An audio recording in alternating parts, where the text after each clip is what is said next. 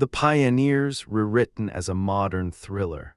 Written by E.K. Stewart, reimagined as a gritty modern take on James Fenimore Cooper's classic novel, narrated by Danny, our AI assistant.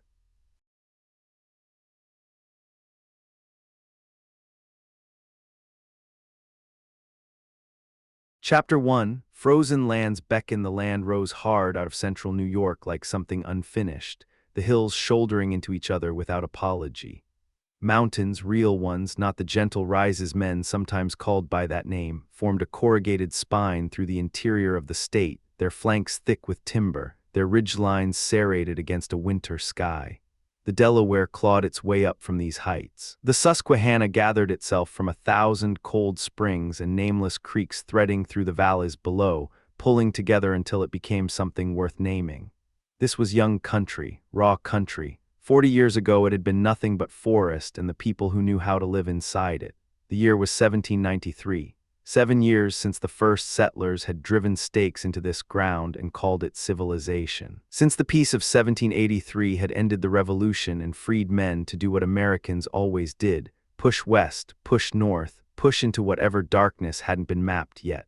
Before the war, New York Colony had been a thin strip of managed land hugging both banks of the Hudson, a similar ribbon along the Mohawk, the islands, a few outposts on favorable ground.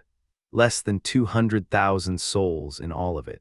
Now the population had spread across 5 degrees of latitude and 7 of longitude. 1.5 million people, fed and growing, with generations of room still ahead of them before the land would fail to meet their needs. The villages that had taken root here were real villages now.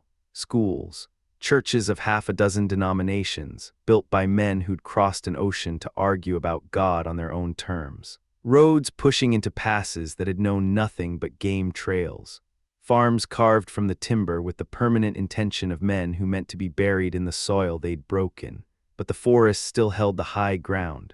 The sun was dropping fast behind the western ridgeline when the sleigh crested the shoulder of the mountain, moving slow against the grade. December had locked the world down hard. The sky above the tree line was a cold, flawless blue, the particular blue that only appears when the temperature has driven all moisture from the air. 2 or 3 clouds hung motionless in it, their undersides lit pink by a sun that was leaving without ceremony. The road along the ridgeline was a ledge more than a road. Logs had been stacked on the downslope side to hold the grade.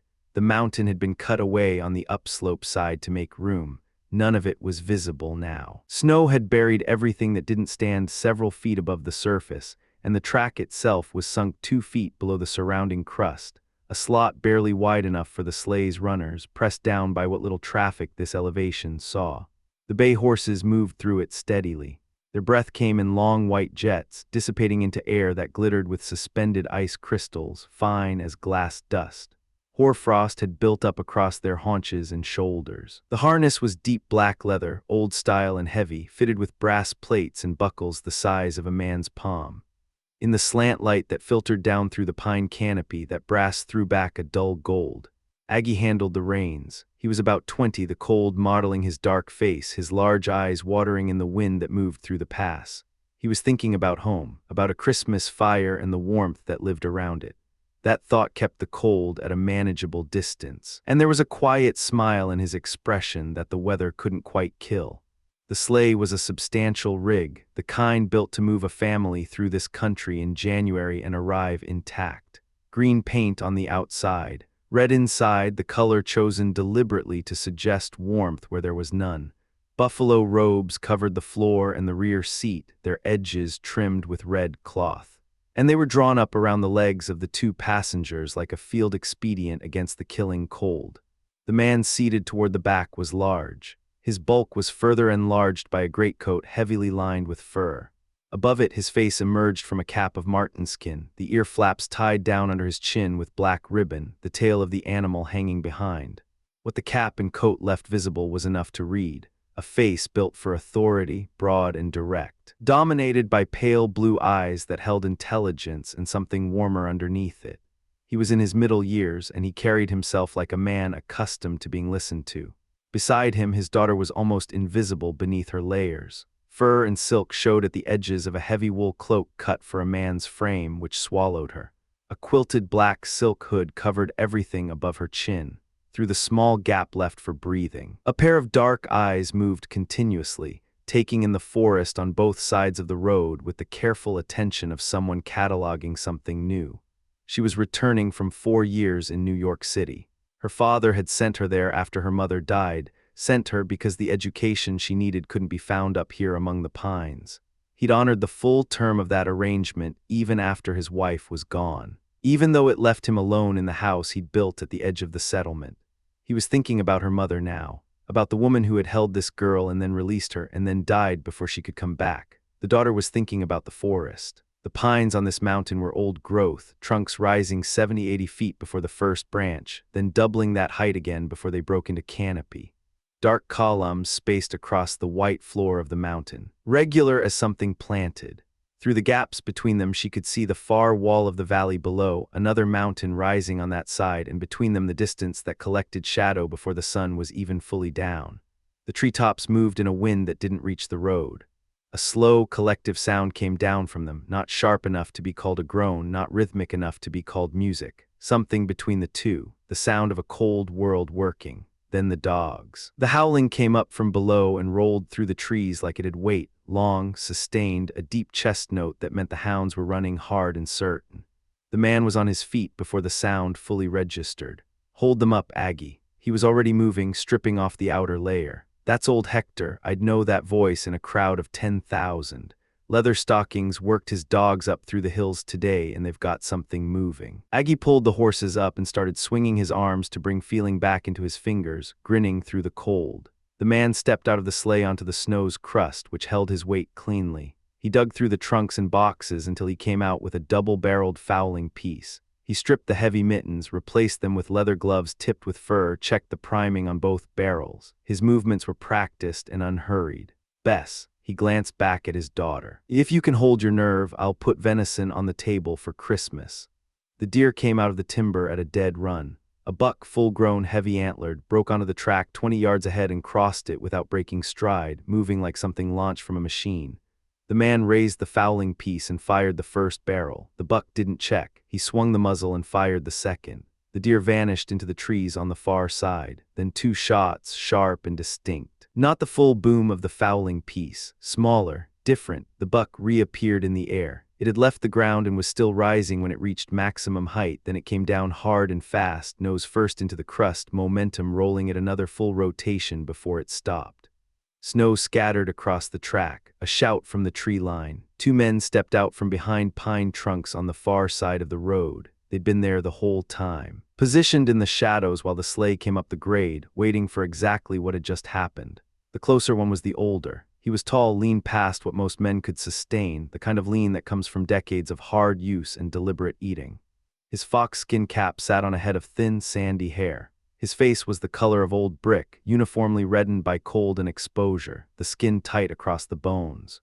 Gray eyes moved under shaggy brows threaded with gray. His neck was bare above the collar of a rough country shirt, his coat made from dressed deerskin with the hair still on, belted at the waist with a sash of colored worsted. Leggings of the same material covered his legs down into moccasins decorated with porcupine quills in the Indian manner. The leggings crossed over the knees of his worn buckskin breeches, which is how he'd acquired the name the settlers used for him. Over his left shoulder he carried a powder horn scraped thin enough to gauge the level inside. On his belt a leather pouch, slung in his hands a long rifle. Its butt rested in the snow and the barrel reached nearly to the top of his cap. Leatherstocking, the man from the sleigh, called out, moving toward the downed buck. Had I known you were set up in there, I wouldn't have wasted the shot. But when I heard Hector, he spread his hands. You know how it is. Natty's mouth opened in something that wasn't quite a laugh, more of an internal satisfaction finding its way out. He looked down at the buck and then back at the judge with an expression that had centuries of practical knowledge in it. You burned your powder to warm your nose, Judge. That's all you did. He gestured at the fowling piece. You think you're going to stop a buck that size, with Hector and the dog both running open behind him with that piece? There are pheasants in the swamps. Snowbirds come right up to your door, feed them by hand and shoot them off the fence rail if you want sport. But for a deer, Judge, you want the long rifle with a greased wadding or you're just making noise. He wiped the back of his bare hand across his nose and watched the judge examine the wounds. It scatters well enough, the judge said with a patient smile.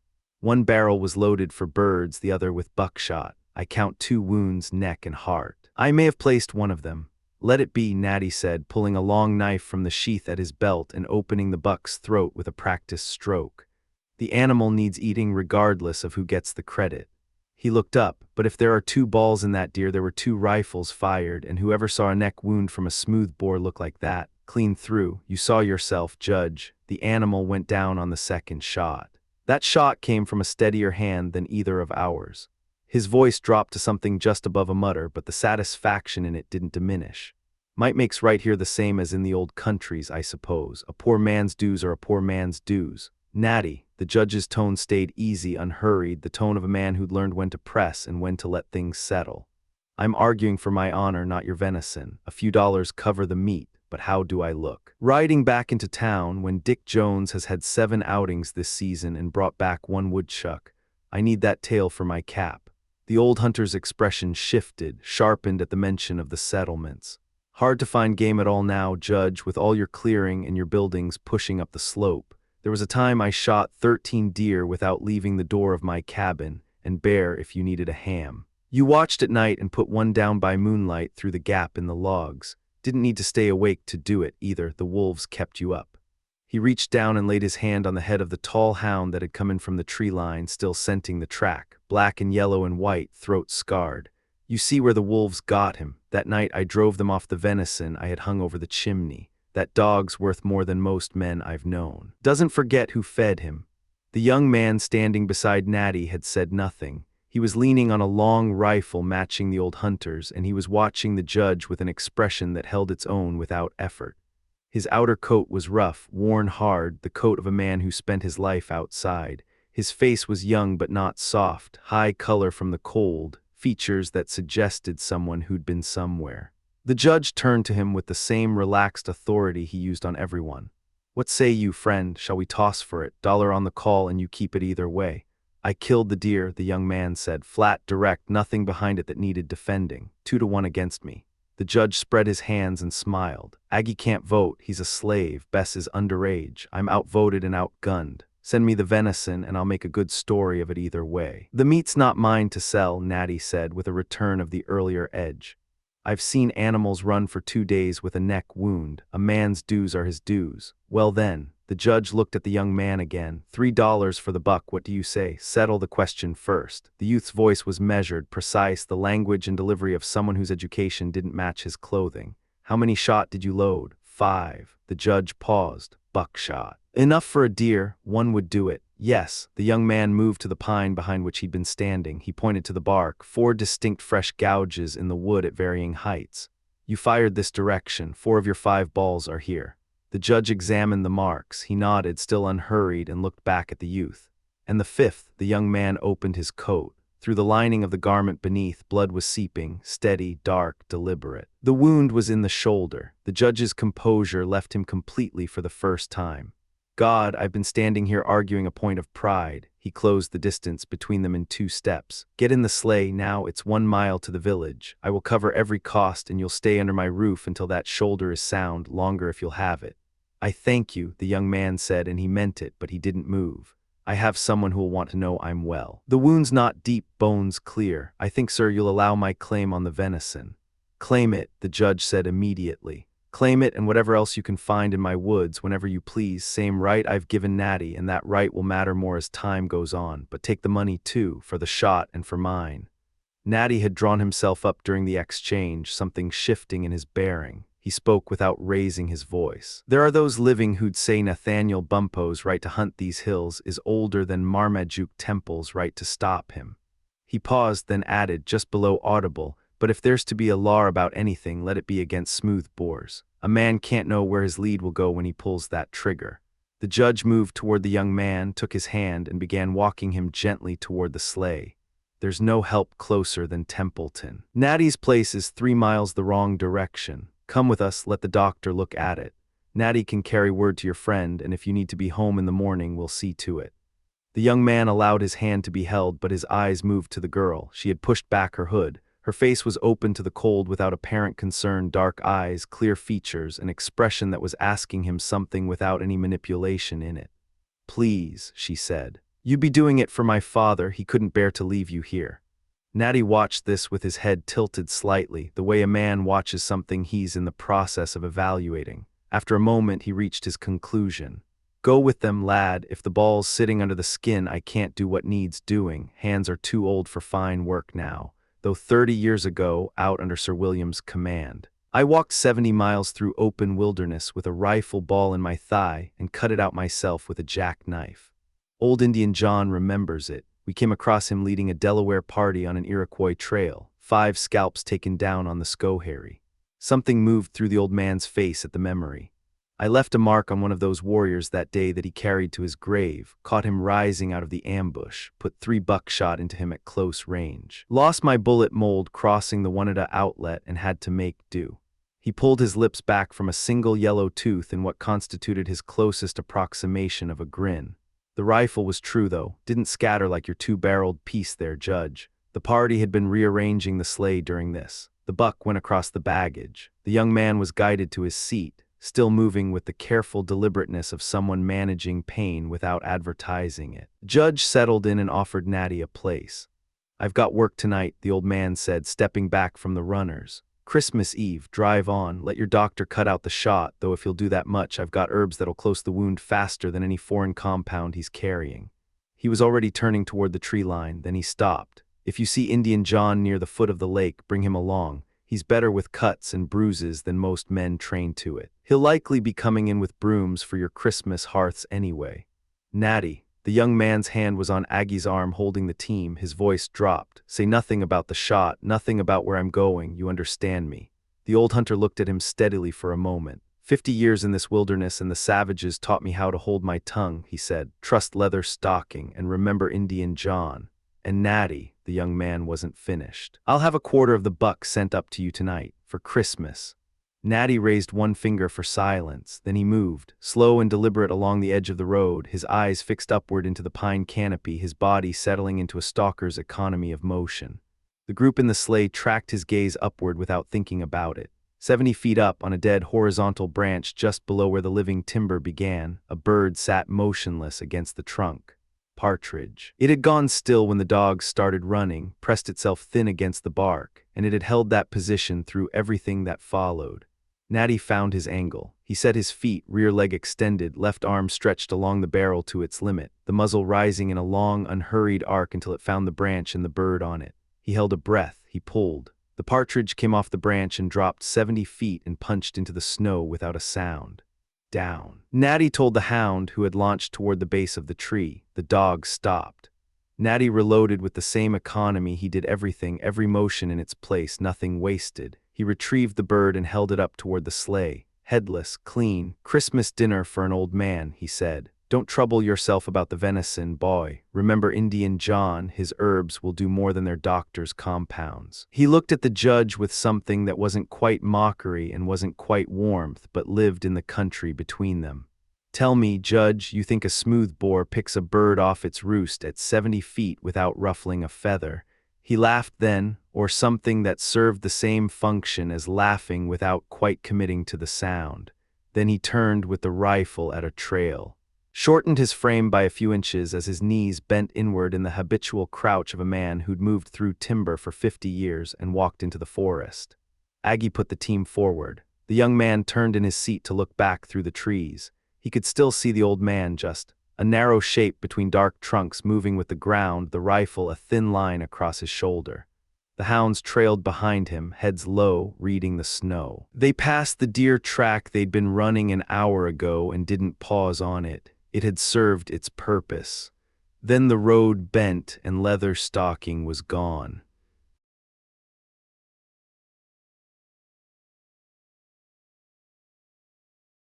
Chapter 2, Blood and Old Money. The Temple bloodline had roots in Pennsylvania going back 120 years before any of this mattered. The first Marmaduke, they all carried that name like a brand, had crossed the Atlantic with William Penn himself, a man of means and conviction arriving in the New World with money, faith, and the particular arrogance of someone who believes God is watching his back. He carved himself a kingdom out of raw wilderness. Thousands of acres. Scores of dependents, men who ate because he allowed it. He died respected, powerful, and critically just before the creditors finished the math on what he was actually worth. That was how it worked in the colonies. Every generation, the pattern repeated itself with the grim reliability of a tide. The wealthy man arrives, he builds. His sons inherit comfort instead of hunger. Comfort breeds softness. Softness breeds poverty. The servants, the ones who had clawed their way up from nothing because nothing was the only alternative to something worse, overtook them on the way down.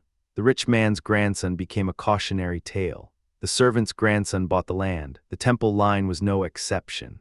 By the third generation, they had lost nearly everything. What remained was the name, the pride, and the bitter refusal to acknowledge what those two things were actually worth in a marketplace. Pride, at least, proved useful. It pushed them back toward the light when shame alone might not have been enough. It was Judge Temple's father who first reversed the slide, a practical man. He married well, not brilliantly, but well enough, and the modest improvement in circumstances allowed him to send young Marmaduke to a school that didn't smell like desperation.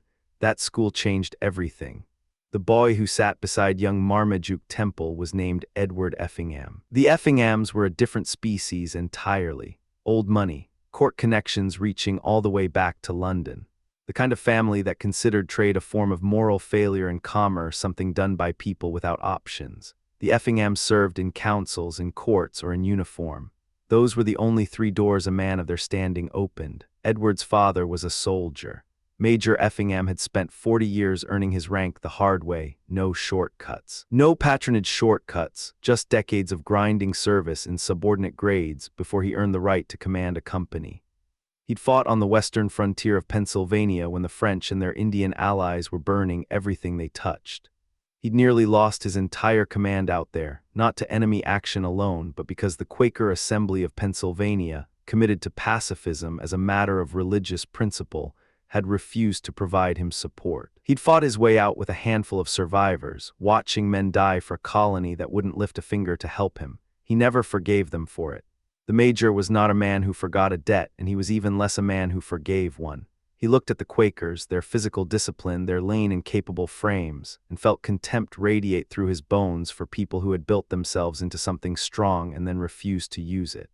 In his private estimation, that kind of restraint wasn't piety. It was cowardice dressed in scripture. When the major finally retired, he did two things that confirmed the wider world's suspicion that old age had cracked him. First, he refused his half-pay pension and every civil appointment the Crown offered him, and they offered several good ones, positions with income and dignity attached. He declined them all. Whatever loyalty meant to Major Effingham, it wasn't contingent on compensation. Second, he signed over his entire estate to his son. Everything, the town house, the country residence, the farms, the wild land in the north, the money held in funds. He stripped himself down to nothing and placed his future entirely in his son's hands, trusting in the boy's character the way another man might trust in a locked vault. The world decided he'd lost his mind. His son Edward, for his part, accepted without hesitation, not because he was greedy, but because between them the transfer felt like moving money from one pocket to another. The old man retained his moral authority. The son gained administrative control. It was an arrangement built entirely on trust, which made it either the soundest or most dangerous transaction either of them would ever make. The first thing Edward did with his inheritance was find Marmaduke Temple. Temple's father had died recently. The small estate had been divided. Young Marmaduke was solvent but not comfortable, talented but undersourced. He had the engine but not the fuel. He also had something Edward Effingham did not. Marmaduke Temple was built for this world. He was calm where others were reactive. He read situations the way a good scout reads terrain, patiently, systematically, 3 moves ahead. Effingham was the opposite, generous, impulsive, prone to trusting his instincts in moments that required calculation. He knew his own weaknesses well enough to recognize that Temple was the answer to most of them. They made a deal. A merchant house was established in Philadelphia. Effingham's capital provided the foundation. Temple's name was the only one on the door, the only one the public ever saw. Effingham's involvement, his profit sharing, his very existence as a partner stayed buried. 2 reasons. One Edward admitted openly. His father would have burned the whole arrangement to the ground before he'd allow his son to be publicly linked to a Quaker commercial house. The other reason Edward kept to himself. It was simpler and more honest than he cared to admit. It was pride. Soldiers didn't trade, not in his family, not under any circumstances. Marmaduke ran the operation. He was methodical, disciplined, relentlessly focused. The returns were significant. He married, had a daughter, Elizabeth, and watched the business grow steadily in the background while the political temperature of the colonies moved from uncomfortable to dangerous. The disagreement between the two friends was old and comfortable right up until it wasn't. Effingham's loyalty to the crown was bone-deep, genetic almost. He'd been raised to believe in the king's authority the way other men were raised to believe in gravity. Temple saw it differently. His ancestors had been persecuted in England. Pushed to the margins, driven across an ocean to find room to breathe. He didn't have the luxury of comfortable loyalty. The crown had never given his people reason to trust it. For years it was an argument between friends. Then Lexington happened and it stopped being an argument about anything except survival. Before the war started in earnest, Effingham made a calculated move. He transferred his most valuable documents and assets to Temple for safekeeping, a gesture of trust that was also a hedge against catastrophe. Then he left the colony without his father. He came back in British Red. He took command of a provincial corps. He chose his side the way men raised on duty and lineage choose without real deliberation because the choice had been made for him at birth. Temple went the other direction. Quietly, methodically, completely. He committed to the revolution the way he did everything else, with full attention and no waste of effort. He abandoned Philadelphia when the British came, but not before moving every asset he owned beyond their reach. Effingham's papers went with him. He kept them. Through the war years, Temple served in civil capacities. He was useful, he was dignified, he was never less than competent, and he was, throughout all of it, watching. When Loyalist estates began to fall under confiscation orders, properties seized by the new American governments and put up for sale, Temple appeared in New York. He bought extensively at prices that reflected the violent origins of the sale. Some in his old Quaker community saw it for what it was and said so. Temple absorbed the criticism and kept moving. His services to the cause, combined with the weight of his growing wealth, had a way of shortening memories. When the war ended and independence was a fact rather than a gamble, Temple turned his full attention north. He had land, wild, hard, unfashionable land in a district that most men looked at and saw only difficulty. Temple looked at the same terrain and saw the future, provided a man was willing to work the problem systematically and invest ahead of the return. He was right. The property multiplied in value. Population followed. Infrastructure followed population. What had been wilderness became a county, and a county needed a judge. The law was not Temple's formal discipline, but intelligence and experience have their own authority, and in the new counties of a new nation that authority was generally sufficient. Temple decided well, and more importantly, he could explain his decisions in plain language that held up to examination. By the measure of his contemporaries, he was not merely adequate. He was among the best they had. His daughter Elizabeth was coming home from school to run the household. She was the only heir to everything he'd built. That was the inheritance. That was the weight she was returning to carry.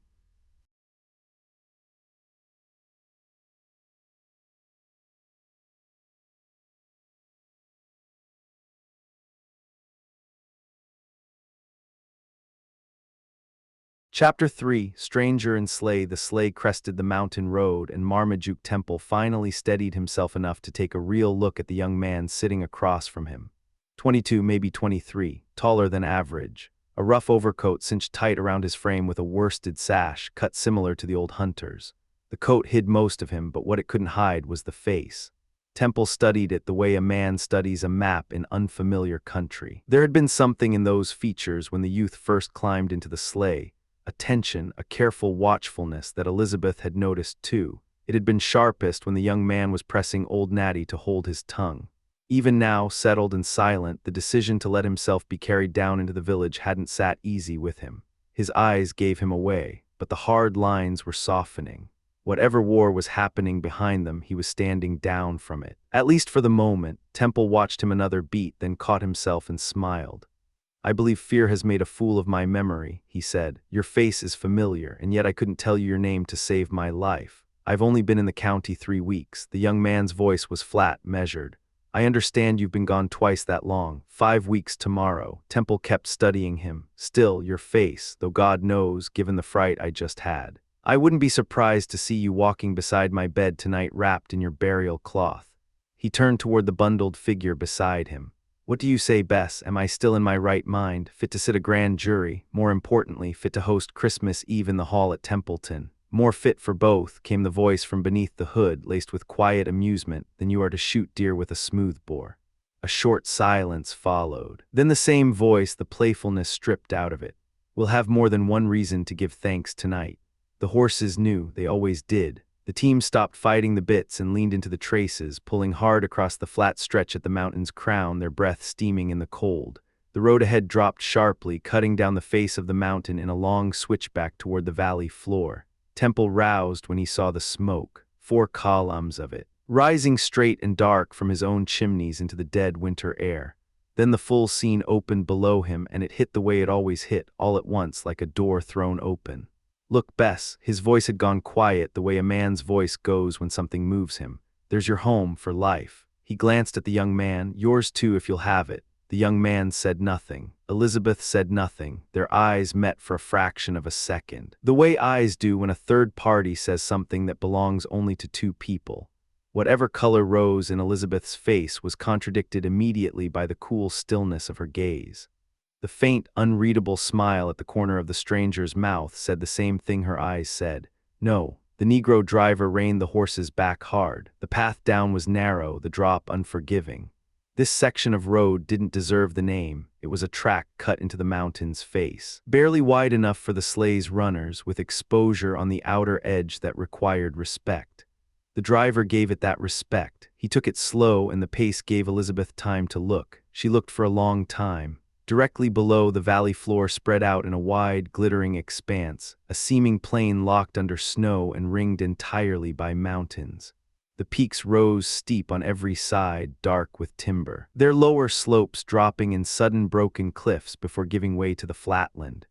Here and there a ridge fell away in a long, low finger of land, breaking the otherwise unrelenting geometry of the snowfield. No fences, no tree lines, no houses, just white unbroken, stretching like a cloud that had decided to stay. Across that white surface, small dark shapes moved. Sleighs, tracing their routes to and from the village like ants on a pale field. The western mountains were different from the eastern, less violent in their angles, their ridges falling back into glens and hollows and terraces where men had found purchase for their plows. Beech and maple stood over those hillsides in place of the evergreens that dominated elsewhere, and the softer outline promised better soil. Scattered across those opposite slopes, visible only by the smoke twisting up through the canopy, were the first raw wounds of settlement, small cleared patches where men had gone at the timber with axes and will and were slowly, stubbornly winning. The work was unfinished everywhere you looked. Most of these clearings were nothing, a few acres grabbed from the forest by one family or 2 working together, but the pace of it was relentless. Elizabeth had been gone 5 years. In 5 years, this country had changed more than an older country might change in 100. She could almost feel the expansion happening as she watched, the clearings widening, the smoke multiplying, the human footprint spreading across terrain that had known nothing but silence. On the valley's western edge, the land pushed forward in one particular point, a long natural spit of ground that arced out into the snowfield, carving graceful bays on either side. At the very tip of it, a single oak stood at the edge, its roots stopped at the water line. A century of growing in close timber had twisted its branches into tortured shapes, and now that it had room, those branches spread wide and crooked in every direction, reaching out over the edge of its territory like a man who'd been kept in a cage too long.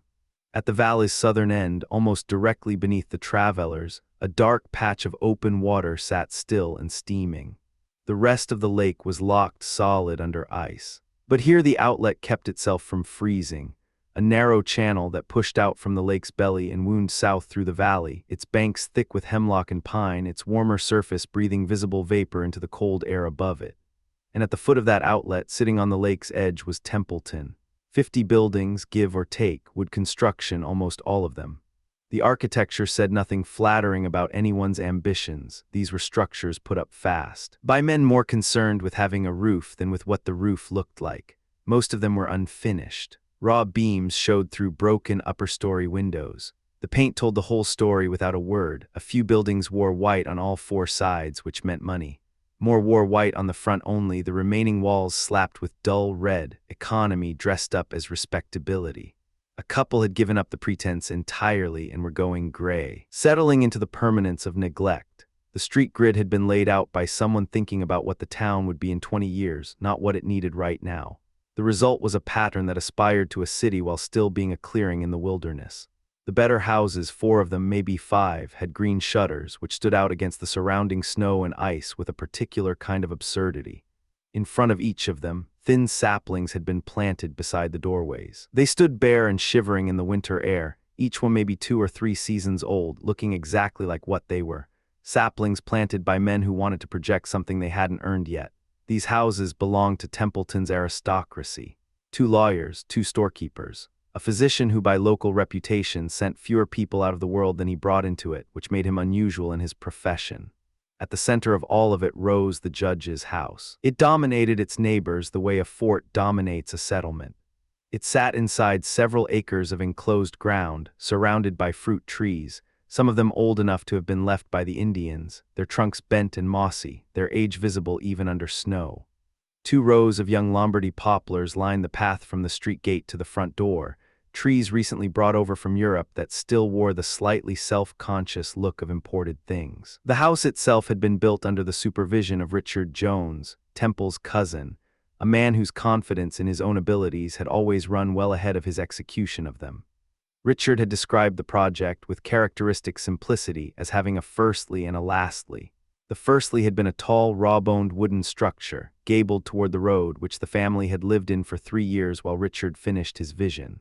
The lastly was stone, large, square, solid. Temple had insisted on those 4 qualities with the kind of quiet stubbornness that men of real authority can afford. On everything else he had given Richard his head. Richard had not been alone. He had recruited a wandering mechanic from the East, one Hiram Doolittle, who carried a handful of soiled English architectural engravings and spoke with great authority about friezes and tablatures and the composite order. Richard knew on some level that Doolittle was a fraud. He said so frequently while simultaneously doing everything the man suggested. The composite order, Doolittle explained, was an order that incorporated elements from all other orders, which made it the most flexible and therefore the most useful. Richard found this argument convenient enough to accept. Together they had given Templeton its architectural character, what they had built in the judge's house. Every ambitious man within 20 miles had attempted to copy in miniature. The roof was the masterpiece, or the catastrophe. Temple used the word diplomatically, depending on who was asking. Richard had wanted a flat roof with 4 faces, classically influenced, he said, and practical, because a building should present a respectable front from every direction. Temple had pointed out that the snow in these mountains ran 3 to 4 feet deep for months at a stretch. This was handled by lengthening the rafters to provide drainage pitch. Somewhere in the measurement, something had gone very wrong. The error wasn't discovered until the heavy timber was already raised on all 4 walls and it was too late to change it. The roof was enormous. It dominated the house the way a hat dominates a small man. Richard had tried paint, sky blue to trick the eye into reading it as open sky, then a smoky gray he called cloud color, then an invisible green, which was invisible against nothing and visible against everything. Finally, he had settled on a yellow he named sunshine, on the logic that it gave the judge fair weather over his head at no additional cost. The railings along the platform were painted in several bright colors. Hiram Doolittle had added urns and moldings wherever flat surface remained. The chimneys, originally intended to be low enough to pass for decorative elements, had been forced upward for practical reasons and now stood as 4 prominent sentinels above the gaudy roofline. Richard had learned to stop apologizing for it. In time, he had started praising it. He found an audience willing to listen, because wealth is persuasive and comfort is attractive. And within 2 years of the house's completion, he had been able to stand on that elevated platform and look down at 3 smaller buildings that wore the same mistakes with the same confidence. Temple had made his peace with it. Over time, with his own improvements and the natural softening that permanence gives any structure, the place had taken on genuine character. Around it, the grounds told the usual story of a new country still in the act of becoming itself. The Lombardy poplars stood imported and formal beside the path. Willows were coming up near the house, but everywhere else the stumps of cleared pines rose through the snow, some of them cut. Some of them burned to the waterline and still standing, their charred trunks 20 feet high and black against the white. Dead trees stripped of their bark spread bare arms against the winter sky, enormous and skeletal, standing in fields that hadn't decided yet what they wanted to be. Elizabeth saw none of it, not really. She saw the smoke rising from 50 chimneys. She saw the lake embedded in its ring of mountains, the long pine shadows stretched across the ice in the failing light. She saw the dark thread of water pushing south from the outlet toward a horizon she remembered from childhood, threading through hemlock and pine toward the distant Chesapeake. She saw a home, changed, strange in its changes, still hers. The young hunter raised his eyes once, a single slow sweep from north to south, taking it all in the way a man takes inventory of ground. Then he pulled his coat up around his face and looked at nothing. Temple looked at it all with the particular satisfaction of a man surveying something he built, which, in every way that mattered, this was. Then the bells reached them. Sleigh bells coming up the mountain from below, fast, loud, the team pulling hard, the driver pushing harder, the kind of pace that announces someone who doesn't plan to yield. The roadside brush was thick on both sides and cut the sight lines to nothing. The two sleighs were almost on top of each other before either side knew the other was there.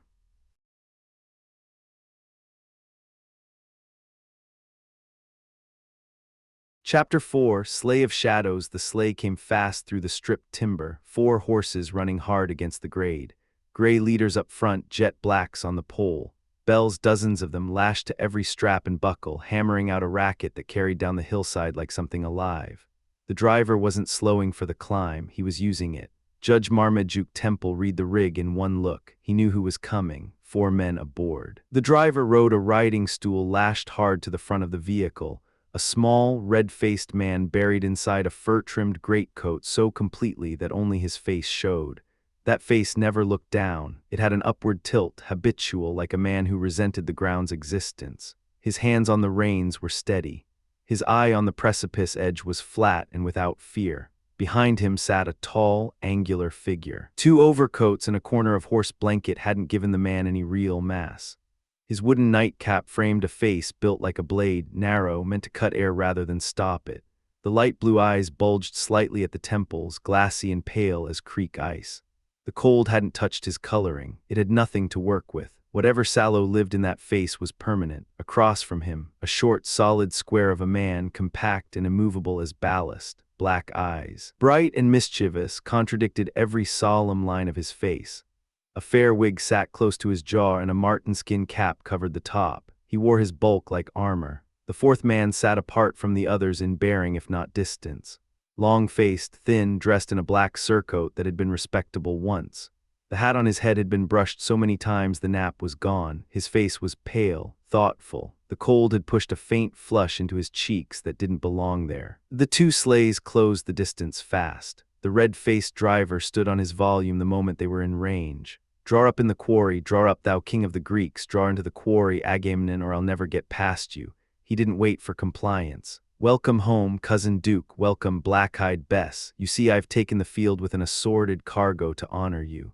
Monsieur Lacroix came out with only the 1 cap. "Old Fritz wouldn't stay to finish the bottle, Mr. Grant still has the lastly left to put on his sermon. Even the horses wanted to come. By the by, Judge, I need to sell the blacks for you immediately. They interfere and the near one is a bad goer in double harness. I can get rid of them too. Sell what you will, Dickon." The judge's voice cut through clean and warm. "Leave me my daughter and my lands and we're square, Fritz." "My old friend, this is a generous compliment from 70 to 45. Monsieur Lacroix, I am your servant, Mr. Grant." He lifted his cap. "I'm in your debt, sir. Gentlemen, my daughter, she knows your names well.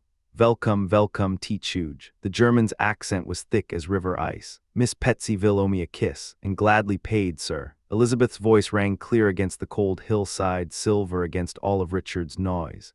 "I always have a kiss for you." Major Hartman, the man in the front seat, Monsieur Lacroix, had been working himself upright through the layered difficulty of his overcoats. He got there. One hand found the charioteer's stool for balance. The other removed his cap. He bowed to the judge, then deeper to Elizabeth. "Cover your head, Gaul." Richard, for this was Richard Jones, shouted without looking back. "Cover your head or the frost will take the last of what's left up there." If Absalom had been as thin on top as you, he'd have lived to be an old man. Richard laughed at his own joke, he always did. Lacroix sat down again, smiling politely, good sport about it. The clergyman Grant offered his greetings with quiet warmth. Then Richard began working his team toward the quarry mouth to turn them around. It was the only place on the road where a turn was possible without cresting the summit. A stone quarry cut into the hillside, rough and broad, providing the one adequate pocket of space. Getting there was one problem, turning a 4-horse team inside it was another. The Negro driver offered to take off the leaders. The judge backed the idea immediately. Richard dismissed both without turning his head. Why, Cousin Duke, a thread of irritation ran under the question.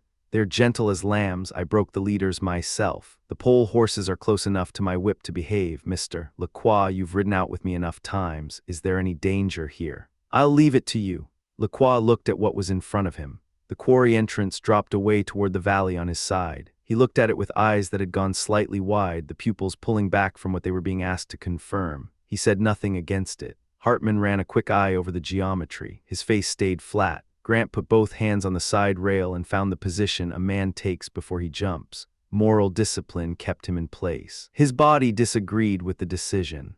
Richard cracked the whip and pushed the leaders into the quarry. The horses hit the snow crust and didn't like it. Each step broke through and grabbed. They stopped. Richard doubled the whip and the shouting. The horses processed this new information and reached a different conclusion entirely. They backed. The leaders came back into the pole horses. The pole horses backed the sleigh. One log, a single containment timber above the road's edge. Buried under the snow and invisible, offered no real resistance. The sleigh crossed it easily. Half the vehicle went over the edge. The drop below was vertical, 100 feet, maybe more, down to the valley floor. Lacroix's body moved before his mind finished the calculation. He threw his weight forward hard and grabbed what he could. Oh, mon cher Monsieur Dick, mon Dieu que faites-vous? Hartman looked over the side. His voice came up half an octave, which for him was a crisis. Donner unblitzen, Richard, you will break ter sleigh and kill ter horses. Grant's voice was thin and fast. Be careful, Mr. Jones, please be careful. Get up, you devils. Richard had gotten a look at their situation. The glimpse accelerated his actions in the wrong direction entirely. He kicked the stool underfoot. Get up, Cousin Duke, I'll have to sell the grays too. Worst broken horses I've ever, Monsieur Lacroix. You're on my leg, let go my leg, that's why they're backing. Merciful Providence. The judge's voice had gone flat, they'll all be killed. Elizabeth's cry cut through everything. Agamemnon's face had gone the color of wet ash. The young hunter had been sitting in sullen quiet through all of it. He moved. He was out of Marmaduke's sleigh before the thought fully formed, hit the ground in stride, crossed the distance to the leaders' heads in seconds. The horses were dancing now. Short, choppy movements that precede a full break, still pressing back, Richard's whip making it worse. The youth grabbed the leaders' heads and threw his weight into a hard, wrenching pull.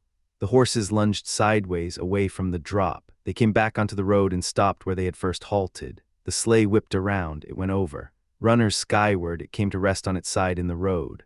Hartman and Grant went out when it rolled, thrown clear, landing hard but landing alive. Nothing broken. Richard described an arc in the cold air, rein still in his hands, the geometry of a man who doesn't know when to let go, and landed 15 feet out in the snowbank the horses had refused to enter.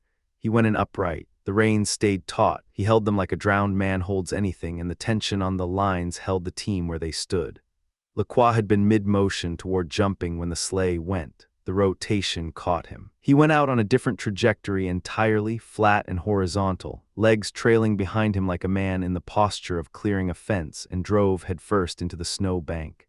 His legs stood straight up out of the white. They didn't move. Hartman got to his feet first. His voice came back to him before anyone else's. Ter Devil, Richard, not quite serious, not quite laughing. You unload your sleigh very hastily. Grant rose from his knees. It was not entirely clear whether the position had been survival or prayer, or whether he had chosen to make no distinction between the two. He looked around at the others, hands shaking, and began the inventory of who was whole. Richard's vision cleared in stages. Snow in his mouth, cold down his collar, rain still in his fists. He looked at what remained, everyone accounted for. The horses contained, the hillside still there. A man's face in that moment can go one of two directions. Richard's went straight into satisfaction. Well, that was neatly saved. He said it like a man filing a report. Lucky thought, holding the reins, they'd have gone over by now without it. You see how I recovered them, Duke. Another moment too late. I knew exactly where to touch the off-leader. One blow under the right flank, that jerk on the rein, brought them round clean. I have to say so myself. The judge had been watching. He was sure now that no one was dead, and that certainty opened something in him. He laughed, a full, unguarded laugh, the kind that comes out of relief when it has nowhere else to go. You jerked them, you recovered them. He shook his head. Without that young man there, Dickon, you and those horses, my horses, would be broken on those rocks. But where is Monsieur Lacroix? A sound came from the snowbank, muffled, directional. Oh, mon cher juge, mon ami. The voice had the quality of a man speaking from inside a well. Praise God, I live, Mr. Agamemnon. Would you please come here and help me on my feet? Grant and the Negro took Lacroix by the ankles and pulled. The snow gave him up slowly. He came out head last, 3 feet down in the crust, scratched across the forehead and cheeks where he'd punched through.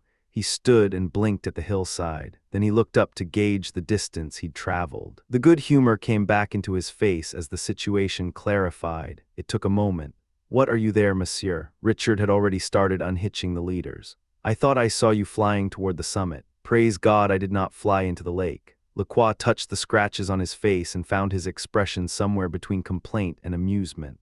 Ah, mon cher Mr. Deke, what will you do next? There is nothing you will not try. The next thing, I trust, said the judge, will be to learn to drive. He was already moving, pulling the deer and the baggage from his own sleigh into the snow to make room. Seats for all of you gentlemen. The evening is getting cold and Mr. Grant's service won't wait on us. Leave Jones here with Agamemnon to sort the damage and let's get to a fire.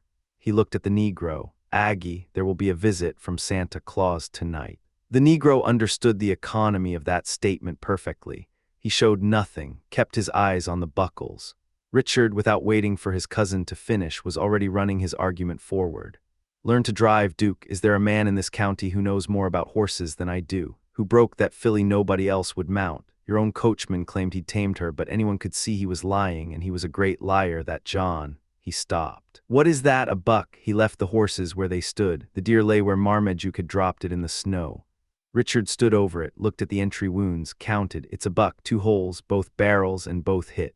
He straightened up and something worked behind his eyes. Lord, Marmaduke will never let this go. He'll talk about nothing else from now till spring. To think Duke kills a buck before Christmas. He paused. Both bad shots, mind you, pure chance. Pure chance. For myself, I've never needed a second barrel at a deer in my life. It's either dead or gone. Now if it had been a bear or a wildcat, a man might reasonably want both rounds.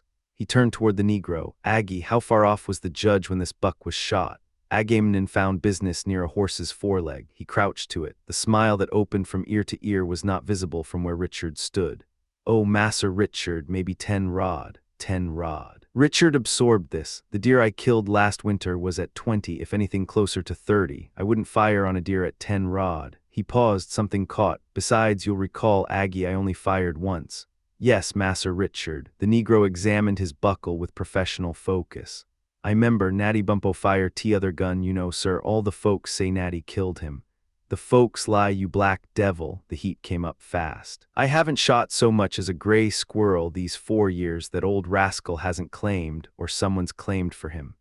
This world is envious through and through. Men always want to split credit down the middle, bring every man's achievement down to their own level. They have that story about the steeple of St. Paul's, Hiram Doolittle claiming he helped plan it.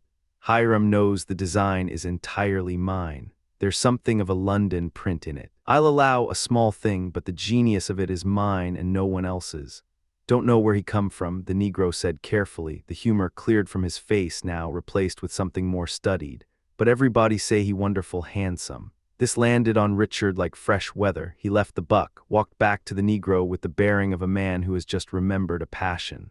They may say so, Aggie. I say it myself without shame. It is the finest and most scientifically designed country church in America. I know what the Connecticut people say about their West Herfield meeting house, but I don't believe half of what those people say. They're constitutionally incapable of letting a thing stand on its own merit. The moment something succeeds, they insert themselves. You'll remember when I painted the sign for the Bold Dragoon, Captain Hollister's sign. Some bricklayer who'd been working in town came and offered to mix the streaky black for the mane and tail, and because it resembles horsehair, he tells everyone the sign was a joint effort between himself and Squire Jones. If Marmaduke doesn't put that man off the patent, they can decorate the village without me. Richard cleared his throat. The declaration was complete. Agamemnon worked in silence, which was the correct response. There was a particular order to things. By law and arrangement, the Negro served Richard. Richard had taken on his indenture, held his contract, maintained the legal claim.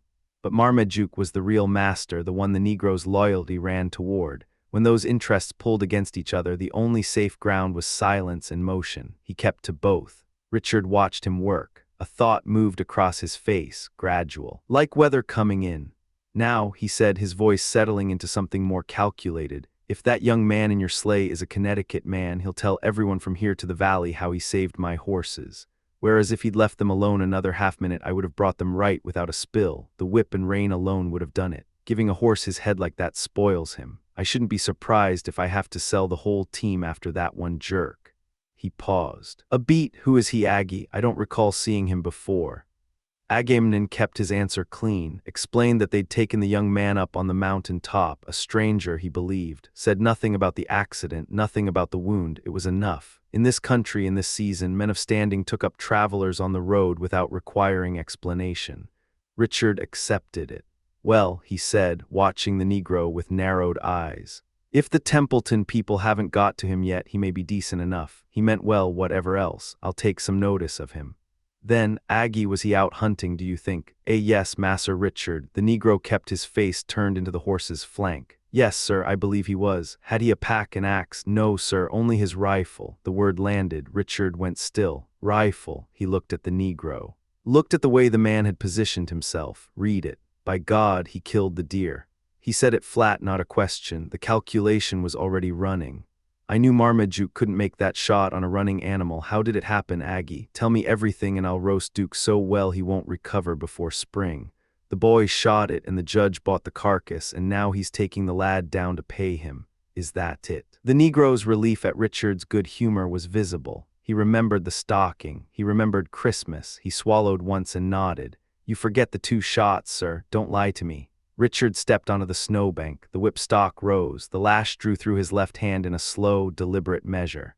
Agamemnon turned himself one way and then the other and found both sides equally committed to their current position. He told the truth, all of it, quickly. He included a firm and earnest request that Richard shield him from the judge's displeasure when it came. "I'll do it, boy, I'll do it." Richard rubbed his hands together with genuine pleasure. "Say nothing, leave Marmaduke to me. I have half a mind to leave the deer on the hill and make the boy come fetch his own carcass, but no. Let Duke tell a few tall ones first. Let him build the story up good before I come down on him. Come on. Aggie, I've got to help dress that lad's wound. This Yankee doctor doesn't know the first thing about surgery. I had to hold Milligan's leg steady myself while he took it off." Richard was back on the stool. Agamemnon took the rear seat. The horses moved downhill at a hard trot, bells working. Richard turned back periodically to continue the conversation because the recent rupture between them might as well have happened to different men. It was done. "This proves I turned them with the reins," he said to the rushing cold and the Negro behind him. "A man shot in the right shoulder can't pull horses like that. I knew it from the first. I just didn't want words with Marmaduke about it." The near leader tossed his head and Richard addressed him directly. "Will you bite, you villain? Hip, boys, hip." Then back to Agamemnon, and old Natty Bumppo in the bargain. That's the finest part of it. "Duke will have nothing left to say about my deer after this." He fired both barrels and hit nothing but a poor lad standing behind a pine tree. He shook his head slowly, more amused than anything. "I'll have to help that quack dig the buckshot out of the poor fellow." He was still talking when they hit the outskirts of the village, at which point his full concentration went to his horses, his hands, his presentation. The women and children were already at the windows. He gave them something to look at. The bells came in clean and loud off the cold air, and Richard Jones drove down the main road of Templeton like a man returning from a victory, which in his own account of the afternoon was precisely what he was doing.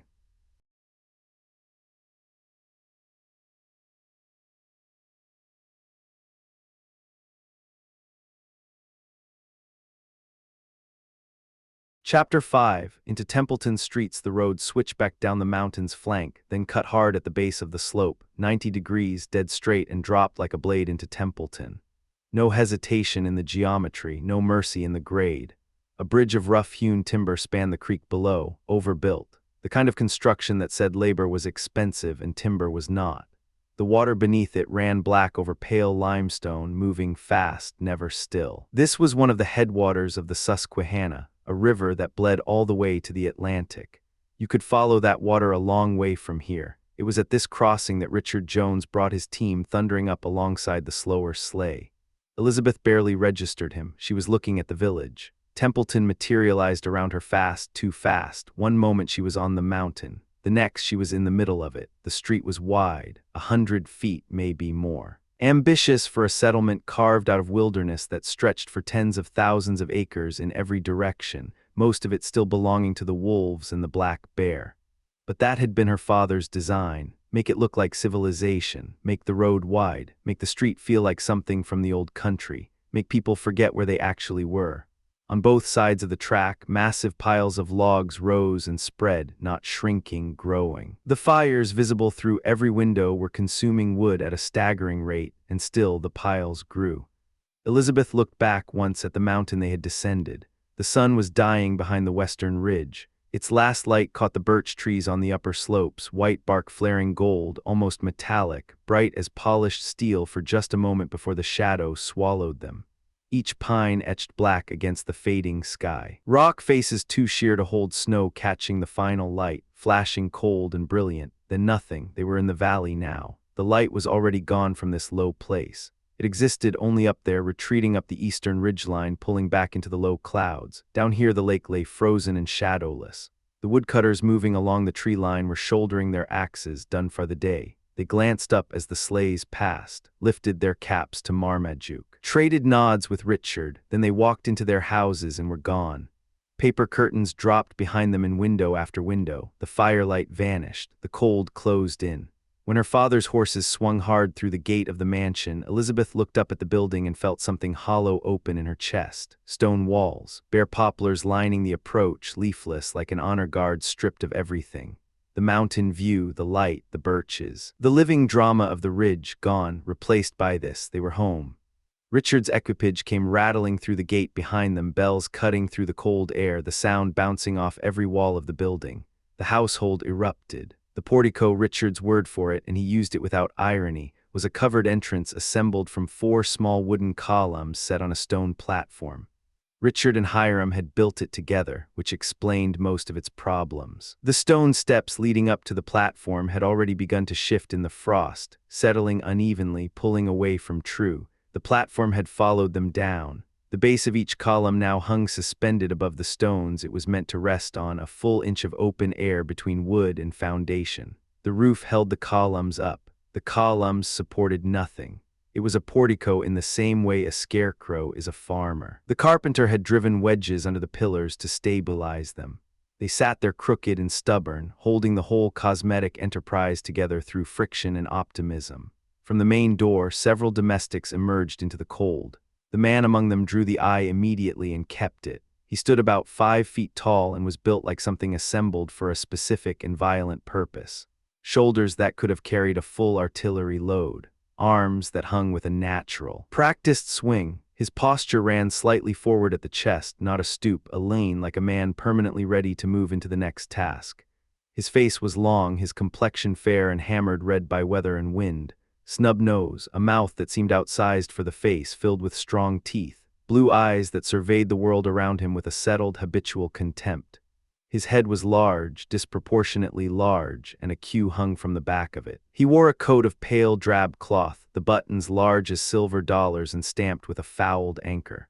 The skirts of the coat fell nearly to his calves. Beneath it, a vest and breeches of red plush, worn through and stained. Large buckled shoes, blue and white striped stockings. His name was Benjamin Pengolin, though no one called him that. He'd grown up in Cornwall near the tin mines, spent his boyhood in the dark and the damp. His youth he'd given to smuggling, running cargo between Falmouth and Guernsey in the dark hours before dawn.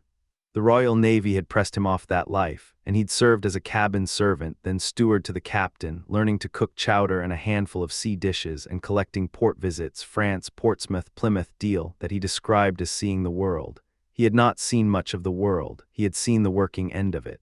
When the Peace of '83 dissolved his naval commission, Benjamin Pengolin had decided that having thoroughly exhausted civilized life, he would visit the American wilderness.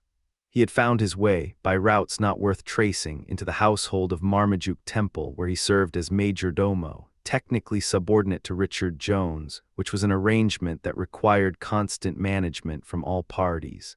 He had acquired, along the way, the name Ben Pump. The story behind it involved a desperate night at the bilge pumps following Rodney's victory, told in exhausting and embellished detail to anyone who stayed in his company long enough to hear it. Most people had. Beside Benjamin, positioned with the careful precision of someone who understood territorial dynamics, stood the housekeeper. Middle-aged, thin, her calico dress in colors loud enough to distract from her face, which was sharp and expressive in ways that suggested she missed nothing and forgot less. Her nose was a blade of skin and cartilage. Her cheeks fell away from it in deep folds. What teeth remained had gone yellow. She drew snuff with the dedication of a professional and wore the evidence of it in the permanent saffron stain around her mouth. Her name was Remarkable Pettibone. She ran the female side of the household with precision and guarded her position accordingly. She was a stranger to Elizabeth. She had arrived after the death of Elizabeth's mother. She was watching the returning heiress with an expression that mixed curiosity with something sharper. Behind them, several other domestics materialized, mostly black men and women, appearing at the main entrance and from the cellar kitchen at the building's far end. Then the dogs came. Every dog on the property came at once, wolf dog howls, terrier yapping, a full-throated canine riot. Richard answered them with sounds from his own throat, apparently competitive, and the dogs, apparently insulted, went quiet, all except one, a mastiff, large, deliberate, wearing a brass collar engraved with M.T. He moved through the chaos without acknowledging it, straight to Marmaduke's side, accepted a slow pat, then turned to Elizabeth. She bent to him, called him Old Brave, and he pressed his head briefly into her hand. As she was helped up the icy steps by her father and Monsieur Lacroix, the dog watched her go. When the door closed, he settled into his kennel beside it, squared away, on watch. The hall was lit by 2 candles in brass sticks, which meant it was barely lit at all. The door shut behind them and the temperature changed immediately from near 0 to something close to 60 degrees. The cold did not fade, it simply stopped. The difference was physical, almost violent. An enormous stove dominated the center of the room, its sides radiating heat you could feel across the space. A straight iron pipe ran from it straight through the ceiling. An iron basin of water sat on top, humidity management, crude and effective. The floor was carpeted to the corners. The furniture was a mix of city-purchased and locally made, a mahogany sideboard inlaid with ivory and loaded with silver plate. Sitting beside cherrywood tables built to approximate the look of imported wood, but making no secret of what they were. A curled maple table caught the light differently, its grain moving in waves. In the corner, a black walnut clock case housed a brass-faced movement that stood nearly to the ceiling. An enormous settee ran almost 20 feet along one wall. Chairs in yellow paint with unsteady black lines stood opposite. A thermometer in a mahogany case hung near the stove. Benjamin checked it every half hour with the seriousness of a watch officer. 2 small glass chandeliers hung between the stove and the outer doors. Gilt fixtures bracketed the door frames. The door frames themselves were elaborate pediments, pedestals, and atop each pedestal a small bust in blackened plaster. Richard Jones had selected them personally, which explained the collection. Homer, identified by Richard as obviously blind. A smooth-faced man with a pointed beard called Shakespeare. An urn he claimed held the ashes of Dido, Franklin in his cap and spectacles, Washington, and something that may have been Caesar or may have been Faustus. Richard held both possibilities open simultaneously. The wallpaper was dark English lead gray, printed with a repeating scene of Britannia weeping over Wolfe's tomb. The general himself stood nearby. The paper had been hung by Richard personally, which meant Wolfe's right arm appeared, disappeared, and reappeared at inconsistent intervals across the seams, amputated and restored every few feet down the wall. Richard's voice broke across the hall like a whip crack. "Benjamin, Ben Pump, is this how you receive the heiress?" He moved through the space with the authority of a man who had not been asked his opinion but intended to give it. "Forgive him, Cousin Elizabeth. The arrangements were too complex for general management. Now that I'm here it will sort itself out. Light them up, Mr. Pangolin, let's see each other's faces." He pivoted to Marmaduke. "Well, Duke, I've brought your dear home. What do you want done with it?" Benjamin wiped his mouth with the back of his hand. "By the Lord, Squire, if this had been called for earlier in the day we might have had things squared away proper.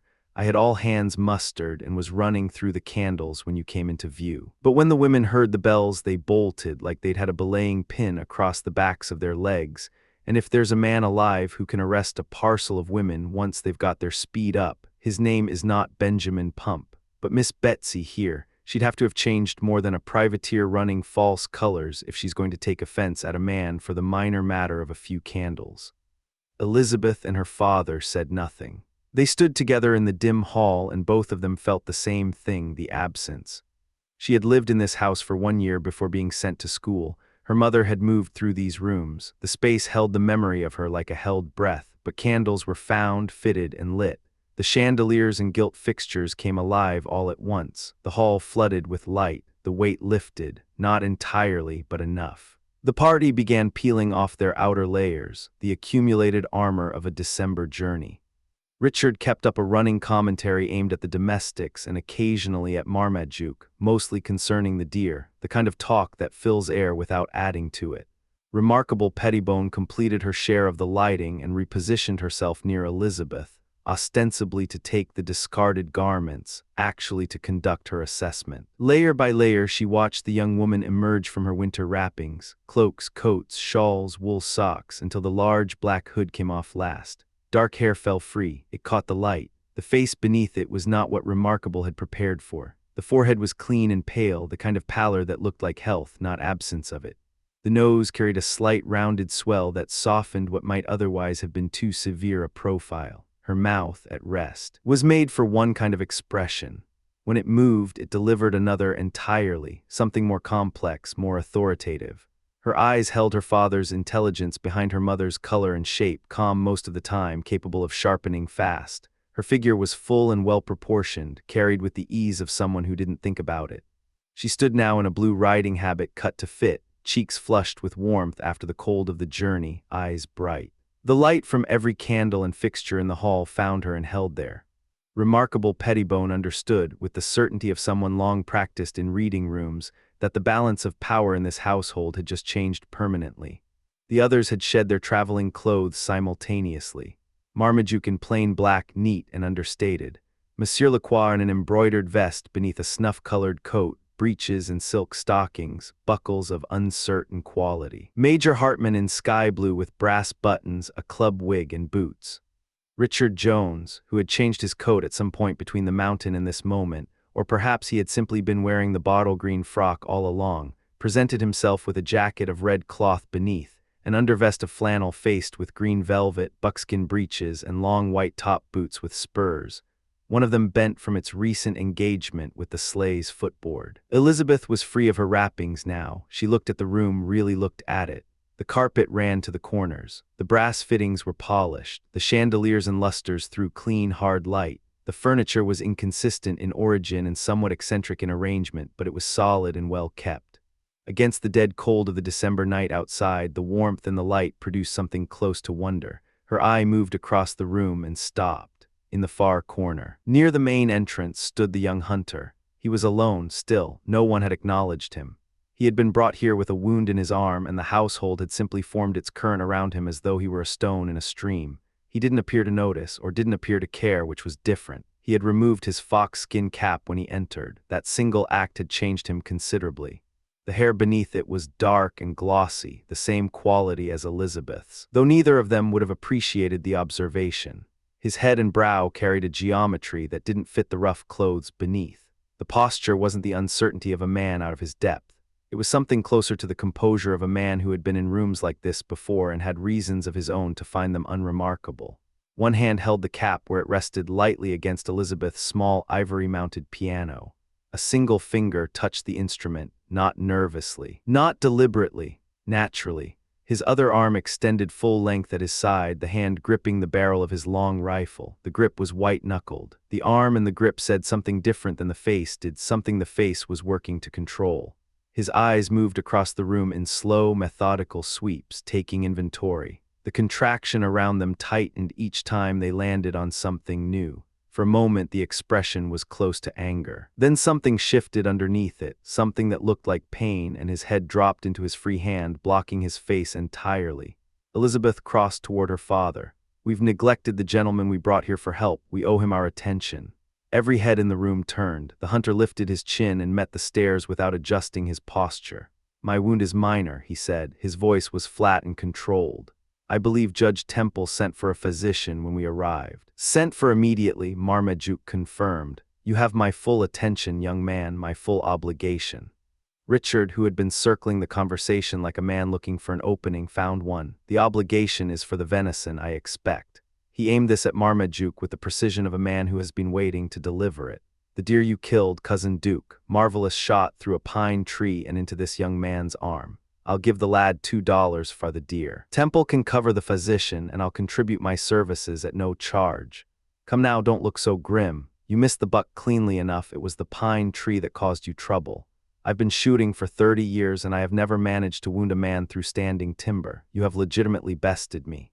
"I would prefer," Marmaduke said quietly, "never to repeat the experience. Be of good cheer, young man. The arm moves freely. The damage cannot be serious." "Don't apply surgery to the matter, Duke. There's no call for it," Richard said, waving the suggestion off. "Surgery is a science learned through practice, not conjecture. My grandfather was a physician. These things run in blood. My uncle, killed at Brandywine, died easier than any other man in his regiment, purely from knowing how to breathe correctly. Most men have no idea how to breathe." Marmaduke caught the faint movement at the corner of the hunter's mouth, the beginning of something that wanted to be a smile. "I have no doubt," Marmaduke said, "that your family has developed a thorough understanding of how to let life run out of them." Richard received this without visible damage, both hands going into his coat pockets, the tails fanning out behind him. He began to whistle. The whistle lasted about 4 seconds before the need to speak overwhelmed it. "Laugh at inherited capacity, if you like, Temple. Every man on your patent knows better. Even this young man, who has lived his life among bears and deer and woodchucks, knows better than to believe character doesn't pass through blood, don't you, friend?" The hunter looked at Richard, then at Marmaduke, then briefly at Elizabeth. "I believe," he said, "that vice does not." A pause settled over the room. "The squire has the right of it, Judge," Benjamin offered from his end of the hall. He nodded at Richard with the easy solidarity of a man who had chosen his allegiance and was comfortable there. "In the old country, the king touches for the evil. A sickness no physician in the fleet can cure, admiral included. Only the king or a man who's been hanged. And what about the seventh son, always a healer, regardless of his schooling? When we fell in with the French under de Grasse, we had aboard a doctor, Benjamin." Elizabeth cut him off plainly, but without heat. Her eyes moved from the hunter to Monsieur Lacroix, who had been following the entire exchange with the attentive neutrality of a man at a tennis match. "You'll tell me everything later. Right now, a room needs to be prepared where this man's arm can be properly dressed." "I'll manage that myself," Richard said, already moving. "The young man won't suffer for Marmaduke's hesitation. Come along, friend. I'll examine the wound personally. Better to wait for the physician." The hunter didn't move. His voice was even. "He won't be long." Richard stopped. He looked at the hunter for a moment, a longer moment than he'd intended, and something in the stillness of the other man recalibrated his approach. He turned, walked to where Reverend Grant stood near the edge of the gathering, and leaned in close. "Mark what I'm telling you," Richard said low. "There will be talk among the settlers. They'll say all our necks were saved by that fellow, as if I didn't have the situation managed. You could have handled those horses yourself, sir. It was nothing more than hard pressure on the near rein and a touch to the off flank of the lead horse. Nothing complicated about it." He straightened slightly. "I trust you're unhurt from the business." The answer didn't come. The outer door opened and the physician stepped in from the cold.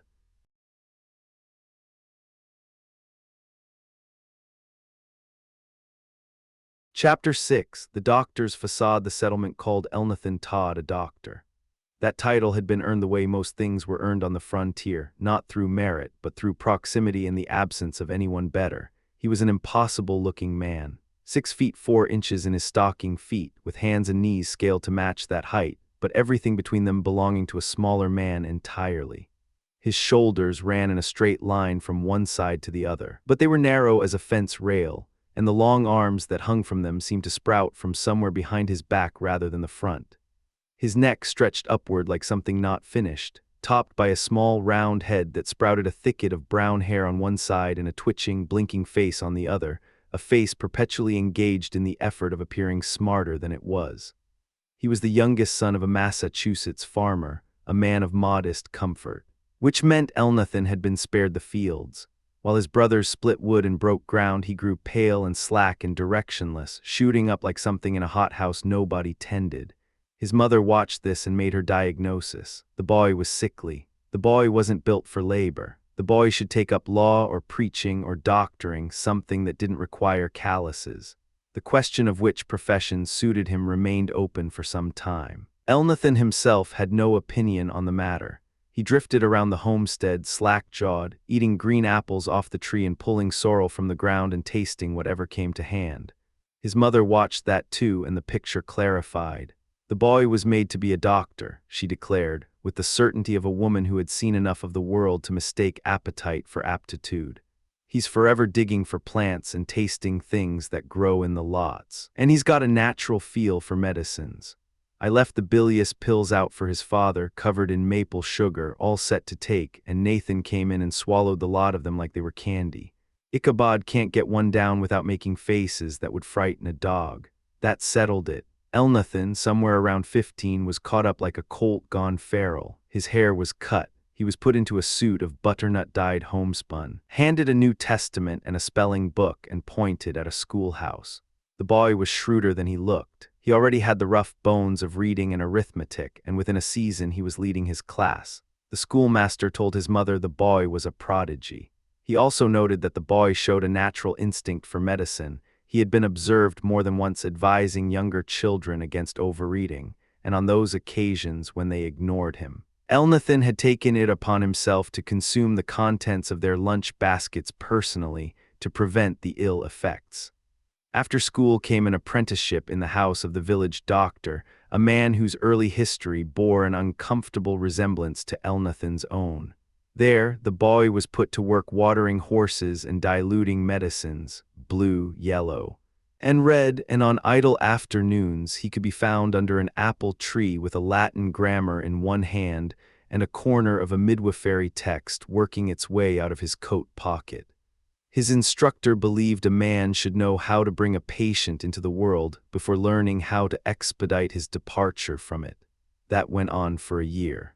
Then Elnathan appeared at Sunday meeting in a long black homespun coat, longer than any coat had a right to be, with small boots bound in undyed calf leather in place of the red morocco he couldn't yet afford. He had begun shaving with a dull razor. Within months, the neighborhood was in motion. Elderly women hurrying to a poor woman's house, boys sent out bareback in multiple directions, indirect questions being asked about the physician's last known location. And then Elnathan came out of his door with a grave expression, a small white-haired boy trotting breathlessly ahead of him as an escort. He appeared in the street the next day with his gravity markedly increased. He bought a new razor that week. The following Sunday he walked into church with a red silk handkerchief and a demure expression. That evening he called on a young woman of his own station, and her shrewd mother addressed him, for the first time anywhere, as Dr. Todd. The name stuck. Once a man has been called something enough times, he becomes it. Another year passed under the old doctor's supervision. It was commonly said that the young physician rode with his mentor during this period, though the two were generally observed to travel separate roads. When Elnathan reached legal majority, he made a trip to Boston ostensibly to buy medicines, possibly to walk the hospital wards, though if he did, he moved through them quickly, returning inside a fortnight with a suspicious wooden box that smelled powerfully of sulfur. The following Sunday he was married. The morning after, he loaded a one-horse sleigh with his new wife, the sulfur box, a trunk of household linen wrapped in paper, a red umbrella lashed to a second box, a pair of new saddlebags, and a hat box, and drove north. The next word his acquaintances received of him was that Dr. Todd had settled in the new country and was doing well in Templeton, York State. A trained physician would have found the man's credentials laughable, but the frontier had its own standard of measure, and by that standard Todd was no worse off than the judge who sat above him on the bench. The wilderness leveled the field in all things. Time and practice worked on Elnathan the way hard weather works on green timber. He was by nature decent, cautious with lives, reluctant to experiment on patients who might be missed. On the rare occasion when a vagrant passed through with no kin and no advocate, he had been known to work through his entire saddlebag inventory on the man's constitution. Most survived. The remedies were largely harmless. From those quiet experiments and from the fevers and shakes that cycled through every new settlement like clockwork, he had assembled a working knowledge of intermittent fevers, their patterns, and their management. For the skin ailments that plagued frontier communities, he was considered nearly infallible. There was no woman on the patent who would face childbirth without him. He was building brick by brick on a foundation of sand, but the cement was real experience, and his mind was sharp enough to know the difference between what he had read and what he had seen. He was slowly closing that gap. Surgery was where his confidence ran thinnest. It was immediate, unambiguous. And the results spoke directly to every person in the room. He had treated burns with oil, pulled bad teeth, sutured the wounds of woodcutters. Then a man named Milligan broke his leg under a falling tree. That case nearly broke Elnathan. The experienced surgeon was not available. The duty fell to Todd by default. He went at it with the controlled desperation of a man who has committed to the jump and cannot pull back, maintaining the outward composure of competence while moving through the procedure by instinct and nerve. Richard Jones was present and later referred to this event as the time he assisted the doctor at an amputation by holding the leg. The limb was removed. Milligan survived for 2 years afterward. The man complained that the leg had been buried in too small a box and that he could feel the pain radiating up from it into the living tissue above. Marmaduke suggested it might be arteries and nerves. Richard, who considered the amputation partly his own work, rejected that firmly and asserted he had heard of men who could predict rain by the sensation in buried limbs. Eventually, after 2 years of complaints, the leg was exhumed. A larger box was furnished. Milligan never mentioned it again. This outcome elevated Todd's reputation considerably.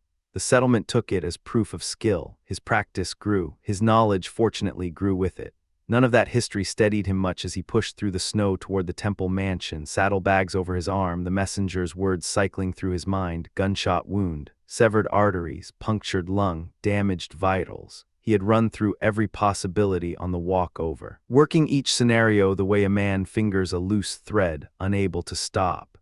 By the time he reached the door, he had practically staged the entire field of a battle in his head. The entrance hall hit him hard. It was blazing with candlelight, enormous, well-furnished, a different world from the rough rooms where he normally worked. The faces arranged through the space were well-dressed and tight with concern, and the combined effect disrupted the professional steadiness he had been assembling on the walk-over. He moved into the room and his eyes found Elizabeth Temple first. She stood in her riding habit, gold cord catching the light, her whole bearing bent forward with anxiety, every feature of her face locked on him as he entered. Elnathan's knees struck each other audibly. His disordered mind, still half stuck on the battlefield he'd been constructing on the walk-over, processed her for one fractured moment as a senior officer, shot through, staggering from the field. The impression dissolved. He swept the room. The judge, his face set in measured authority. Richard Jones, pacing and cracking his whip to manage his impatience with the hunter's indifference. A French gentleman, Monsieur Lacroix, standing with an offered chair that no one had accepted for several minutes. Major Hartman in a far chair, igniting a pipe 3 feet long from a chandelier candle with complete indifference to the atmosphere in the room. The Reverend Mr. Grant bent over a manuscript at another light. Remarkable, the housekeeper, arms folded, watching Elizabeth with a complicated mixture of admiration and envy. And Benjamin, the former ship's steward, feet planted wide, arms akimbo, square body balanced with the easy patience of a man who had seen blood before and found it unremarkable. None of them appeared injured. Elnathan's breathing steadied. Judge Temple crossed the hall and shook his hand. His grip was firm, his voice measured. "You're welcome, sir, very welcome. I have unfortunately wounded a young man in the course of a deer hunt this evening. He needs your attention." "Shooting at a deer?" Richard cut in sharply, still pacing. "Shooting at a deer, Marmaduke. How is a physician supposed to form a proper judgment if people can't state the facts plainly? Some men seem to think a doctor is as easily deceived as anyone else." "Shooting at a deer, quite right," the judge said, a thin smile crossing his face, "though I cannot say with certainty whether the buck was also struck. What is certain is that the young man was injured by my hand, and it is your skill that must repair it. My purse will see that you're rewarded." "Two ver good things to rely on," Monsieur Lacroix offered with a bow that encompassed both men equally. "Thank you, monsieur," the judge said, "but we keep the young man waiting. Remarkable, linen for lint and bandages, if you please." The compliments stopped. Todd turned toward his patient. The young hunter had shed his overcoat and stood in plain, light-colored homespun recently made, the seams still crisp. He had his hand on his coat lapel in the motion of removing it when he paused. His eyes had found Elizabeth. She hadn't moved, still absorbed in her own concern. Unaware of his attention, a faint color rose across the young man's face. "The sight of blood may disturb the lady," he said quietly. "I'll go to another room while the wound is dressed." "Not necessary," Todd said with more confidence than he'd had 30 seconds prior. He had taken a quick measure of the hunter, plainly dressed, no title, no obvious standing, and found his nerves settling in inverse proportion. He stepped forward. He produced his spectacles, large, iron-rimmed, and pressed them onto his face. They traveled with the ease of long habit down to the end of his narrow nose and stopped there, not so much an aid to his vision as a prop for it. His small gray eyes went on working perfectly well above the lenses, blinking in the candlelight. Remarkable lean toward Benjamin. "Dr. Todd is a fine-looking man," she said with quiet conviction. "Very fine. Those spectacles give a man such a distinguished look. I've half a mind to try a pair myself."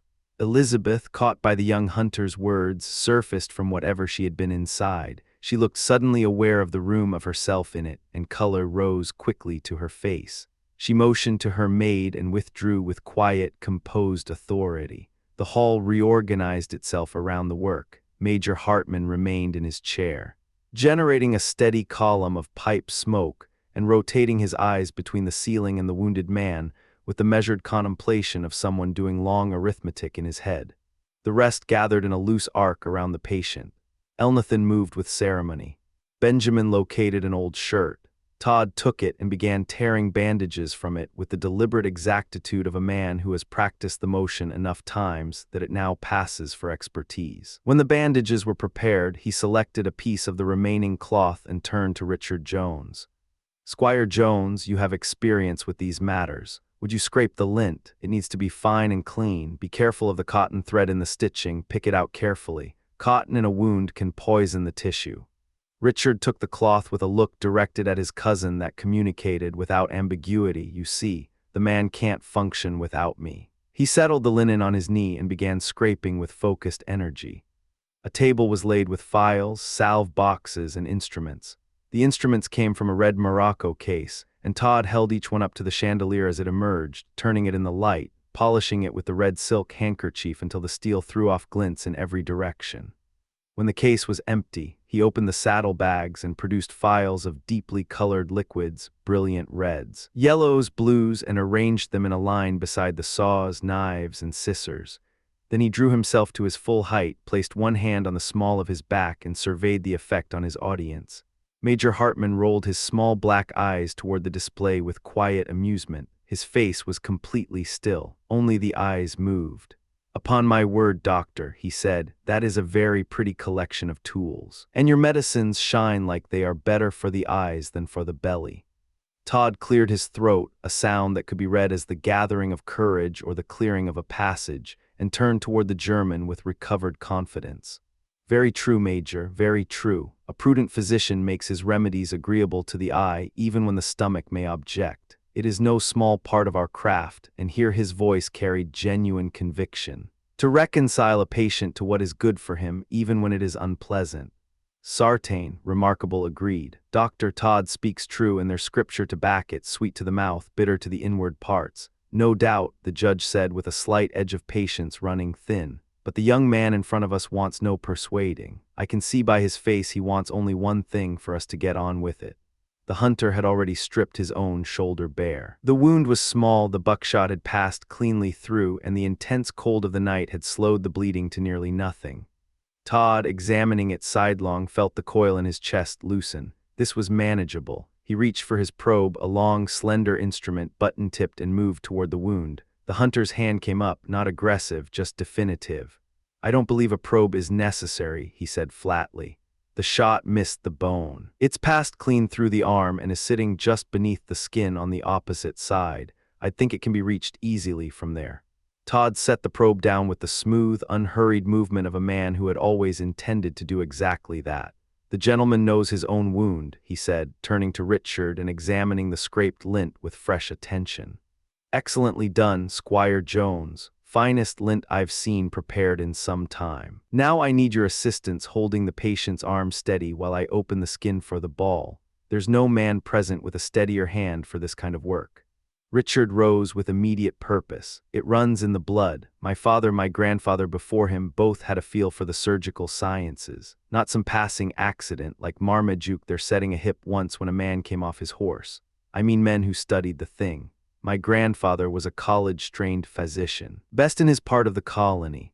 "That's the truth of it, Squire," Benjamin put in, feet still spread, arms still locked at his sides.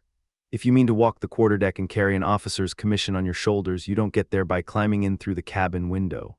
There's a proper way to work your way aft, and it starts at the bow, same as me, beginning as a handler of top-gallant sails and stower of the flying jib, before I ended up keeping the captain's stores." "Well said," Richard agreed. "Benjamin has likely seen plenty of shot pulled in the ships he's served. He should hold the basin, he'll be steady enough." "That I will, Squire," Benjamin said without modesty. "Round shot, double-headed grape, I've seen the surgeons working through all of it. I was in the boat alongside when they took a 12-pound ball out of the captain's thigh aboard the Foudroyant, one of Monsieur Lacroix's countrymen's ships." Mr. Grant's head came up from his manuscript, his spectacles rose with it. "A 12-pound ball," he said with honest bewilderment, "extracted from a human thigh." "A 12-pounder, Benjamin confirmed without hesitation. "And a 24-pound shot can be taken from a man's body, given a surgeon who knows his business. Ask Squire Jones, he reads all the books, he'll tell you.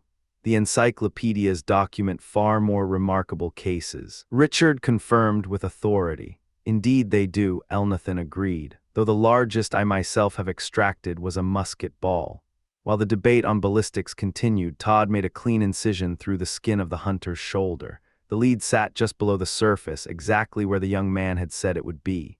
He took up his forceps, polished steel, catching the chandelier light, and brought them toward the wound. The patient shifted slightly. The ball fell free on its own. Todd's broad hand was beneath it before it could drop. His fingers closed around the shot. His other hand made an ambiguous motion in the general vicinity of the wound, purposeful enough to be interpreted as decisive action by anyone watching. Richard read the scene and called it. "Cleanly done, Doctor. I don't think I've seen a ball more neatly extracted. Would you agree, Benjamin?" "Considering," Benjamin said, looking the operation over with a critical eye, "I'd call it ship-shape and Bristol fashion. Now the doctor only needs to put a plug in each hole, and the lad will be sound in any weather these hills can throw at him." "Thank you," the hunter said with a quiet, measured distance in his voice. "But there is a man here who will take charge of my care. You can spare yourselves any further trouble on my account, gentlemen." Every head in the room turned. Standing at the far end of the hall in the shadow of one of the distant doorways was Indian John. He had arrived without sound. He had been there for some time, how long no one could say. He waited, still as a man who has learned that stillness is its own kind of power, and said nothing.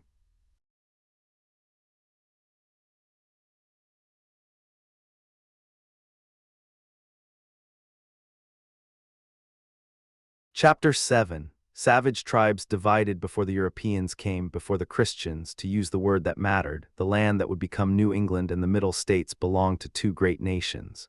Two peoples divided by language and by generations of blood. They had never merged, not by choice. The wounds ran too deep, the wars too many, the dead too numerous to permit it. Only when the whites had ground them down far enough, stripped them of land, of game, of the ability to feed their own children, did the old boundaries begin to blur. On one side stood the Six Nations, the Iroquois, the Mingos, the Mohawks, Onondagas, Onondagas, Cayugas, and Senecas, bound into a confederation that had held for generations, later expanded when the Tuscaroras were folded into the alliance. Disciplined, formidable, a political structure that had outlasted every force thrown against it until the whites. On the other side stood the Lenni Lenape. The Delawares, their nation anchored to a great river, their influence spreading outward through affiliated tribes, the Mahicani, the Mohicans, the Mohegans to the north and east, the Nanticokes holding the Chesapeake country to the south. The Mohegans had been first in the path of European expansion, first dispossessed, first broken. The wars that followed were brutal and asymmetric. The English called some of it King Philip's War, giving it a tidy name that obscured the scale of the slaughter. William Penn had managed the same result through different means, patience, negotiation, legal maneuvering, but the outcome was identical. The land changed hands, the people were reduced. As the Mohegans were squeezed from their territory, the survivors drifted. Small family groups, old warriors, women with children, and nowhere left to go. They moved toward the Delaware heartland, toward the council fire of the mother nation, seeking whatever shelter remained. The Delawares had their own problems. The Iroquois had outmaneuvered them politically, convincing them or coercing them into accepting the role of women in the intertribal order. The arrangement was layered with contempt dressed as diplomacy. The Delawares would keep the peace, tend to the arts of civilization, leave war to the real men of the Six Nations. It was a humiliation coded in ceremony, enforced by decades of Iroquois dominance. That arrangement held until the Revolution. When the world cracked open and old allegiances shattered, the Lenni Lenape stood up, declared themselves men again, took back the identity that had been stripped from them by treaty and manipulation. But even republics, even the Indian polity, as decentralized and proud as any system of self-governance on the continent, couldn't always hold their fighters in check. Certain Mohegan warriors, men who had fought the whites until there was nothing left to fight for and no ground left to defend, came to their grandfather nation carrying their grief like a weapon. They kept the martial spirit alive in the Delaware bands the way an ember keeps alive in banked ash. Quiet, ready. Among these warriors was one lineage that had distinguished itself above the rest, a family known for its fighters, known for its capacity to absorb punishment and keep moving, known for producing the kind of men that other men spoke about carefully and with respect. War had worked on them. Disease and starvation had worked on them. Time had done what enemies couldn't. The last of them stood now in the hall of Marmaduke Temple. He was old, not the kind of old that apologizes for itself, the kind that has survived everything thrown at it and no longer sees any reason to pretend otherwise. He had fought alongside white men in their wars, had been useful to them in the seasons when his skill with the forest and his knowledge of the enemy had real tactical value. They had flattered him in those years, called him friend, named him John when they baptized him, folding him into their God with the same confident efficiency they applied to everything else they absorbed. He had paid for his association with them in the only currency that ultimately matters: family. The enemy had come during the recent war and taken everyone. Every soul connected to him by blood or bond. Gone. When the last remnant of his nation had finally extinguished their fires in the Delaware Hill country and scattered, he had stayed, made a decision the way men make decisions when there's nothing left to calculate on principle alone. His fathers had lived and governed in this country. He would leave his bones here, that was the whole of it. He had appeared in the mountains around Templeton only a few months back. The old hunter, Leatherstocking. Natty Bumppo, a man who had spent so many decades moving through the wilderness that the line between white and Indian had long since stopped meaning anything practical in him, had welcomed him without ceremony. They shared a cabin, shared food, moved through the same country at the same pace for the same reasons. In English, the settlers called him John Mohegan, Indian John for those who favored the familiar.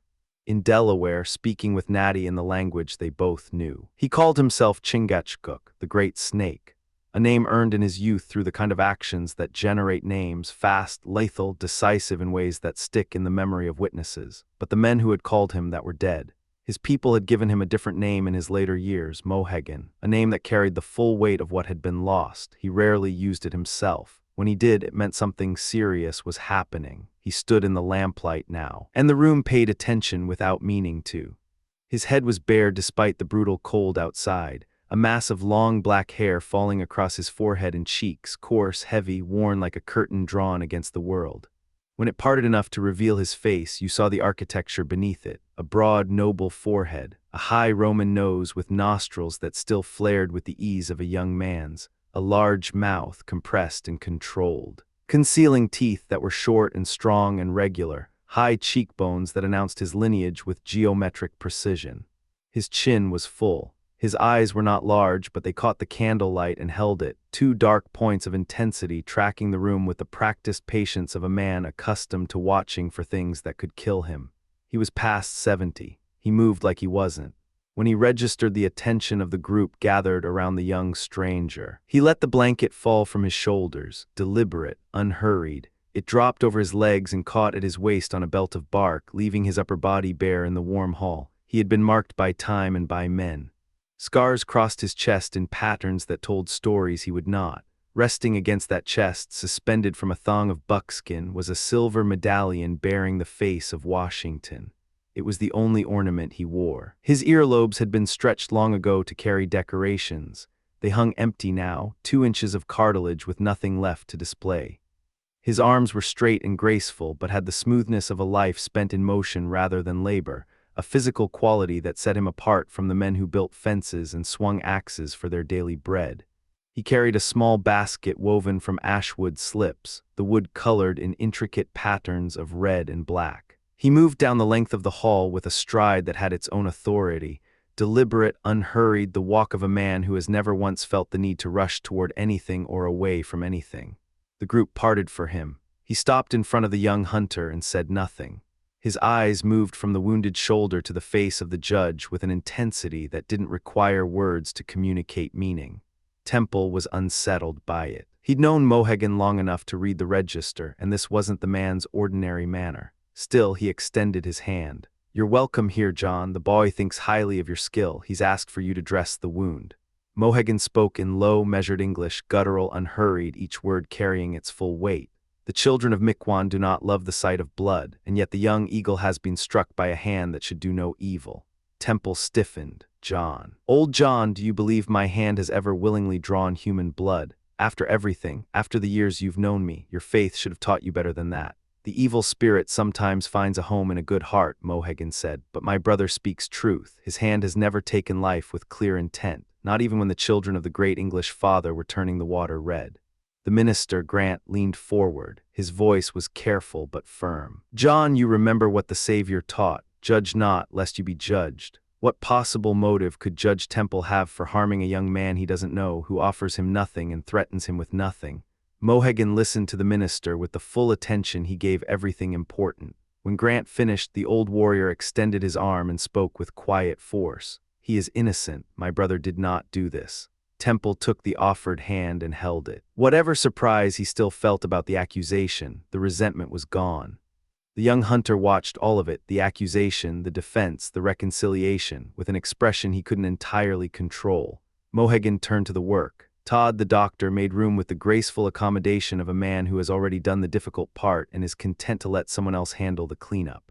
He leaned toward the Frenchman, Lacroix, and murmured with professional detachment. "The ball was extracted before he arrived. That was the critical part. What remains, any competent person could manage. The young man lives with John and Natty Bumppo. Humoring the patient costs us nothing." "Certainment," Lacroix replied dryly. "You seem very fortunate in your practice, Monsieur Todd. I think perhaps the elder lady could finish what you so skillfully began." Richard, meanwhile, had no intention of being left out. He pushed toward Mohegan with the enthusiasm of a man who had convinced himself he was useful. "Say go, John. Good man, I'm glad you've come. Give me a physician like Todd to do the cutting and an Indian to do the healing. That's the proper order of things. Do you remember, John, when you and I set the bone in Natty's little finger after he fell from the rock going after that partridge on the cliff? I never could settle whether it was Natty or me that killed that bird. He fired first, and the bird was coming down, but it rose again before I pulled trigger." Mohegan let Richard talk himself out. When the silence finally came, the old man simply held out the basket and gestured for Richard to hold it. Richard accepted this commission with complete satisfaction, and afterward told the story in a way that gave himself equal credit for every aspect of the treatment. The actual work was efficient and quiet. Mohegan had come prepared. The dressings went on quickly pounded bark, moistened with a preparation he had drawn from plants he knew, a pharmacopoeia built across decades of moving through the same forests these settlers were still trying to understand. 2 kinds of healers had always existed in the forest nations: those who relied on ceremony and supernatural authority, and those who had genuine practical knowledge of the body's mechanics and the land's medicines. Mohegan belonged to the second category. He was particularly skilled, as Natty had noted more than once, in cuts and wounds. While John and Richard managed the dressings, Todd quietly inventoried the contents of the basket, which Richard had surrendered to him in a moment of participatory excitement. He identified fragments of bark and wood with the professional attention of a man taking notes for later use. When he caught Temple's eye watching him, he offered a quiet justification. "One shouldn't be too proud to learn, Judge Temple, even from an Indian. The savages have real knowledge in certain areas. They pass these things down through generations. Cancers, infections, bites. I'll take this bark home and analyze it. Not that it does much for shoulder wound, mind you, but it may have applications for rheumatism or other complaints. It was a philosophy that served Todd well, liberal enough in principle to excuse the acquisition of everything he didn't know, which remained considerable. He later identified the tree from Mohegan's preparation not through chemical analysis, but by combining the components rather than separating them, discovering the source through the smell. A decade later, when civilization had moved further into the hills and someone required a wound dressed after an affair of honor, Todd reached for a salve with that same distinctive quality.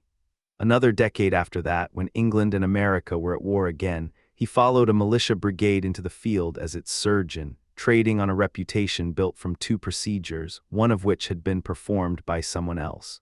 When Mohegan had finished, he returned the needle and thread to Richard with the quiet acknowledgement of a man handing back tools he has no use for. He stepped back and waited.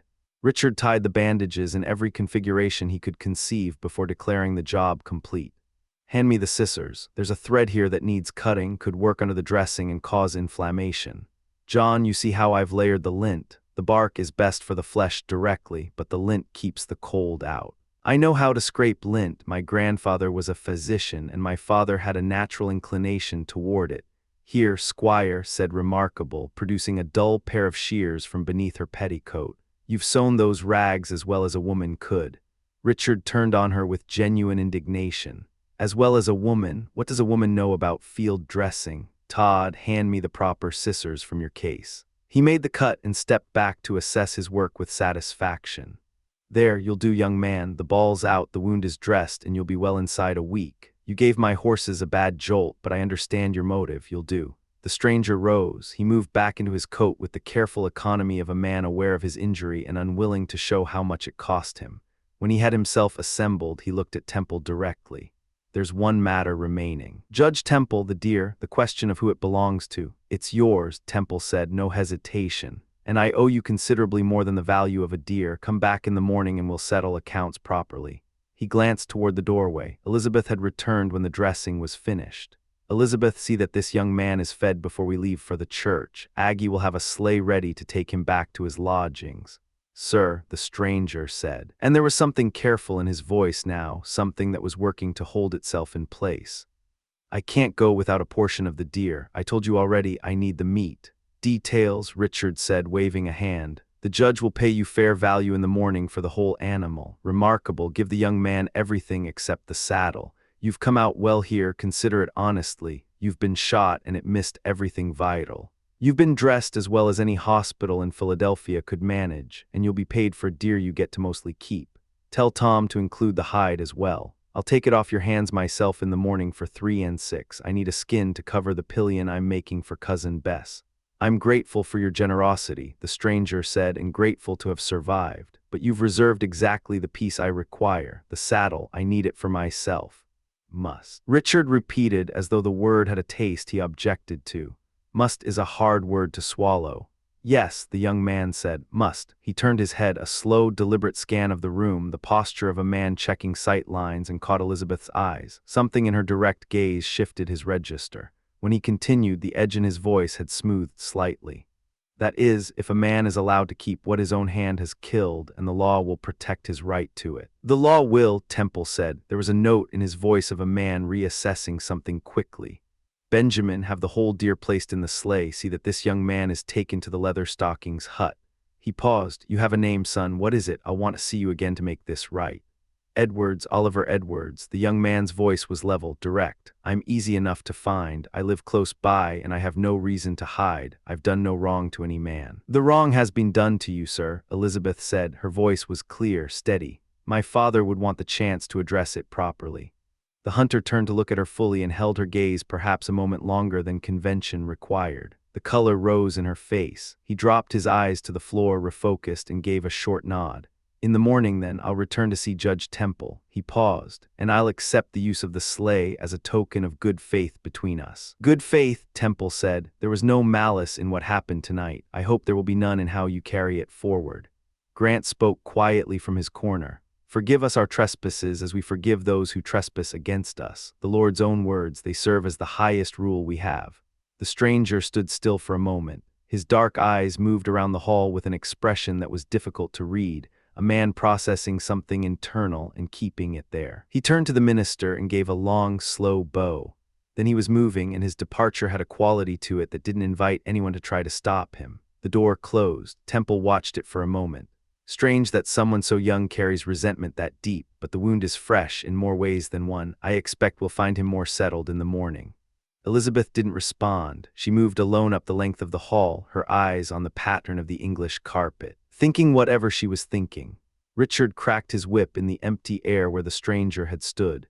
Duke, you're your own man, and I'll grant you that, but I'd have pursued the saddle through the courts before I handed it over. You own these mountains, you own these valleys. What right does that young man have? What right does Leatherstocking have to take game from your land without asking?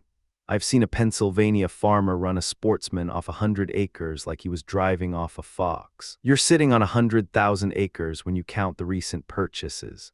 What does that kind of ownership mean if any man with a rifle can walk in and take what he wants? He turned to the Frenchman. How do they handle it in France, Lacroix? Does every man just wander wherever he likes and shoot whatever moves? Bah, Monsieur Dick, Lacroix said pleasantly. In France we give liberty only to the ladies. The women, yes, your Salic laws, I know them. I read everything, France, England, Rome, Greece. But if I were in Duke's position, I'd post notices from one end of the patent to the other by tomorrow morning. No hunting, no trespassing, full stop. I could write that notice myself in an hour and it would settle the matter. Major Hartman knocked the ash from his pipe into the box beside him with the deliberate calm of a man who had outlasted most of what the world had thrown at him. He was past 75. He had spent those years on the Mohawk and in the deep woods. Richard, he said, listen to me. You would do better to quarrel with the devil than with the hunters. They live by the gun. A rifle is better than the law. Marmaduke is a judge, Richard said hotly. What is the purpose of a judge? What is the purpose of law itself, if it cannot be enforced in a man's own woods? I have half a mind to bring a suit myself before Squire Doolittle in the morning for what he did to my horses. I'm not frightened by any rifle. I can shoot. I've put a ball through a coin at 50 rods. You've missed more coins than you've ever hit, Dickon, Temple said, and there was genuine warmth in it despite everything. We'll eat now. Remarkable has been telling us so with her face for the past quarter hour. Monsieur Lacroix, my daughter will take your arm. Lead the way. Gentlemen, mademoiselle, Lacroix said, extending his arm to Elizabeth with the fluid ease of a man for whom such gestures were reflexive. Il n'y manque que les dames de faire un paradis de Templeton. The party moved toward the dining room. Grant and Mohegan remained in the hall. Benjamin moved to open the front door, giving the old chief room to pass. Grant turned to the Indian. His voice was gentle but direct, the voice of a man who believed entirely in what he was saying. John, tomorrow is Christmas. The church will be open. Her children are invited to come to the altar to remember what was given for them. You have taken up the cross. You have declared yourself a follower of the good and an enemy of evil. I expect to see you there with a contrite heart and a humble spirit. John will come, Mohegan said simply. He had not understood every word, but he had understood enough. Grant laid his hand carefully on the old warrior's shoulder.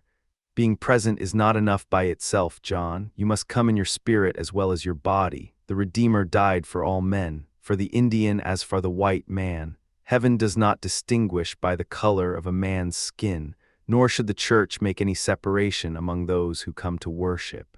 The holy observances are good. They strengthen the wavering and clarify the mind. But ceremony without true devotion is worse than nothing in the eyes of the Lord.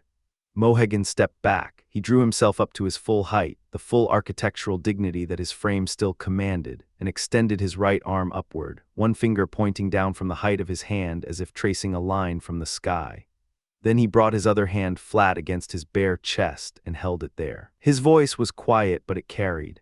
The eye of the Great Spirit sees from the clouds. The breast of Mohegan is open to him. Good John, I believe you will find both profit and comfort in tomorrow's observance. The Great Spirit neglects none of his children. The man of the forest stands as equal before him as any man who lives in a palace. I wish you a good night. God bless you. The old chief bent his head. They separated, the minister toward the supper table, the warrior toward the door and the cold. Benjamin held the door open and called after him with rough encouragement. his voice carrying the cheerful bluntness of a man who had spent too many years at sea to waste time on ceremony. "The parson speaks plain truth, John. If they weighed a man's skin color at the gates of heaven, they might turn away a Christian-born man like myself for nothing more than a deep tan picked up sailing warm latitudes. Though God knows this north wind is enough to bleach any man to the bone." He nodded at the blanket loose around the old man's frame. "Pull that tight around you. Your hide won't survive the night if you don't respect what that cold can do." Mohegan moved through the door without answering, out into the dark and the killing cold, and was gone.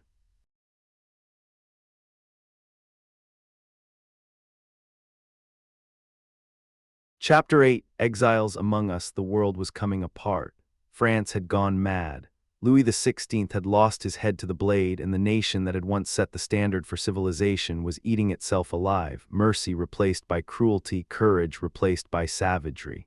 The streets of Paris ran red, and the men and women who had survived them scattered like ash on the wind.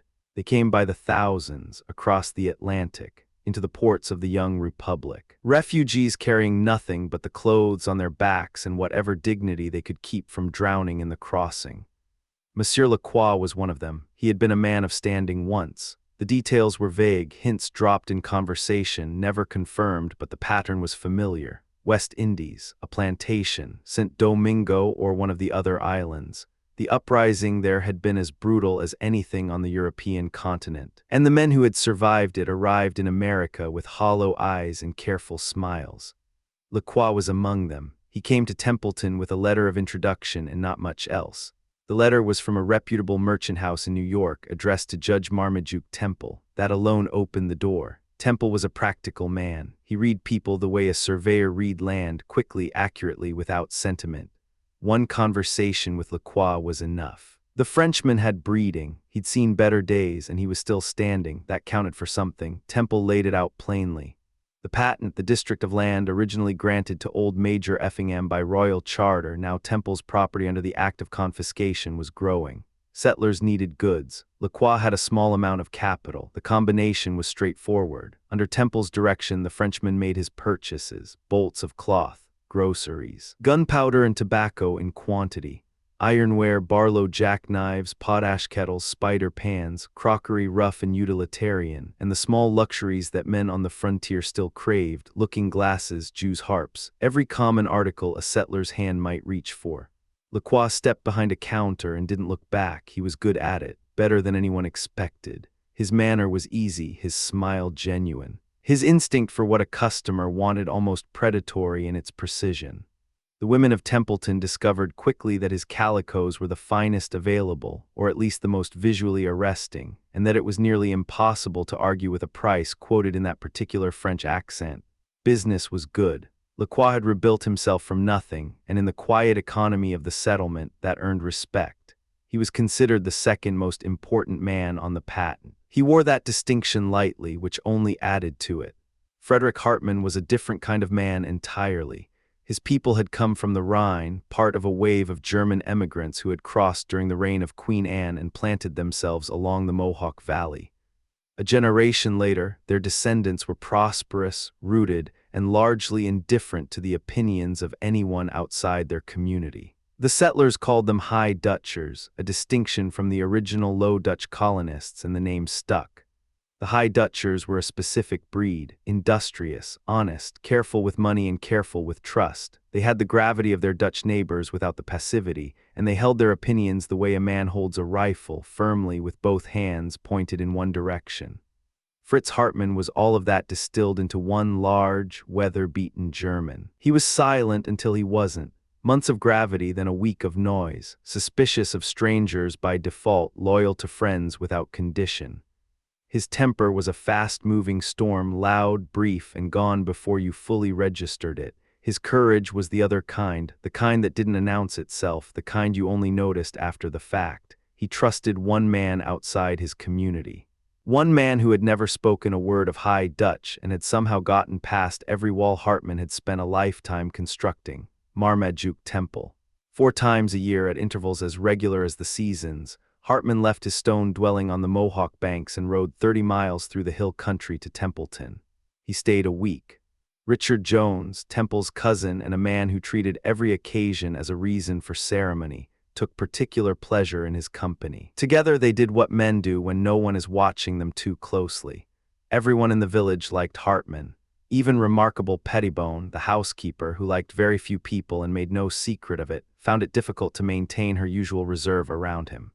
He was simply too direct, too sincere, and at the right moments, too genuinely amused by the world to sustain anyone's irritation for long. He had arrived that morning on his regular Christmas visit. He'd been in the village less than an hour when Richard Jones found him and put him in the sleigh. The settlement had needs beyond dry goods and German neighbors. In the early years of Templeton's existence, the stumps were too fresh and the work too hard for much reflection. Men who spend every daylight hour clearing land and building shelter don't have much left over for theology. But most of Temple's settlers had come down from Connecticut and Massachusetts, and once the immediate crisis of survival was behind them, old habits reasserted themselves. Their forefathers had been serious men about serious matters. The faith that had driven those men across an ocean and into a wilderness didn't disappear simply because a generation had passed. The problem was organization. There was no shortage of opinion on the patent about grace and free will and the proper method of salvation. What there was a shortage of was anyone qualified to govern those opinions into something coherent. Richard Jones predictably had a solution. He proposed an academy. The proposal expanded as all of Richard's proposals did until it briefly resembled a plan for a full university. Meetings were held, resolutions were drafted. A small newspaper, printed weekly from the garret of a village dwelling, published these resolutions in its most prominent columns with the consistent authority of Temple's name as chairman and Jones as secretary. Eventually the resolutions produced results. Temple donated the land, he funded the construction himself. Hiram Doolittle, lately promoted to Squire Doolittle by virtue of a justice of the Peace Commission, applied his skills to the plans. Richard Jones applied his opinions, which were extensive. A convocation of the local Masonic fraternity, with Richard presiding as master, was convened in the garret of the Bold Dragoon Tavern, kept by Captain Hollister, and the Brotherhood marched in full ceremonial display through the village to the building site, aprons and banners and mysterious symbols on full public exhibition. Richard laid the cornerstone with the gravity of a man who understood the weight of the moment. Half the men and virtually every woman within 10 miles of Templeton watched him do it.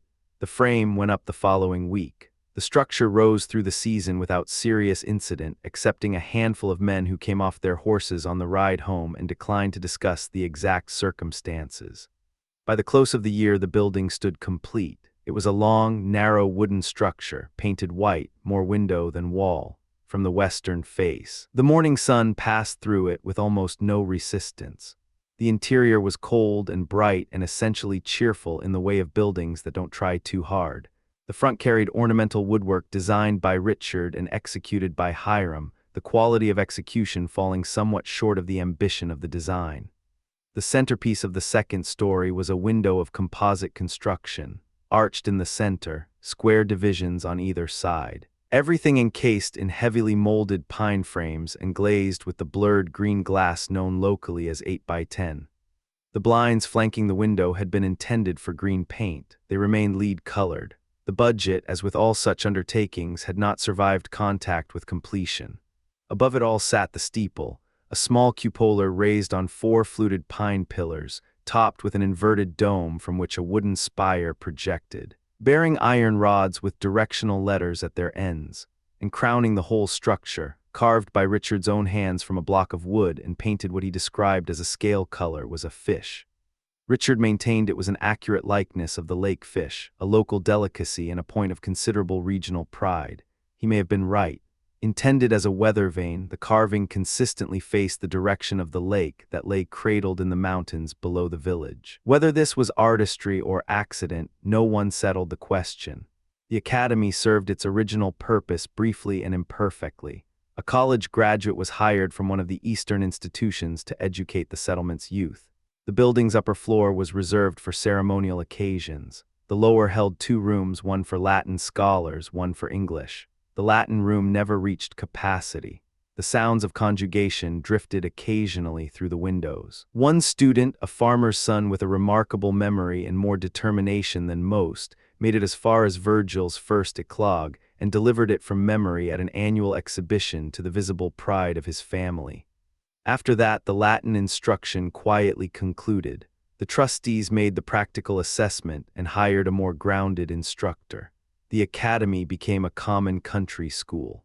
The large upper room found secondary purposes: court hearings when the case demanded it, evening gatherings for the religiously inclined, afternoon dances organized by Richard, and on Sundays, without exception, public worship. The denomination delivering that worship changed with availability. Methodist circuit riders, Baptist preachers, Universalists, Presbyterians, whoever happened to be passing through the county was invited to speak. The congregation took up a collection in a hat before dispersing. When no ordained man was available, the more vocal members offered prayer, and Richard Jones read a sermon from Sterne. The result was a congregation with strong opinions, limited consensus, and no fixed theological allegiance. Temple's own religious position was similarly ambiguous. His mother had been Episcopalian. His wife's mother had been Episcopalian. He found the informal prayer style of the conference meetings, their easy, familiar address to the Almighty, aesthetically objectionable. In form he was Episcopal. In practice he was broadly tolerant in the way of men who have thought seriously about faith and arrived at humility rather than certainty. Richard was the opposite. His episcopal convictions were absolute, his observance rigid, his manner of conducting a service, when he conducted one, sufficiently authoritative to feel. To some in the congregation, uncomfortably close to Rome, he had twice attempted to introduce proper episcopal forms during vacant Sundays. Both times the congregation had thinned by the second week. By the third, his only remaining auditor was Benjamin Pump, who possessed the cheerful and immovable certainty of a man who has never once doubted anything. The Protestant Episcopal Church in America had its own problems in those years. The Revolution had cut its institutional connections. The British establishment couldn't simply hand over ecclesiastical authority to clergy of a nation that had just fought a war against the crown. There were oaths, legal complications, questions of conscience on all sides. The process took time. Eventually it was resolved. Bishops were consecrated, priests ordained. Deacons sent out into the new territories to find the scattered members of the denomination and keep the practice alive. Reverend Grant was one of those missionaries. He had been assigned to the county. Temple had welcomed him. Richard had pressed the invitation with characteristic enthusiasm. A small house was prepared. Grant arrived in Templeton just days before the events of this account. His forms were unfamiliar to most of the settlement. Another clergyman of a different denomination had been using the academy, and the first Sunday of Grant's presence passed without service, a courtesy to the situation and to the man who had just ridden in from elsewhere with his family and his vestments. But that man had moved on. The pulpit was clear. Richard took it upon himself to post the announcement. Public worship after the forms of the Protestant Episcopal Church would be held on the night before Christmas, in the long room of the Academy in Templeton by the Reverend Mr. Grant. The notice produced the full range of reactions a notice of that kind could be expected to produce in a community of that composition: curiosity, skepticism, quiet amusement. A few who remembered Richard's previous attempts said nothing at all, which was its own kind of commentary. The day before the service, early in the morning, Richard Jones and Benjamin Pump emerged from the tree line at the edge of the village. Each man carried a large bundle of evergreen boughs across his shoulders. They walked directly to the academy building, went inside, and fastened the door behind them. What they did in there remained their business for the rest of the day. Richard had already informed the schoolmaster, to the undisguised joy of every child in the building, that there would be no school, whatever was happening inside the academy. It required privacy and evergreens and the combined efforts of two determined men. Temple had been informed of all of it by letter. The arrangements were specific. He and Elizabeth were to arrive in time for the evening service. The sleigh was already moving through the cold.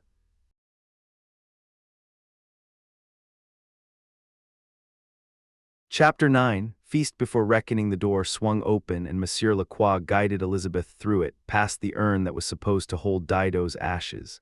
decorative, probably empty, like most things that announce themselves with ceremony. The dining room was large and proportioned well enough, but the furnishings told the same story as the hall, ambition outpacing execution. A dozen wooden armchairs painted green, cushioned in the same heavy Morin fabric that made up Remarkable's petticoat. The tables were massive, buried under linen, their size the only thing certain about them. An oversized mirror in a gilt frame dominated one wall. Against the opposite side, a fire burned hot and bright in the hearth, maple wood splitting and weeping sap as the flames worked through it. Judge Temple spotted it immediately. He turned to Richard, and when he spoke, the warmth in his voice had been replaced by something harder. "How many times have I told you no sugar maple in this house?" Richard looked at him like he'd said something stupid.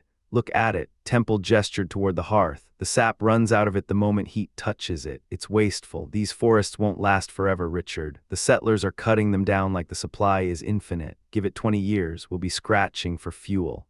Fuel. Richard repeated the word slowly, like he was testing its weight and finding it ridiculous. "Duke, you might as well predict the fish in the lake will die of thirst. There's more timber in these hills than any 10 generations could burn through. You're being dramatic. I'm being realistic." Temple's voice carried the calm certainty of a man who'd watched things disappear. "I'm going to send a party into the mountains to survey for coal the moment the snow breaks." Coal. Richard stared at him. "You want men digging in the ground for coal when there's enough standing wood to heat this county for a century. Listen to yourself." He shook his head and waved it off. "I ordered that fire. It's cold tonight and your daughter just came home. Show some gratitude." Temple let a breath out through his nose. "That's your defense then. Fine, gentlemen." He turned to the room. "Let's sit. Elizabeth, take the head of the table. Richard, I assume you're planning to handle the carving." "Obviously." Richard was already moving toward his chair with the confidence of a man who'd never once doubted himself. "I know how to carve a turkey. Where's Mr. Grant?" "Grant, we need," Grace said. "Everything's going cold. In this weather, food loses its heat in minutes." "Grant, just say it, for what we are about to receive." "There, now sit down, Bess, wing or breast." But Elizabeth wasn't sitting. She was standing at the edge of the table, eyes moving across the spread in front of her with the careful assessment of someone cataloging a scene. Her father watched her, reading the expression, then smiled. "You see what Remarkable has put together," he said. "She's provided well." Remarkable stood near the wall, trying not to look too pleased with herself. "I just hoped everything would suit, though I'm worried the sauce cooked down too long." "My daughter is home," Temple said. And his voice shifted register, still calm but carrying an edge beneath it now. "From this moment she is mistress of this house. You'll address her as Miss Temple." Remarkable blinked. "Miss, I never heard of calling a young woman Miss. If you had a wife, I'd call her Miss Temple, but you'll use that address going forward." Temple said it once. His eyes made clear he wouldn't say it again. The housekeeper read him correctly. She closed her mouth. Mr. Grant entered the room, and the table filled. The linen was genuine damask, white and fine, the kind that cost real money to bring this far from anywhere that sold it. The plates were actual china, a luxury in a settlement still learning what it was. The cutlery was polished steel set in ivory handles. All of it, the appointments that wealth could purchase, spoke to Marmaduke Temple's resources. What wealth couldn't purchase was Remarkable's judgment. Before Elizabeth sat an enormous roasted turkey. Before Richard, a boiled one. Between them, at the center of the table, a pair of heavy silver casters flanked 4 dishes: gray squirrel fricassee, fried fish, boiled fish, and a venison steak. On one flank of that arrangement sat a roasted chine of bear meat, the joint so large it anchored that end of the table. On the other, a boiled leg of mutton, glossy and steaming.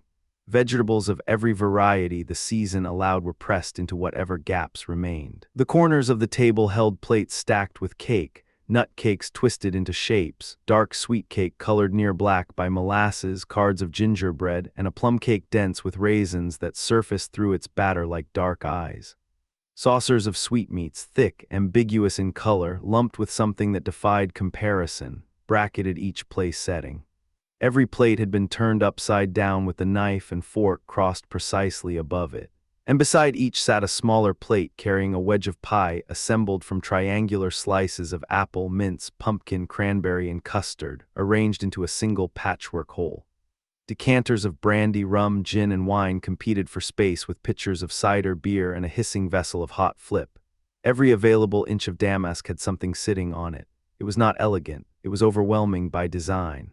Abundance as the only architecture. Nobody complained. Every man at the table came at his plate like he hadn't eaten since morning, which in Hartman's case was likely accurate. He ate and drank on no particular schedule when he was traveling, and Richard Jones had never in his life passed up a meal for any reason. The room filled with the sounds of men working through food they intended to finish. Temple, fork in hand, kept the conversation moving. The wastefulness out here is something to see, LaCroix. A man will fell a pine tree because he needs a few fence rails, cut what he needs from the top, and leave 30 feet of solid timber to rot where it falls. That butt log would fetch $20 in Philadelphia. And how, Richard said, gesturing with his knife, does he get it to Philadelphia exactly, carry it in his coat pocket? You can't move timber like that overland, Duke. The economics don't work, and there are trees enough for everyone, more than enough. When I'm out in the clearings, I can barely tell which direction the wind comes from, they're so thick. Look aloft, Squire. Benjamin had materialized behind the judge's chair, positioned slightly to the side like a ship's mate ready to intercept any remark that needed intercepting. Any old seaman will tell you, man who doesn't look aloft never learned the trade. Trees thick as they are, I still take my bearings when I go out. The steeple on St. Paul's helps now that it's up. Without something fixed to navigate by, Benjamin. Temple's voice was quiet, but it cut. He tilted his head toward Elizabeth. Benjamin caught it. Aye, Your Honor, the judge speaks true. A lady in the room, and here I am running my mouth like. He stopped himself, reconsidered, and tried a different direction. Like Mistress Remarkable with the stopper pulled from her bottle. You want to hear noise? Just from across the room came the sound of Remarkable's sharp exhale. And then the housekeeper was gone, her exit fast and stiff, the door absorbing the anger she couldn't voice. She nearly left herself in two pieces doing it. Temple let the room settle, then looked to Richard. The young man I wounded on the mountain, what do you know about him? Richard looked up from the turkey. Not much. He was hunting with Natty Bumppo, dressed poorly, moves like he belongs to the wilderness. But he speaks with a precision and selection of language you don't hear up here. Mohegan recognized him. Temple turned. LaCroix, you noticed his speech. Oui, the Frenchman said. His English was excellent. He's no miracle, Richard said, waving his fork. I've seen children at school speak more clearly by 12, though I'll say this, his horsemanship is appalling. I've never seen a man look more lost holding reins. He's probably been driving oxen his whole life, probably never held anything finer. I think you're being hard on him, Temple said. He handled a difficult moment well, wouldn't you say, Bess? Elizabeth had drifted somewhere inside her own head. The question pulled her back. Color came up her throat and into her face before she could organize a neutral expression. He seemed capable, she said, skilled, brave even, but perhaps Cousin Richard is the better judge. Gentlemen, Richard looked at her. Is that what they teach you to call that sort at school? Any man who knows how to treat a woman with respect is a gentleman, Elizabeth said. The words came out clean and quick, no hesitation. Richard looked at LaCroix and raised an eyebrow. LaCroix returned it with one eye while the other tracked diplomatically toward Elizabeth. Still, Richard said, I'll grant he shoots well. He had a true aim on that buck, Marmaduke. Major Hartman set down his glass and turned to Richard with the unhurried gravity of a man who chose his words the way other men chose weapons. Richard, the boy is good. He saved your life. He saved mine. He saved the pastor's life and the Frenchman's. While there is a roof over Fritz Hartman's head, that boy will not sleep in the cold. Richard shrugged with the practiced ease of a man pretending not to care. Put him in your stone house if you like, Major. I'd wager he's never slept under anything better than bark in his life. You'll spoil him inside a week. I watched him stand holding my horses' heads for 10 minutes, and by the end he looked proud as a general. That responsibility is mine, Temple said. I wounded him. I owe him a debt regardless of the rest, though I suspect he'll fight me on any offer I make. He didn't take well to charity. He looked toward Benjamin, who had been waiting with the barely concealed patience of a man holding a card. You've seen him before tonight, tell me. Benjamin needed no further invitation. Saw him first about 3 weeks back, Wednesday it was. He came into the settlement with Leatherstocking. They'd taken a wolf between them and brought the scalp in for the bounty. The boy's been running these mountains in Bumppo's wake ever since, like a longboat towed behind a sloop. He can shoot. Bumppo himself said it in front of the fire at Betty Hollister's place. Said the younger one was certain death to wild game. There's a wildcat been crying along the lakeshore ever since the hard freeze drove the deer down. If the boy can take it, he'd be doing real work. A wildcat that close to where people move isn't something you leave alone. Does he sleep in Natty's cabin? Temple asked. Side by side, every night since he arrived. Benjamin leaned in slightly. There are people in the village who say Bumppo learned his scalping from working on white men. If that's true, it isn't. Temple said it flat. Natty has earned his place in these mountains. Anyone in the village who wants to make trouble for him will find the law standing between them. He glanced at the major. The rifle or the law is preferable. Rifle, Hartman said with quiet certainty, is faster. Richard snapped his fingers. Ben's right. And the bell in the academy belfry broke through the room, insistent and repetitive, marking the hour. Richard looked up, pushed back from the table. Mr. Grant, would you give thanks? We should be moving. We're the only Episcopalians within a reasonable distance.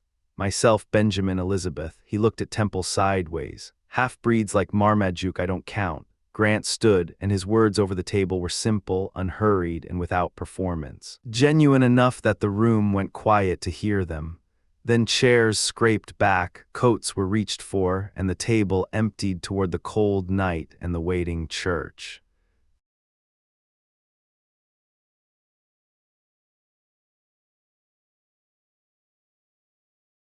Chapter 10, Shadows over Templeton. The bell had been tolling for 10 minutes, deep, relentless, the kind of sound that got into your chest and stayed there.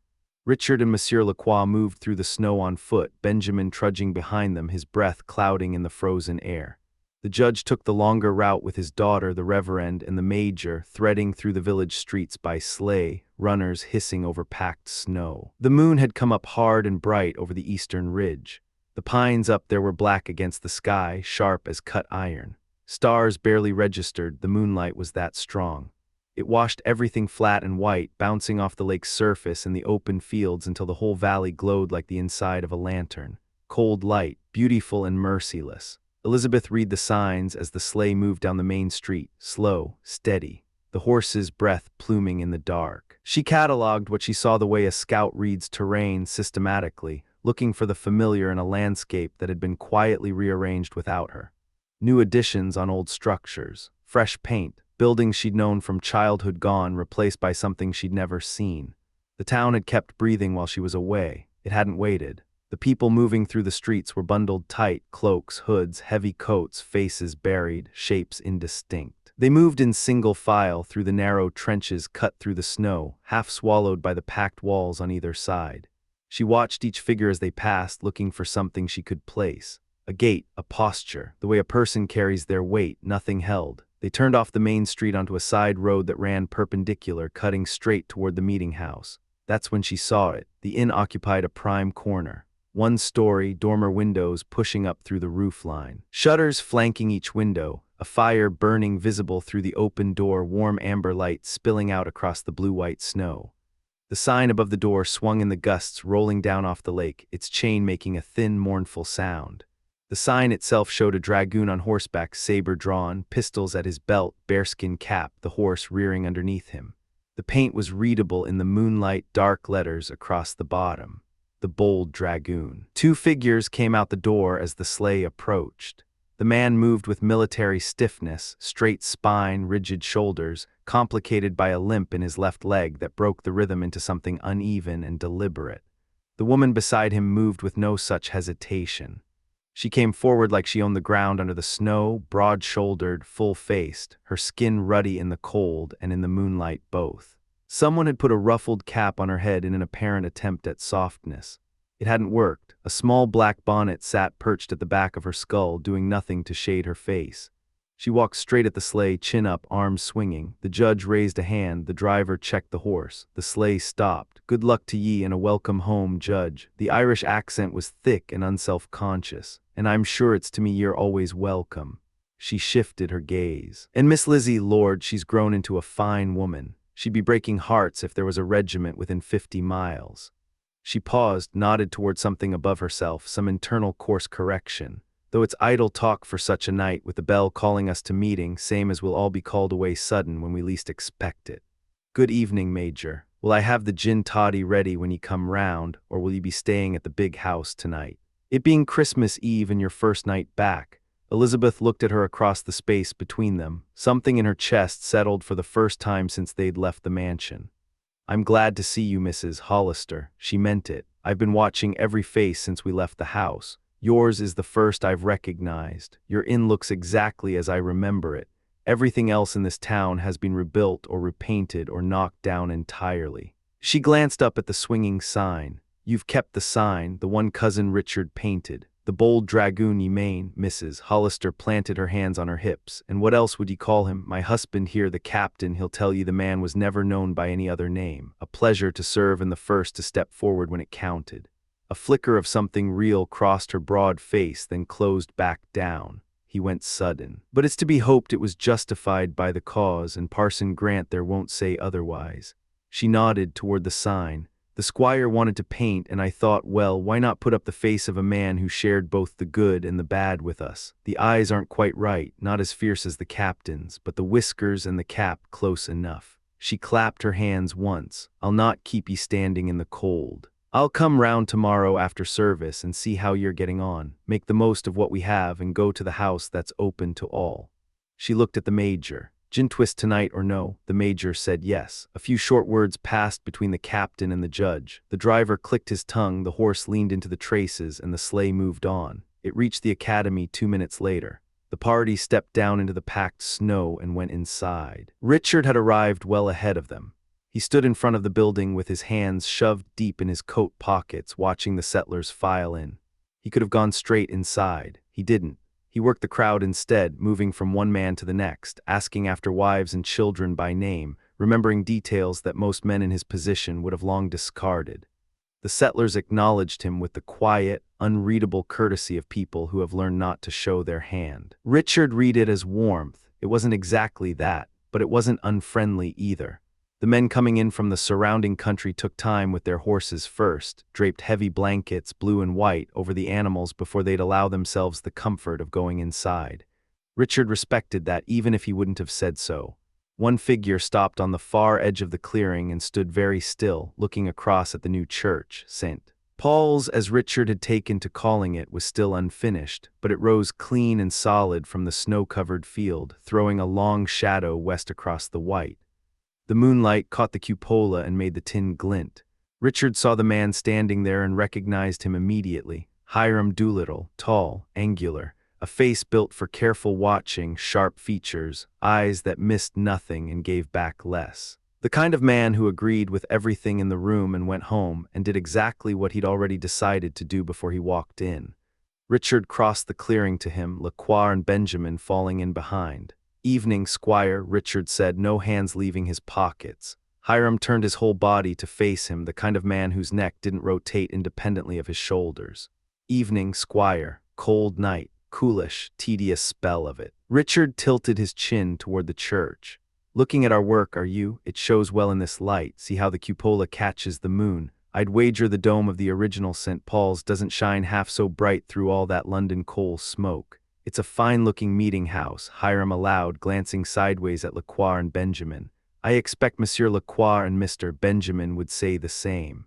Certainly, Lacroix said, with the easy agreement of a man who has learned that the fastest way through most conversations is a short, pleasant word.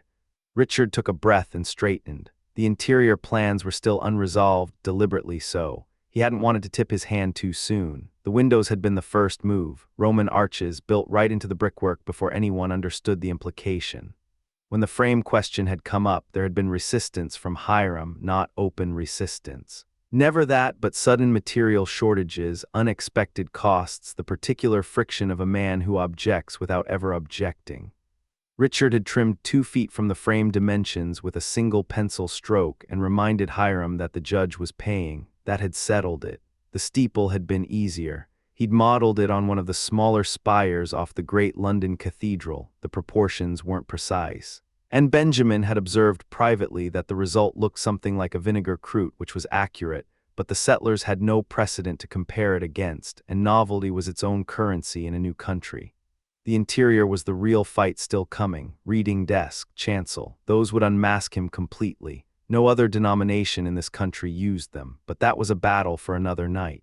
The plans for the interior aren't finished yet, Richard said carefully. No, no, no. He let each word fall separately like he was placing stones.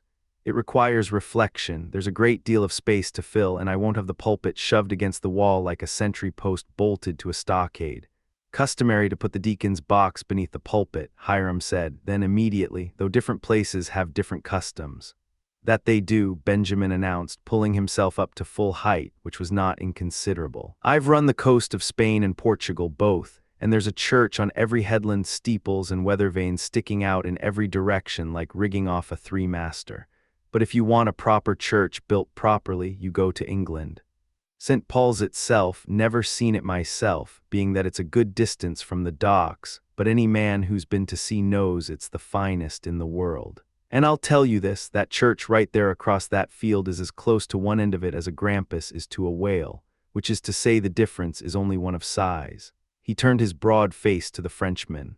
Now Monsieur Lacroix here has been on the continent, and that's not the same as England, not by a long measure, but he's seen a church or two and can speak to what a proper one looks like.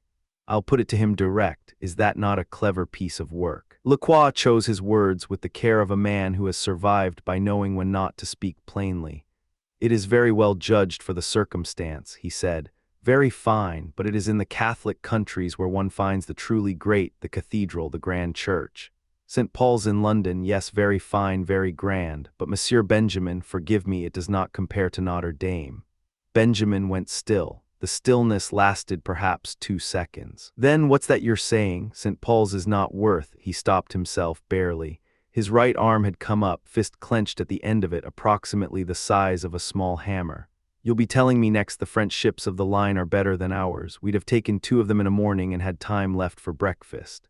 The situation had the specific texture of something about to go sideways. Richard stepped between them. Benjamin. The word landed flat and final. You've misunderstood him, let it go. He looked toward the academy door where Reverend Grant had just appeared in the light. The service is starting, let's go in. Lacroix received the whole exchange with the polished equanimity of a man who has witnessed far worse and survived it. He bowed slightly and turned toward the door. Hiram followed. Benjamin came last, still working it through, his voice low and grinding as he crossed the threshold. If the King of France had so much as a building worth standing next to St. Paul's, maybe you could stomach the talk. But to hear a Frenchman run down an English church on English soil, he shook his head at Doolittle beside him. I've helped take 2 French frigates in a single afternoon, clean, well-built ships, smart rigging, good guns, only thing wrong with them was the men inside. He pulled the door shut behind him. This world. He stepped into the warmth and the candlelight and took his place among the congregation.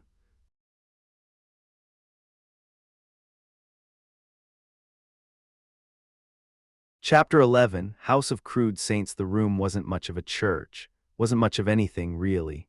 Richard and Benjamin had done what they could with it, but there was no disguising what it was. Rough-hewn benches arranged in crude rows, greenwood still weeping sap in the joints, the whole structure thrown together with speed and necessity rather than craft.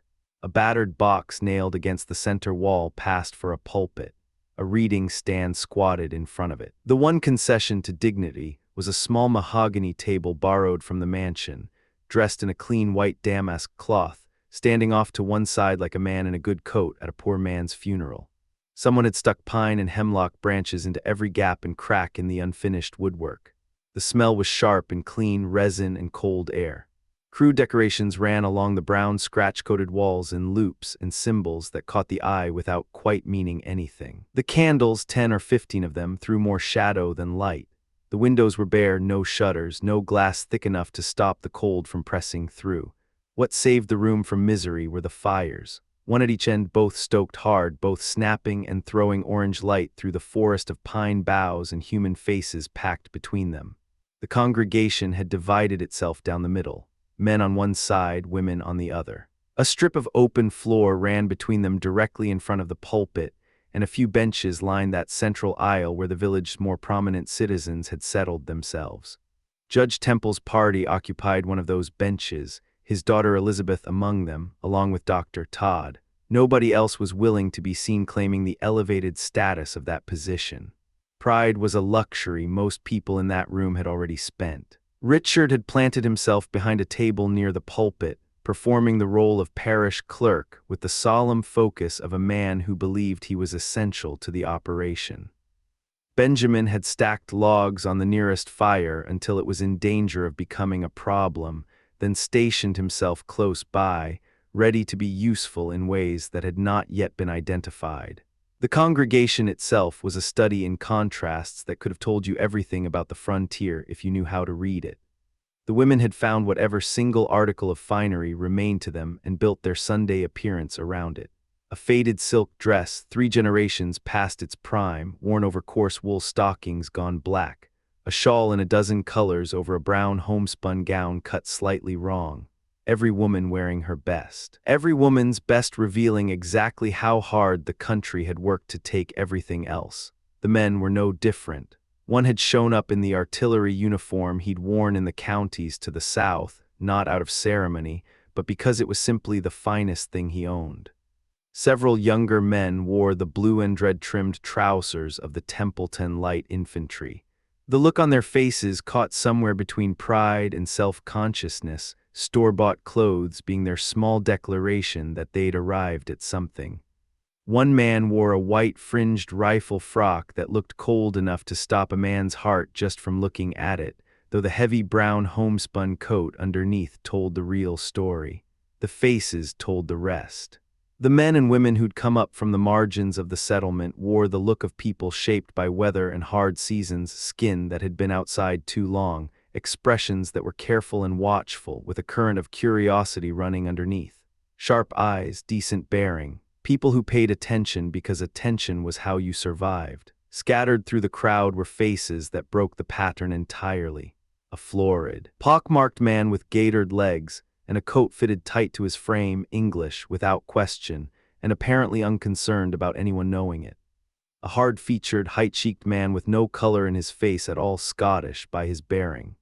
A short, dark-eyed man with something of the Spaniard in his coloring who kept rising from his seat to make room for the women coming in, Irish, recently off the trading road, now settled in Templeton with a shop and a fixed address. Half of Northern Europe was represented in that room.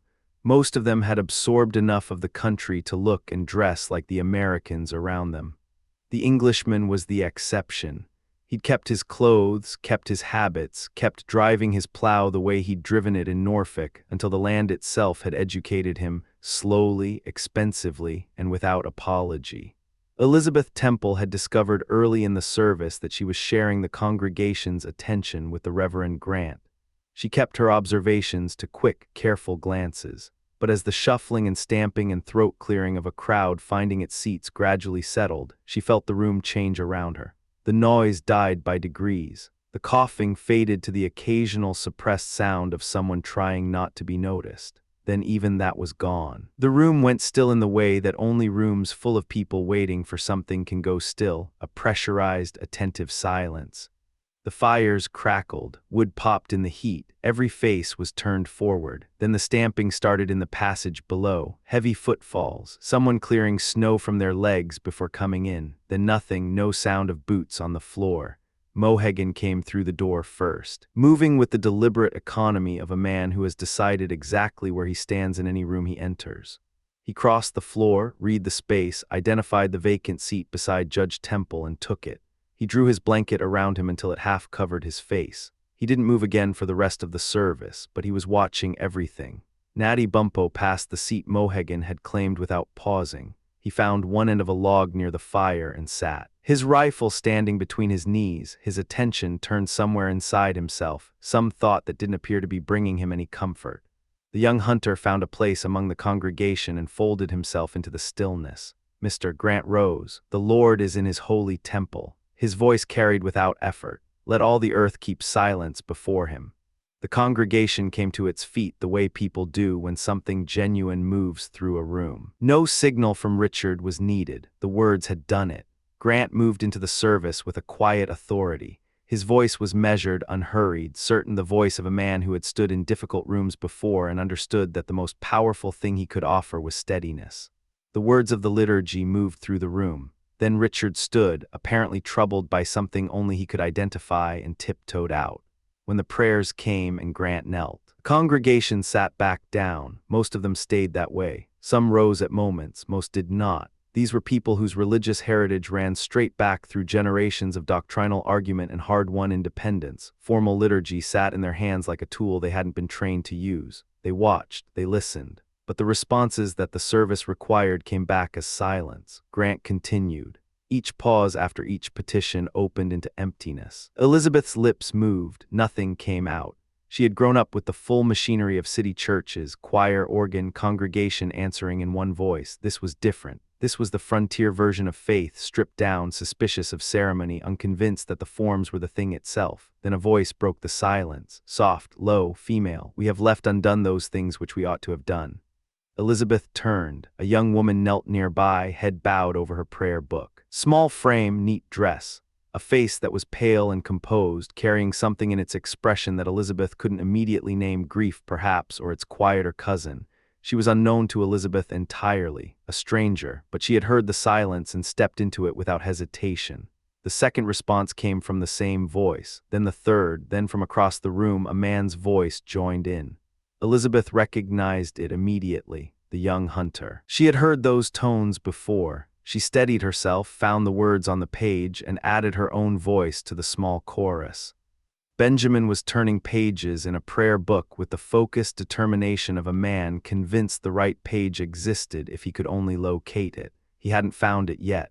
Richard reappeared at the door before the confession ended. He crossed the room lightly. Placing a small wooden box on the floor of the pulpit, 8 by 10, stenciled on its side in black paint, apparently serving as a footstool for Grant, and returned to his table in time to deliver a resonant and satisfied amen.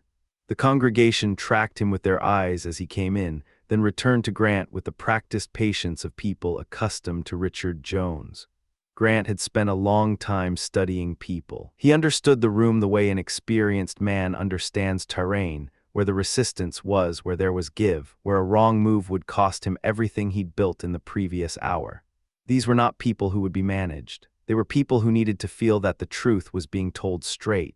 They had heard enough preachers swaddled in ceremony to know the difference between the wrapper and the contents. He gave them the contents. He threaded a line between the mystical and the coldly rational, neither losing himself in doctrine so dense it collapsed under its own weight, nor reducing the faith to a simple code of ethics that anyone could have arrived at without revelation. He gave them argument. He gave them something to push against and something to hold. He spoke about the diversity of human understanding, about how language obscures and time erodes, about how the learned and the unlearned arrive at different conclusions from the same source, and about why that fact should produce humility rather than contempt. His voice carried through the room without effort. If we are required to believe in doctrines that seem not in conformity with the deductions of human wisdom, let us never forget that such is the mandate of a wisdom that is infinite. He talked about faith against certainty, about self-examination, about charity, not the charity of money or comfort, but the harder kind, the kind that requires a man to judge others with the same patience he'd want applied to himself. He talked about good works and repentance, about the danger of a man so certain of his own strength that he cannot see where he is weak. The room held. He closed with the church's own discipline, careful, precise, acknowledging the fractures and heresies that had split Christianity into competing camps, arguing for the structure that existed not as an end in itself, but as a framework to hold what mattered together. That this discipline must be salutary is evident from the view of the weakness of human nature that we have already taken, and that it may be profitable to us, and all who listen to its precepts and its liturgy may God in his infinite wisdom grant. The service ended. The silence that followed was different from the silence that had preceded it. Something had passed through the room and left a mark. Hiram exchanged a look with one of the conference members, a quick private glance that carried the particular dissatisfaction of men who had come prepared to disapprove and had found less ammunition than they'd anticipated.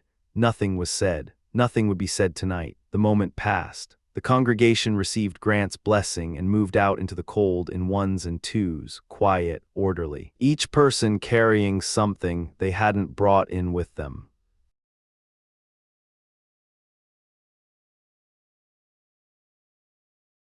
Chapter 12, Bonds Between Strangers. The congregation filed out into the cold. Judge Temple and Elizabeth were still in their seats when Reverend Grant made his approach, the young woman from earlier moving at his side. He introduced her simply, Louisa Grant, his daughter. The reception was immediate and genuine, no pretense, no ceremony. Elizabeth recognized something in the girl, a quiet steadiness, a warmth that cut through the strangeness of the moment. Two young women in a rough country, each needing what the other had.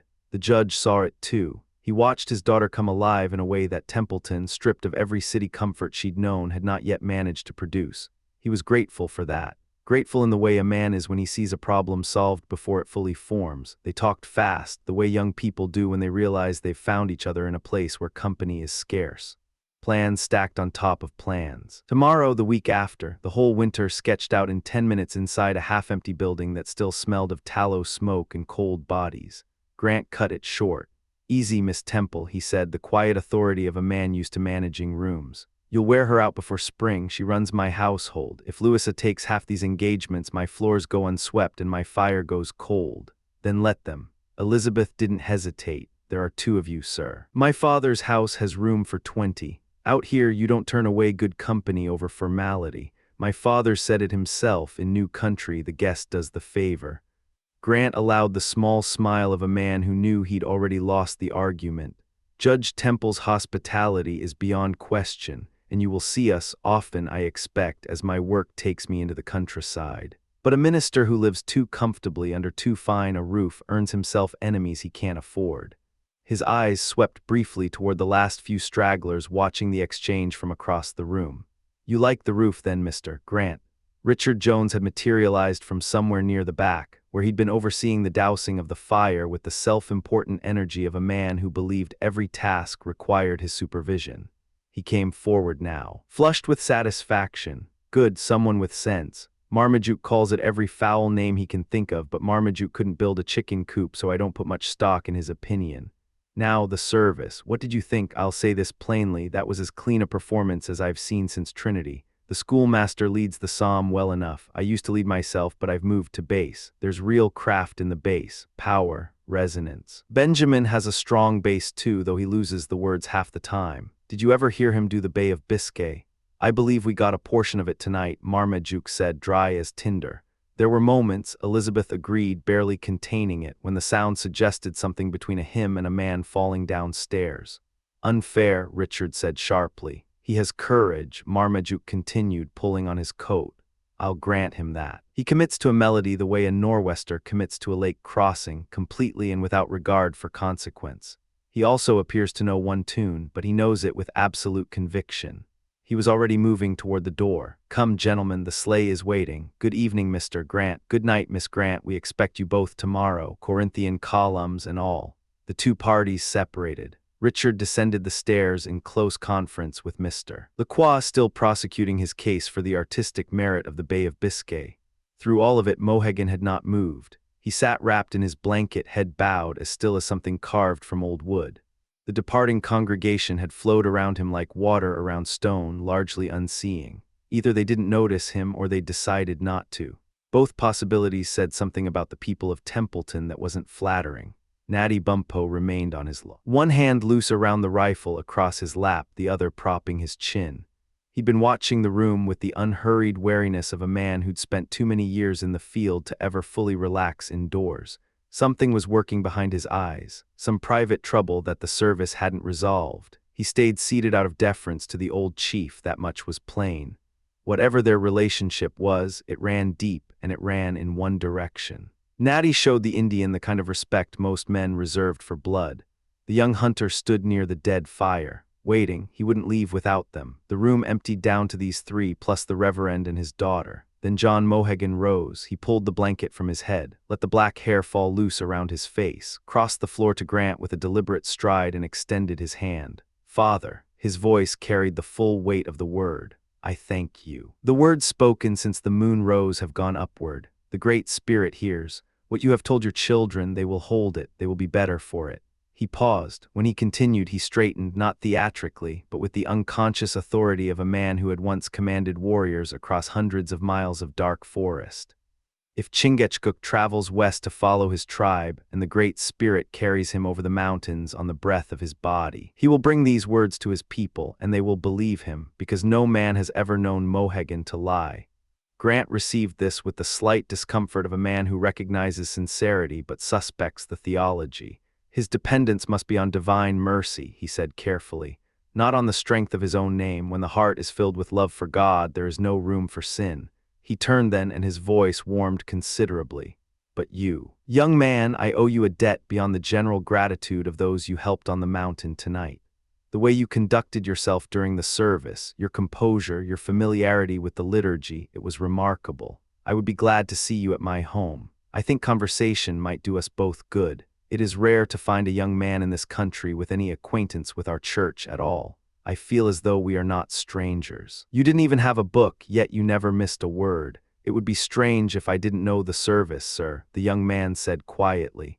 I was baptized in this church. I've never worshipped anywhere else. To use the forms of another denomination would feel as foreign to me as our liturgy apparently felt to the congregation here tonight.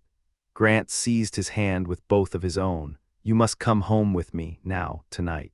Louisa has not yet properly thanked you for saving my life, and I won't hear a refusal. This good man, he gestured to Mohegan, and your friend there, you'll all come. Not me. Natty was already reaching for his hat. I've got work at the cabin that won't wait for church-going or supper parties. Let the boy go, he's comfortable enough with ministers and scripture. And old John was Christianized by the Moravians back around the last war, so he knows how to behave in a parlor. But I'm a plain man, no schooling, no letters. I've soldiered, served the crown and then the country both against the French and against the tribes in my time. Never read a page in my life and haven't missed it. What I know I learned from the woods and the water. He almost smiled. If you doubt me, ask Chingachgook. I took 200 beaver in a single season once, right in the heart of Delaware country. He was there. He'll tell you it's true. I don't doubt your history, Grant said, but a man needs more than a good record in the field to prepare himself for what's coming. You've heard it said young men may die, but old men must. I'm not fool enough to think I'll outlast the forest, Natty said with his low, private laugh. A man who's tracked hostiles through the back country and lived on lake country streams through the fever months, he doesn't expect forever. I've got a strong constitution. I'll say that much. Drunk Onondaga water 100 times while watching deer licks at night, when the fever was swimming in it thick as rattlesnakes on Crumhorn in August. But forever, no. Though I've known men who saw the German flats as open wilderness and they were educated, God-fearing men, and you couldn't find a pine stump out there now. And pine holds in the ground the better part of a century after the tree's gone. That is time, Grant said, pressing him. I am speaking of eternity. You must attend worship. Would you set out on a hard day's hunt and leave your ramrod and flint behind? Natty shook his head slowly, something between amusement and patience in his eyes. Any man worth his salt in the woods can cut a ramrod from an ash sapling and pull a firestone from the hillside. No, sir, I never planned on forever. He pulled his cap down. But I'll tell you what I've noticed. 30 years ago, these mountains were different. 10 years ago, different still. Every time preaching comes into a settlement, game gets scarce and powder gets dear, and powder's a harder thing to make than a ramrod or a flint. Grant recognized he'd handed the old hunter a weapon with his own analogy and wisely let the argument rest. He turned back to the young man, asked him again directly. This time the answer was yes. They left the building and moved through the village. Grant setting the pace until he turned off the main track through a gap in the fence rails and picked up a footpath barely wide enough for one. The cold was absolute, still air, no wind, just the hard, silent weight of a winter night pressing down on everything. The moon was high enough now to throw clean shadows, and the group moved in silence, their dark shapes sliding across the packed snow like something drawn in ink. The path was beaten solid. Even Louisa's light steps drew a faint creak from the frozen crust, a thin, crystalline complaint from the ground beneath. Grant led, dark broadcloth, mild face, the look of a man carrying a quiet, permanent sorrow he'd made his peace with. Behind him moved Mohegan, hair loose, head bare, the rest of him folded inside his blanket. When the moonlight caught him straight on, he looked ancient, worn smooth by decades. But when he turned and the light found his eyes, something else was there entirely. Fire, held in check by will alone. Louisa came next, too lightly dressed for the temperature. Then the young hunter, watching everything. More than once on that walk, he found his gaze moving between the old chief's face and the girl's. The savage, dark fire in one set of eyes, the quiet, sky-colored openness in the other, and both of them thrown into relief by the same cold moon. Grant spoke first, his voice easy in the silence. It is a rare thing, truly, to find a young man in this country who has not let idle curiosity pull him into some other congregation. I confess I am curious about you, Mr. Edwards. Your education is evident. Which state do you call home? This one, the young hunter said. Grant paused briefly. I would not have guessed it from your speech. Your dialect has no particular regional character I can place. You've spent time in the cities. I think there's nowhere else in this country where a man hears the liturgy regularly enough to carry it the way you do." The youth smiled faintly and said nothing. "I am very glad of you," Grant continued. "A young man whose mind has not been scattered by false doctrine, who has grown up within a settled faith. He is a rare thing. I confess I was forced into certain accommodations this evening, Mr. Jones pressed for the full morning service, communion included. The canons don't require it of an evening, and I thought it wise. Tomorrow I intend to administer the sacrament properly. Will you commune, Mr. Edwards?" A slight hesitation. Louisa, without meaning to, slowed her steps and turned her face toward him. "I think not, sir," he said. "I don't believe I'm ready. I've never yet approached the altar, and I find too much of the world still alive in me to do it honestly." "Each man judges himself," Grant said. "Though a man raised within the church, untouched by bad doctrine, has more standing than he might think, still you are right that it is not to be approached lightly. A beat. I noticed tonight in the way you carried yourself toward Judge Temple something that concerned me, something that looked like anger, the kind a man ought not to carry." He paused at the edge of a small brook, the ice crossing smooth and solid in the moonlight. "Step carefully, Louisa," he went first, then watched as the young hunter moved to the girl's side and steadied her across without being asked. When they were all on the far bank, Grant resumed. "It was wrong, my friend, whatever the provocation, whatever the history. The harm was not intended." Mohegan stopped walking. The group stopped with him. He turned, and the moonlight hit his face at the angle that showed the fire behind his eyes.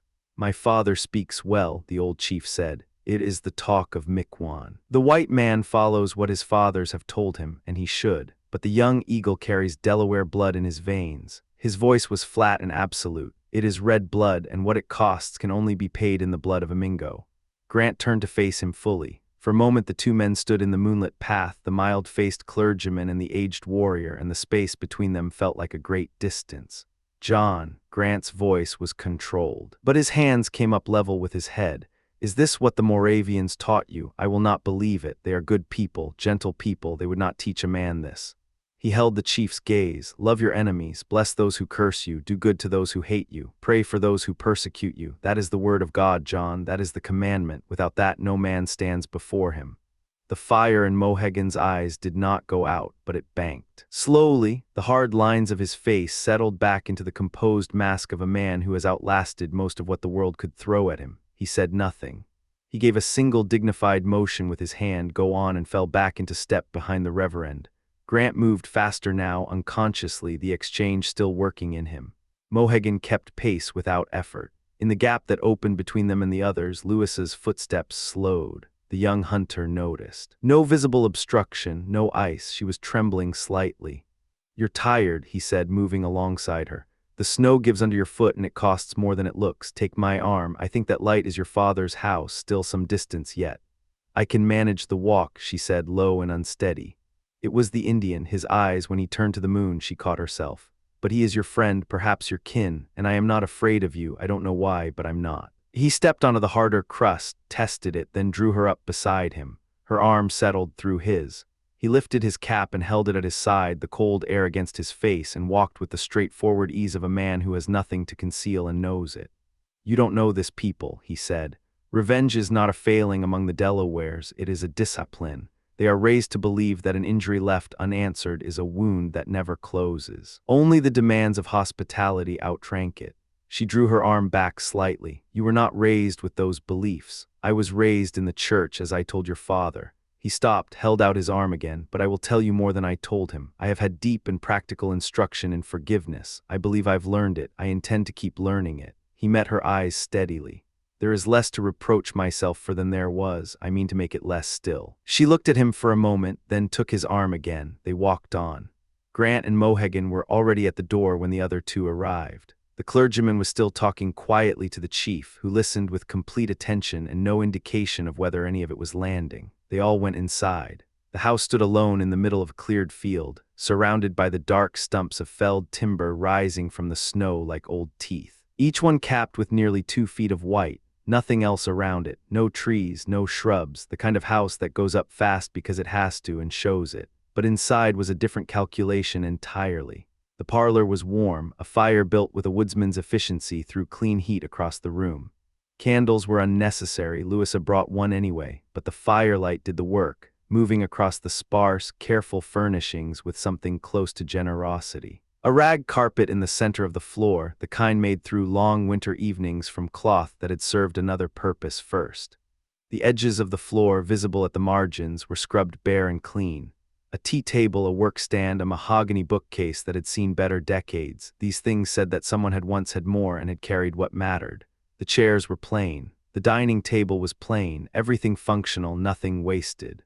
On the walls, needlework and drawings. The needlework was careful and skilled. The drawings were less so, but they were there, made by hands that tried.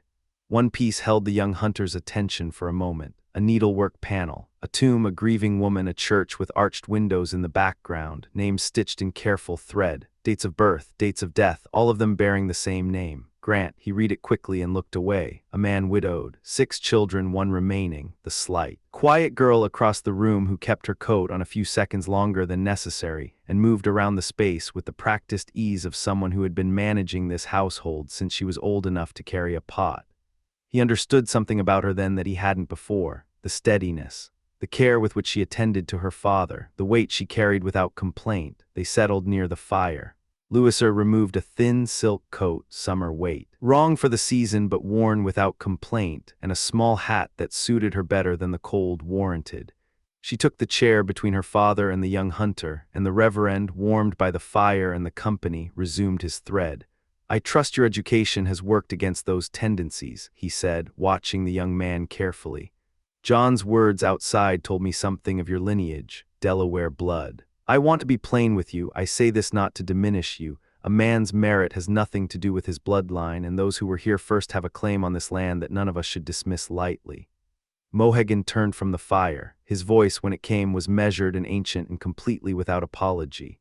"Father, you are not yet old. Your legs are still strong. Go to the highest hill you can find. Look out from it in every direction, east to west. From the headwaters of the great spring to where the crooked river vanishes behind the hills, everything you see belongs to him." A slow gesture toward the young hunter. "He carries Delaware blood. His right is real." He paused, "but the brother of Miquon is a just man. He would divide the country fairly, like the river divides the lowlands. He would turn to the young eagle and say, 'Here, this is yours. Keep it. Be a chief in the land of your fathers.'" Never. The word hit the room like a fist on a table. The young hunter was on his feet, and for a moment the warmth of the fire and the quiet domesticity of the room meant nothing. The wolf doesn't want the deer more than that man wants gold, and he moves for it like a snake through grass, quiet, patient, invisible until the moment he strikes. "Enough." Grant's voice was firm, fatherly, not backing down. "These passions have to be mastered. The wound you took from Judge Temple tonight was accidental. I saw it happen. And the larger wrong you feel, the one that goes back further, that is the consequence of forces that have humbled kings and erased nations. The Philistines are gone. Babylon is dust. We pray in our litany to forgive our enemies, our persecutors, our slanderers, and to ask that their hearts be turned. The sin of what was taken from the native people belongs to an entire nation, not one man. Your arm will heal. This arm." He was pacing now, the firelight catching the tension in his jaw, his shoulders. Then something shifted. The heat went somewhere internal. He stopped moving, stood still in the middle of the room, breathing. No, he's not a murderer. He doesn't have the spine for it. Let him and his daughter keep what they've taken. It comes around." He said it quieter now, more to himself. "Mohegan suspects him of worse than he's done. It's nothing. It's not worth it." He sat, pressed his hands against his face. Grant leaned toward his daughter and said quietly, "The Indian blood, he's fought it his whole life. Education helps, the liturgy helps, but these things take time." He kept his voice low, but the room was small. The young man heard it anyway. He raised his head. The expression on his face was not what Grant expected, not anger, not shame, something quieter and more complex. "Don't be frightened, Miss Grant." His voice was steady now, and she found she could hear the effort that stability cost him. "My behavior was wrong. My dress alarms you and my temper alarmed you more. I know it. I'll lay the blame where your father lays it, on the blood in my veins, though I don't say it as an apology for my lineage. I carry that lineage willingly. A Delaware chief ran in my ancestry who was a better man than most who have walked this continent. Mohegan knew him, he can tell you." Grant took hold of the moment and led the conversation into calmer ground. Scripture, obligation, the mechanics of forgiveness, not as abstraction but as daily practice, as deliberate discipline. The old chief listened without interrupting, his eyes on the fire, his face giving nothing away. They stayed more than an hour. When they rose to leave, the farewell was simple, honest, the kind that happens between people who have moved past the performance of courtesy into something more direct. At the door, they split. Mohegan angled back toward the village, moving down the deep-worn path at a pace that seemed wrong for a man his age, long, unhurried strides that covered ground with quiet efficiency, his dark shape slipping through the moonlight until the blanket across his shoulders blurred with the snow and he was simply gone. The young hunter turned toward the lake. Grant watched from the doorway until the cold drove him back inside. From a rear window, Louisa stood looking east, toward the dark mass of the mountain ridge. Her father came to stand beside her.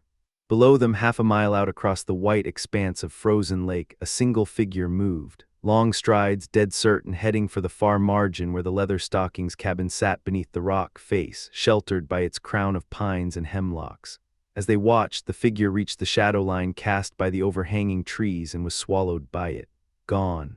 Remarkable, Grant said softly. More to himself than to her, the depth of it, the persistence. He placed his hand gently on her hair. Remind me when he comes again, I want to lend him the homily against the peril of idolatry. She looked at him. You think he'd go back to the old beliefs? No, a tired smile. His white blood would prevent that, but there is more than one kind of idol a man can worship. His eyes moved back to the dark window, the empty lake, the shadow where the young hunter had disappeared. Sometimes a man gives himself over entirely to his own rage and calls it justice. That is its own form of idolatry, and it is a harder thing to preach against.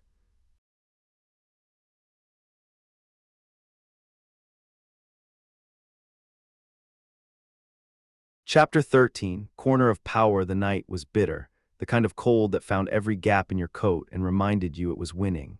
Templeton's main street ran straight and purposeful until it didn't, until Captain Hollister's building had risen up decades ago directly in its path and simply refused to move. The town had rerouted around it. That was how things worked here. The stubborn survived. The street narrowed exactly where Hollister had planted his foundation. And from that compromise of geography, the bold dragoon had become the undisputed center of the town's gravity. The new place across the intersection wanted that crown. Habakkuk Foote and Joshua Knapp had built their Templeton Coffee House and Travelers Hotel with that ambition baked into every board, white paint on the street-facing walls, Masonic emblems carved into the signs swinging from two tall posts, a name long enough to take up half the signboard. The upper windows were still boarded against the cold pine planks nailed flush. Glass in the lower floors only. Fires burning hard inside, the light pushing orange through the panes. Unfinished but already open because Foote and Knapp also ran the general store, a hatter's shop, and the tannery, and men who spread themselves that thin rarely did any one thing well. So it was the bold dragoon that drew the crowd. Judge Temple's circle, the lawyers, the tradesmen who owed nothing to the firm of Foote and Knapp, they all came to Hollister. They were coming now. Captain Hollister heard the boots first, the heavy stomp and scrape of men clearing snow from their feet on the platform outside. He stood at the near fireplace and worked a charred wooden stake through the logs, resettling them, coaxing the fire into something useful. The bar room was a serious room, long, wide, benches running 3 walls. 2 fireplaces so large their stone jambs ate most of the 4th wall between them. In the corner, behind a small barrier of low wooden rails, the bar itself. Shelves of bottles and glasses, Mrs. Hollister planted in the entrance to that space like she owned it because she did. Sergeant Love, she said without looking up from her arrangement of mugs, you've done enough with that fire. Leave it alone, it's burning fine. She nodded toward the table. Put those glasses away, the doctor's cider mug too, there by the coals. The judge will be down tonight, and Major Hartman and Mr. Jones, Benjamin Pump too, and the lawyers, tidy the room. Get both flip irons in the coals. She paused, and tell Jude if that kitchen isn't clean, she's out. Let her go work for the coffee house crowd. A beat. God forgive me for the language, and Sergeant, that meeting tonight. It's a fine thing to sit still in a church service. This Reverend Grant has everyone up and down so often a person can't find their footing. Hollister set the stake aside. He moved with the deliberate economy of a man whose joints had logged too many miles in too many kinds of weather. He gathered the glasses, put them where she wanted them. It's a privilege at all times, Mrs. Hollister, he said. Standing, sitting, or on your knees like old Whitefield after a hard day's march, praying the way Moses did, with men on either flank to hold his arms up when they went heavy. He straightened, and something in the set of his jaw shifted toward the professional. That was a sound engagement the Israelites ran against the Amalekites. Moses took the high ground to observe and intercede, smart positioning, and Joshua cut the enemy with the edge of the sword. Edge, mind you, that tells you something about the troops. What in God's name are you on about? She asked. Discipline. He said simply, raw troops slash, trained troops cut with the edge. It's a different motion altogether, it has to be drilled in. Volunteers, I'd say chosen men, the scripture doesn't waste words. The Lord was with them, she said with finality. That's the whole of it. It matters nothing whether they'd done a day's drill or none. Even those damn militiamen, she caught herself, Lord forgive me, even cowards have carried the day when God was behind them. The militia on that left flank didn't fight badly, Hollister said, quiet now, not arguing but remembering. They rallied without the drum. That's not a small thing, rallying under fire without the drum. They held until he went down. He straightened his cravat with 2 fingers, a reflex older than thought. If he'd called up the dragoons when he steadied the foot, they'd have shown the French what the edge of a sword meant. There was no commissioned officer with them, but the man leading them knew his business. He knew how to bring them on, even across that ravine. Lead them, she said, and her voice had changed, gone flat and private. His horse could barely keep its footing between those rocks. The animal was quick as a squirrel, and still it was nearly not enough. She was quiet for a moment, hands still among her bottles. He's been gone many years now. I'd have liked him to have found the true light before the end, but there's mercy for a brave soul who died fighting for liberty. Her chin came up slightly. The sign out front is a fair likeness. It'll stay up there as long as the blacksmith can keep a hook in the wall to hang it on, no matter how many coffee houses open between here and Albany. The door opened and the room filled. They came in groups, stomping the last of the cold off their boots, finding seats along the benches. Within 15 minutes, the barroom was close to capacity. Tradesmen, laborers, a few men of softer hands and harder opinions. Dr. Todd claimed the best corner with a high-backed wooden settee, positioned close enough to the fire to be comfortable and far enough from the door to be clear of the drafts. Beside him sat a young man who wore his coat like it had been cut in the city and lived in it like it hadn't, fashionable enough to signal ambition, shabby enough to signal failure. He took tobacco constantly. He produced a large French silver watch from his pocket at regular intervals, checking the time with the practiced casualness of a man who wants you to notice the watch. The drinking had its own protocol. Brown mugs of cider and beer sat warming between the heavy iron andirons. No man drank alone. No man held his own cup longer than was his turn. A mug made its circuit, hand to hand, and came back to its buyer when the round was done. Toasts were offered. The wit of the room ran toward the wishful, health, luck, long life framed with just enough edge to land as humor. Hollister was asked at each pass to drink first, and he met the obligation by wetting his lips and saying here's hoping, leaving the rest unspoken, which everyone understood. Mrs. Hollister worked the bar herself, mixing, pouring, passing, asking after children and sick relatives with the efficiency of a woman who had been doing this long enough that it required no more conscious effort than breathing. When the first thirst was taken care of, the room settled into conversation.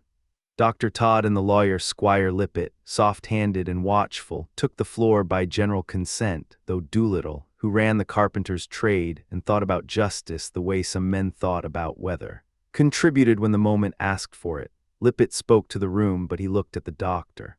I understand you performed a significant piece of work this evening, Todd, extracting a charge of buckshot from the shoulder of Leatherstocking's boy. Todd lifted his chin. A small job at the judge's, yes, manageable. The shoulder is not a vital location. The young man will recover, though I confess I didn't know Natty had a son. Not a necessary conclusion, Lippett said, and let one eye close slightly as he looked around the room. The law has a term for such situations, filius nullius. Speak plain English, Mrs. Hollister said from behind the bar, sharp but not unkind. We're Christian people in this room. It's Latin, Mrs. Hollister, Lippett said, still with that knowing look. The doctor understands Latin. He has to. How else does he read his medicine labels? Todd shifted slightly in his seat. Latin is, yes. It's an interesting language. I dare say most here couldn't tell you that far. Av means oatmeal.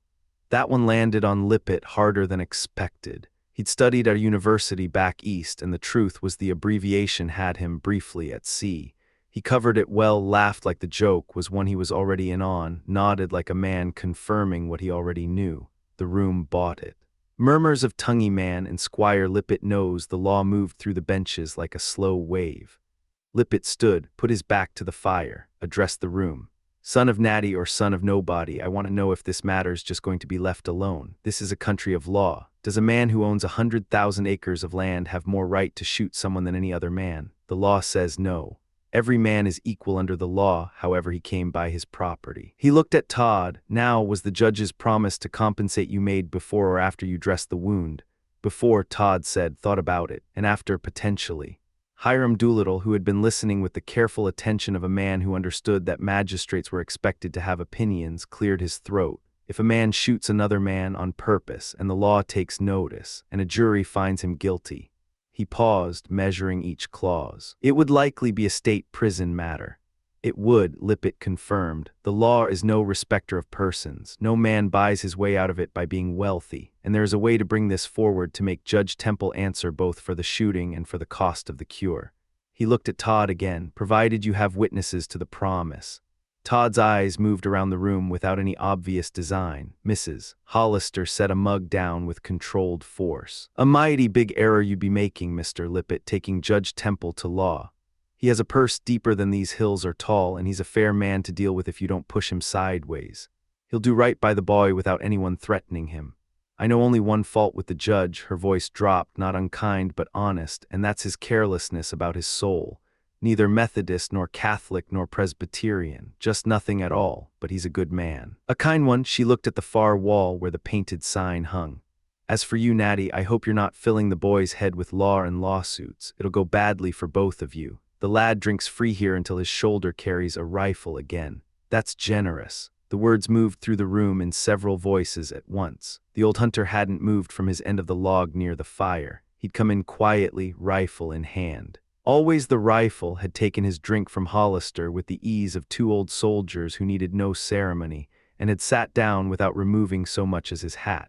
He hadn't spoken until now. He opened his mouth first in that silent laugh of his, the kind that widened his face but made almost no sound, and let it run its course before he spoke. I knew the judge would miss with that smoothbore once he stepped out of the sleigh. I've seen one smoothbore worth carrying, French fowling piece, long barrel, out on the big lakes. It could throw fine shot into a goose at 100 yards, but it tore the game to rags and you needed a boat just to move the thing. He shifted on the log. When I went with Sir William against the French at Fort Niagara, every ranger carried the rifle. In the right hands, a man who knows how to load it and hold his aim, there's no better weapon made. The captain here knows. He served in Shirley's, bayonet men, but he saw what the rifle did to the French and the Iroquois in the skirmishes of that war. He paused, looking into the fire. Chingachgook was out with us then. Big serpent, that means in English old John Mohegan, who lives up at the hut with me. He was a warrior then in the full of his strength, 3 inches taller than he stands now. Morning we broke Dieskau from behind our log walls. I watched him. Naked to the breechcloth and leggings, one side of his face painted red and the other black, head shaved clean except for the tuft of eagle feathers at the crown. He'd painted his ribs along his sides so they showed through the color like something carved. Bold, steady eyes, knife on his belt, tomahawk in his hand. I have not seen a fiercer man on a battlefield before or since. He was quiet for a moment.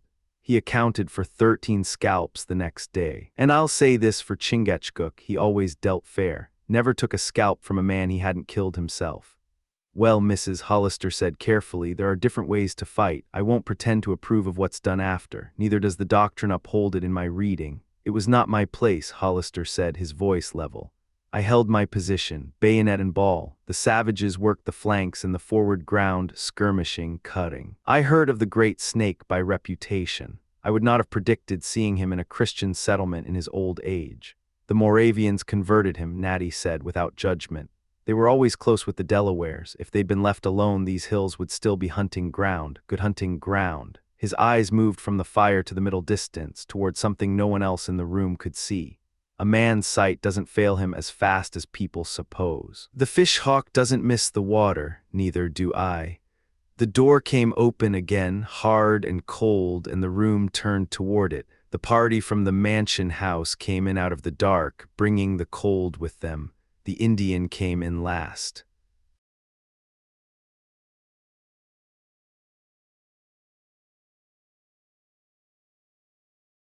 Chapter 14. Last call standing the door swung open and cold air knifed through the warmth of the bold dragoon.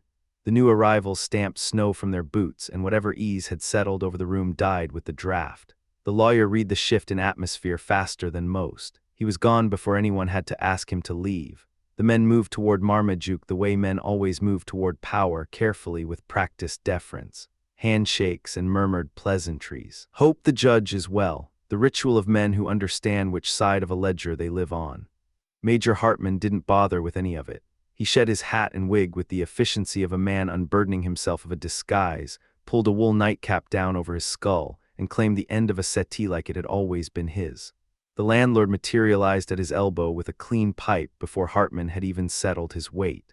The old German got the tobacco burning, drew a long, measured pull, and turned toward the bar without looking up. Petty, toddy, that was enough. Marmaduke worked the room with the ease of a man who'd done it 1,000 times. Richard had already located the most comfortable chair and installed himself in it with the self-satisfaction of a man who considered comfort a personal achievement. Lacroix moved his chair 3 times before he was satisfied, mapping the heat from the fire like a surveyor, ensuring no warm air was blocked by the body of another man. When he finally sat, he sat with the careful stillness of someone who had learned to make himself small. Mohegan found the end of a bench near the bar and went quiet, the kind of quiet that comes from discipline, not vacancy. When the movement in the room had settled, Marmaduke glanced toward the landlady. His voice was easy, conversational, a man genuinely curious. "Betty, you seem to hold this place together regardless of whether competition or denomination. What did you make of the sermon?" Betty Hollister didn't hesitate, she never did. The sermon was reasonable enough. It's the prayers that'll kill you. There's a woman in her 59th year who doesn't need to be hauling herself up and down like she's working a pump handle. She paused, softening slightly. "Mr. Grant seems a godly enough man, his attic's humble, and that counts for something." She thrust a mug at the Indian without breaking stride. "John, cider, cut with whiskey, don't argue you're getting it." Hiram Doolittle cleared his throat with the deliberate weight of a man who considered his opinions valuable currency. It was a well-spoken discourse, considerable satisfaction, I'd say. There was one portion that could have stood revision, but then it was written out ahead of time, hard to adjust on the fly. "That's the whole problem," Betty said flatly. "How does a man speak the word of God when he's got it chained to a piece of paper like a soldier staked to a post?" "Enough." Marmaduke's voice wasn't sharp, but it closed the subject. He turned in his chair.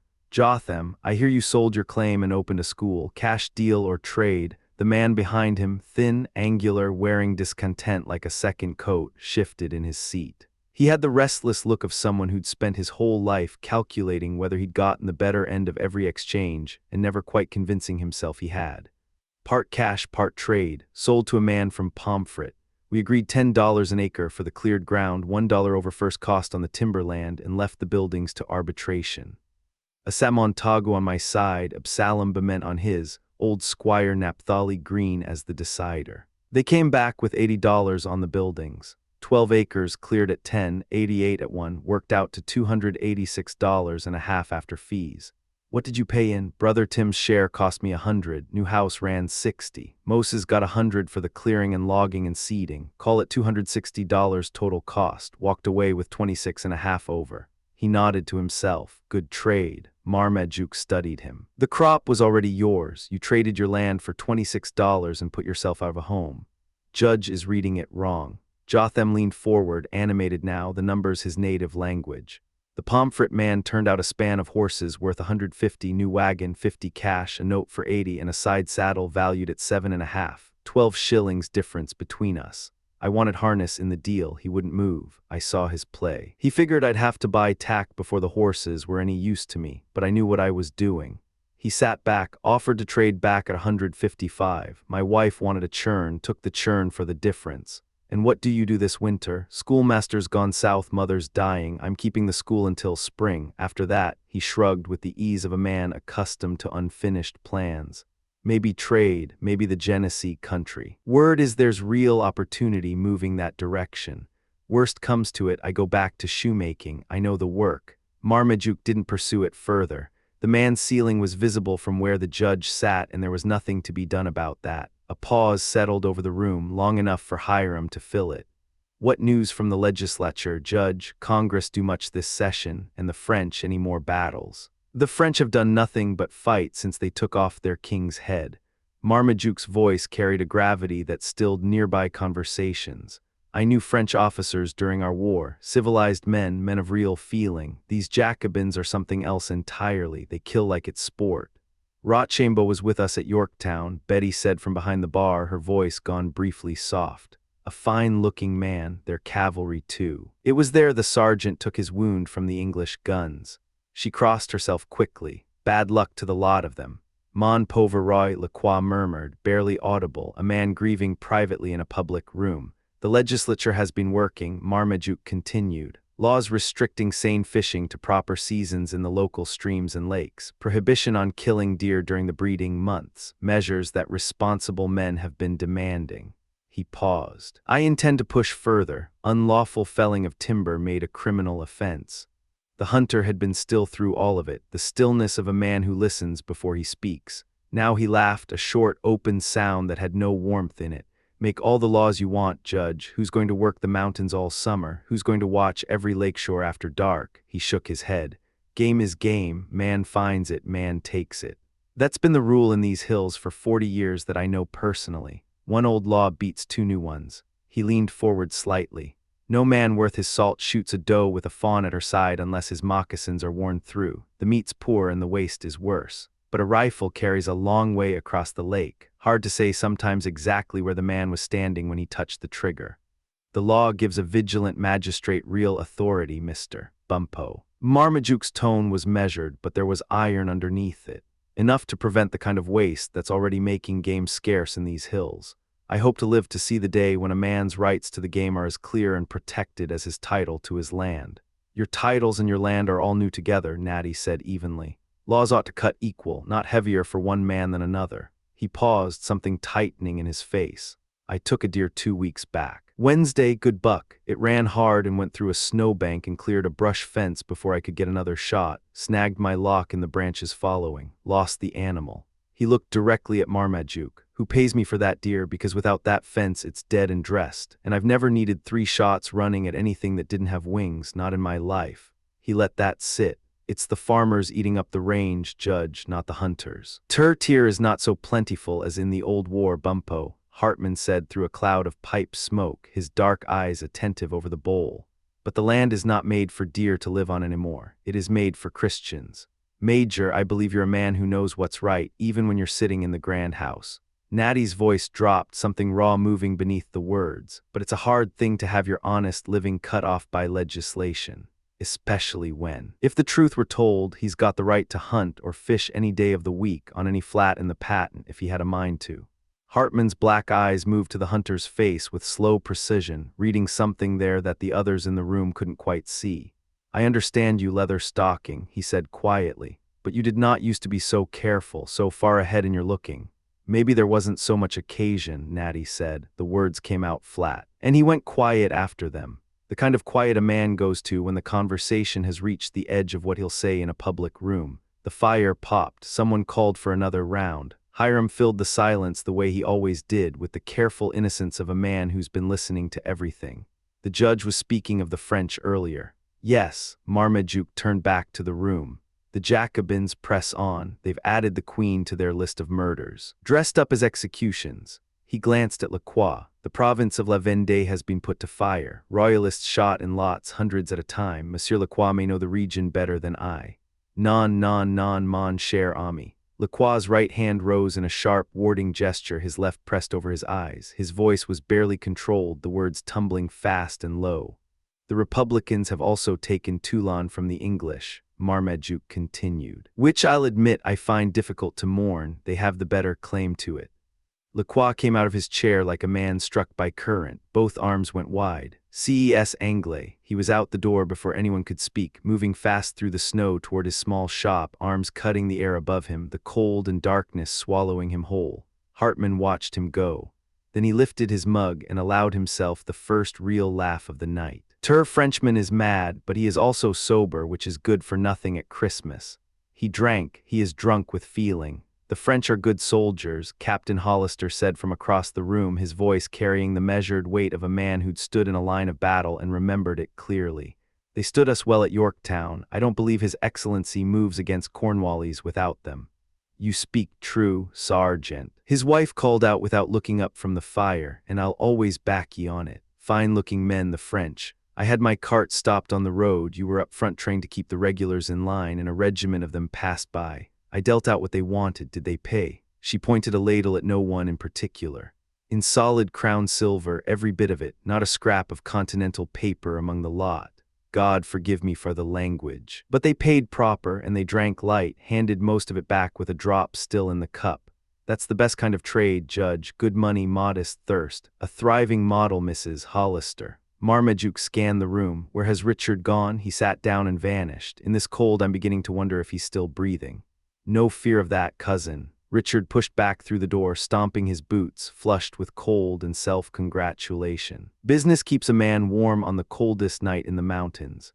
Betty, your husband mentioned your hogs were showing signs of mange as we came out of church. I went to look. He was right. Stepped across to the doctor's boy, had him weigh out a pound of salts, mixed it into the swill myself." He dropped into his chair and spread his hands like a man presenting finished work. "I'll stake a saddle of venison against a gray squirrel they are improved inside a week. Now, Mrs. Hollister, I want a hot mug of flip, and I want it smoking."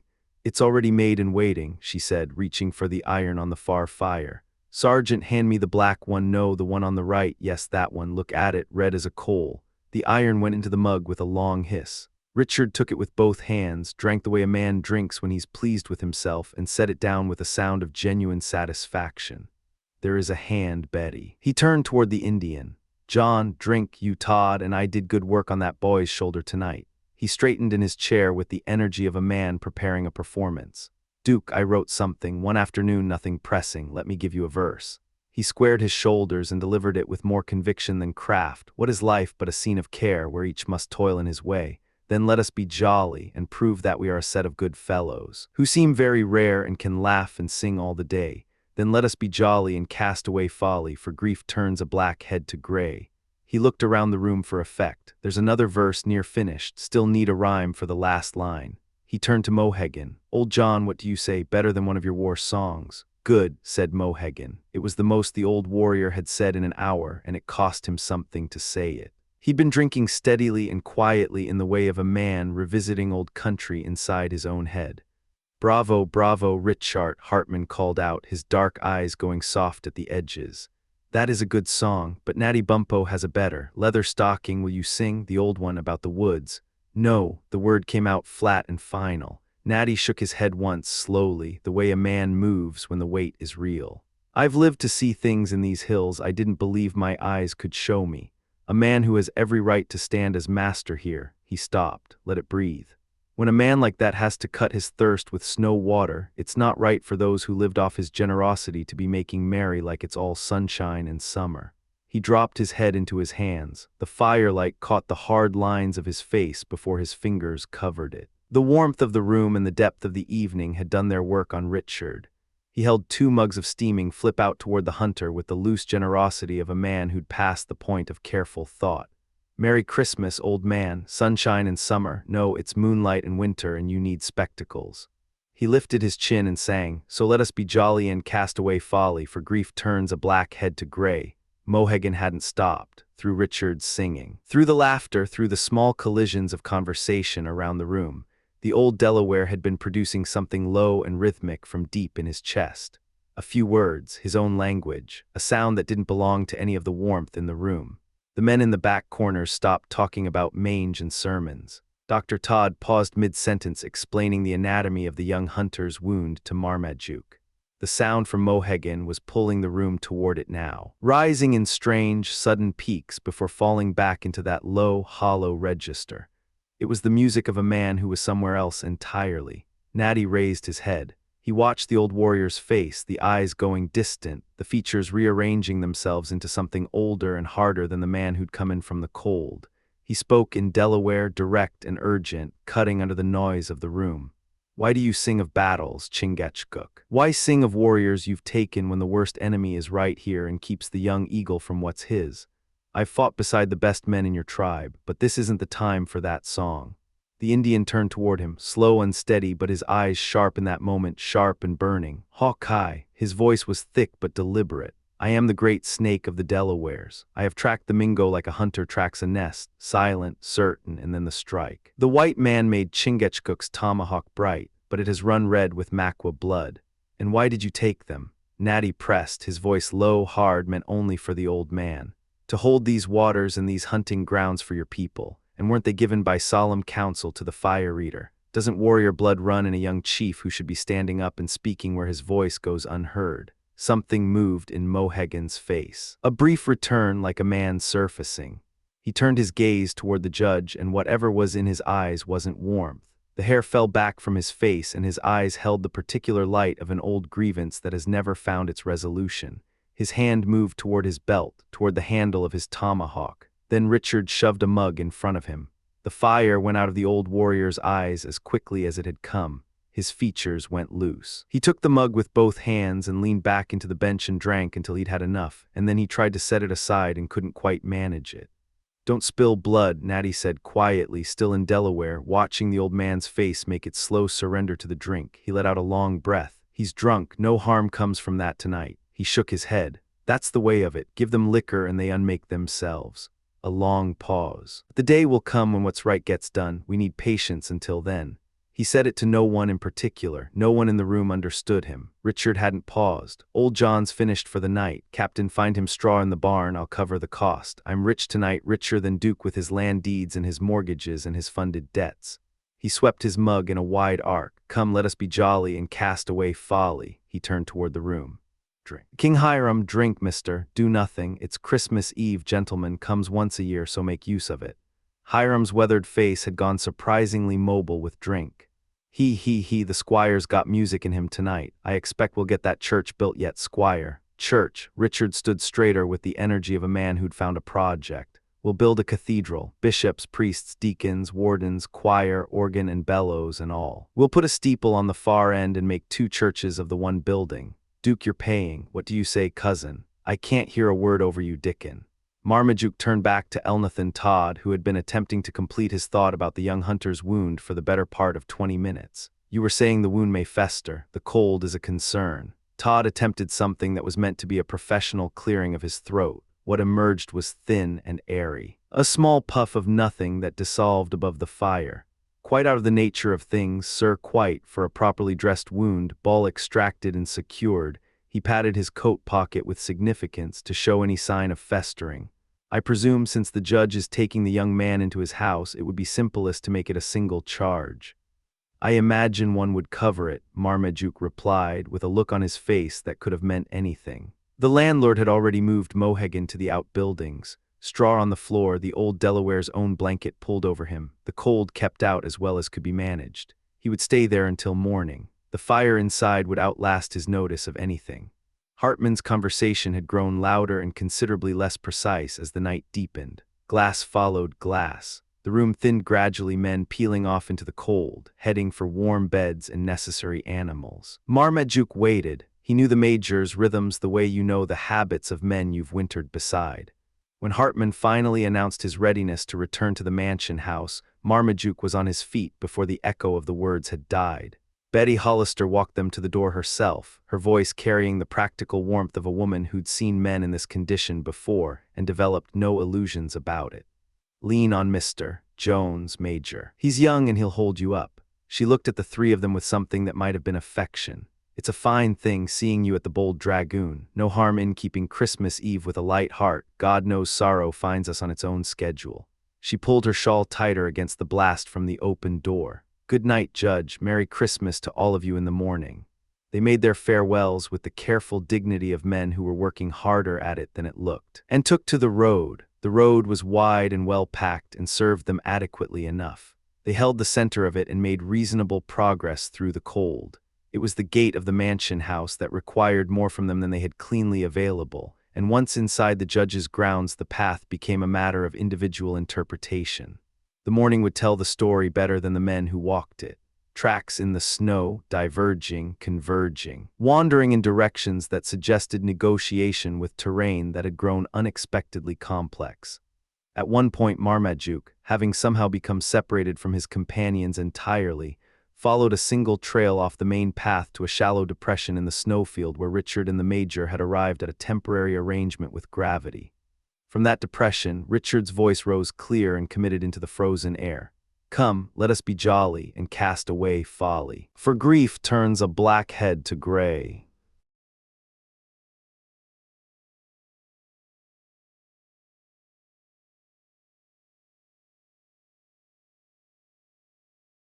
Chapter 15. Uneasy power struggle. The Bay of Biscay story could wait. Elizabeth was already gone, walked back to the mansion house before dark fell, leaving the cold academy behind her. The house was hers for the night.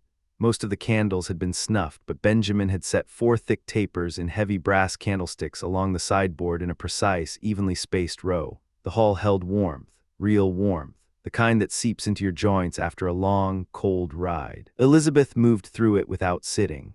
Back and forth across the floorboards, slow and deliberate, running through her memories the way a man checks his equipment before a march. Her childhood, her father's house, the years that had changed everything. Remarkable watched her from across the room. The housekeeper had come back from Parson Grant's service with her temper still running hot. The judge's words had lit a fire in her chest, and the sermon had only damped it down partway. She had worked through the situation a half-dozen times on the walk home.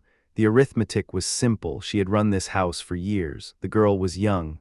Things could continue as they had, provided the girl could be managed carefully, indirectly, without a direct confrontation.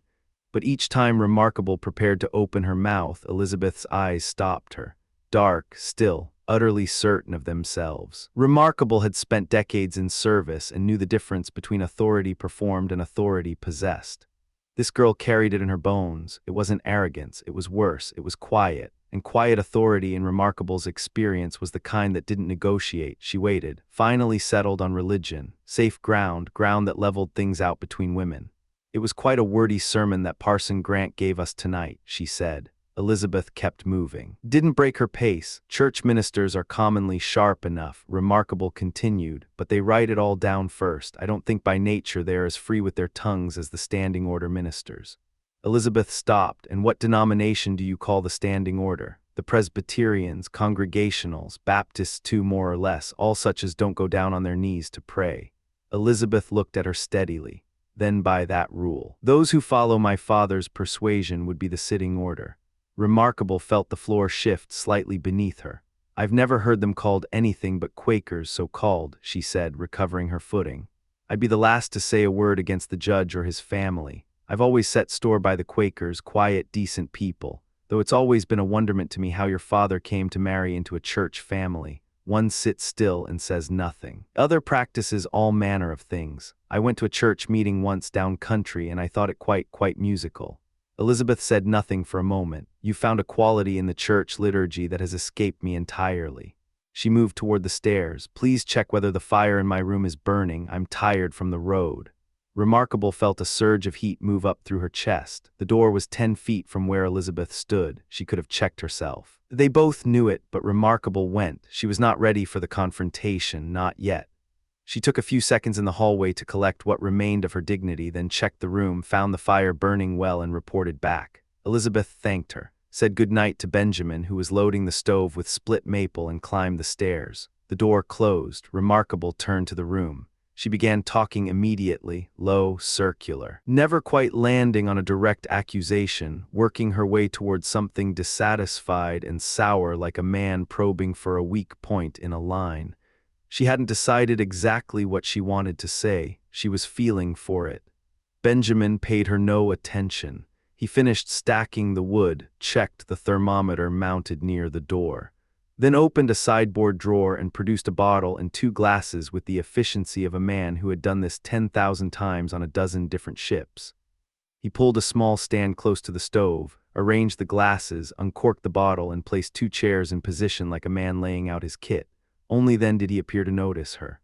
"Come," he said, "plant yourself in that chair, Mistress Remarkable. It's a hard blow outside, I can tell you. But what does Ben care? Blow high or blow low, it's all the same. The servants are tucked in below in front of a fire that'd roast an ox. Thermometer stands at 55. Give me a glass of this maple country rum and it'll climb 10 points more before you can say otherwise. The squire will come in from Betty Hollister's feeling the cold and find this room hot enough to blister him. He poured, "Come sit. Tell me what you think of our new heiress." Remarkable settled into the chair with the practiced care of a woman who intends to stay a while. "Well, to my notion, Mr. Pangilum, Pump," Benjamin said, cutting her off. "It's Christmas Eve, Mistress Remarkable, call me Pump, shorter, and since I intend to pump this decanter until it sucks dry, the name fits." Remarkable let out a laugh that moved through her entire frame. "You're a musical creature, Benjamin, when the notion takes you. But as I was saying, I rather expect things will be different in this house now." "Different," Benjamin said, watching the level in the decanter drop with apparent satisfaction. "Doesn't much matter to me long as I keep the keys to the lockers in my pocket. I won't say there's not enough food and drink in this house to satisfy a body. A touch more sugar, Benjamin. Squire Jones has always been a good provider, but new masters bring new rules. I wouldn't wonder if you and I find ourselves on uncertain ground before long." "Life is as uncertain as the wind," Benjamin said, settling back. "Nothing more variable, unless you fall in with the trade winds, d'ye see. Then you can run for a month with every sail drawing, a cabin boy at the wheel, and nothing to worry about." "I expect that's right," said Remarkable, shaping her face to match his mood. "But I believe changes are coming. There'll be some young man same as there's one already trying to put himself over mine. After all your years of service, Benjamin, that's a hard thing." "Seniority ought to count for something," said Benjamin with the flat certainty of a man who has held this opinion for 30 years. "If they ship a hand into my berth or put a new man aft, I'll have my commission thrown up before you can bring a pilot boat about. Squire Dickon, he never did get the name right, is a fine gentleman. Easy man to sail under. But I'll tell him plain, tell him in English, which is my native tongue, that if he thinks to put some Johnny Raw over my head, I'll resign on the spot." He poured again. "I came up from the bow, Mistress Prettybones, worked my way aft the honest way. 6 months on a Guernsey lugger, hauling slack and coiling rigging. Then a fore and after in the same trade, useful enough, but half-blind sailing. A man learns the stars, but not much else. After that I learned how a topmast should be greased, how a topgallant sail is to be secured, and then I moved into the cabin, mixing the captain's drink. That's where I got my taste, which you'll own is excellent." He raised his glass. "Here's to better acquaintance." Remarkable nodded, sipped, and settled further into the chair. The sweetness of the rum was agreeable. She had no strong objection to a small glass taken in proper company. "You've had great experience, Benjamin. As Scripture says, they that go down to the sea in ships see the works of the Lord." "Aye," he said, "and those who go in brigs and schooners see the works of the devil as well. The sea is an education, Mistress Remarkable. You see the shape of the world, nations, coasts. Take the coast from Cape La Hague down to Cape Finisterre. There's not a headland or an island I don't know either by name or by hard memory. And the worst of it, the worst by a considerable measure, is the Bay of Biscay."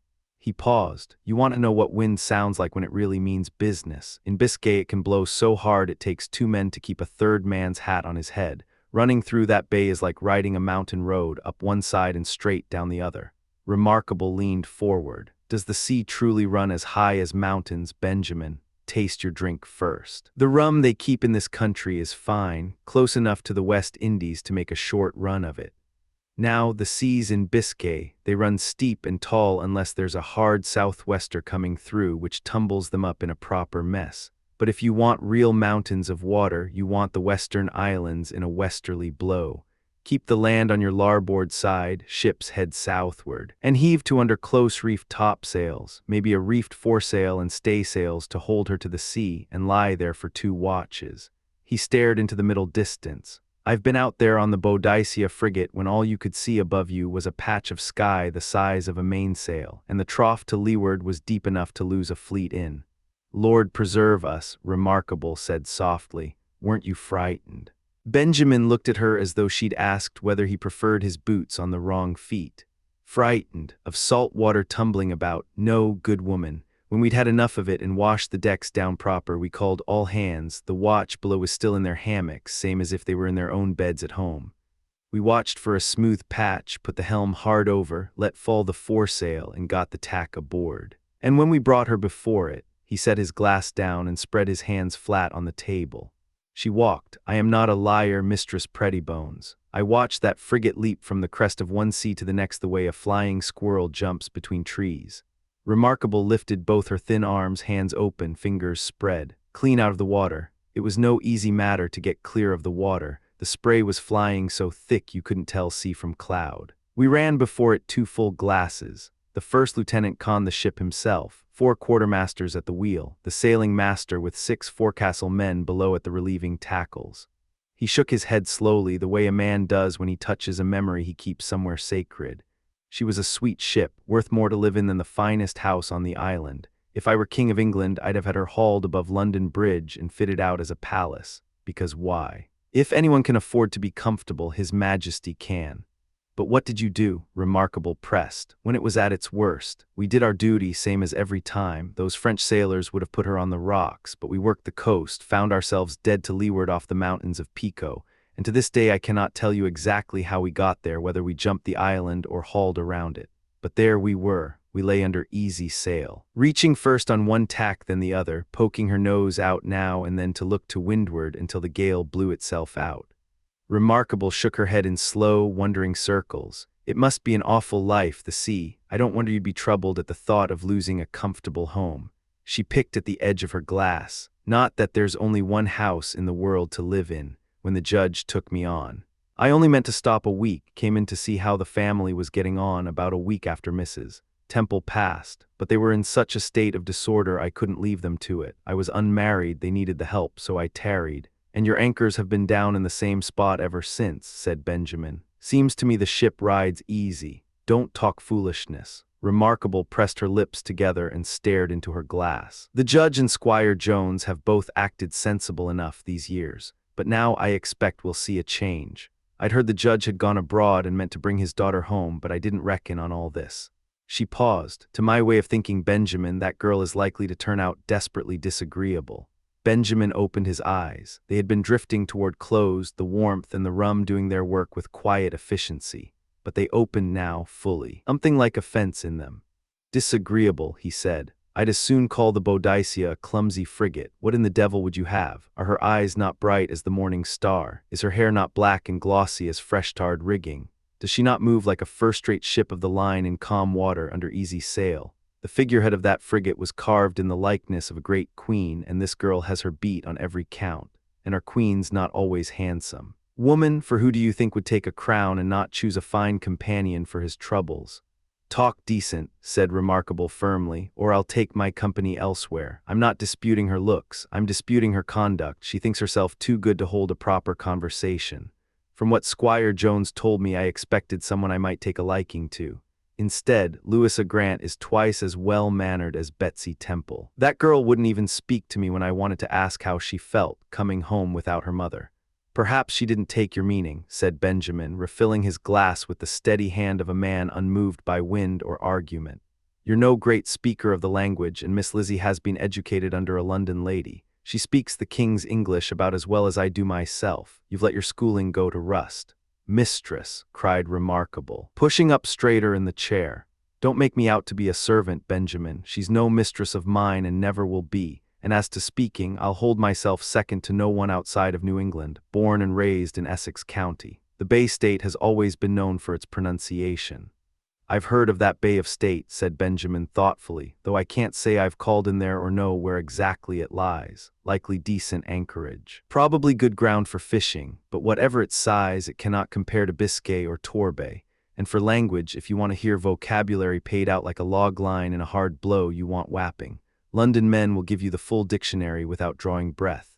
He topped up her glass and pushed it toward her.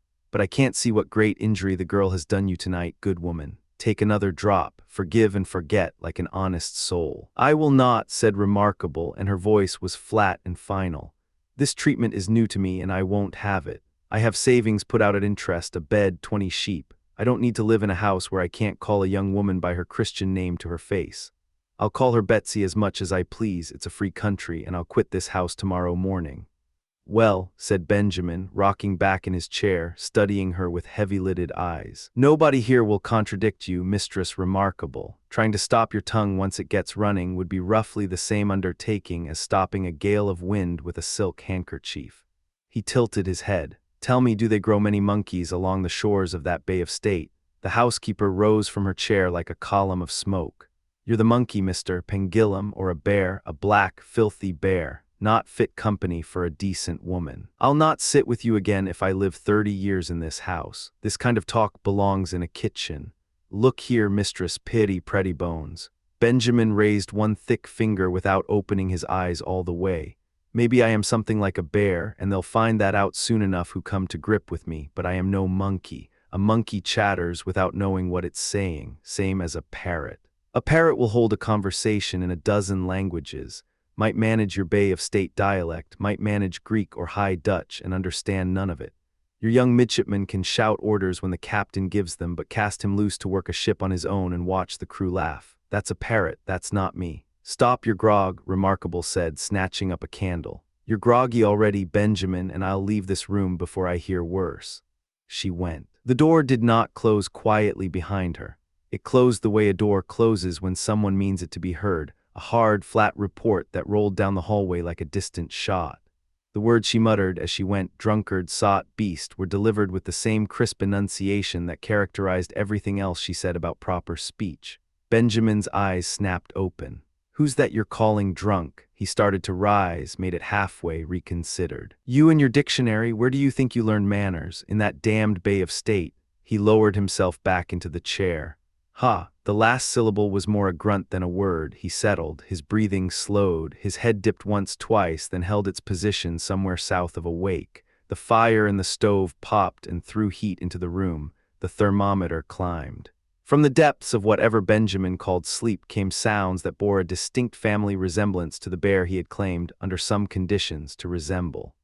Before he went completely under, he produced several final assessments of his departed companion's character, monkey, parrot, tar pot, linguister, each one measured and deliberate, delivered with the calm contempt of a man who has made up his mind about a subject and feels no need to elaborate further. He slept. Nearly 2 hours passed before the door swung open and Richard, Major Hartman, and Judge Temple came in with the cold air rolling off their coats. Benjamin surfaced enough to read the room. He got the first two turned toward their rooms without incident and disappeared behind them, leaving the judge to see to the house himself. Temple went through the rooms, checked the fires, made sure the stove in the hall was banked properly for the long night ahead. Locks and bars were not a serious concern in those early years of the settlement. The wilderness was close, but the village was new enough that men still mostly trusted one another. Marmaduke Temple satisfied himself that his house was in order and retired. The first night of this account was closed.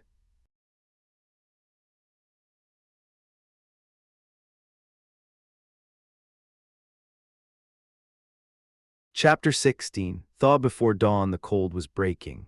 It had held for weeks, iron and absolute, the kind that split wood and cracked stone. But sometime after midnight the wind had shifted south, pulling warm ocean air up through the valley, and by dawn the snow had begun to soften at the edges. The clouds that rolled in were dark and fast-moving, swallowing the moon whole. The sun that followed was pale and weak, strangled behind gray columns of vapor building from the south. A thaw was coming, you could smell it, the wet bark of the pines, the iron scent of snowmelt just beginning to run. Elizabeth Temple read it all before she'd taken 20 steps from the house.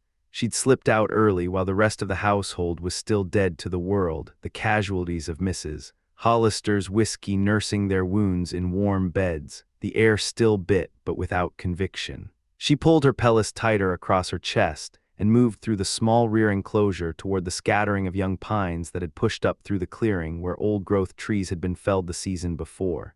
She wanted to see the village in the quiet of the morning before the noise of Christmas descended. She didn't get 20 yards before a voice hit her from above. "Merry Christmas, Cousin Bess." She stopped, looked up. Richard Jones had his head jammed through his bedroom window. Nightcap askew, face flushed with the superior satisfaction of a man who believed he had won something. The cold air didn't seem to register. "Early riser," he called down, grinning. "But I've beaten every soul in every house I've ever slept in. Everyone, man, woman, child, doesn't matter. Wait 1 minute, I'll throw on my coat. No one knows these improvements better than the man who planned them. Duke and the Major won't surface for an hour. Hollister's gin will see to that." Elizabeth looked up at him, the nightcap, the bare neck, the unearned pride, and laughed despite herself. "I'll wait," she called back and went inside. She came out again holding a sealed packet, heavy paper, multiple wax seals, the kind that meant official business. She had it tucked under one arm when Richard appeared at the door, coat half buttoned, already talking. "Come on, Bess." He pulled her arm through his and steered them both toward the open ground behind the village. "Snow's giving, doesn't stick like it did. You smell that? That's Pennsylvania air coming up from the south. Last night at sunset it was cold enough to freeze your nerve, and believe me, mine requires serious temperatures. Then by midnight it had gone mild, and by 2 in the morning I couldn't even keep a blanket on." He paused at the edge of the clearing and shouted toward the kitchen. "Aggie, Merry Christmas, Aggie, you hear me?" He dug in his coat and fished out a coin. "There's $1 for you, and if the judge or the major come down before I'm back, you come find me, immediately." The boy caught the dollar out of the air, gave it a long spinning toss just to feel the weight of it, caught it clean, and disappeared back inside with a grin that reached his ears. "Don't trouble yourself," Elizabeth said. "I looked in on my father before I left. He'll sleep another hour at least." "Your father," Richard said, with the tone of a man composing a careful argument, "is a man who likes to be first, even in small things. Now I personally have no attachment to precedence for its own sake, only in the context of competition. A thing of no importance becomes important the moment there is someone to compete against. I compete, that's all." "So," Elizabeth said, the corner of her mouth pulling up, "you wouldn't care about distinction at all, if there were simply no one else in the world." "Precisely, but as there are rather a lot of people in the world, you have to compete with all of them. Yes, you're sharp, Bess, always were. My doing largely. I was the one who recommended that school of yours. Your father resisted, of course. He usually does at first, then he comes around and takes credit. You know how he is." "Careful," Elizabeth said, her tone dropping a degree. "He's my father, Richard, and while we were in Albany, he was doing something for you. Something you don't know about yet." Richard stopped walking. His eyes went calculating. "For me, he got those Dutch church plans I asked for. No, the Turnpike Board. Did he put my name in as director? Possibly, but that's not what I'm talking about. An appointment." Richard's voice climbed. "If it's militia, I won't take it. I've told him it's not militia." Elizabeth let him see the packet, then pulled it back with a slow smile. "Honor and emolument," she said. His words, "Show me." He reached for it. She held it just out of range. "Is there work involved? Real work?" "You've hit it exactly," she said. "It's the executive office of the county. He told me if anything will please Dickon, it will be to fill the executive chair." Richard snatched the packet, broke the seals. His eyes moved fast across the paper and then stopped. He read it again. "A commission," he said quietly. "Richard Jones, Esquire." He cleared his throat. "Sheriff, High Sheriff of." He read it a third time to be sure. Something shifted in his face. The posturing dropped for just a moment, something genuine breaking through the noise. "That's Duke is a good man," he said. "Warm-hearted. People don't always see it, but he never forgets his people." He pressed the skirt of his coat briefly to his eyes. "This damn south wind." Elizabeth watched him with something close to affection. "Well, Sheriff," she said, "perhaps now you'll find enough to do. You've been complaining since we arrived that there's nothing to be done out here." Richard straightened. All 5 feet and something of him came to full height. The vacancy of purpose he'd been carrying since before the holidays was already filling in behind his eyes. "Everything comes down to system," he said crisply. "I'll sit down this afternoon and organize the county. Deputies, I'll need deputies. Divide the territory into districts. The village will be my home department." He thought for a moment. Benjamin Pump would do. He's naturalized, dependable, if only the man could ride a horse. "And he knows his ropes," Elizabeth offered pleasantly. "Should the office ever require that particular service." "Hanging," Richard said, then paused, uncomfortable with the word. "Well, yes, Benjamin would be adequate in that unfortunate circumstance, if I could convince him to actually do it. And get him on a horse, both seem equally unlikely. I'll need another deputy." He waved it off. "Details. Look here, I've laid out streets through all this ground. When they're cut through and built up, this will be a real town." Elizabeth looked out across the open ground. A neglected clearing ran along the edge of the tree line. Young pines had seeded themselves up through it, waist-high, pushing through the snow in dark clusters. Beyond them, the old forest wall, massive pines. Black-trunked, old enough to have shaded Indians who'd never heard a European name. "I don't see streets," she said. "We run them by compass. Trees, hills, swamps, they are obstacles for the present. Posterity is the point. Posterity and the man who made you sheriff, who, yes," Richard caught himself, "who I would make king if I could. He'd be an excellent king with the right prime minister." He stopped. Wait, he'd heard it before she had. Voices, low and deliberate, coming from inside the nearest stand of young pines. The wind in the treetops had swallowed the sound until they'd gotten close, but now it was clear, 3 men in conversation, urgent enough to keep their heads together in the cold. Could be trouble, Richard said, dropping his volume for the first time that morning. Come on. The wind continued to work in their favor, rolling down through the valley with enough sound to mask their footsteps. They moved into the trees slowly, angling toward the voices, and within 30 feet had a clear angle through the branches. 3 men. Oliver Edwards, the young hunter who'd appeared in town with an air of someone who'd lost something but hadn't decided yet what. Nathaniel Bumppo, who the town called Leatherstocking, old enough to be Edwards' grandfather and still built like a man used to surviving on his own judgment. And John Mohegan, the Delaware chief, what was left of him, standing slightly apart from the others with his head down, his long hair falling forward, his whole body curved inward with a weight that wasn't physical. Elizabeth touched Richard's arm and dropped her voice to almost nothing. We should go. These men are talking privately. We have no business here. No business, Richard murmured back, his grip on her arm tightening with new authority. I'm the high sheriff of this county. Keeping the peace is exactly my business. John wouldn't do anything underhanded, but these wanderers, he gestured vaguely at the group. Just listen a moment. The old hunter's voice came through clearly, rough, unhurried, used to traveling long distances without echo. Birds got to be taken one way or another. I've known this country when wild turkey wasn't a rare sight, had to go down to the Virginia gaps to find them now. Beaver tail and bear ham are better eating anyway. To my mind, but every man has his taste. Spent my last coin on powder this morning, all but a shilling. With what you've got, we have 1 shot between us. Billy Kirby's out already and he's set his sights on that same bird. John has a steady eye when he's firing clean, but my hands shake when there's weight on the shot. It wasn't always so. Dropped a she-bear this fall, cubs and all, loaded and moving between trees. But this is different, Mr. Oliver. The young man held a shilling up in the pale morning light, turned it once.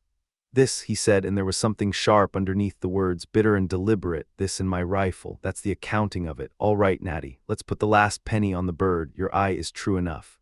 I'd rather John took it, Natty said. You've put too much on it in your mind, and that gets in my hands somehow. When a man cares too much, I start missing. John, here. He held out the coin. Take my rifle. There's a big turkey staked at the stump down in the clearing. Mr. Oliver wants that bird, and his wanting it has gotten into me. The Delaware turned his head slowly. He looked at both of them for a long moment without speaking. When he finally did, his voice came from somewhere low and tired. When John was young, he said, his shot went where his eye went. The Mingo women heard his rifle and wept. Their warriors wished they hadn't come out that morning. He paused. He never needed a second shot. Then he raised both hands. Look at them. They were shaking, not the fine tremble of cold, the deep structural shake of a man whose body had been worked against itself for a long time. Is John old? His voice had shifted, harder now, aimed inward as much as outward. When did a Mohican become an old woman? Not from 70 winters. His jaw tightened. The white man brought old age in a jug. Rum is his tomahawk. Then why drink it? Edward said it quietly but without pulling the punch. Why does a man like you, a man who should have been something, hand that weapon to the enemy himself? The old warrior absorbed the words without flinching. He looked at Edwards for a moment, and when he spoke his voice had gone flat and far away.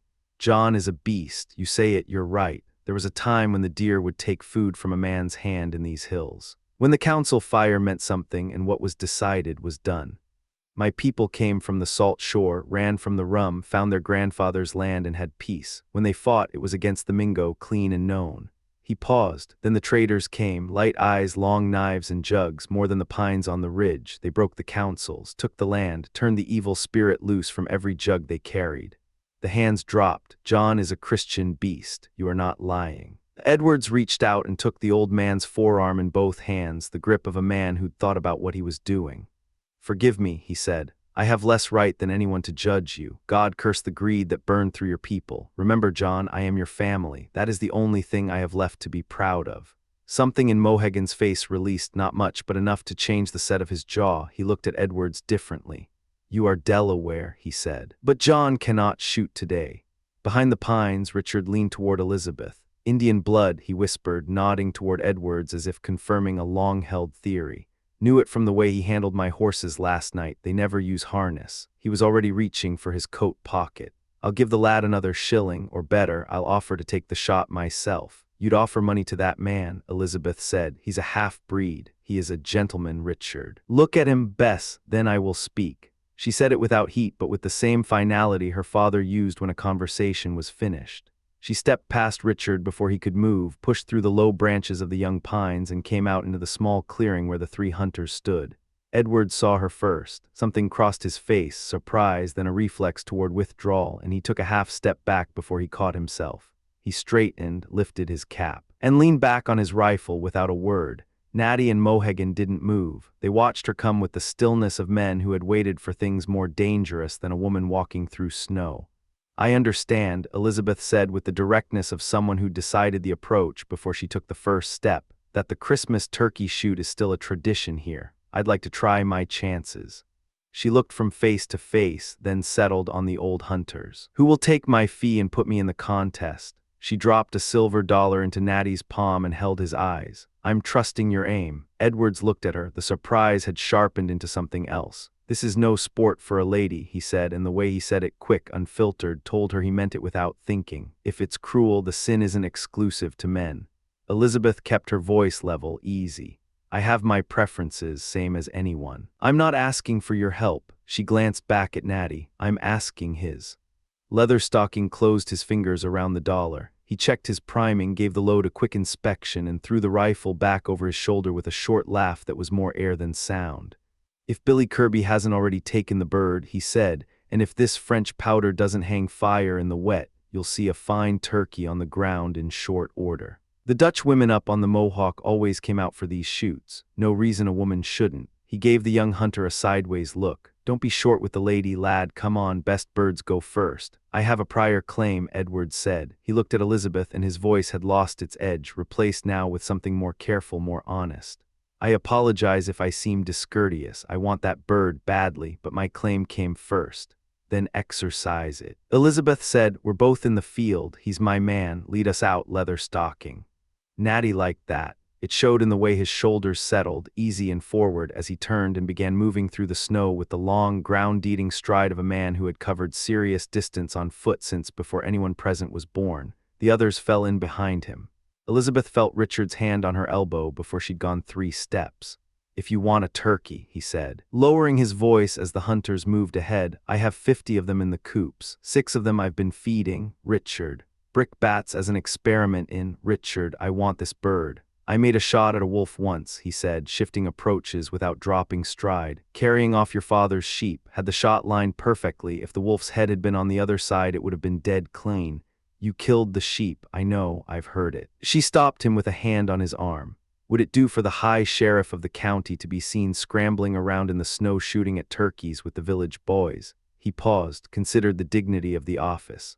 "Well, I certainly wasn't going to fire the weapon myself," he said. "Of course not, then come." She took his arm again. "Let's go watch." He led her through the last of the pines and out into the open ground where most of the young men of the village had already gathered. Their breath fogging in the damp air, rifles in hand, voices loud with the particular energy of men who had nothing to prove yet and everything to win. Natty and his companions had already reached them. The shooting was about to begin.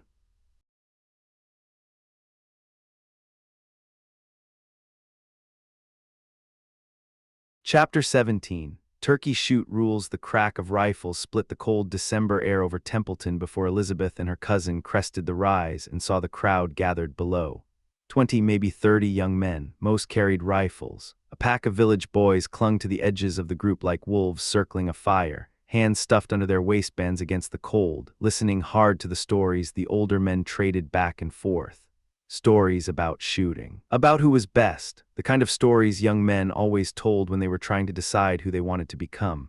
The sport was simple, ancient. A turkey staked to a pine stump at 100 measured yards, nothing visible above the snow but its red, wobbling head and the long column of its neck. Hit anything below the snow line, the bird stayed with its owner.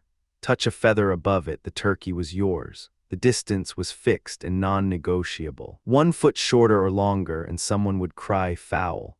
The man running the operation was a free black named Brom. He'd assembled a fine collection of birds for the occasion, priced according to the ambition and budget of each shooter.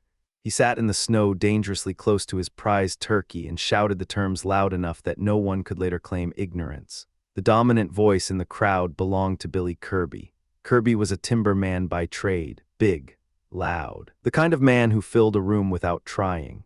He had an easy, dangerous energy about him, the sort that drew men in and put them slightly on edge at the same time. His eyes were good-natured enough, but his mouth had a habit of running ahead of his judgment.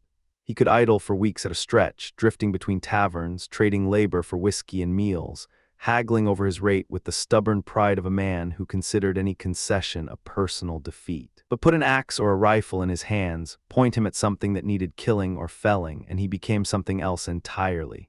In the woods, Kirby was methodical in the way that large, confident men can afford to be. He'd walk his boundaries first, wrapping fresh blazes into the marker trees with short, clean strokes. Then he'd move to the center of his claim and stand there a moment, reading the timber the way a sailor reads weather. He'd pick his tree, always the biggest, always the best, and approach it with a loose, almost lazy stride, whistling low. The first blow was almost gentle, a greeting, then the assessment, then the work began. When Kirby cut timber, the sound carried for miles. The rhythm of the axe steady and relentless, the groan and crack of wood under stress, fibers separating one by one until the whole mass gave way in a single catastrophic moment, branches tearing through the canopy. Trunk meeting frozen earth with a concussive thud that you felt in your sternum before you heard it.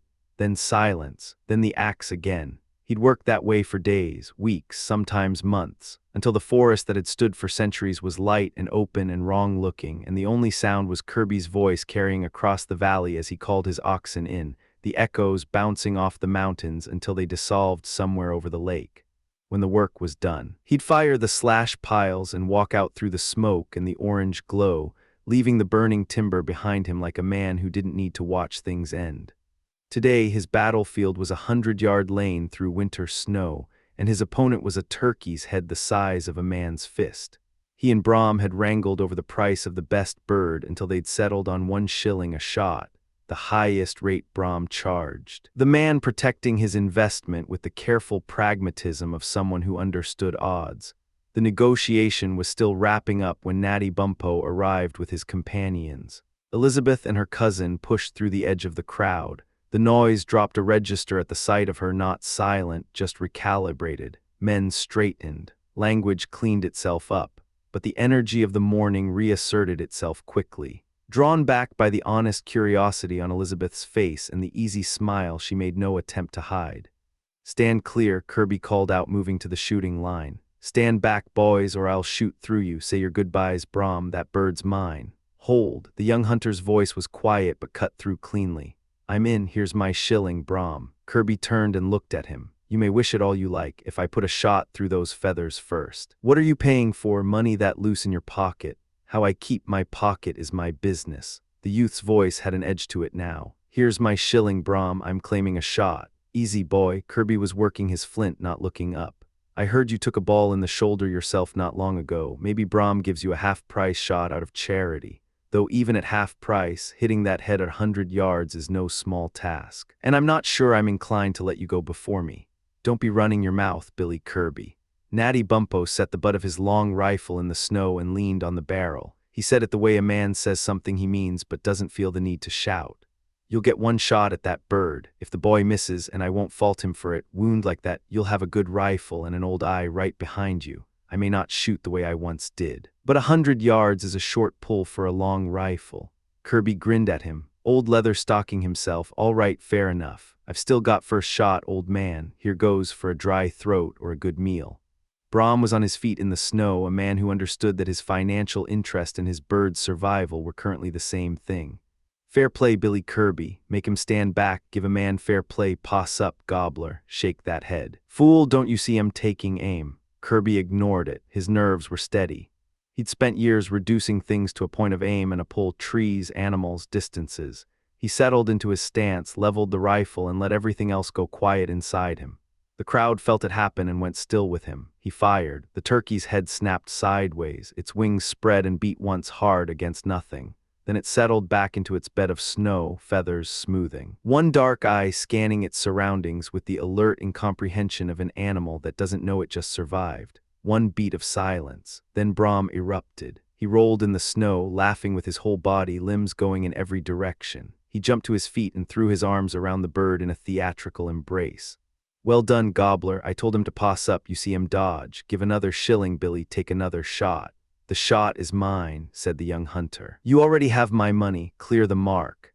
Natty looked at the youth for a moment, the set jaw, the too eager posture, the way he was already moving to the line. "Your hand's not steady, lad. A wound like yours will do that. If you're going to fire, fire fast before the shake comes into it."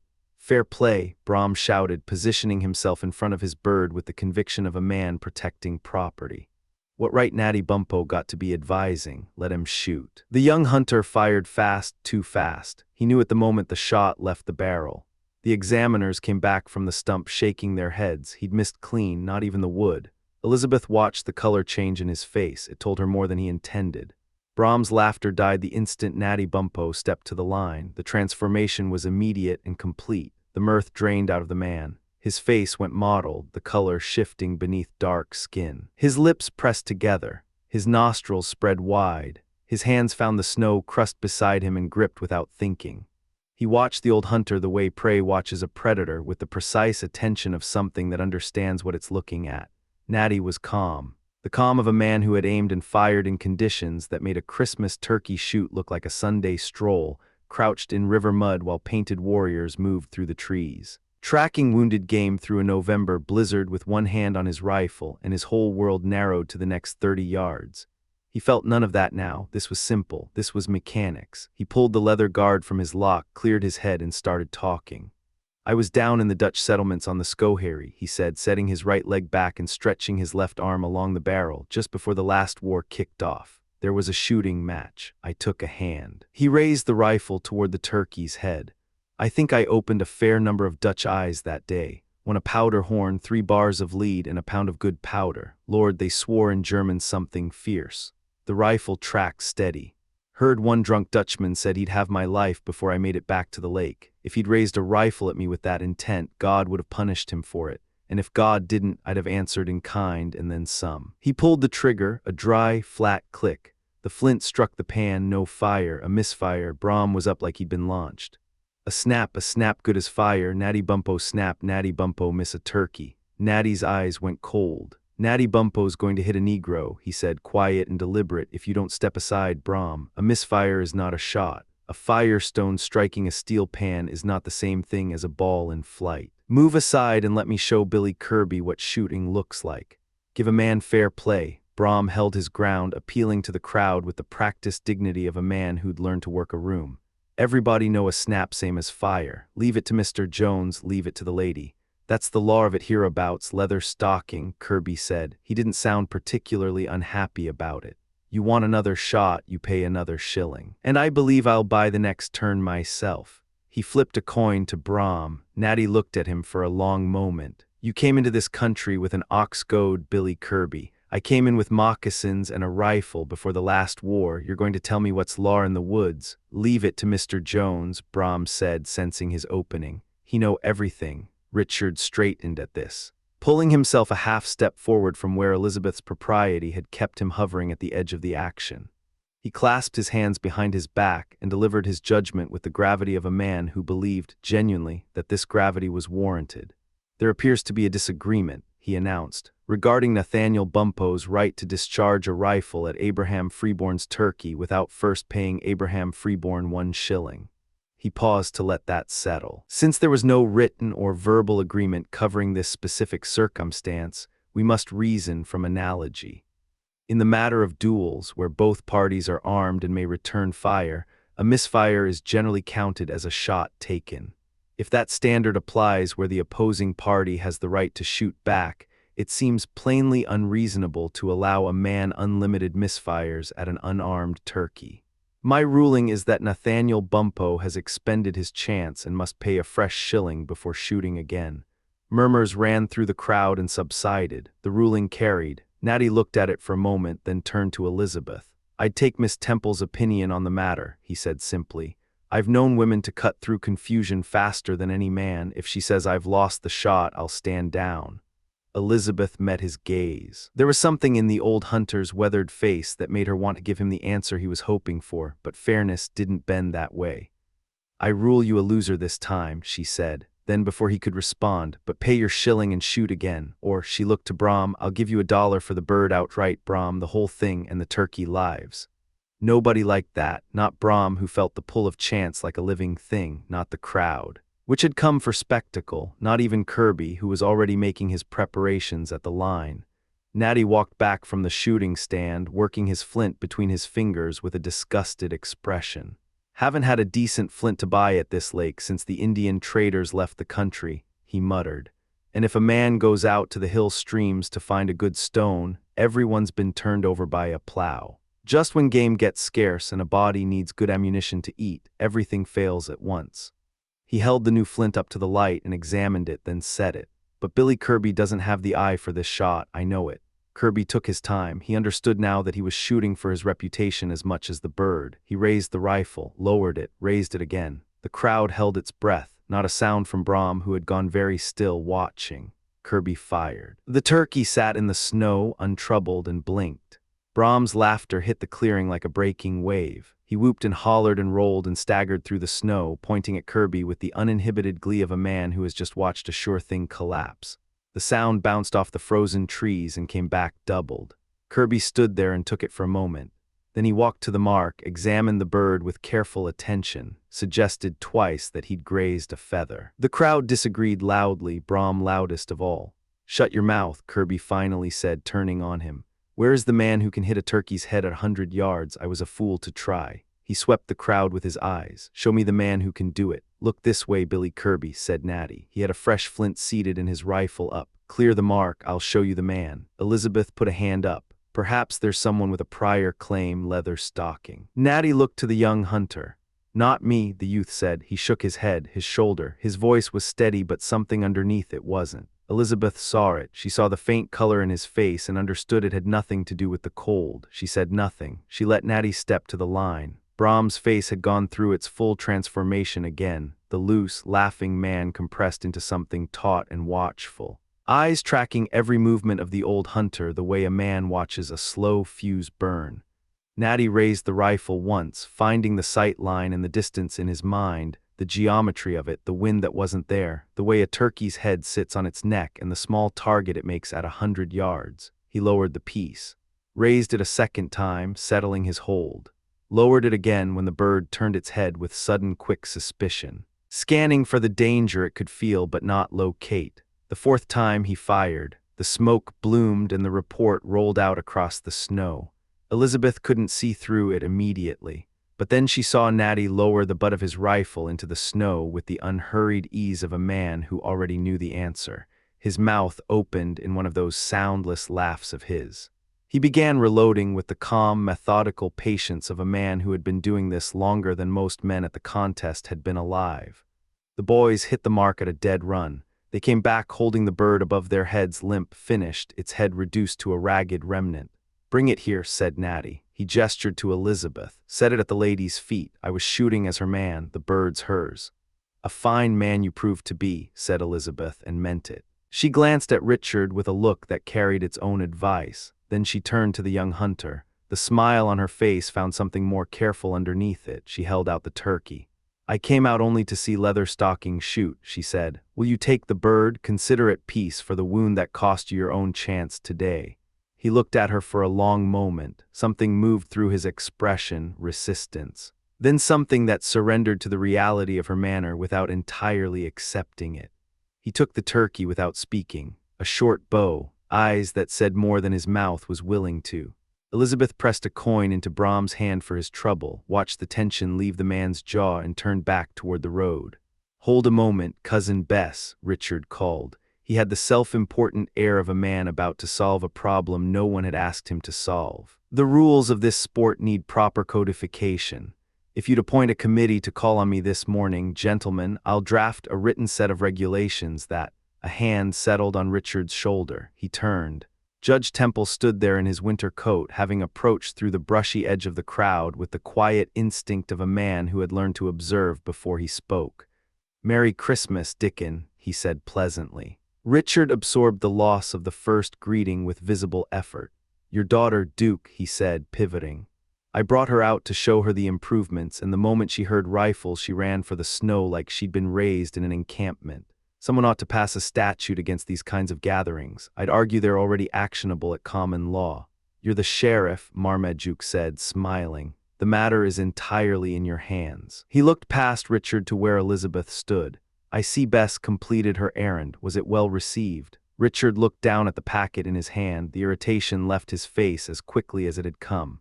Ah, Duke, he steered the judge a few paces into the brush, lowering his voice. First, thank you for whatever you said to the council and the governor. Merit alone doesn't take a man as far as it ought, but we're sisters, children, you and I. And you know I'm yours to use as you see fit. He paused. That said, this young man who's been running with Leatherstocking, he's worth watching. He has a dangerous attachment to Turkey. Marmaduke Temple looked past him at the young hunter who stood a little apart from the crowd in the cold morning light, holding the bird Elizabeth had pressed into his hands, saying nothing to anyone. Leave him to me, Dickon, said the judge. I'll cure that appetite with indulgence. He moved toward the sportsman. I want a word with him. Come.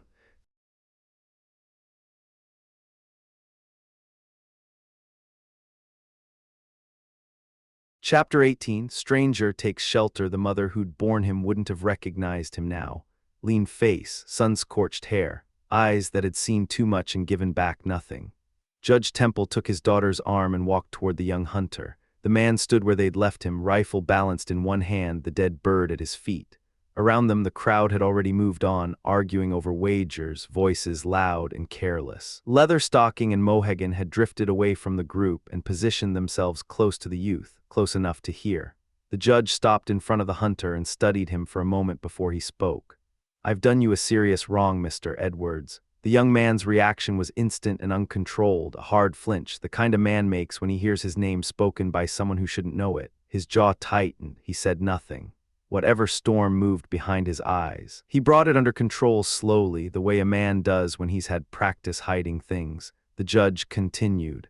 Richard is leaving my service. I need someone who can work with a pen and keep his head clear. Your bearing tells me what your clothes try to hide. He paused. Your shoulder won't take hard labor for weeks. My home is open to you. Come and work for me. I'll pay you fairly. Richard leaned toward Elizabeth and lowered his voice with the practiced confidence of a man who believed himself perceptive. Half-breed Bess, they can't help it. The wilderness gets in the blood and won't come out. Elizabeth said nothing. It's an uncertain life, Marmaduke said, ignoring the sheriff entirely. The forest takes more than it gives. Believe me when I tell you that. No, Judge. Leatherstocking stepped forward from the edge of the group, unhurried. You take him in if you want, that's your business, but tell him straight. I've spent 40 years in these woods, 5 at a stretch without seeing a clearing bigger than a gap in the canopy, and I'd like you to show me another man of 68 who lives better for all your improvements and your dear laws. And as for living honest, I'll put my record against any man's. You're the exception, the judge said without mockery.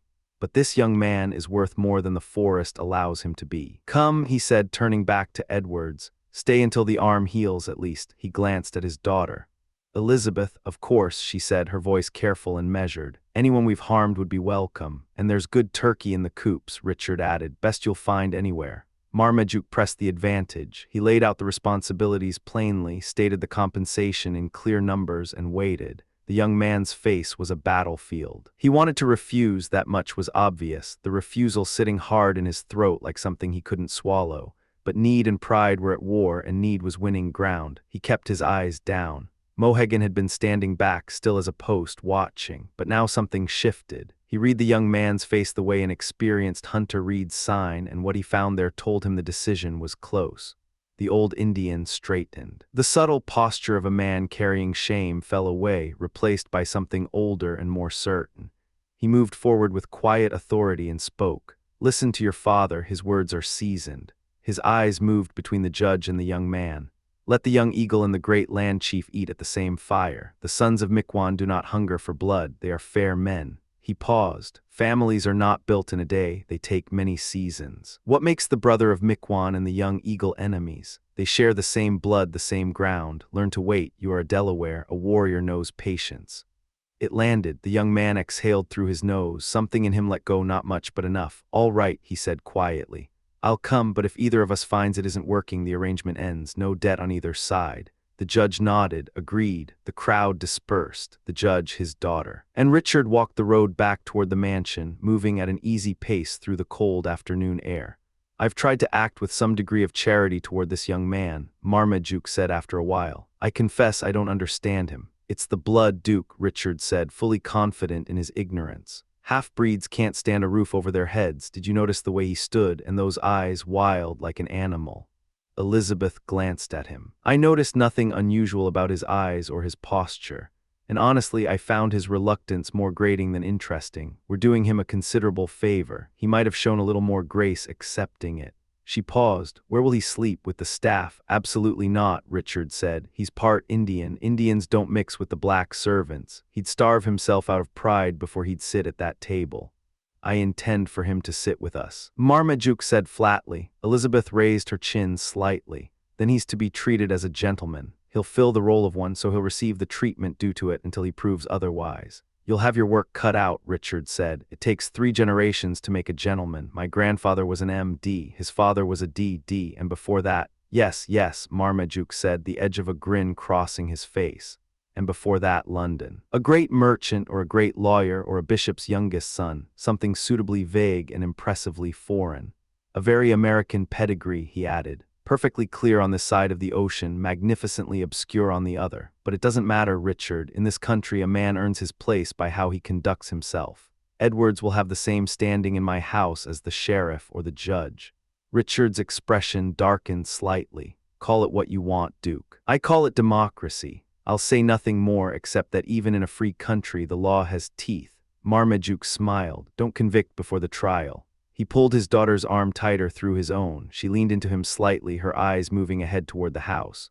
The 3 hunters moved in a different direction entirely. They skirted the edge of the village in silence, walking the frozen surface of the lake toward the dark shape of the hut at the mountain's foot. Their boots found solid footing on the ice. The cold pressed down. No one spoke until the young man stopped and looked out across the white expanse. Who could have seen this coming? It wasn't a question. His voice was low and hard. "I've agreed to work for Marmaduke Temple, to live inside the house of the man who is the greatest enemy of everything I come from." He paused. "But what else is there? It won't last long. When the reason for enduring it is gone, I walk away. Simple as that. Is he a Mingo that you call him enemy?" Mohegan's voice was steady, quiet.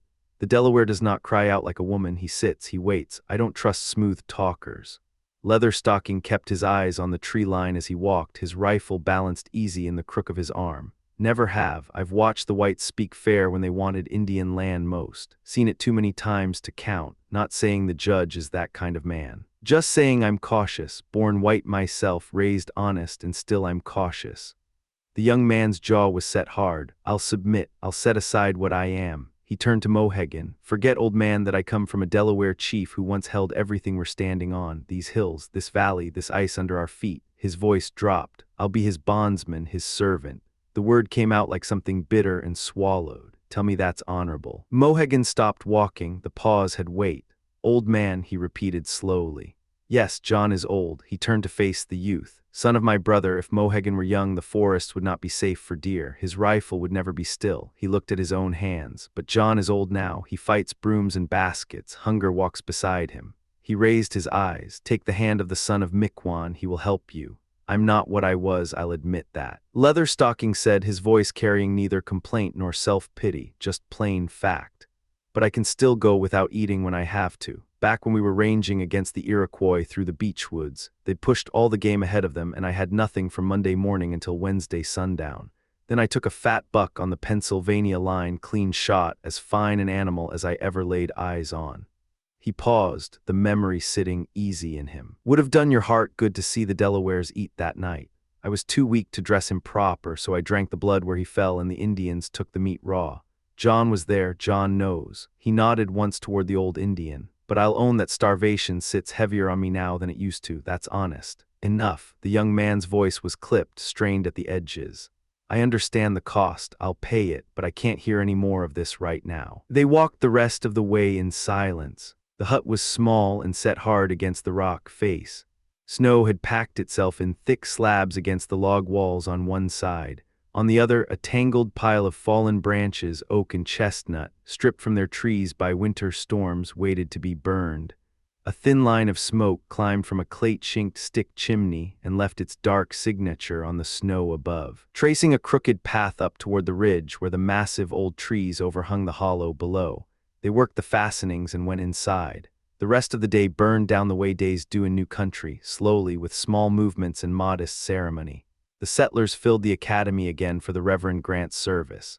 Mohegan sat in the back and listened. But when Grant looked out over his congregation and invited them forward, the old chief did not move. Last night's humiliation was still too fresh, the wound too close to the surface. By the time the congregation broke apart and began the walk back to their scattered homes, cabins tucked into every fold and hollow of the mountains, perched on ridgelines, crouched in the bottoms, the sky had gone dirty and low. The rain came without warning, hard and cold and decisive. The snowpack surrendered. Dark rings appeared around the base of every stump. The log fences that had been invisible under smooth white mounds began to surface, their outlines emerging along the valley floor and up the hillsides. Slabs of snow broke from the black stubs with sharp cracks and fell into the mud. The world was shedding its white cover and exposing what was underneath, dark, scarred, and stubborn. Elizabeth and Louisa Grant watched it all from behind the tall windows of the mansion's warm hall. The village that had sparkled that morning was pulling off its mask, one rooftop at a time. Dark shingles appeared. Chimneys exhaled their smoke unobstructed. The pines shook their heavy white loads to the ground. Color returned to everything, brown and black and gray, the true palette of the country beneath the ice, and it happened fast enough to feel like something more than weather, like a threshold being crossed.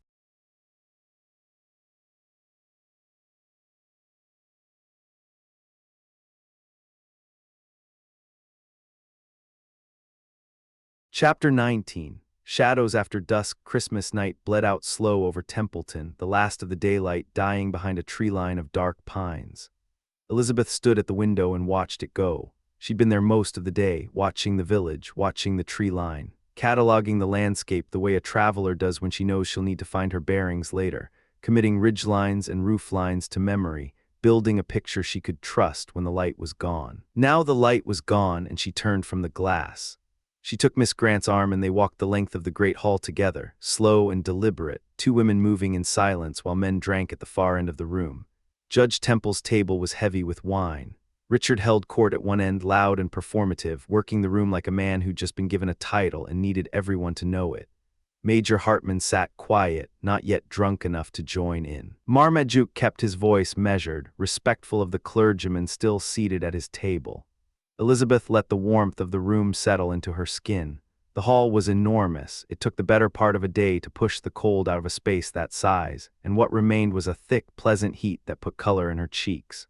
Beside her, Louisa moved in silence, her pale features lit from within by something fragile and faintly feverish, the kind of beauty that makes men uneasy. The men's eyes drifted from the wine table to the women and back again. They always did. Half an hour passed like that. Then Benjamin appeared. He came through the door sideways, arms loaded with firewood, boots tracking wet snow across the floor. He was built low and solid, a man shaped by 30 years of hard labor aboard ships, and he moved with the deliberate economy of someone who'd learned to keep his footing on a pitching deck. Richard didn't wait. "How now, Master Pump?" The newly minted sheriff's voice filled the room like a cannon report. "Is the judge's matter not enough to keep you warm? Careful with that wood, the judge counts every stick of beech and maple like it's coin." Benjamin dropped the load beside the hearth. The wood hit the stone floor with a crack. He straightened and turned to face Richard with the unhurried patience of a man who has outlasted 100 loud officers. "Look here, Squire Dickon," he said, his voice carrying the flat cadence of someone who'd learned to talk over wind and water. "There's warmth enough round that table, I won't argue that, but wine doesn't heat a man's blood, not proper. Real Jamaican rum does that, or good wood, or a coal fire. What I'm telling you is this." He paused, looking at the windows. "The weather's about to shift. I've spent 27 years at sea and another 7 in these hills, and I know what it looks like before the cold comes hard. I'd rather build the fire now than explain the broken bottles in the morning. Is a change coming, Benjamin?" Marmaduke set down his glass. "Wind's been out of the south all day," Benjamin said. "Just now it's gone dead still. That's how it starts. I was with Rodney's fleet when we took to Grass. Wind sat south and east all morning, and I was below mixing a hot drink for the captain of Marines." And then he slapped his palm against his thigh. The foresail slammed back against the mast, and the whole ship spun like a top in a trough, took on water over the quarter. I swallowed more of the Atlantic Ocean in that one moment than in all my years before or since. I'm amazed it didn't kill you, Marmaduke said. Benjamin's face split into a wide grin. Mought have done, sir, but as I figured the drink was already ruined for the marine's taste, and another wave might ruin it for mine, I finished the mug on the spot. He turned back to the hearth, satisfied with his story. Point is, sir, the wind's died, there's a dark line building along the northern ridge, and the stars are coming out hard and sharp. That means cold, real cold, the kind that splits wood and bursts bottles by morning watch. You have my leave, Marmaduke said simply. Feed the fires. Benjamin did. Within 2 hours, the wisdom of his assessment was beyond question. The south wind had burned itself out completely. The silence that followed was not peaceful. It was the held-breath silence before something significant happens. The temperature dropped fast and kept dropping, the kind of cold that moves through walls, that finds the gaps in your defenses and exploits them without mercy. When Monsieur Lacroix finally made his departure under a hard white moon, he had to borrow a blanket to wrap around himself over the considerable number of layers he'd already worn, and he still moved quickly toward his own door. The Reverend Grant and his daughter stayed the night. The gentlemen, dulled by wine and warmth, were in their rooms before midnight. The house went dark and quiet. Elizabeth and Louisa lay in the heavy warmth of the curtained bed, the fire still breathing orange light across the ceiling. The northwest wind had found the village. It came in long, sustained pushes, working against the shutters, moaning through the eaves. Under the weight of wool blankets, with the fire at her back and the storm locked outside, Elizabeth felt the specific pleasure that only exists in opposition, warmth made sweeter by the violence just beyond the glass. She was nearly asleep when she heard it, a long sound, rising and falling, somewhere out on the lake or beyond it. Not a dog, too wild for a dog. But not entirely unlike one either. There was something canine in it, something that understood darkness and used it. Beside her, Louisa pressed closer without speaking. Those sounds, Elizabeth said, keeping her voice low, instinctively careful not to disturb something. Plaintive, almost beautiful. Do you think they could be hounds from Leatherstocking's cabin? Wolves, Louisa whispered. They come down from the mountains and onto the lake when they're hungry. The lights keep them out of the village, but only just. One night, not long after we arrived, they came to our very door. A pause. I don't like to think about that night. Elizabeth lay still, listening to the howls move across the ice. The judge is taming the wilderness itself, she said quietly, almost to herself. She sat up slightly, looking around the room, the good furniture, the curtains, the solid walls, while the wolves cried in the darkness outside. Civilization moves fast on the heels of nature.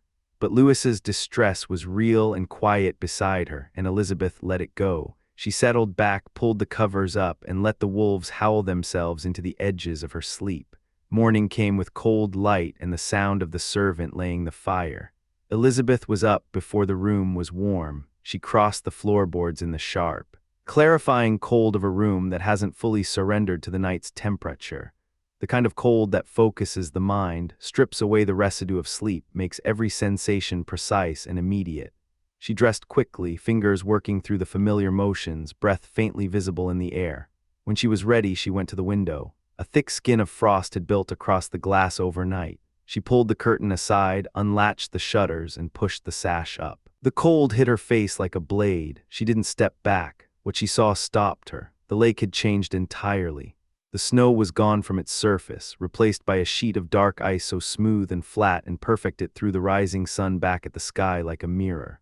The village roof lines were plated in frost that caught the light and held it like polished metal. From every eave, every overhang, every branch of every tree in her line of sight, icicles hung in dense rows, and as the low winter sun struck them, they didn't just reflect the light, they distributed it, threw it sideways and downward, each one a prism redirecting gold and white in every direction at once. But it was the forest that held her. The hillsides rose in successive waves behind the village, one ridge behind the next, each one higher and darker, covered in pines and hemlocks and hardwoods, and every branch, every needle, every twig was encased in ice. The pines held their heavy boughs low under the weight, and above them their crowns caught the early light and burned like hammered silver. The oaks and maples and beeches formed great ice-covered domes, and from their tops the pines rose like spires. To the west, the ridgeline itself blazed against the sky, a line of undulating brilliance as if the horizon itself was alight. The whole valley had been transformed overnight into something that looked less like a landscape and more like a weapon, beautiful and cold and utterly indifferent to the people moving through it. "Louisa," Elizabeth said, "come to the window." Miss Grant came and looked, a moment of silence. "The change is remarkable," she said softly. "I am surprised he was able to effect it so quickly." Elizabeth turned, ready to respond to something about the ice, the frost. Transformation of the hills. Louisa was not looking at the hills. She was looking down at the path below the window, where a young man stood in the early light talking to her father. He was dressed plainly but cleanly, the ordinary, unremarkable clothing of a gentleman, and he stood with a certain ease in his posture that was entirely at odds with the rough figure who had appeared the night before with a rifle in his hand and blood on his arm. It took Elizabeth a full second to recognize him. "The young hunter, everything in this country runs toward the extraordinary," Elizabeth said, watching him. "The scenery and the players, both." Louisa pulled back from the window, color rising in her face. "I'm only a simple country girl, Miss Temple. I'm afraid I won't be much of a companion for you."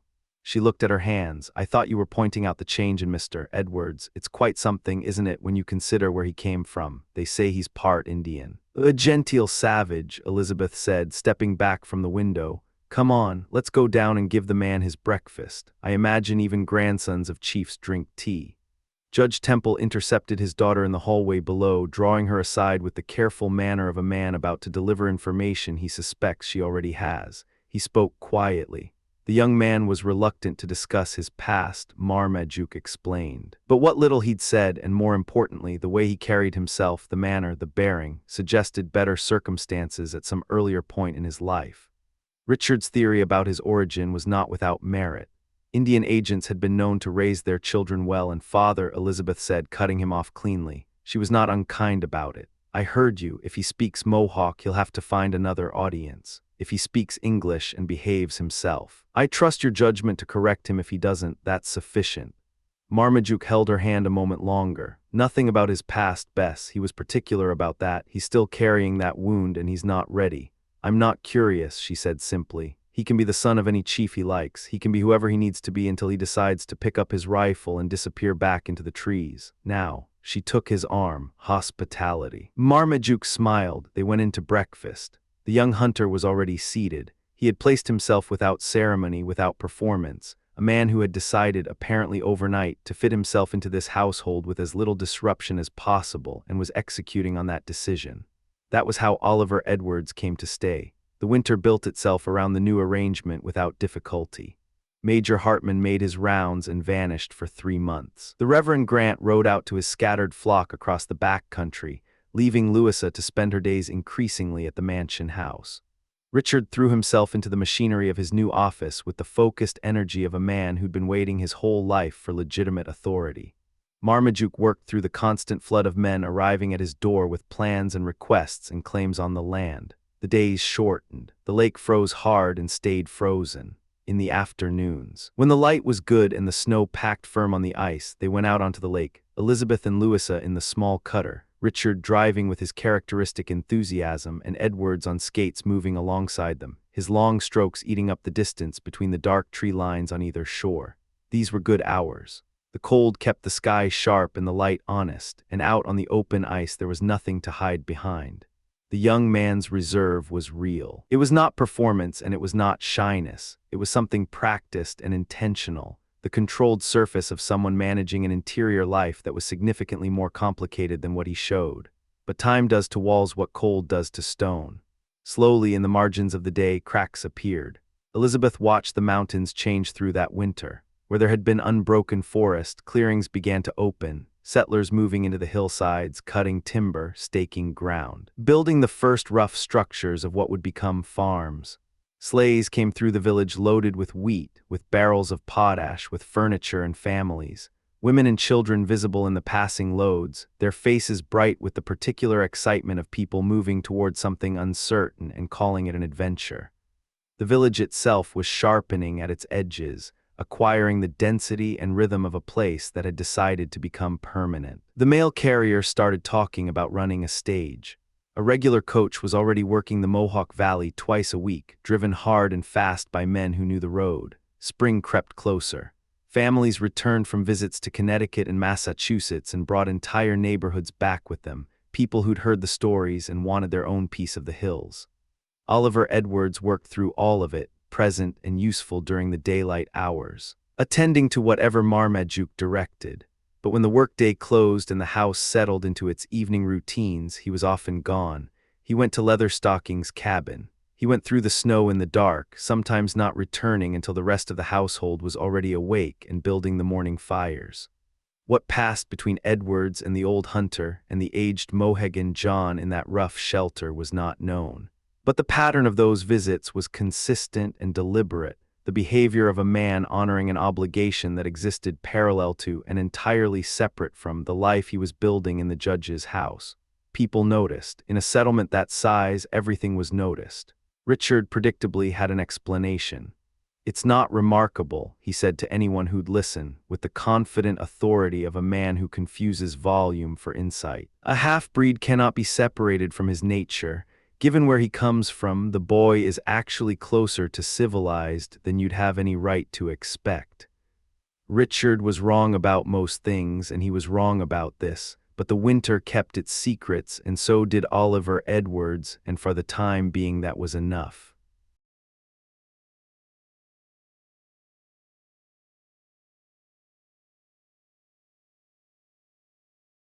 Chapter 20. Thaw before storm. The mountains were done with winter. Almost. March had come in hard and stayed hard, the kind of cold that worked its way through wool and leather and settled in the bones like an old debt. But something was shifting.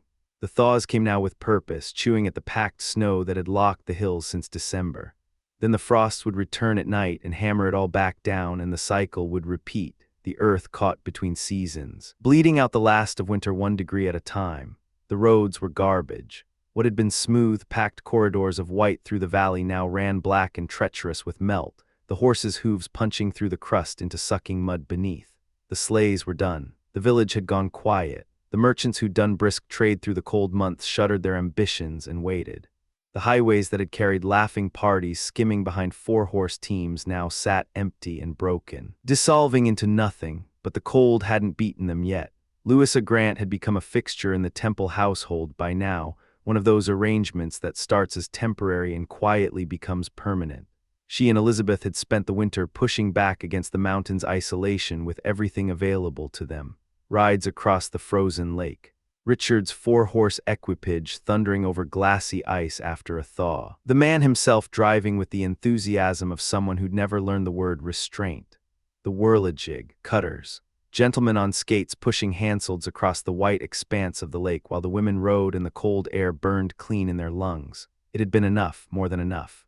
Elizabeth had admitted as much to her father. The library helped, the rides helped. The long, clear winter days that arrived bright and brutal and beautiful had been easier than she'd expected. Now the ice was going, the roads were changing, and they'd adapted again.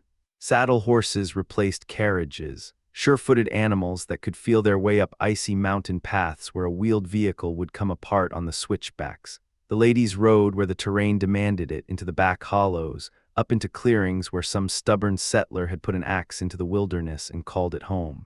Edwards rode with them most days now. The young man had settled into the household's rhythms with an ease that felt, to those watching, like gradual thawing.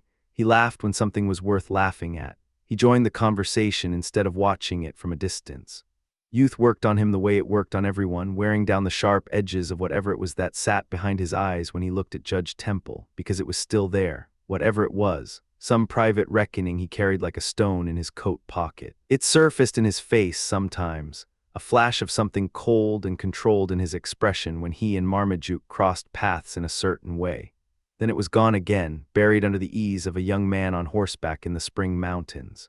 Richard Jones had been talking for 3 days about the view from the ridge above the lake. He wore people down with enthusiasm rather than logic, and by the last week of March he'd worn down Elizabeth and Louisa both. The party assembled in front of the house in the thin morning light, Richard on his horse, Benjamin Pengolin holding the bridle and offering commentary that no one had requested.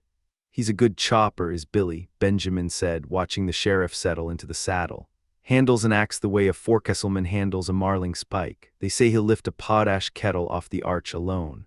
I've never witnessed the act with my own eyes, but that's the word. And I've tasted sugar of his making, maybe not as white as a topsail fresh from the locker, but Mistress Pettibone says it carries the true molasses character.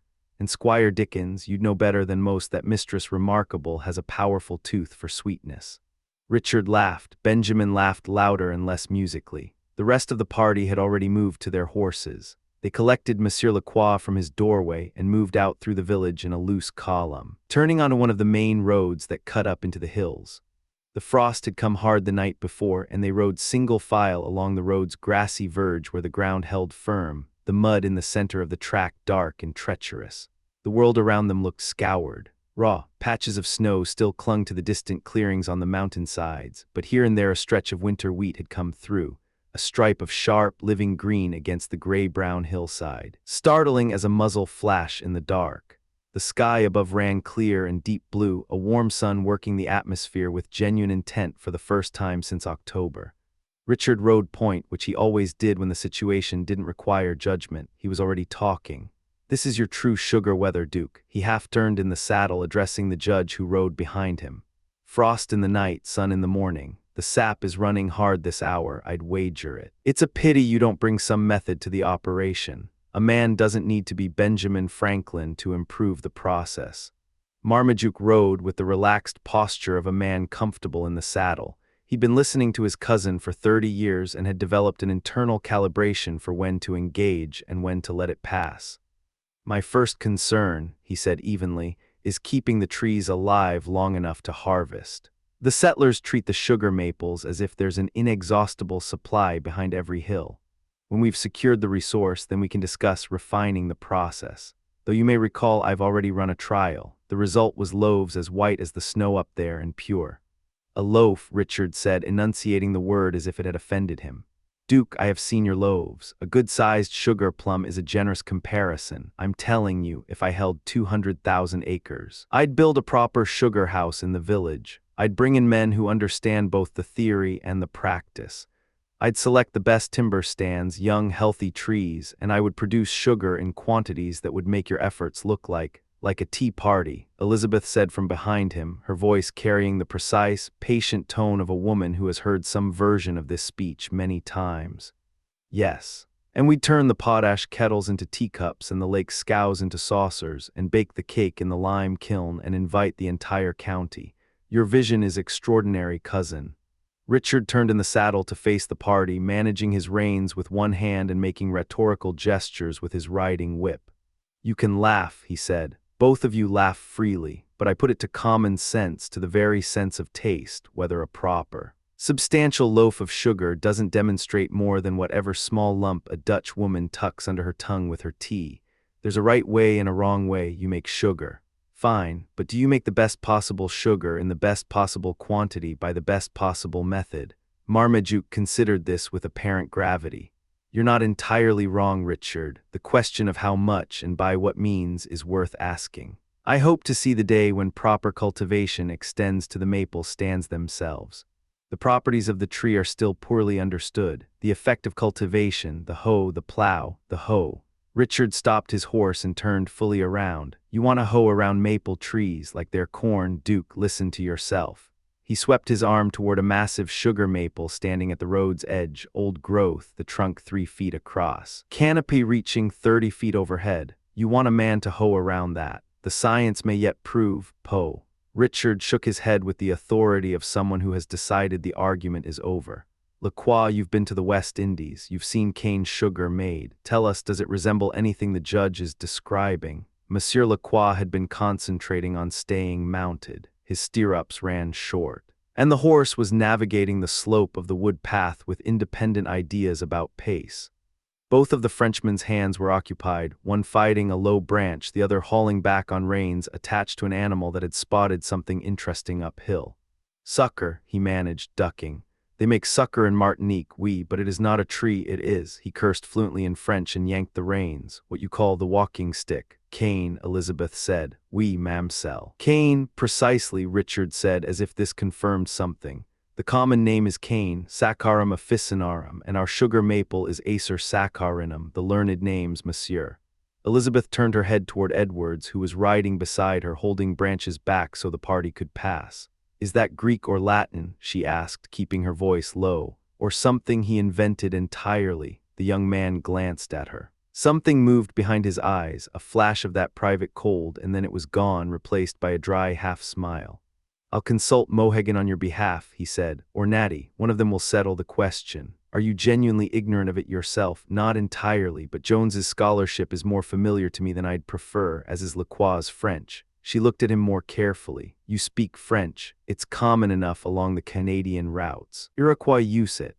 The Iroquois, she said. Your friends the Mingos. Something shifted in his expression, controlled, deliberate. It'll do me well if I have no worse enemies, he said, and spurred ahead to clear the next stretch of brush, putting the conversation cleanly behind him. The debate about sugar ran until the trees settled it. They crested the ridge and the forest changed. The hemlocks and pines fell away and the sugar maples took over, tall, straight-trunked, old, spreading their canopy overhead in a vaulted space that felt almost engineered. The undergrowth had been cleared. Across several acres the trees stood like pillars in a great hall, the sky above showing blue through the bare branches, the whole space open and still and carrying the faint mineral sweetness of running sap. At the base of each tree, crude cuts had been hacked into the bark at root level. Alder bark spouts jutted from the wounds. Roughed-out basswood troughs caught the slow drip below. The whole apparatus was functional in the way that a field expedient is functional. It worked, and it cost the tree for it. They pulled up on the flat to let the horses breathe. The voice reached them before the man did. It came from somewhere in the trees ahead, a powerful baritone working through a song with the casual authority of a man who sings because he feels like it, and has never much cared whether anyone else enjoys it. The eastern states be full of men, the western full of woods, sir. The hills be like a cattle pen, the roads be full of goods, sir. Then flow away, my sweetie sap, and I will make you boily, nor catch a woodman's hasty nap, for fear you should get royally. Richard began keeping time with his riding whip against the horse's mane. By the final chorus his head was moving with it, and he came in on sweetie sap with a second part that contributed more volume than harmony. Well done, he called out as the song finished, loud enough to carry through the grove. A fine song, Billy Kirby. Where'd you come by the words? The man who turned to look at them from the sugar camp was large. Not the large of a man who has worked at it, the large of a man built that way, layered with the kind of muscle that comes from a decade of driving an axe into hardwood from first light until the light failed. He stood beside his kettles with the ladle in one hand and regarded the approaching party with the unhurried assessment of a man who is not impressed by horses or the people riding them. He nodded to each of them as they rode close. The same nod for everyone, the sheriff, the judge, the ladies, identical, no hat touching, no adjustment for rank. How goes it, sheriff? He said. What's the word from the village? Much as usual, Richard said, but Billy, 2 kettles. Where's the rest of your operation? I thought you were the best sugar man in the county. I'll turn my back to no man in these hills, Kirby said, stirring without urgency, for chopping, logging, boiling maple, tending a brick kiln, splitting rails, making potash, hoeing corn, though the axe is my first nature. A man sticks to what fits him. You are Von Jack of all trade, Monsieur Beale, Lacroix offered from the edge of the group. Kirby looked at him with the open, uncalculated expression of a man whose face doesn't do subtle. If it's trade you're after, Mouncher, I've got sugar here that'll hold up against anything in the county this season. Clean as the Jarman Flats is clear of stumps. Real maple flavor. That grade would sell in New York for candy. Lacroix examined the cake of sugar where it sat under a bark roof with the considered eye of a man who understands commodity value. Marmaduke had dismounted and was moving through the grove, studying the trees, studying the operation, his expression carrying the specific dissatisfaction of a man who sees waste and cannot stop calculating it. You have experience here, Kirby, the judge said. Walk me through your process. 2 kettles is enough kettles. Kirby worked the ladle in slow circles. I don't make sugar for fancy tables. But if you want the genuine article, I tap toward the end of February or up here in the mountains maybe mid-March, right when the sap gets its first real run going. How do you select your trees? Judgment. He lifted the ladle, watched the thick liquid fall back in a slow rope. Same as anything, you don't take a sickly tree any more than you'd pick a broken-down horse to ride hard. The bark tells you, fresh-looking, clean, that's a healthy tree. Trees take sick same as creatures do. And how does a man diagnose a sick tree? Richard asked, unable to stay out of it. By examining the skin and feeling the pulse, I suppose, same as a doctor. Squire's not far wrong, Kirby said, untroubled by the source. It's the look of the thing. Once I've got a good run going, I keep close to the kettles. First boiling, I push it hard, drive the sap down, cook off the thin. But once it starts moving toward molasses, he nodded at the near kettle where the liquid had deepened to amber, you back off the heat. Push it too hard at that stage, you scorch the sugar. Burnt sugar tastes wrong no matter how sweet it runs. You ladle it from kettle to kettle, watch for it to pull into a thread off the end. That's when it wants careful handling. He gave the ladle a slow, practiced turn. Some men drain it off with clay in the pans after it grains. Some don't, different methods. He turned to Lacroix with the easy commerce of a man who's been selling things in the woods his whole life. Well, Mountshire, are we trading? I will give you, Lacroix said carefully, for £1 10 pence. Kirby looked at him. I don't barter the sugar, but seeing it's you, I'll take a gallon of rum and cloth for 2 shirts if you'll take the molasses in the trade. It's honest goods, best molasses from a sugar camp. Monsieur Lacroix has offered 10 pence. Edward said flatly. Kirby turned a slow look toward the young man that communicated without hostility that he didn't particularly require a translator. Lacroix confirmed the offer. Kirby stirred in silence for a moment, reading something in the way the two men had exchanged words. Then he dipped the enormous ladle deep, raised it high, watched the thick liquid descend in a ribbon, and offered the bowl to the Frenchman with an expression of complete innocence. Taste it, he said. You'll see the molasses alone is worth what you're offering. Lacroix made several careful, tentative approaches to the ladle with his lips, the hesitation of a man whose instincts were trying to tell him something his politeness was overriding. He got a full swallow of scalding liquid. He clapped both hands to his chest. He looked at the ladies for one terrible, silent moment, then he moved, fast, in a tight circle, spitting, producing language that was emphatically French and emphatically not suitable for mixed company, his legs working at a pace that bore no relationship to his usual careful dignity. Billy Kirby stirred his kettle and watched the sky. Later he would tell the story with the observation that no drumsticks ever moved faster across a drumhead than the Frenchman's legs in those 2 revolutions, and that the volume of French profanity per square yard exceeded anything he'd encountered in his considerable experience. He concluded that a man from the old countries who thought he could get a joke cleanly past a woodchopper had misjudged his audience. The innocent expression Kirby wore as he tended his kettles might have convinced an observer that the whole incident had been an accident, except that his tongue moved into his cheek and his eyes made one complete, satisfied circuit of the assembled party before going still. Lacroix recovered. He straightened his coat, apologized briefly to the ladies for the French that had escaped him in a moment of acute physiological distress, remounted his horse, and retired to the rear of the group. Whatever negotiations had been underway were permanently concluded. Marmaduke had been moving through the grove the whole time, hands clasped behind his back, studying the cuts in the trees with the expression of a man watching something bleed. It troubles me, he said to no one in particular, though he said it loudly enough to include Kirby. The waste of it. Men in this country treat every resource as if it'll last forever. These trees are the growth of centuries. One of those cuts, he pointed to a deep, ragged wound in a trunk, doesn't need to be half that size. A small incision takes the same sap and costs the tree less. When these maples are gone, no living man will see their replacement.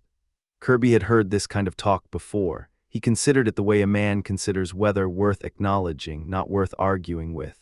Judge, he said, still stirring, if there's one thing this country has, it's trees. I've swung my axe across the better part of 1,000 acres, counting Vermont and York State both, and I aim to finish what's left before I hang it up. Chopping is what I know. He lifted a shoulder. Jared Ransom figured the sugar'd be short this season with all the new settlers coming in, so I took the bush on shares for the spring.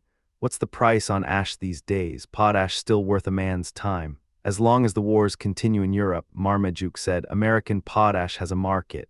An ill wind that blows nobody good, Kirby agreed philosophically.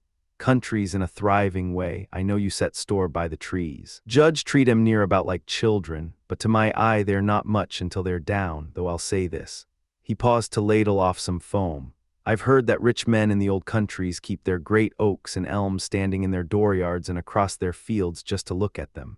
That's a thing I can't rightly understand. A country ain't improved in my view until the stumps outnumber the trees. Stumps at least don't shade the crops. And you can dig 'em, make fence that'll turn anything bigger than a hog.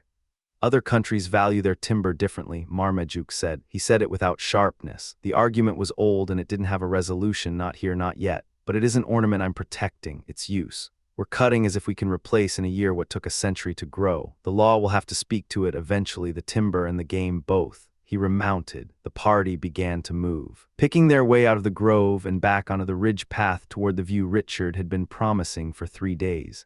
Kirby stayed where he was.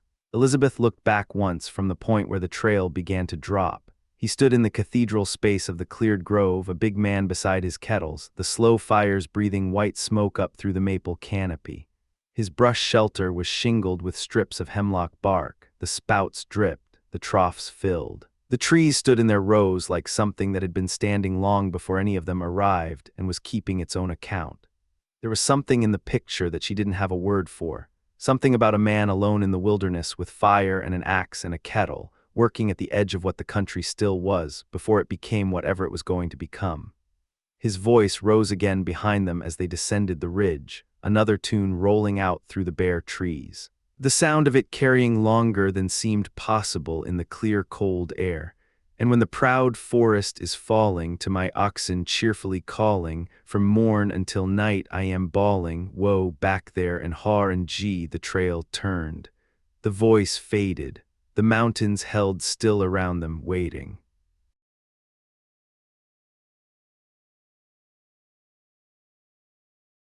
Chapter 21. Roots and ruin. The trail through Otsego was barely a trail at all.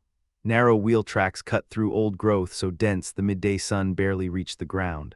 The soil underneath was black and wet, centuries of decomposed leaf matter that gave underfoot like a sponge, made worse by exposed root systems that crossed the path like trip wires and old stumps wide enough to anchor a fence post. The whole route was treacherous. A man who didn't know it would lose a horse, or worse. The sheriff knew it. He pressed on anyway. Marmaduke Temple rode behind his daughter, eyes moving constantly, watching her horse, watching the ground, watching the tree line. He'd traveled worse, much worse, but not with Elizabeth. The girl rode like she'd been born in the saddle. Her filly was high-strung and quick, and she handled it with an ease that should have reassured him. It didn't. When they crossed the log bridge, round timber laid loose over pine sleepers, the gaps between them wide enough to swallow a hoof, Richard's old nag picked its way across like a man on ice. Slow, deliberate, nose down, reading every board. Elizabeth's filly didn't bother with any of that. 2 careful steps, then a single explosive burst, airborne over the widest gap, landing clean on the other side. The girl didn't flinch. Easy, Marmaduke called forward. This isn't Jersey Flatland, Elizabeth. These paths will kill a horse if you push them wrong. Then I might as well ride a chair, she called back, not slowing. If I have to wait for this country to smooth itself out before I can ride properly, I'll be too old to care. If you jump another gap like that one, he said, you won't get old at all, and I'll be the one left to bury you. She was quiet for a moment. When she spoke again, her voice had changed, softer. Tell me about when you first came here, she said. Before any of this, I remember you speaking of it, but I was small. Tell me again. Young Edwards, who had been riding just off the judge's flank, shifted closer without a word, his dark eyes fixed on Marmaduke's face with an intensity that bordered on surveillance. You were young, Marmaduke said. You and your mother stayed behind. I came ahead to survey the land. And was it bad? He took a breath. It was hard. I heard you mention famine, she said. That word surprises me given all of this. She gestured at the wilderness pressing in on both sides, dense, enormous, endless. 5 years ago, he said, not more, the people traveling west out of the Mohawk Valley stripped everything ahead of them. Every surplus the valley farms had built up, like locusts clearing a field. And we had nothing yet, no mills, no cleared land, no grain stores. The settlers who came to build this place arrived with empty hands and hungry families. That's when things got hard, Richard called back from the front, catching the tail end of the conversation. He never missed much when it suited him to listen. I went lean as a whittled stick that fall. Monsieur Lacroix there dropped weight like a October pumpkin going soft. The Frenchman said nothing. He was focused entirely on keeping his horse alive beneath him, watching every root and hole with wide, careful eyes. I had hundreds of people looking to me for food, Marmaduke said quietly. The lightness had gone from his voice. My settlers, their children, the enterprise had stalled. Hunger does that to men, takes the fight right out of them. They'd hunt through the day and come back empty and then lie awake too weak to sleep. He paused. I didn't have the luxury of despair. What did you do? I bought wheat out of Pennsylvania, loaded it at Albany, moved it up the Mohawk by boat, packed it on horses into the wilderness, and distributed it by hand. We made seine nets and dragged the lakes. The herring came. I don't know how else to describe it except as something close to grace. A shoal had worked its way 500 miles up the Susquehanna. The lake was black with them. We harvested them, salted them, gave them out to the people by the pound. He let out a slow breath. After that, things began to turn. I was the one dealing out the fish, Richard announced from ahead. Kept Benjamin posted on the rope line because the people had been living on wild onions so long the smell alone could knock a man sideways. The point, Marmaduke continued, ignoring him, is that no one who simply sees this country as it stands today understands what it cost to build it. When I first rode into these hills, I left my survey party below the Cherry Valley and followed a deer trail to the top of that ridge, the one I later named Mount Vision. The fire had cleared the crown. Leaves were down. I climbed a beech tree and sat there for an hour looking at nothing but forest and water. He paused. Not a road, not a cleared acre, not a single column of smoke, just the lake in the middle of it all, flat as plate glass covered in waterfowl. I watched a bear and her cubs come down to the shore to drink. I saw deer moving through the trees the whole way up, but not one trace of a human being. "Were you alone all night?" Elizabeth asked. "I went down before dark, found my horse where I'd tied him and explored the lakeshore on foot, found the spot where Templeton stands now. There was a pine there, bigger than any of these. I ate under it. When I finished, I saw smoke rising from the eastern bank." He seemed to weigh his next words. "I pushed through to it and found a log cabin built into the base of a rock. No one inside, but someone lived there. Signs were fresh. Leatherstocking," Edward said, not a question. "Yes, though I didn't know it then. I thought it was an Indian camp. I was still looking it over when Natty came in from the tree line with a buck across his shoulders." Marmaduke allowed himself a brief look at the younger man. "We met there. He put his canoe in and ferried me across the foot of the lake, showed me where my horse could browse. I spent the night in his cabin." Edwards held his expression neutral, controlled, but something moved underneath it. "And how did he receive you as a guest?" "Simply, directly. He fed me and gave me his bearskin to sleep on. It was only late in the evening, when he understood who I was and why I'd come, that his manner changed." "Changed how?" He cooled. "He didn't like the idea of settlement. Felt it was an intrusion. He wasn't wrong to feel it, I suppose, though I may not have fully understood what he was saying at the time." Edwards paused. "Did he speak of the Indian title to the land?" "He did. I didn't follow all of it, and perhaps I've forgotten more than I remember. But the title was extinguished before any of this end of the old war. My patents come down through the royal governors, confirmed by the state. It's settled law. No doubt your title is entirely legal," Edwards said. His tone was flat, final. He pulled his horse back a half length and went quiet. The sheriff filled the silence the way he always did, with words. He'd been part of the original survey party, and he launched into his own account of events with the enthusiasm of a man who'd been waiting for his turn to speak. Nobody listened with much attention. They reached the overlook. The view was technically there, Lake Valley, the long ridgeline to the north, but the season had stripped everything useful from it. Ice still held in the lower shadows. The land looked gray and exhausted. Marmaduke had warned Elizabeth about this. She took one look, filed it away, and the party turned back for home. The temperature was already dropping. It came in the way mountain weather always comes, without warning and without mercy. One minute the air was merely cool. The next, the northern sky was the color of a fresh bruise, and the ridge beyond the lake had gone invisible behind a curtain of moving white. The clouds hadn't rolled in so much as materialized, pulling together from every point of the compass, pressing down. The party picked up its pace. The road wouldn't allow much, but they pushed what they could, Richard and Lacroix in front, then Elizabeth, then Marmaduke behind her with steady, quiet instructions. Edwards dropped back alongside Louisa Grant, whose horse was struggling with the terrain and the change in temperature. The forest around them went completely still. No wind, no bird sound, nothing, just the creak of leather and the dull impact of hooves in wet soil, that dead, pressurized silence that means the air itself is holding its breath before something breaks. Edwards heard it first. The sound was high in the canopy, a slow, deep groan like a joint separating under load. He'd been watching the trees since the temperature dropped, old forest, dense and dark. Rot moved through this timber quietly, invisibly, until it didn't. "Tree," his voice cut through the silence like a blade. "Whip and spur, move, move, move, go." The order hit the group like a current. Richard drove his heels in hard. His horse erupted forward, launching mud and slush in a wide arc, nearly launching Richard himself over the opposite side. Lacroix folded over his horse's neck, eyes shut, feet hammering, and somehow closed the gap to Richard's crupper in seconds. Elizabeth pulled up instinctively and looked up, a reflex, the eye going to the danger before the brain could override it. She could see it.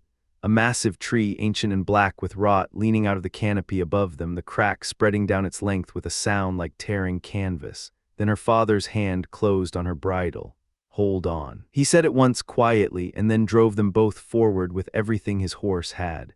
The crack became a roar. The tree came down across the path behind them, not falling so much as collapsing, the trunk hitting the ground with a concussive impact that traveled through the soil and up through every horse's legs simultaneously. Branches exploded outward. The sound rolled through the forest like a cannon shot and then faded into silence. Marmaduke got his horse stopped and turned. Elizabeth was in front of him, safe. He looked back. Edwards was on the far side of the fallen trunk, his horse locked up hard, hindquarters down, front hooves planted, the animal shaking in every muscle. His right hand held his own reins, his left had Lewis's. He grabbed her horse's bridle and hauled the animal's head down and under, forcing both horses into the stop. Lewis's hands were pressed flat against her face. She wasn't moving. "Clear," Marmaduke called across the tree. "Clear." Edward's voice was steady, controlled, a man accounting for casualties after contact. "No branches on the trunk or we'd both be dead." Lewis's horse began to shake beneath her, then so did Lewisa. The tension that had held her upright broke all at once, and she began to go sideways out of her saddle. Edwards caught her with one arm, holding her up until Elizabeth came around the long way, and the two of them brought the girl back to herself, talking to her, hands on her shoulders, giving her something to focus on until the color came back and her breathing slowed. It took time, they gave it. When Lewisa was back in the saddle and steady enough to ride, they moved out slowly, the judge and Edwards flanking her. Nobody spoke much. The cold was serious now, real intent behind it. "Falling trees," Marmaduke said after a while, mostly to himself. "They're the danger you can't prepare for, no wind needed, no warning. The rot does its work underground and in the dark, and then one day gravity collects what it's owed." "The cause is simple enough," Richard said from the front. "Old timber, frost damage over years, center of gravity shifts past the base. It's geometry. I've studied. Then calculate it for every oak in the forest and make yourself useful." Marmaduke said Richard had no answer for that. The storm hit them hard before they reached the house. By the time they dismounted at the front entrance, Elizabeth's hat was matted with wet snow and every coat in the party carried a white load on the shoulders. The horses were blown and glad to stop. As Edwards helped Lewisa down from the saddle, she caught his hand between both of hers and held it. "My father and I owe you our lives," she said quietly. "Both of us." He didn't answer, just nodded once, short and clean, and turned to see to the horses. By the time the sun went down, the storm had finished its work. The lake, the mountains, the fields, the roads, everything the season had briefly promised was gone again, buried under white, silent and cold and utterly indifferent to the people moving through it. Spring would have to wait.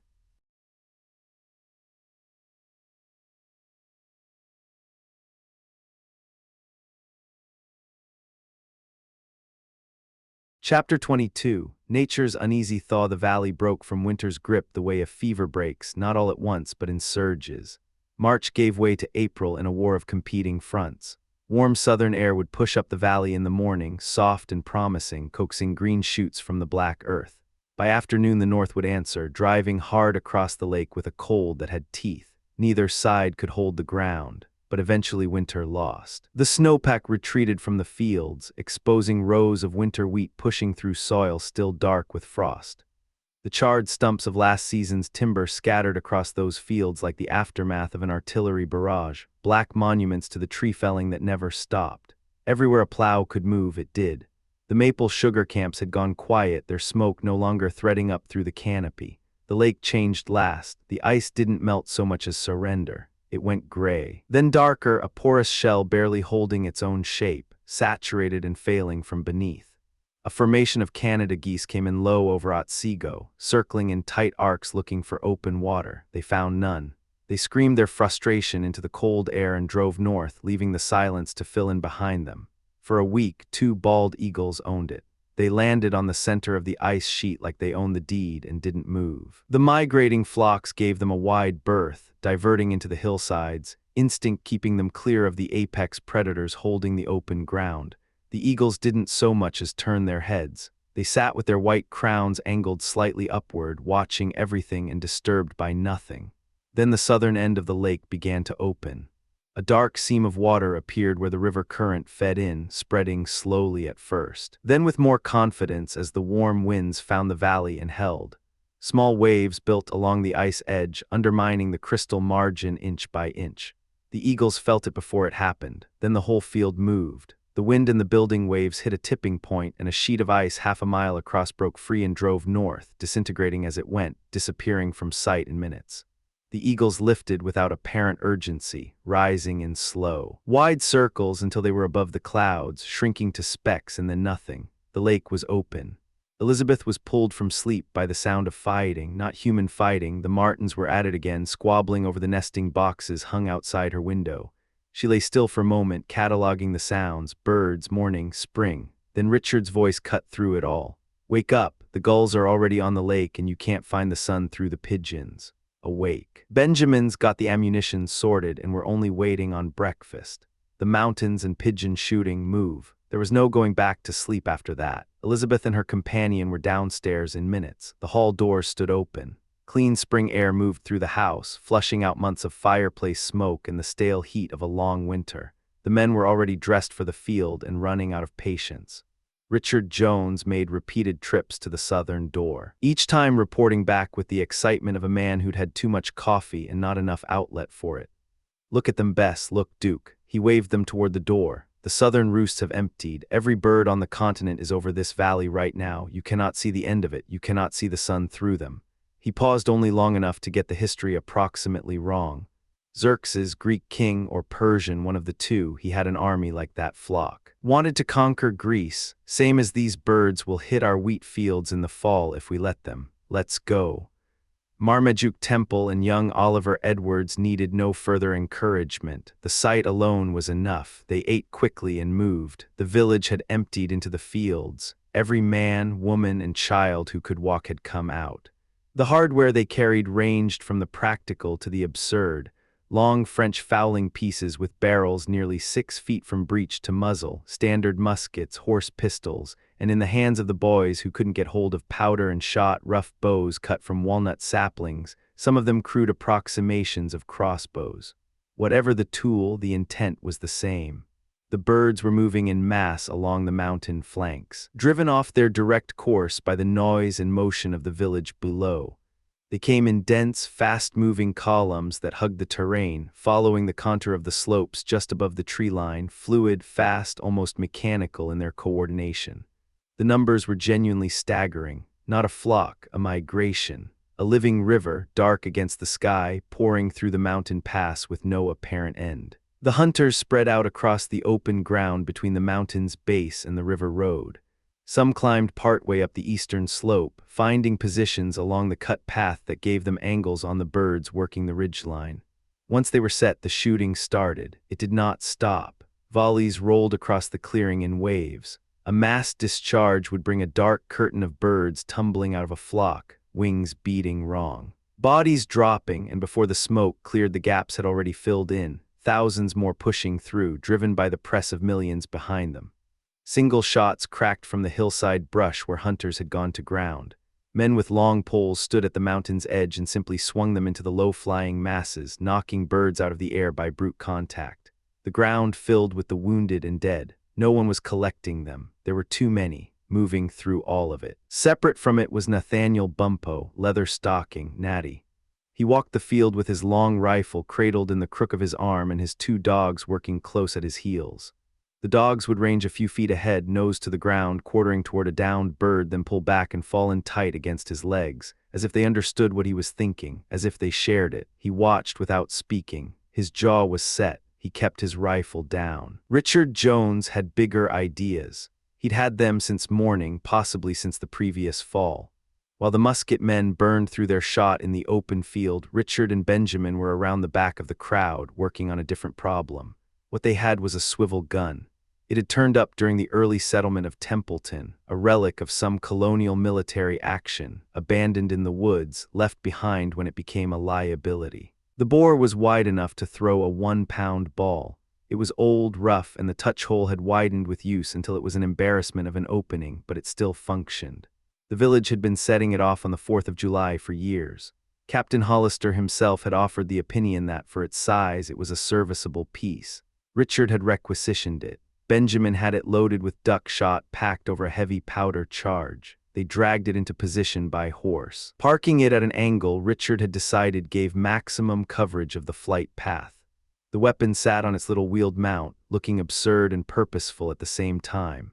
Every boy in the village migrated toward it like iron filings to a magnet.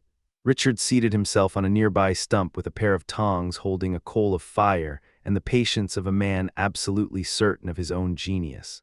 He waited for a flock worthy of the moment. Natty watched the swivel gun come into position and something shifted in his face. "This is what it comes to when you settle a country," he said, not loudly. The words weren't aimed at anyone in particular, though everyone nearby could hear them. 40 years I've watched the pigeons come through. Before the clearing started, they had nobody to bother them. They'd come into the woods quiet as anything, harmless as a garter snake, not hurting a soul. Now the sound of their wings is enough to bring every soul in the village out with something to shoot.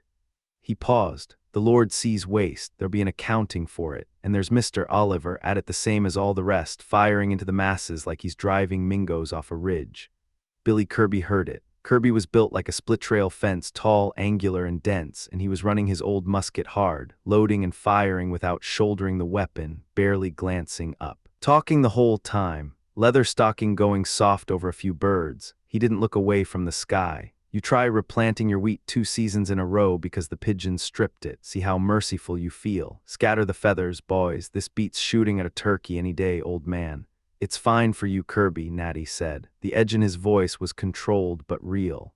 "For a man who can't put a ball where he's aiming and call his shot. Spray firing into a flock is the only option available, but it's wasteful and it's wrong. If a man wants pigeon meat, that's what they're there for. God made them for eating, same as everything else.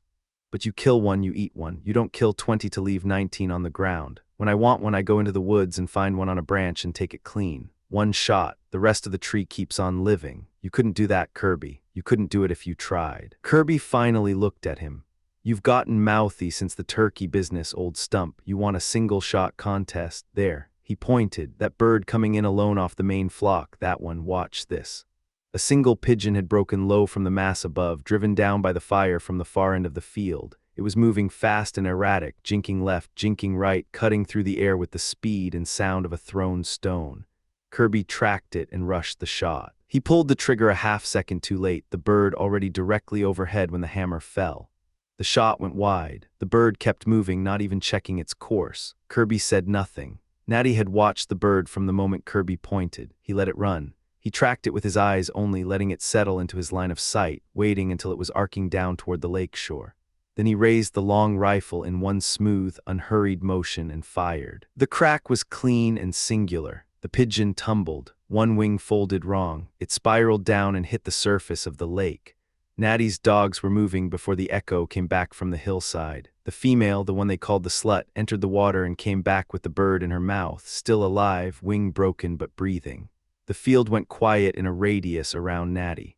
Then the word moved outward, person to person. And the sportsmen started drifting in from the clearing to see if what they'd heard was true. Edwards pushed forward. "You actually knocked a pigeon on the wing with a single ball, really, Natty?" "I've taken loons that dive at the flash," Natty said. He took the bird from the dog, looked at it briefly, and tucked it under his arm. "It's not difficult when you're not in a hurry and you're not wasteful. One bird, one ball, one clean kill." He looked out over the field, the ground thick with fluttering, dying birds that no one was bothering to pick up. His expression didn't change, but something in his eyes did. "I came out for one bird. I've got one bird. I'm done." He looked at Marmaduke Temple, who had been listening. "You talk well, Leatherstocking," Temple said. He looked out over the carnage covering the open ground, the birds layered across the field like wind-blown leaves. The ones still alive turning their heads in small, purposeless arcs. "I think it's time this stopped. Start with the clearing, Judge. The woods are God's work, same as the pigeons. Use what he gave you. Don't burn through it like it has no end." He reset the rifle on his arm. "I won't step on a single one of them getting out of here." He meant it. He picked his way across the clearing with the deliberate care of a man crossing a minefield, placing each step between the bodies. His dogs reading his movement and doing the same. He reached the tree line and disappeared into the brush without looking back. Richard Jones had not heard a word of it. His attention was on the sky.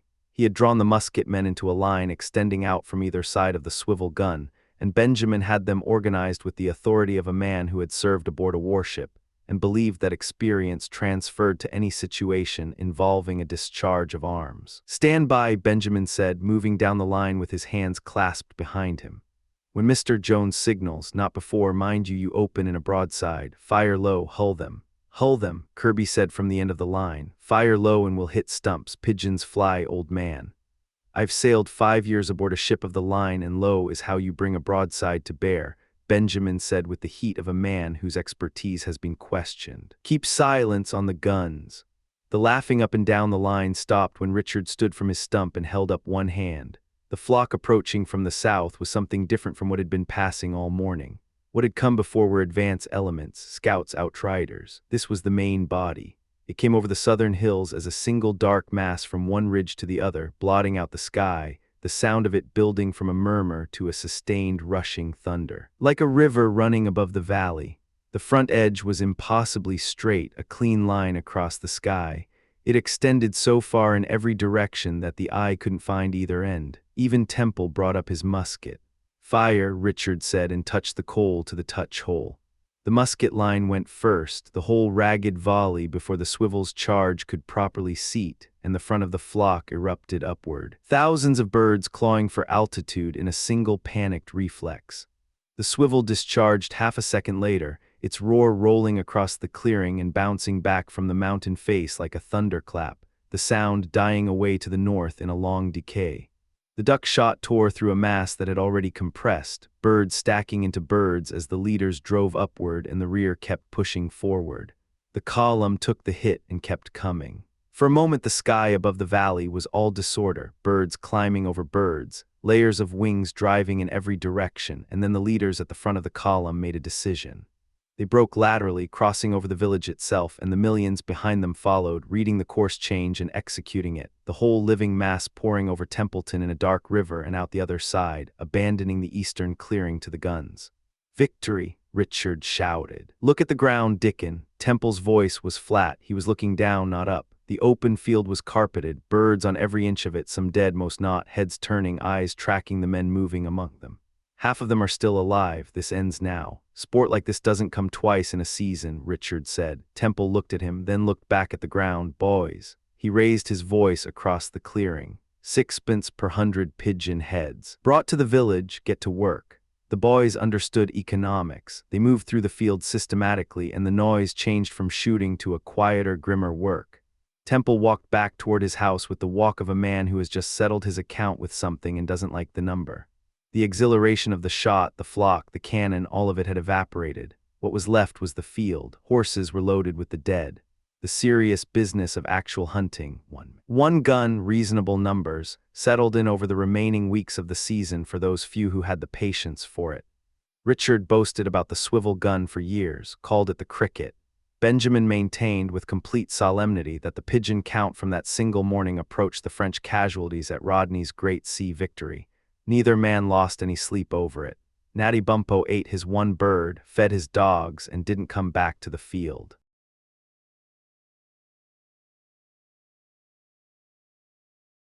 Chapter 23. Night waters rising. The season turned on a dime. One week the land was locked in winter's grip, stubborn and gray. The next it exhaled. The night stayed cool, but the killing frost was gone, and the days came in warm and soft, carrying the smell of thawed earth and pine resin off the mountains. The whippoorwill was back, calling its mournful three-note sequence along the lake's edge in the dark. The ponds and meadows were alive with the chorus of 1,000 unseen things. Up on the hillsides, the brown winter flanks of the mountains were going green as the hardwoods pushed their leaves out, threading color through the permanent dark of the hemlock and pine.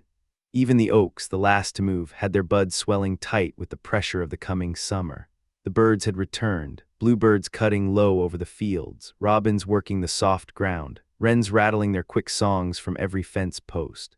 Above the lake, a single fish-hawk quartered the sky in slow, banking turns, eyes locked on the water below. Patient, precise, it knew what it was looking for. Otsiego's fish were legendary, in quality and in number.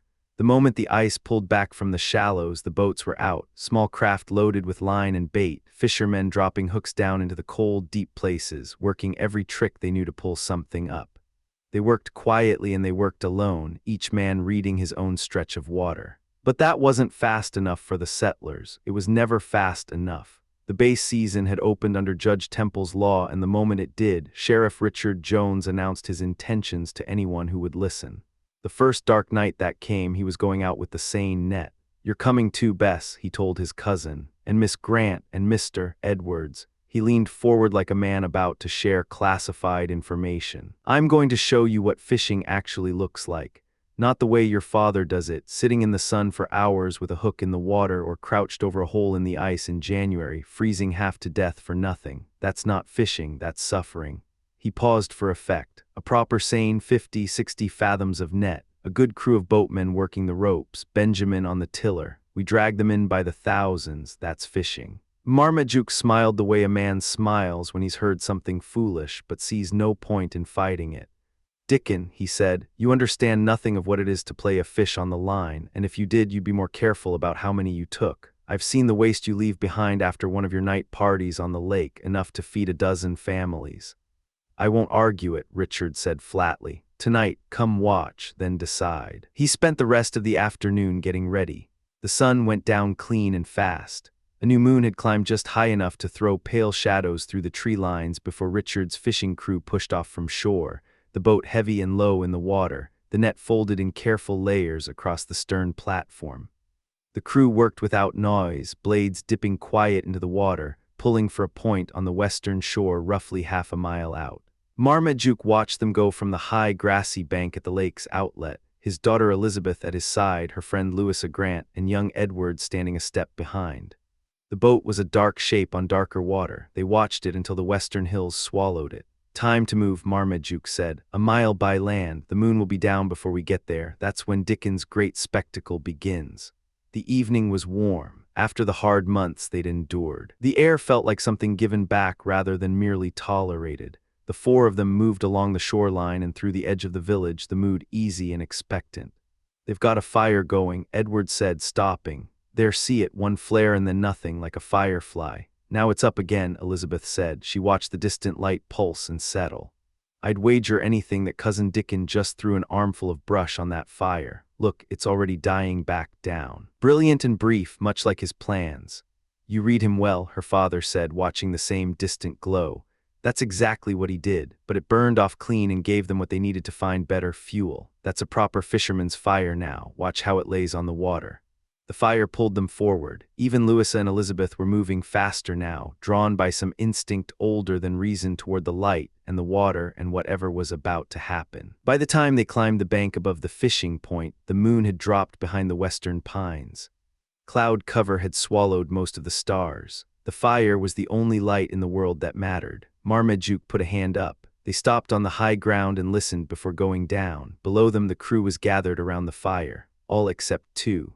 Richard occupied an old root ball they dragged in for fuel, sitting on it like a man holding court. Benjamin Pump stood close enough to the fire that the smoke kept rolling across his weathered face when the night breeze shifted, which it did constantly, moving soft off the water. "Now see here, Squire." Benjamin was mid-sentence, arms folded, voice carrying the authority of a man who had been many places and intended to remind you of it. "You say a lake fish at 20 or 30 pounds is something impressive. I say to a man who's pulled in a shovel-nosed shark, that's modest work. Modest work at best." "I disagree, Benjamin," Richard said. "A single haul of 1,000 Otsego base, and that's not counting your pike, your pickerel, perch, bullpout, salmon, trout, and suckers. That is not modest work. You can have your shark. What use is he once you've got him? Any fish I just named is fit for a king's table." Benjamin wasn't moved. "Here's the philosophy of the thing, Squire. Does it stand to reason that any creature worth hauling should be living in this small stretch of fresh water, barely deep enough to drown a man, when out in the open ocean you've got whales and grampuses running as long as those pine trees up that mountain?" Richard glanced uphill at the timber. "Some of those pines run 200 feet, Benjamin, 200 feet or more." 200 or 2,000, Benjamin said, voice flat and certain. "Makes no difference to me. I've been there and I've seen it. I've seen whales as long as those pines. I said it. I'll stand by it." Stretched out on the far side of the fire, barely moving, Billy Kirby lay picking his teeth with a pine splinter. The big woodsman was listening. He had the look of a man whose patience with Benjamin's sea stories had just about run its course. I'll tell you this, Kirby said, not getting up. There's plenty of water in this lake to swim the biggest whale ever made. And as for the pines, he glanced up the dark hillside, I know pine timber, friend. I've dropped more of them than you've had hot meals. See that old pine up on the Vision Mountain, sitting in the hollow over the village? Still got moonlight on its crown if you look for it. I believe if you set that tree straight down into the deepest part of this lake, the biggest vessel ever launched could sail clean over its top branches without so much as scraping paint. I believe that. Benjamin turned to face him slowly. Did you ever see a ship, Master Kirby, an actual ship, or anything larger than a lime scow on this inland water of yours? I have, Kirby said simply. A British ship, Benjamin pressed. A ship of the line, because I don't think you know what a proper vessel looks like. Sternpost and cutwater, garboard strake and plank sheer, gangways, hatchways, waterways, quarterdeck, forecastle, flush deck. Where exactly did you fall in with a full-rigged, properly built vessel? Tell me that. The group around the fire went quiet. Richard would later say privately that it was a shame Benjamin couldn't read, because a man who spoke about ships with that kind of fluency would have been a valuable asset to any naval operation. The fact that England had consistently outfought the French at sea suddenly seemed less mysterious. But Billy Kirby was not the kind of man who sat down when pressed. He got to his feet, turned his back to the fire, and let the big man finish. Where? He said, the North River for one, Lake Champlain for another. There are sloops on the Hudson that would give your best British warship a hard morning's work carrying 90-foot masts of solid pine. I've helped drop those trees myself in Vermont. Put me in command of one of those sloops and put you in that flagship you keep talking about, and we'd find out fast enough what Yankee timber is made of and whether a Vermont man's backbone is any softer than an Englishman's. The laugh Benjamin fired back at that carried all the way across the water and bounced off the far hills half a mile out. It came back distorted and strange, like something mocking them from the dark trees. We go down now, Marmaduke said quietly. Or those two will find a way to make this personal. Judge Temple came down the bank with the women, and the tension broke the way tension always does when authority and civility arrive at the same moment. Richard immediately shifted gears and began issuing orders, his earlier argument abandoned without ceremony. The boat sat ready behind them, the net dressed and stacked on the stern platform exactly as it had been set before they'd hauled it out.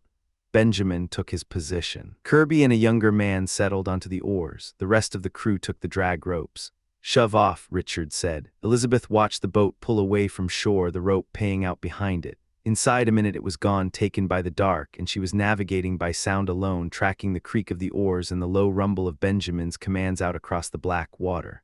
Pull larboard, a pause, pull starboard. Another pause, then, give way together, boys. Richard had impressed on everyone the importance of silence. The base were moving into the shallows, drawn toward the light, and any noise could scatter them. So the shore party stood still and listened to Benjamin's voice threading through the dark, guiding the net into position with the patience of a man who understood that the set was everything, that if the net went in wrong, no amount of hauling would fix it. Time passed. Then a heavy splash cut the silence, followed by Benjamin's hoarse call of clear, the staff thrown, the net down, the boat turning back. Richard grabbed a burning branch from the fire and moved fast along the bank to a point above the center of the net's sweep, flanking the position where the boat had originally launched. He was grinning like a man who'd already won. Drive her straight for the squire, boys, Benjamin called from the dark. The oars picked up their tempo. The rope hissed out. Then the bow of the batteau slid back into the firelight and grounded hard on the gravel. Hands grabbed lines from both ends. The crews lined up on the ropes, some high, some low, and began to haul. Slow, steady, rhythmic. Richard moved between the two lines, checking tension, reading the pull, adjusting effort. The men argued among themselves about what was in the net. Half said it was coming in empty as a feather. The other half said it felt like they were dragging logs. Richard went to one line and tugged. Benjamin, he called out, I don't think you threw it clear. I can move this rope with one finger. Did you ever see a whale, squire? Benjamin called back. That net is set as clean as rigging on a flagship. If it's foul, the devil himself has taken the shape of a fish and gone to ground in your pond. Then Richard saw Kirby. The big man was standing ankle-deep in the water at a 45-degree line. The full weight of his body driving backward against the rope, every muscle in his frame locked against something heavy. Richard didn't say another word and moved to the second line. I see the staffs. He spotted the two poles breaking the surface 50 yards out. Close in, bring her to shore now. Elizabeth stepped forward on instinct. She could see the poles, and behind them the dark shape of the net drawing in, the two ends of the bag converging. Mesh tightening around whatever was inside. The shouting hit all at once. "Now, boys, hardest pull, take her in. Richard, away with her it is." Benjamin, voice cracking with it. "Hoa hey, hoa hoy, in with her." Kirby and the rope in front of him went slack all at once because he was simply moving faster than the men behind him could feed slack, pulling hand over hand like a man hauling a drowning friend from deep water. "Staff ho, Benjamin, staff ho, Kirby." They hit the water, all of them, boots and bare feet, grabbing the lead line, grabbing the cork line, hauling straight up the gravel. The net came out of the lake in a semicircle of white foam, the floats trailing in a tight arc, and then the bag appeared. The bag was moving. The water around the net's mouth was white with panic, hundreds of flanks flashing in the firelight, silver and fast, fish hitting the surface and driving back down again, unable to process what was closing around them. "Haul in." Richard was laughing now, hoarse with it. "I can see them working. One more drag, haul in." "Big salmon trout in there," Benjamin called. "Big enough for a chowder, boys." Kirby reached into the mesh and pulled out a bull pout, looked at it for half a second, and flung it back into the lake. "Pull," he shouted. "Lord condemn me for a liar if there isn't 1,000 base." He didn't wait. The big man walked straight into the water to his waist and started physically driving fish from the net with his hands and body, forcing them up the gravel where they piled on each other in the shallows, gasping. Marmaduke stepped forward and put his hands on the rope. So did Edwards. He'd moved without realizing it, the pull of the thing too strong to stand apart from. They brought the net up the bank in stages, careful not to tear it. And when the bag finally emptied out against the gravel, the sound was like a wave, thousands of bodies, dark and silver, stacked and thrashing in a hollow of the bank that filled up in seconds and kept filling. Elizabeth and Louisa stood at the edge of it. 2,000 fish lay dying on the bank in the firelight, and neither woman could look away. The noise faded. The men stood catching their breath in the sudden stillness. Marmaduke reached down and picked up a base. 2 pounds. Maybe a little more. He turned it over in his hands and said nothing for a moment, looking at it the way a man looks at something he knows won't come back. "This is a terrible waste," he said finally. "These fish, Bess, look at them. By tomorrow night, half of what you see here will be rotting on someone's refused pile, too common to bother with. And yet there's no finer fish in the world than an Otsego base. It has the richness of a shad and the firmness of salmon. No table in Europe would turn it away."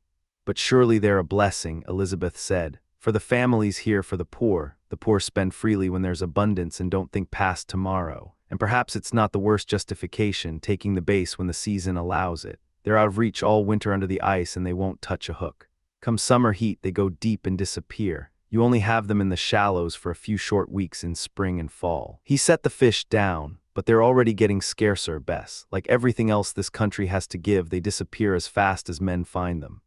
"Disappear?" Richard had heard enough. "Duke, I'm looking at 1,000 base right now and you're talking about disappearing. First it's the trees, then the deer, then the maple sugar. Then you're proposing canals in a country that's already half water because the water isn't running the direction you want it to, and now, Benjamin." He called over, pivoting hard, "Wouldn't you say there's more timber in sight here than would heat London for 50 years?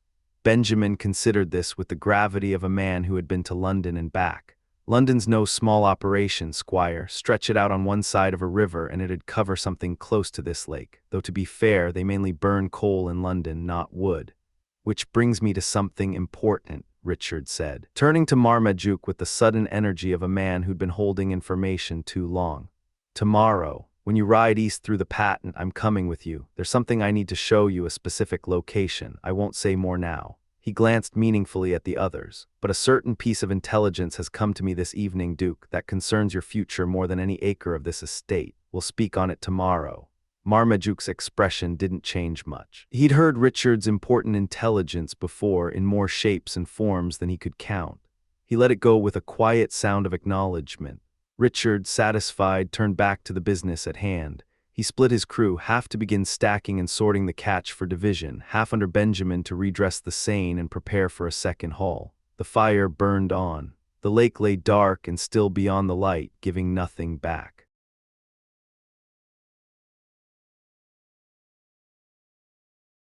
Chapter 24. Shadows at shore. The lake was black and cold, the fire behind them throwing orange light across the water in broken, shifting patterns. Elizabeth Temple walked with Louisa Grant along the shoreline, away from the noise of the fishing party. away from the laughter and the stink of scales and wood smoke. The gravel crunched under their boots, then went quiet. They stopped where the firelight couldn't reach them and turned back to observe. The scene was something worth remembering. Kirby the woodchopper held up a base the size of a man's forearm and thrust it toward the sheriff like a trophy. Richard laughed, loud and oblivious. Judge Temple stood at the edge of the fire's reach, his face still and thoughtful, watching the hall with eyes that held something older than satisfaction. "Look at my father," Elizabeth said quietly. "He looks like a man watching something he already regrets."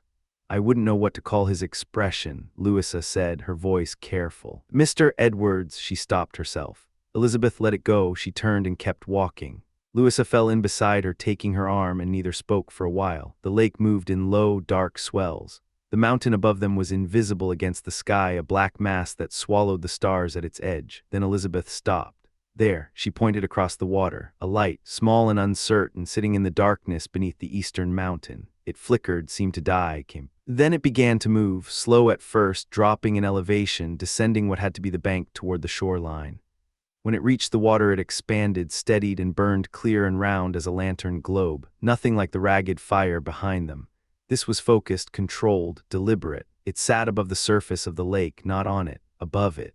The reflection stretched beneath it like a blade, narrow at the bottom and wide at the top. The whole shape like a torch held upside down, and it was moving toward them. "Is that natural?" Louisa whispered, stepping closer. Elizabeth didn't answer. She watched the light cross the dark water with a speed that surprised her. The flame grew, lost its perfect shape, wavered. Whatever it was close now. The light scattered across the surface in front of it and threw the air behind it into total blackness. The darkness looked solid. "Ho, Natty, is that you?" Richard's voice cut across the water from behind them. "Paddle in, old boy, and I'll give you a mess of fish fit to set before the governor." The light changed direction. A long, low canoe emerged from the dark, birch bark slim as a knife, riding the surface without a sound. At the bow stood Natty Bumppo, leatherstocking, his tall frame straight and unhurried, working a fishing spear across the water like a man who had done it 10,000 times. He used it as a pole, dropping first one and then the other, driving the canoe forward with a balance that looked effortless and probably wasn't. The pine knot torch burned in an iron grate mounted amidships, throwing red light across the old hunter's weathered face. At the stern, barely visible, sat Mohegan. John, the old Delaware, guided the canoe with a short paddle, no wasted motion, no sound. He moved the way men move when they don't need to prove anything to anyone. Natty tapped the butt of his spear against the iron grate. The torchlight spiked for an instant, and in that flash Elizabeth saw Mohegan clearly, dark eyes that caught the firelight and held it, a face that had seen more seasons than anyone standing on that bank would ever count. The canoe came in hard and clean, the bark hull hissing up the gravel for half its length. Natty stepped back from the bow in a single practiced motion to absorb the landing. He made no sound doing it. "Come, Mohegan," Judge Temple said, stepping toward the waterline. "Load your canoe with base. It would be a shame to leave them to rot when there's enough here to feed the county." Natty walked up the bank without hurry. The piled fish glinted in the firelight. He looked at them the way a man looks at something that offends him and keeps his mouth shut about it. He didn't keep his mouth shut. "No, Judge," he said, "I eat no man's waste. I put my spear in a trout or an eel when I'm hungry, but I wouldn't take part in this kind of fishing if you offered me the finest rifle ever brought out of England. You can't tan their hides, they don't have fur. God made them for food and food alone, and taking more than a man can eat is sinful and wasteful. I'll have no part of it." Temple nodded slowly. "You and I agree, Natty. I only wish we could persuade the sheriff of that. Half this net could have fed the village for a week."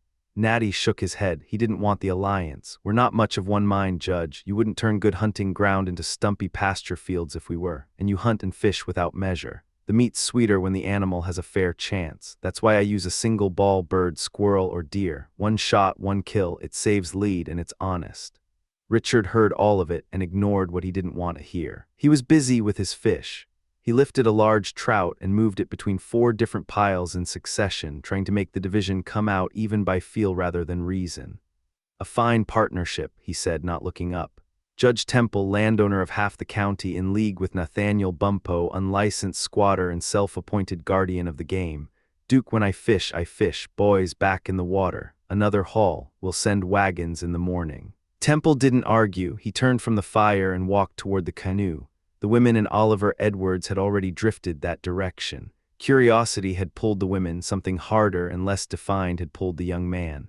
Elizabeth crouched over the canoe and studied it. The ribs were ash-thin and curved like the bones of something small and fast. The bark hull was tight and smooth. It looked like it would come apart if you breathed wrong. Edwards crouched beside her and explained the physics of it, the way the shallow draft rode over resistance instead of pushing through it, the way the bark flexed under load without cracking. He described what it was like to work a spear from the bow, the light burning ahead of you, the fish hanging below in the illuminated dark like things suspended in glass. His voice had an energy in it she hadn't heard before. She looked at the canoe. She made a decision. "I'd like to go out," she said. Her father raised an eyebrow, then let it fall. "These boats are safe when they're handled properly. I've crossed the Oneida in one smaller than this. And I've crossed the Ontario," Natty said, flat and matter-of-fact. "With Delaware women in the boat, they know how to handle a paddle. If the young lady wants to watch an old man strike a trout, she's welcome aboard. John built that canoe, just launched it yesterday." He gave Elizabeth a look that was almost a smile. "I'm no craftsman myself. Baskets and brooms aren't my work, but John does it right." Mohegan approached without a sound. He took Elizabeth's hand in both of his, her hands small and pale against his dark and scarred palms, and spoke in a voice that carried the low, deliberate weight of someone who chose every word carefully. "Come, granddaughter of Miquon, John will be glad. Trust the Indian. His head is old, though his hand is not what it was. The young eagle will go with you. He will see that no harm touches his sister." Elizabeth looked at Edwards. "Your friend has made a promise on your behalf, Mr. Edwards. Do you honor it?" "With my life," he said, no hesitation. She stepped into the canoe and sat where Mohegan pointed. She looked back at Edwards. 3 seems enough for an eggshell. He stepped in anyway, planting himself with a force that made the hull flex sharply against the gravel. The canoe held. "Forgive me," he said. "I won't allow these ancient boatmen to take you across without someone along who answers to you." Louisa stayed on shore. She watched them push off with an expression Elizabeth didn't have time to read. The canoe moved into the dark and the shore fell away behind them without a sound. Elizabeth had expected noise. There was none. Mohegan worked the paddle with short, angled strokes that barely disturbed the surface. Each one placed with the precision of a man who understood water the way a carpenter understands wood. The torch burned ahead of them and lit the lake to its bottom in a circle of amber and gold. The darkness outside that circle was absolute. The shoreline here was shallow. She could see the bottom clearly, pale sand, scattered rock, the slow, dense movement of base schooling in the warm shallows. Hundreds of them, thousands. They moved in slow, unconcerned formations through the lit water. Close enough that she felt she could reach down and grab one with her hand. She didn't. She watched. Natty stood at the bow. He didn't look at the base. He was scanning the edge of the light, his body turned slowly, his eyes moving from the lit water to the dark boundary and back, looking for something specific. His posture had the quality of a man who was not impatient, who understood that waiting was not the same as inaction. Then he saw it. "Take her outside the base, John," he said, just loud enough. "There's a laker sitting out past the school. Deep water, not something you find in the shallows often." Mohegan's paddle shifted angle without a word and the canoe moved clean through the outer edge of the school, the base scattering in silver flashes below them, and entered water where the bottom dropped away and kept dropping. Elizabeth watched the pale sand fall back into darkness below the boat. The water turned black beneath them. Natty added more knots to the iron grate. The torchlight pushed deeper. 20 feet down, maybe more, she saw it, a trout. Long and heavy, suspended above the bottom debris without apparent effort, its body nearly motionless. Just the slow working of its tail, minimal, economic. It was holding station and watching them the way something watches when it isn't sure whether to run. "Quiet," Natty said softly without looking at her.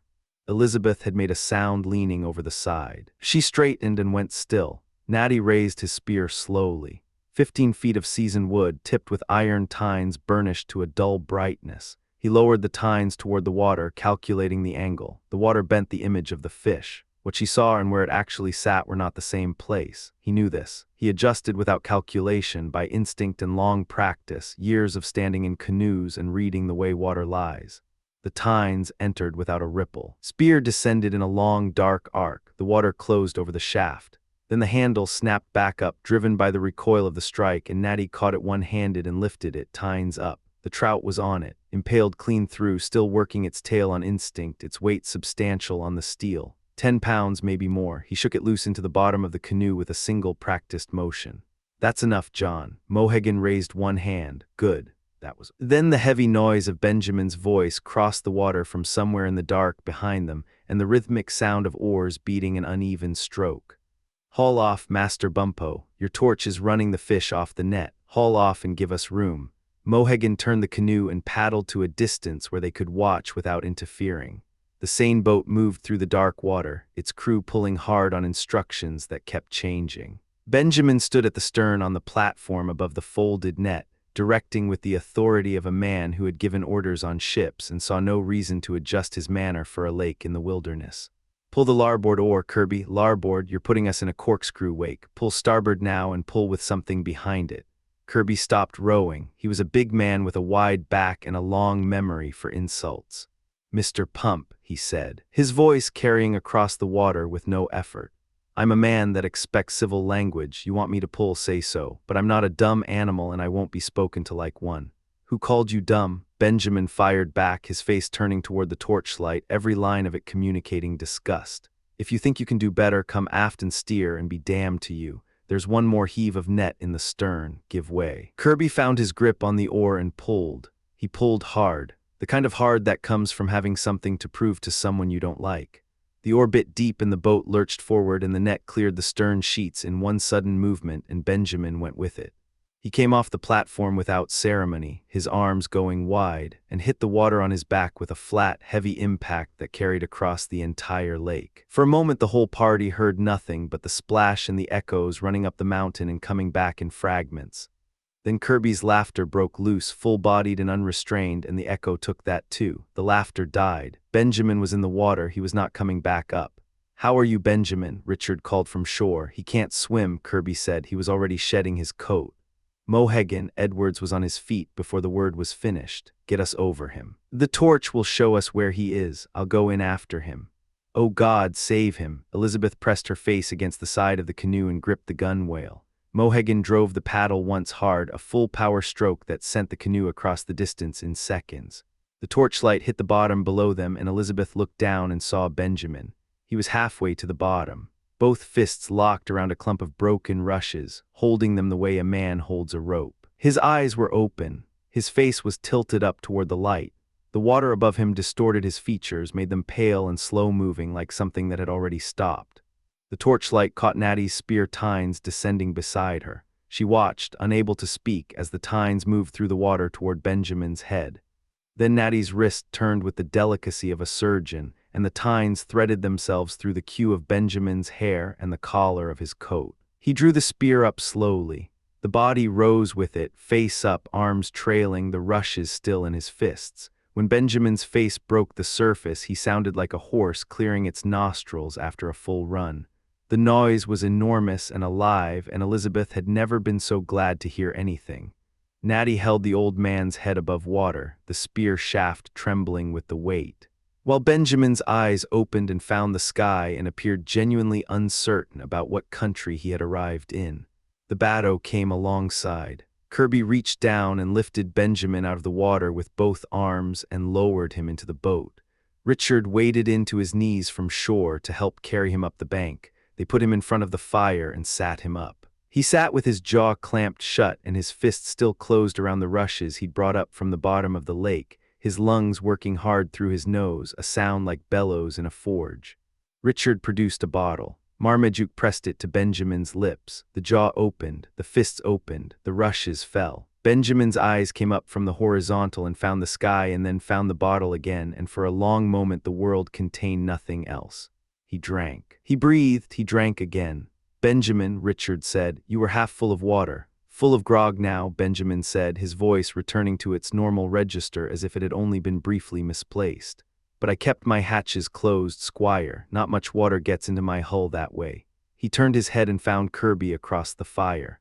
"I've sailed salt water most of my life, Kirby, and I've done time on the fresh besides. And I'm telling you plain, you're the most awkward green hand that ever sat athwart. Anyone who wants to sail with you can do it without my blessing. I won't walk the lakeshore in your company, let alone trust you with an oar."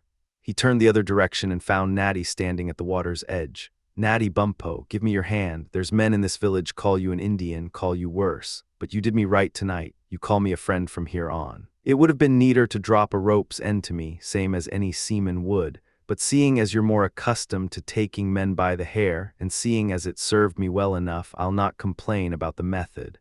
Marmaduke took charge before the conversation could continue in any direction. Benjamin was put on his feet and pointed toward the village. The net was hauled ashore a final time. The fish that had evaded it swam free into the dark water without anyone caring much. The spoils were divided in the usual way. One man turned his back to the pile and called names at random, and each name claimed a share. Kirby stretched out on the grass beside the fire and declared himself its guardian until morning, large and immovable as a felled pine. The rest of them took the bateau back toward the village lights. Elizabeth sat in the boat with a shawl over her shoulders that Edwards had arranged without asking permission. She watched the eastern mountain until she found the torchlight again, small and steady under the tree line, Mohegan's canoe returning along the dark water toward Natty's cabin. As she watched, the torch arced through the air in a scatter of orange sparks and went dark. The mountain took it back. The lake went black and silent. She thought about the canoe, the spear, the fish hanging suspended in lit water 20 feet down. She thought about the old hunter reading the refraction with eyes that didn't need to think about it anymore. She thought about what kind of life built those eyes. She wanted to see the cabin where those two men returned each night. She decided she would.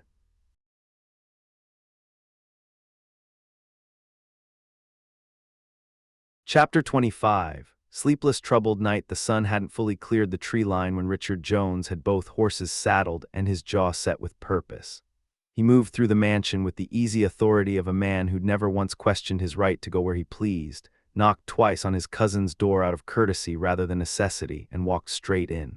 Marmaduke Temple was already awake. He was standing at the open window, curtains drawn back, shutters thrown wide to let in the cool morning air off the valley.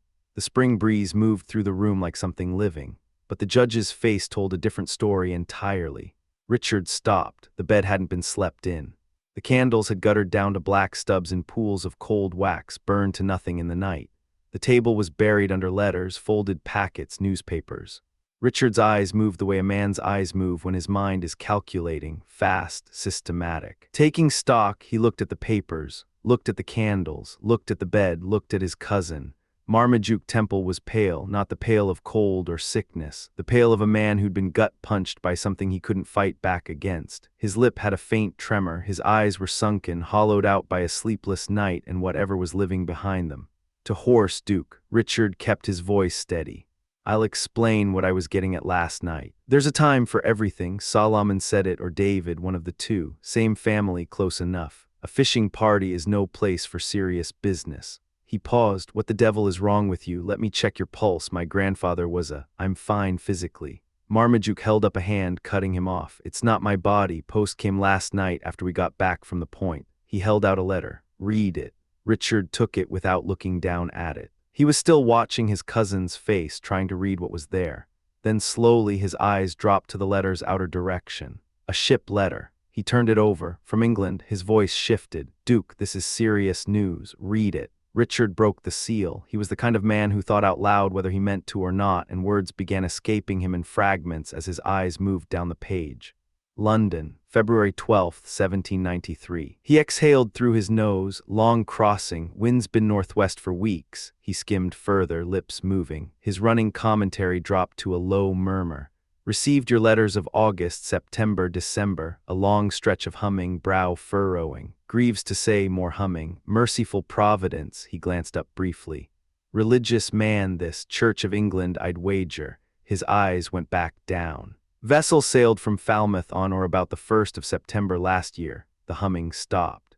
Richard read the next section in silence, and when he looked up his expression had changed. Nothing further to communicate at present. He folded the letter, looked at his cousin. Oliver Edwards, don't. Silence. Richard turned the letter over in his hands once, twice. The political news at the end, the convention, Louis. He set it down on the table. What do you do now? What can I do? It wasn't a question. Marmaduke moved away from the window and walked the length of the room slowly. I trust to time, I trust to Providence. There's a letter from Connecticut as well, it says the same. The only consolation is that my last letter reached him before the ship departed. He stopped walking, turned. I need to spend today riding, Richard, and I need you with me, not Oliver Edwards. This must stay between us. Richard crossed the room and gripped his cousin's hand once hard. I'm here. Blood holds better than anything else. He let go. The mind can wait. Send for Vander School. Richard was already moving. He dispatched a messenger from the breakfast room and settled in to wait. The village of Templeton ran on 2 lawyers. The first had been introduced already, operating out of the Bold Dragoon. The second was Dirk Vander School, called Dirkie Van by those who knew him well enough, which was most of the settlement. He was a compact, unhurried man with a good education, serviceable skill, and more honesty than most men in his profession cared to carry. The settlers called him Squire Vander School, and occasionally the honest lawyer, a title that said as much about the general reputation of lawyers as it did about the particular character of the man. He arrived carrying papers and wearing green spectacles with side glasses that multiplied his range of vision, as though the world were full of frauds that might approach from the flanks. He was meticulous. He was slow. He chose his words the way a man chooses footing on uncertain ground, carefully, methodically, with more parenthetical hedging than most men had patience for. He had learned his caution the hard way, absorbing losses from sharper men trained in courts back east. And he had responded by reducing every statement to its safest possible form. He went straight into the judge. The doors stayed closed for the rest of the day. Oliver Edwards saw it all from the periphery. He watched the household shift, watched the closed doors, the hushed voices, the messenger going out at dawn. He observed the change in Elizabeth Temple's face. The intelligent brightness dimmed behind something heavy. The animation in her eyes softened into a quiet worry she couldn't quite suppress. She moved through the house doing the things she always did, but the ease was gone from it. He found her late in the morning, working at her needlework. Louisa Grant sat nearby, head down over her own work. Edwards crossed the room and stopped. Has something bad happened, Miss Temple? He kept his voice low, controlled. If your father needs someone to handle business at a distance, I'd go. If it would help. Louisa's head came up sharp at the sound of his voice, and she colored immediately at her own reaction. Elizabeth didn't look up right away. We've had bad news, she said. My father may need to travel himself for a time, unless I can persuade him to trust Richard with it, though Richard's absence from the county right now might create its own problems. Edwards was quiet for a moment. The blood moved slowly into his temples. If it's something I could handle, it can only go to someone we know, someone of our own. You know me, Miss Temple. A rare heat came into his voice. It surfaced occasionally in their conversations when the distance between them closed enough that formality became something neither of them was performing. 5 months under this roof, am I still a stranger? Elizabeth set her needle aside, or appeared to. She tilted her head, adjusting a fold of her muslin with fingers that were not quite steady. Her color had risen. How much do we know of you, Mr. Edwards? She asked. The question landed clean. He looked at her, then at Louisa's curious, candid face. How much after 5 months? Elizabeth's head turned back slowly. The confusion and the interest warred briefly in her expression and then gave way to something that was almost a smile. We know you are called Mr. Oliver Edwards. And I understand you told Miss Grant you were a native of Elizabeth. Louisa went scarlet. Her hands dropped to her lap. That's not, I only speculated. And even if Mr. Edwards has native blood, what does it matter? What makes any of us better? I'm the daughter of a poor minister who can barely feed himself. Elizabeth shook her head slightly, amused but unwilling to show it. She watched Louisa. And the amusement faded when she saw the real melancholy under the words, the girl thinking of her father's poverty, his worn-out life in a difficult parish. Louisa, she said more gently, a minister's daughter has no superiors, not me, not Mr. Edwards either, unless he happens to be a king in hiding. A servant of the King of Kings outranks everyone on earth, Louisa said quietly. But that honor is his, not mine. I'm only my father's daughter, nothing more. She hesitated. So why should I feel superior to Mr. Edwards? Because perhaps he is very distantly related to John Mohegan. A look passed between Edwards and Elizabeth, fast, loaded, freighted with more understanding than either chose to acknowledge openly. Neither smiled at Louisa's stumbling honesty, though it would have been easy to. I'll admit my position here is irregular, Edwards said after a moment, though I earned my place at some cost. With the blood of one of this land's original lords, Elizabeth said. Her tone made clear she wasn't entirely convinced by the ancestry he'd allowed to be implied. Do I look so obviously native? I'm dark, but not red, not more than most. More than most just now. "Mr. Edwards," Louisa said with the patient sincerity of someone who had no guile in her, "your eyes aren't as dark as Mohegan's, neither is your hair. Perhaps I have the same ancestry as you." "Then, Miss Temple," Elizabeth looked at him. He held her eyes. "It would ease something in me," she said, and the lightness left her voice entirely. "I watch old Mohegan move through these lands like a ghost, the last shadow of people who owned all of this, and my claim to any of it is," she let it go, "what can I do about it? What can my father do? We could offer him a home, he'd refuse. And we haven't the power or the inclination to turn all these farms back to forest the way Natty Bumppo would prefer." "You're right," Edward said. "You can't undo what's been done." Something moved behind his eyes. "But there's one thing you can do when all this is yours. Use it well. Be open-handed with those who have little. Be fair. That's not nothing." "No," Louisa said softly. "It isn't. Though of course," Elizabeth said, recovering something of her earlier tone, "there will presumably be someone to take all such decisions out of my hands eventually. A husband tends to have opinions. I'm not a girl who dreams of nothing else," Elizabeth added before either of them could respond. "But I won't lie, there are not many candidates in these forests." "There is none here," Edward said with a flatness that landed harder than he perhaps intended.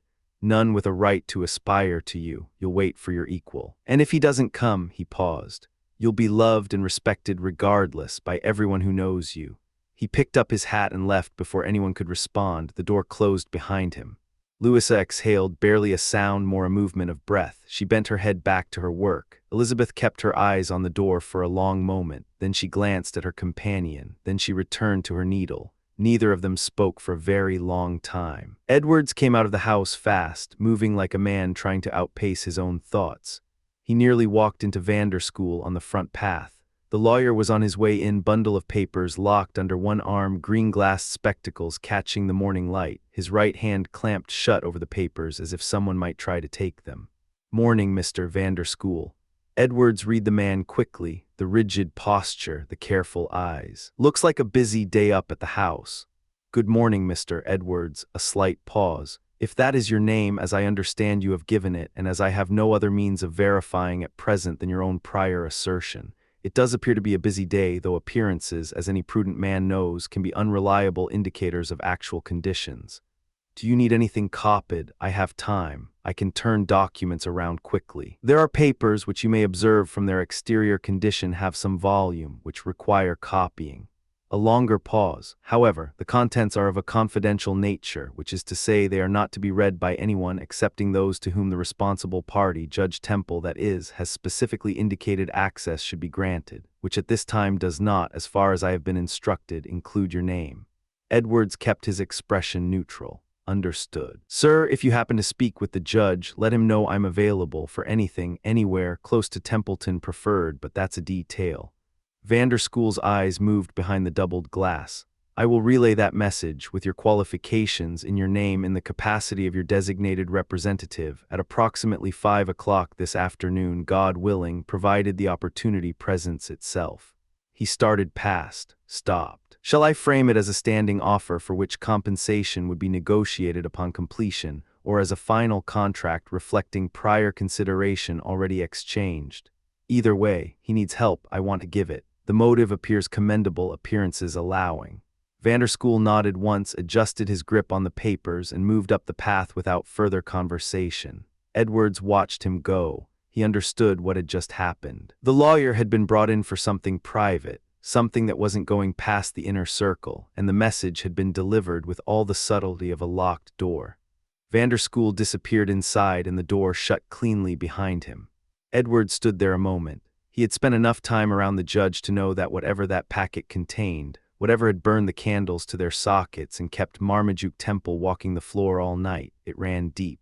And whatever it was, the man was managing it the way he managed everything, carefully, close-handed, letting almost no one near the center of it. Edwards turned and walked back toward the house. He had questions. He was not going to get answers today. The days moved. The season pushed forward with the relentless momentum that upstate spring always carried, as though it had ground to make up after a hard winter. The rains came warm and heavy. The cleared fields disappeared under wheat that moved in the wind like shallow water, shifting color, going silver to green to gold in a single gust. The stumps were hidden. The tree line thickened into every shade of green that the American forest knew how to produce, dark hemlock against pale birch against the deep canopy of maple and oak. Marmaduke Temple came back to himself slowly.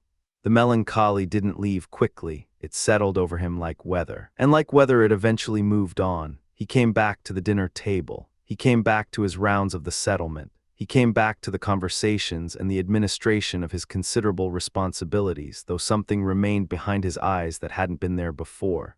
Richard Jones waited. It required effort, but he waited. He held back the thing he'd been wanting to raise for weeks, watching his cousin find his footing again. Keeping his counsel through the private meetings with Jotham that had been happening with increasing regularity since the conversations at the Bold Dragoon. The subject was too good, too important, too close to Richard's considerable appetite for significant undertakings to stay buried indefinitely. By the first week of July he could hold it no longer. He made his approach carefully, chose his moment, and laid it out. Marmaduke listened. And then he told his cousin, yes, tomorrow. They would go tomorrow.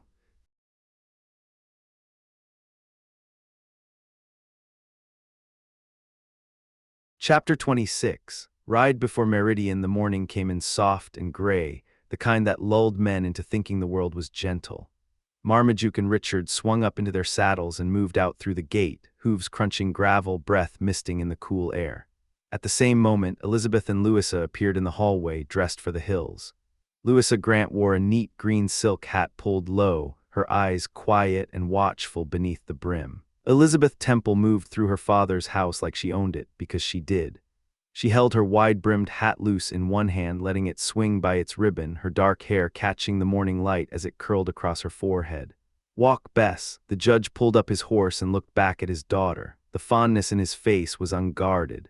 "Mind the midday heat, don't push too deep into the hills, and where's your parasol, girl? That southern sun will do damage." Elizabeth smiled. "I'll survive. Besides, Cousin Richard carries enough color for the both of us. Any stranger would be hard-pressed to see the family resemblance right now." "Grandchildren, Cousin Bess," Richard corrected from his saddle. "Get it right, but come on, Judge, the day's burning. 12 months from now, if you listen to me, you'll be buying Elizabeth a parasol with a silver frame. I'm not asking anything for myself. Everything I have goes to Bess eventually anyway. But we're losing daylight." "Patience, Dickon." Marmaduke turned back to his daughter once more. "If you're heading for the hills, don't go deep. The forest can be dangerous." "Not this time of year, surely," Elizabeth said. "Less so than winter, yes, but still." He held her gaze. "You're too much like your mother not to be careful." He said it like a compliment and a warning in the same breath. Then he turned his horse and rode. Richard followed. The sound of hooves faded into the village. Oliver Edwards had been standing in the hall through all of it, fishing rod in hand, drawn outside by the morning the same as the rest of them. He watched the two riders disappear through the gate, then moved toward the women as they stepped toward the street. Louisa caught it first. "Mr. Edwards wants to speak with us, Elizabeth." They both stopped. Elizabeth turned. Her expression was polite, correct, and just cool enough to make him measure his next words. "Your father seemed uneasy about you walking the hills alone, Miss Temple." Oliver kept his tone even. "I'd like to offer myself as an escort. Does my father use you as his messenger now, Mr. Edwards?" "No, I misspoke. I only meant he seemed concerned. I'm in his service, which I suppose makes me in yours as well. Give me the word and I'll swap this rod for a fowling piece and stay close on the mountain." Elizabeth looked at him for a moment. "Where there's no danger, Mr. Edwards, no protection is required. We're not under enough threat yet to need an armed guard on a morning walk." She paused, then raised her voice. "Brave, come here, Brave." The mastiff unfolded himself from beside his kennel, massive, deliberate, unhurried. He stretched long and slow, then walked to her side and sat, looking up at her face with the calm intelligence of an animal that understood its place and its purpose. "There's my guard," she said. She started walking again, then stopped once more and looked back, her voice warming slightly. "You'd serve us better, Mr. Edwards, and enjoy yourself more if you brought us a string of perch for the dinner table." She didn't look back after that. Louisa did twice, glancing over her shoulder as they reached the gate. "I think we hurt him," Louisa said quietly. "He's still standing there. He hasn't moved." "Good." Elizabeth's voice was firm, though something beneath it had shifted. "He's right to think us proud. I won't have a young man of uncertain standing making himself the companion of our private hours. That's not cruelty, Louisa, that's judgment." Behind them, Oliver stood motionless for a long moment, then something unlocked in him. he muttered under his breath, turned hard on his heel, and walked fast and direct, rod over his shoulder, down through the village to the lake.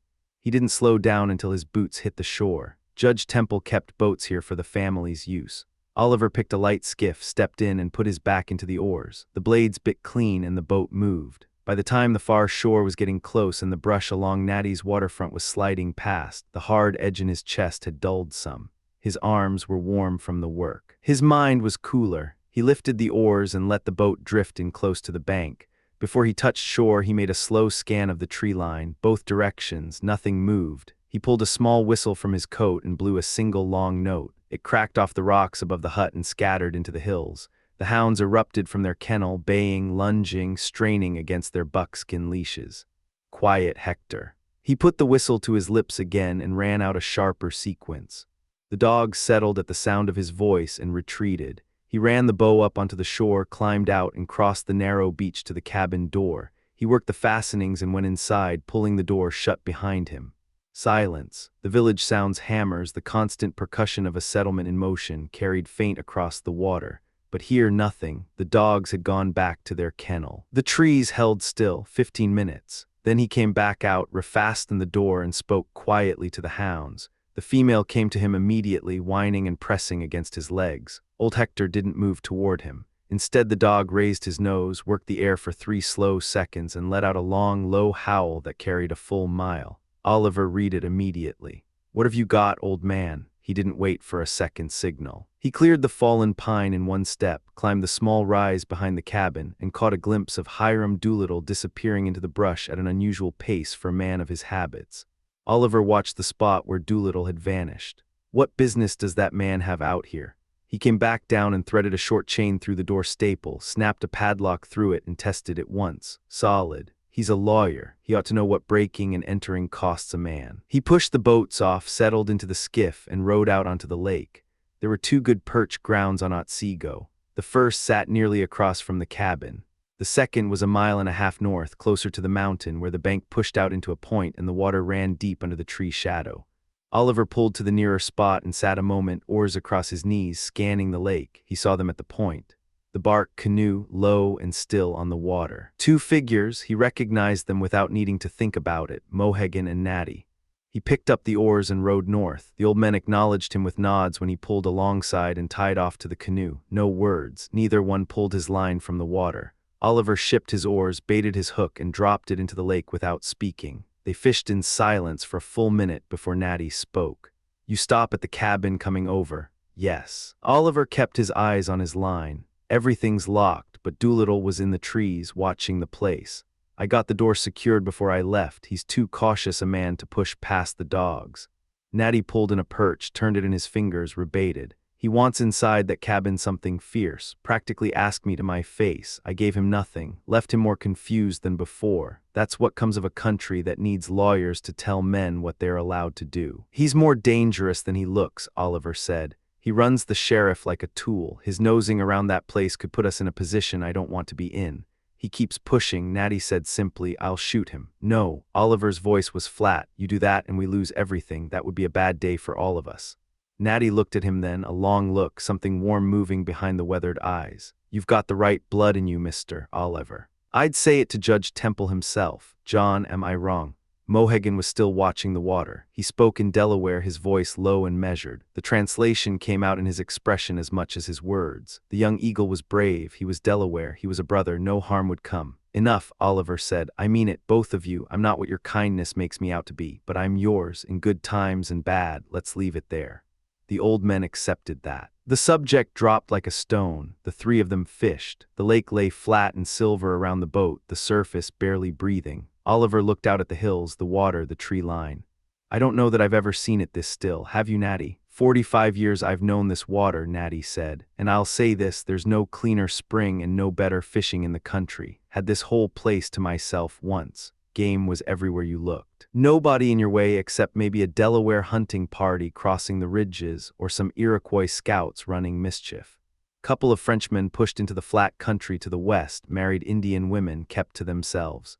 A few Scotch-Irish from the Cherry Valley used to come and borrow the canoe, take some perch, drop a line for trout, but mostly it was mine, cheerful days." He glanced at Mohegan. John knows. Mohegan turned his face toward them. He raised one hand in a slow, deliberate arc. The land belonged to my people, he said, in Delaware. We gave it to my brother in council, to the fire eater. What the Delaware give does not go back, the water remembers. Hawkeye smoked at that council, we loved him.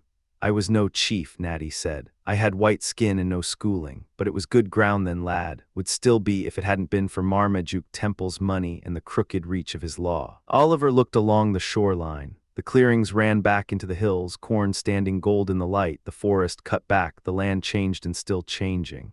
It must have been something, he said, to walk these mountains with nothing to answer to and no one to crowd you. I said it was cheerful, didn't I? Natty's voice had an edge of satisfaction in it. When the ice let go of the lake and the trees came green again, it was as close to paradise as I've found. I've walked these woods for 53 years, lived in them for more than 40. Only one place ever struck me as better, and that was for the view alone, couldn't match it for hunting or fishing. Where? The Catskills. I went up for wolf skins, bear skins. Took a contract once to bring back a stuffed panther, so I knew those hills. There's a ridge up there jutting out from the rest. Rocks dropping near 1,000 feet straight down, where a man standing on the edge is fool enough to think he could step off and land at the bottom. What do you see from up there? Natty let his rod tip drop toward the water and swept one hand in a slow circle. Creation, he said. All of it. I was on that ridge when Vaughan burned the town on the Hudson in the last war. Watch the ships come down through the Highlands plain as I can see that lime scow moving on the river now. And they were 20 times the distance. The river stretched out below me for 70 miles, coiled like a wood shaving. Hills in every direction. Everything God made and everything man had gotten his hands on as far as the eye reached. The Indians named me for my sight, lad, and from that ridge I could find Albany in the haze. The day they burned the town, the smoke came up so close I thought I could hear the people screaming. Worth the climb. If standing half a mile in the sky with men's farms spread under your boots like a floor and rivers looking like cut ribbon and mountains the size of this one looking like green hay mounds below you, if that means anything to a man, then yes. When I first came into the woods to live, the lonesome spells hit me sometimes. I'd go up to those heights and watch the world move, but that was years ago. The rocks got harder on my body, and truth is, a place a short 2 miles from that ridge came to suit me better in later years. More trees over it, more natural. What place? A falls, Natty said. He set his rod across his knees. 2 little ponds up in the hills, their water breaking loose and running down over the rock into the valley. Not a big stream, enough to turn a mill maybe if any man had been foolish enough to want one out there. But no man made that place. The water comes working through the rocks. Slow at first, smooth enough for trout to hold in, then it picks up and runs like something trying to clear a fence. And then the mountain opens up like a split hoof and the water drops. First pitch is close to 200 feet. Looks like snow falling before it hits bottom. Then it gathers itself and tumbles another 50 feet across flat rock before it drops again. 100 feet this time, and after that it jumps shelf to shelf, working back and forth like it's trying to find a way out of the hollow until it finally runs flat into the valley. Oliver had stopped watching his line. I've never heard of it. No book will tell you about it. Natty's voice was quiet, certain. How would a man who grew up in towns and schools know what's sitting undisturbed in the deep woods? That stream has been working those rocks since the world was made, and fewer than a dozen white men have laid eyes on it. The rock curves in on both sides like a mason shaped it, half round, shelving out over the pool at the bottom a good 50 feet. I've sat at the foot of that first pitch with the hounds running into the caves behind the water, and they looked no bigger than rabbits back in there. Best piece of work I've found in all my years in the forest, and only the men who have given their lives to the woods know how often God's hand shows up in the wilderness. Where does the water go? Delaware or Hudson? Hudson, Natty said, and it moves quick and glad all the way down the mountain. I've sat on that shelf rock for long hours watching the bubbles shoot past, thinking about how far that same water would travel down off the mountain, through the valley, under the hull of some vessel and out into salt water. Makes a man go quiet inside.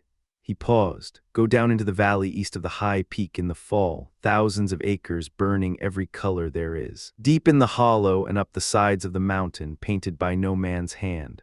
You're eloquent, Natty. What? The memory lit something in you, old man. How long since you've been back to that place? Natty didn't answer. His head had tilted slowly toward the water. He held himself completely still, one hand curved behind his ear. Oliver watched him. Then Natty said, low and careful, if I hadn't leashed those hounds myself with fresh green buckskin, I'd swear that's Hector running on the mountain.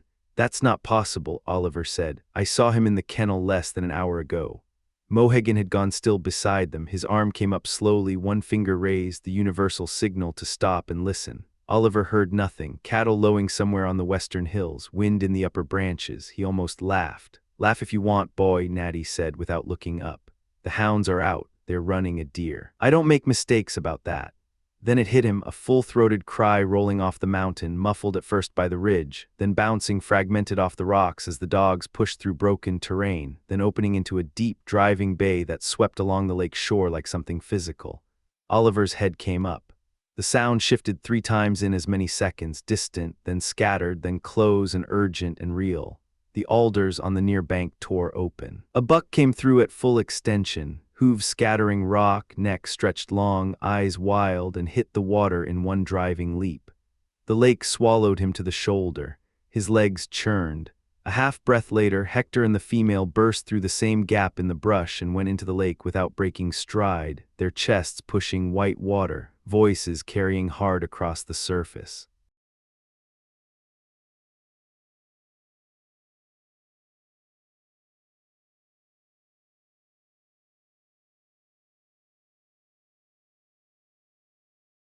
Chapter 27. Deer in the water. The buck hit the water hard and fast, legs churning, white throat cutting the surface like a blade. Natty saw at the moment the animal broke from the tree line, heard the hounds before that, their cries rolling down off the hillside and across the flat water. He'd trained those dogs himself, knew their voices the way a man knows his own heartbeat, and right now they were telling him everything. I knowed it, he said, low and certain. Buck went upwind on them, too much for the poor things. He cupped his hands around his mouth. Here, shore with you, shore, off with you, Hector, or I'll work your hide with my ramrod when I get hold of you. The dogs knew that voice. They didn't like what it meant. They circled once in the dark water, reluctant, ashamed, then turned and swam for the bank where they hit the shore and filled the air with howling protest. The buck was already 40 yards out and moving hard, nose lifted, legs pumping in long, powerful strokes. He'd made it halfway across the open water between shore and the boats before his instincts finally registered the new threat ahead. He faltered, turned his great antlered head toward the sound of Natty's voice, nostrils working. For a moment he looked ready to reverse course, to run back toward the dogs rather than face what was in front of him. But the hounds were on the bank now, still baying. The shore was closed. The buck turned again, angling northwest, driving hard for the western shoreline. His neck pushed through the water like the prow of a ship, cutting a clean V-wake behind him. Natty watched him come, couldn't help himself. Now that, he said quietly, is a noble creature. He studied the rack wide, heavy, the tines catching the afternoon light. Man could hang his whole kit on those horns. Let me think, July's the last month. Flesh ought to be coming good by now. He was already moving. His hands worked without thought, muscle memory, decades of it, lashing the inner end of the bark rope to a spare paddle. He rose to his feet in the canoe, the hull barely rocking beneath him, and hurled the makeshift buoy into the water. Go, John, let her run. The fool animal is tempting us and doesn't even know it. Mohegan was already in motion. One stroke of the paddle sent the birch bark canoe across the surface like it had been fired from a gun. Hold. Edwards's voice came sharp from the skiff behind them. You're in plain sight of the village, both of you. Judge Temple has made his intentions clear. Anyone taking deer out of season answers for it in court. The canoe was already 30 yards out. Neither man looked back. The buck was close now, 50 yards. His breath came in short, hard bursts, snorts of exertion and fear, nostrils flaring wide with each stroke. The lake's surface around him churned and glittered. The canoe rose and fell with its own wake, skimming fast, closing distance. Natty lifted his rifle, checked the prime, then held. He stood there a moment, the weapon in his hands, watching the animal fight the water. Shall I, John, or no? He shook his head slowly. Seems a poor thing to do, taking a dumb creature that way. He lowered the rifle. No, it came to the water on its own. That's the nature God gave it. We'll run it honest. Watch the turn. They double like a snake when they're pressed. Mohegan said nothing. He just paddled. The old warrior's technique was flawless, short, efficient strokes, the blade entering and leaving the water without splash or wasted motion. Strength wasn't the point, precision was. The canoe moved with an eerie gliding speed. The buck turned its head.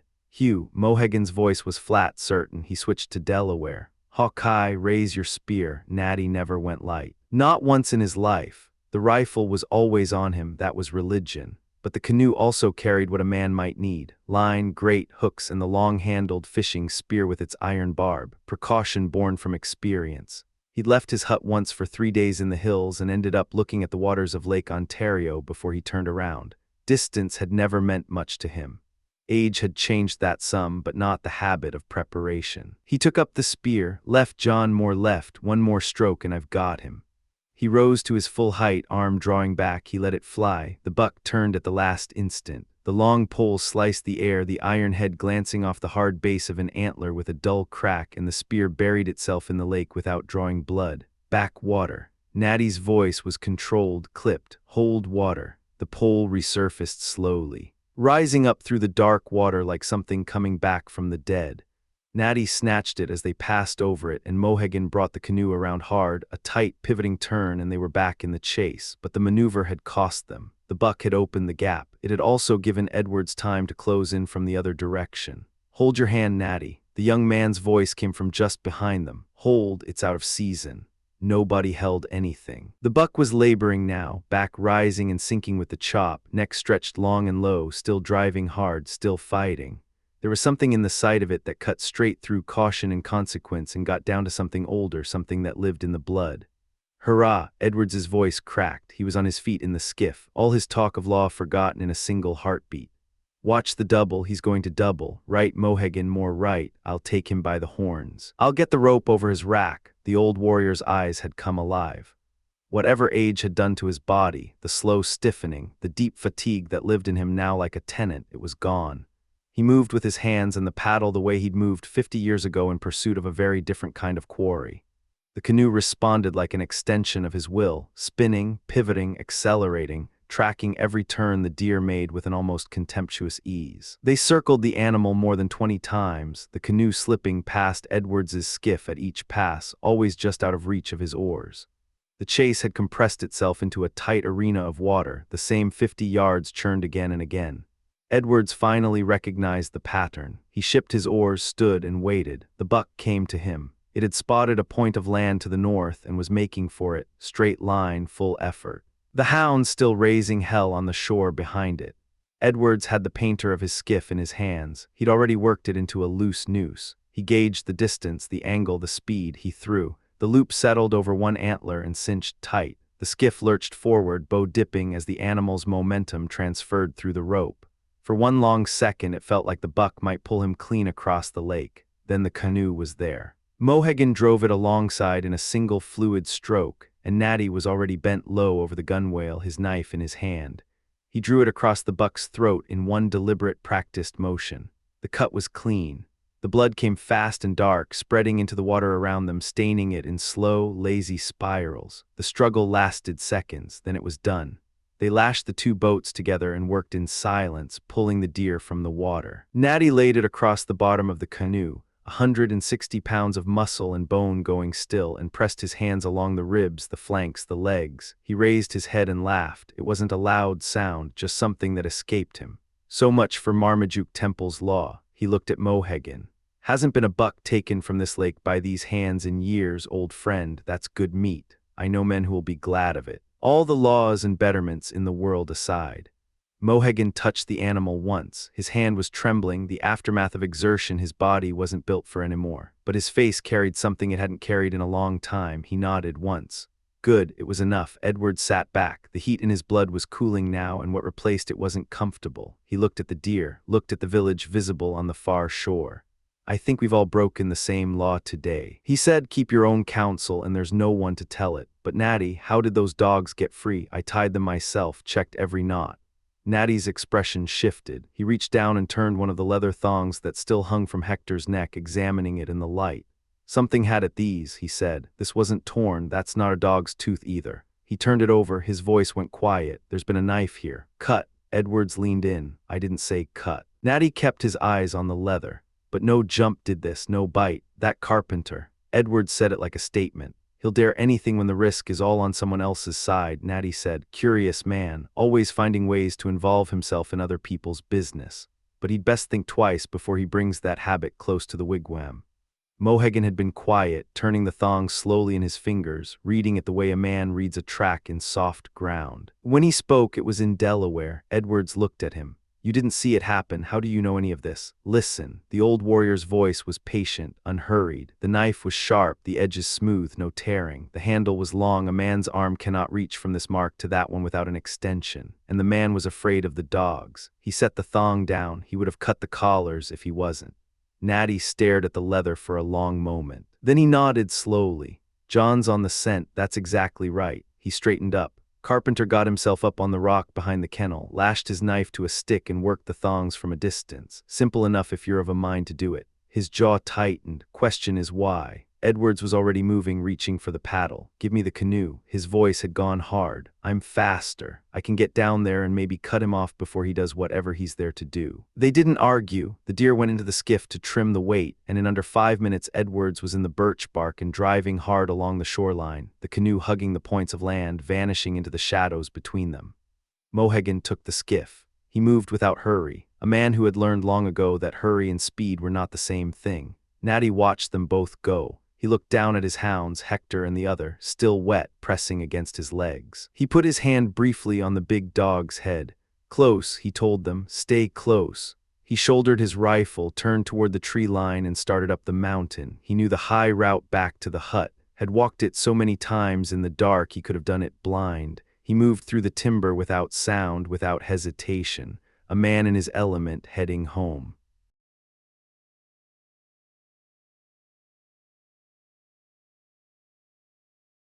Chapter 28. Above the hut, the mountain trail cut through the timber in long, switchbacking grades, the packed earth still soft from the last thaw. Elizabeth Temple and Louisa Grant moved through the quiet with the easy confidence of women who knew these hills, the kind of confidence that comes from a place where men understood that certain things simply were not done. The awkwardness from parting with Edwards had burned off like morning fog. They talked the way young women talk when no one is listening, openly, freely, about everything except the one thing that occupied both their minds.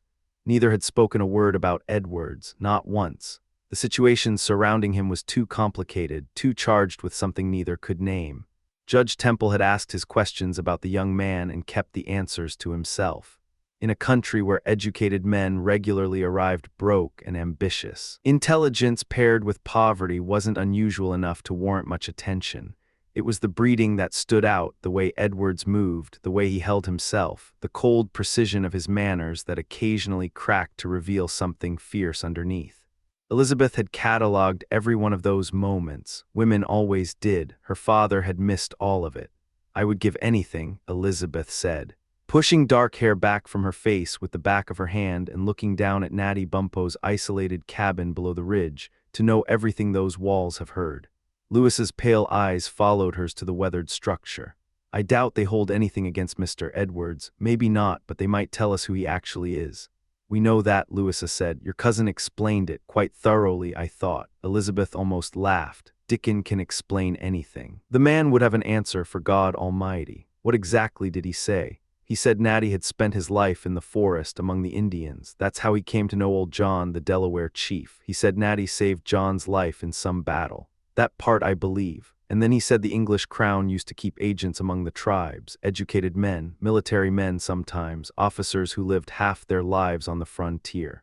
Louisa hesitated. "He said those men didn't often marry, but that she stopped. They weren't always good men, Elizabeth. Skip that part. He said they took great pride in their children, had them educated properly, sent them east sometimes to England. That's how he accounts for Mr. Edwards knowing as much as well as almost anyone. So Dickon made Mohegan the boy's grandfather. You've heard this before." "I've heard him talk," Elizabeth said. "That's different from listening." She paused, glancing back at the cabin below. "But Dickon's theory doesn't explain why that door down there is the only one in 50 miles that isn't open to any soul who wants to walk through it." Louisa was quiet a moment. "They're poor. Poor people protect what little they have. It isn't so complicated." She said it without bitterness, but the weight behind it was real. "You may not know how hard that is. Not like you, I hope." Elizabeth's voice softened. "I hope no minister in this country is left in actual want. There's no real misery where there's faith," Louisa said, the words coming quietly like something recited in the dark. "But the heart can still ache. Not yours, not you, Louisa. I watched my father ride out in winter to sit with the sick and the starving. The words came steadily, but her hands had gone still at her sides. We had no bread ourselves sometimes. We were too proud to beg and had nothing to buy with, and he would leave anyway because others needed him more than we needed our pride. She paused. I don't know how a man preaches comfort when his own chest is hollow with grief. That's over now. His position here is enough, Louisa said quietly. For me, there is only me left to provide for. She kept her eyes forward, but her chin dipped toward her chest. Elizabeth said nothing. She pulled her friend close and held her while the grief moved through her in short, controlled waves. When it passed, Louisa straightened, wiped her face with the back of her wrist, and they walked on without speaking. The summit opened under a high canopy of old pines, the kind of trees that had been standing since before any white man had pushed this far into the interior. The heat of the climb fell away in the shade. The air tasted clean and cool. They moved along the ridgeline without any urgency now, pointing at flowers, pausing to look down through breaks in the canopy at the glittering surface of Otsego below, listening to the faint ring of hammers drifting up from the valley. Then Elizabeth stopped. Do you hear that? A thin, mournful sound threading through the timber, low and intermittent. A child, she said. It happens, Louisa said. They wander, come on. They pushed into the trees, following the sound, moving faster as it rose and fell. Elizabeth was pulling slightly ahead when Louisa grabbed her arm hard. The dog. Brave had been with them all morning, moving at the slow, deliberate pace of an old animal that had long since stopped trying to prove anything. Elizabeth had stopped noticing him. She turned now. The mastiff was locked onto something in the middle distance. His head was low, muzzle close to the ground, the thick hair along his spine standing in a sharp ridge. A sound came from deep in his chest, not quite a growl, but close. His lips pulled back in slow intervals, revealing the full length of his teeth. Brave, Elizabeth said carefully. Easy. The dog didn't look at her. The growl climbed. She followed his gaze. Louisa's face had gone the color of old ash, her arm extended upward, one finger pointing. Her hand was shaking. Elizabeth looked up. The panther was on a branch 8 feet above the ground, 15 feet away. Female. Heavy through the shoulders, tail moving in slow, lateral sweeps. Her eyes were fixed on them with a flat, absolute focus, the kind of focus that has no anger in it, no fear, nothing personal, just assessment, just the cold arithmetic of predation. Run, Elizabeth said. Louisa didn't move. Her legs had gone out from under her and she was sinking, folding at the knees, her body making its own decision before her mind could override it.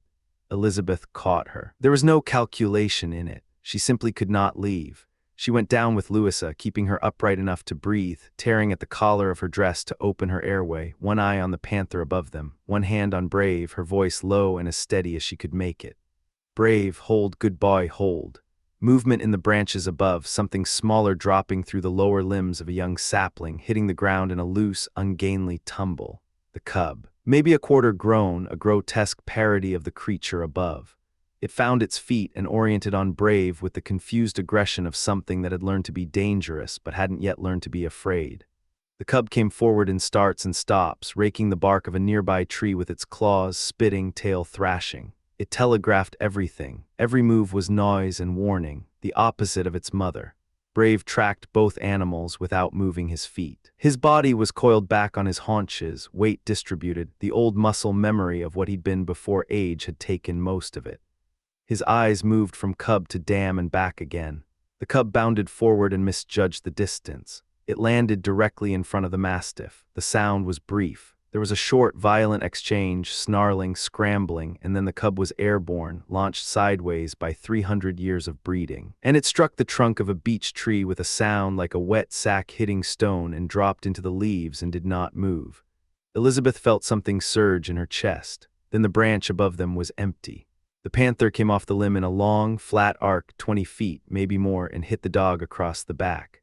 The impact drove Brave into the ground and they came apart rolling, a snarling mass of muscle and claw and old teeth, crashing through the dry leaves with a sound like something being destroyed. Elizabeth could not look away. She watched the mastiff fight. He was bleeding from 6 places that she could see and probably more that she couldn't, but every time the panther pinned him he came up again, rearing up on his hind legs, slamming his jaws at her throat. She was too fast for him.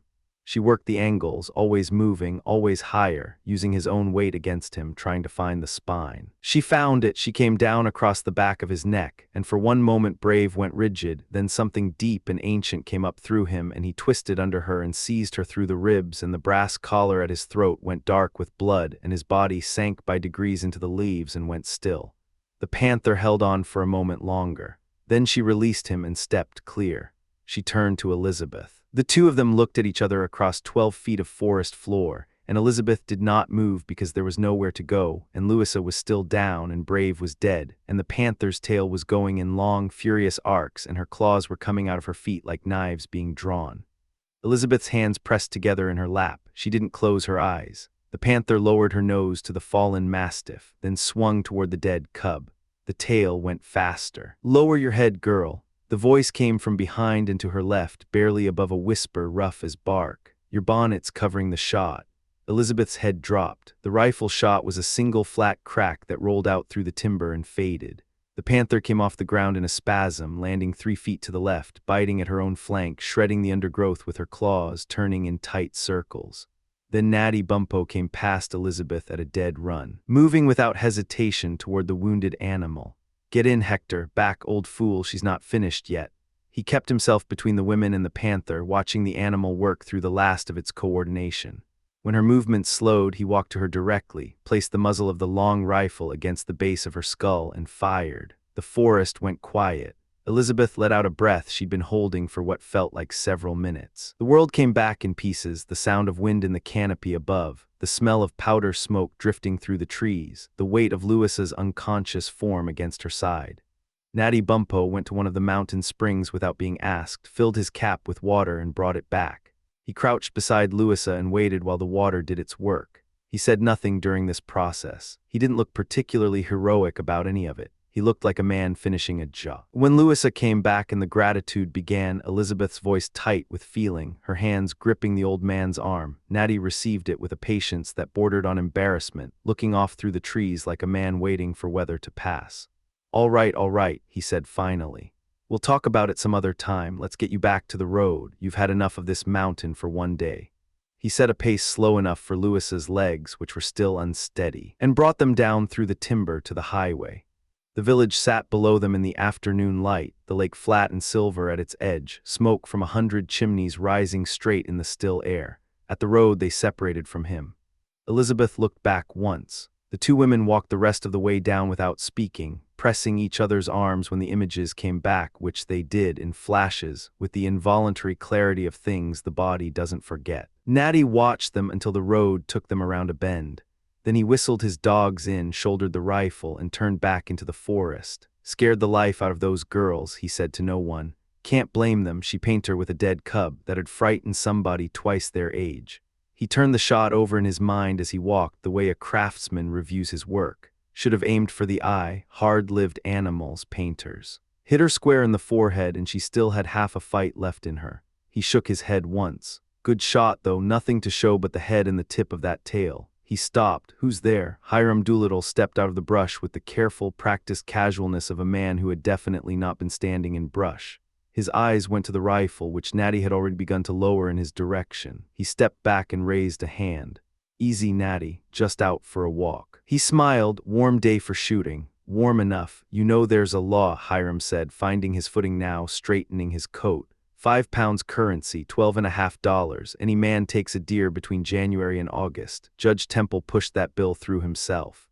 "I'll believe it," Natty said. "I thought I heard your hounds running this morning. Didn't want you to find yourself in difficulty. They know their work." Hiram's eyes had found the blood on Natty's sleeve. He stared at it. "You haven't been shooting something." "I have," Natty said, "and it was a good shot." "And the game, where is it? Come and see." They walked fast, Hiram working to keep pace, his eyes moving from the hounds to the blood on Natty's sleeve to the face of the old hunter, which told him nothing. Natty stopped and swung the muzzle of the rifle toward the undergrowth. "There's one. What do you think of that meat?" Hiram looked at the dead panther, then at Brave, who lay nearby, throat torn open, the brass collar black with dried blood. "That's Judge Temple's dog. Look at his throat yourself, Squire," Natty said, drawing his knife and wiping it slowly across his buckskin legging in a way that was clearly deliberate. "Did I do that with this knife?" "Hiram swallowed. "It's terrible. What did this?" "The painter behind you, Squire." Hiram turned so fast he nearly went down. Dade turned, scanning the trees. Easy, Natty said. There were 2 of them. The dog killed the cub. I've settled the dam. You're fine.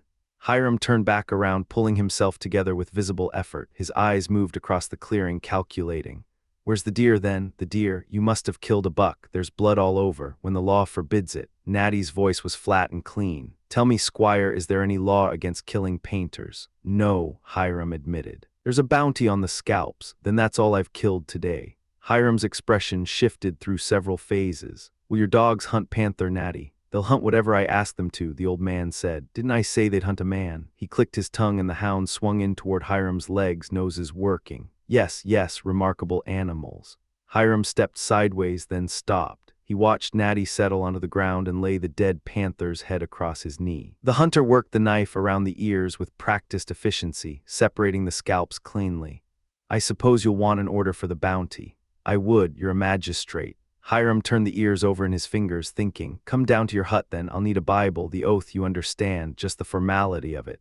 I don't keep books, any Bible serves for law. Then we'll do it in front of Judge Temple, Natty said, standing, lifting his rifle, the scalps hanging from his free hand.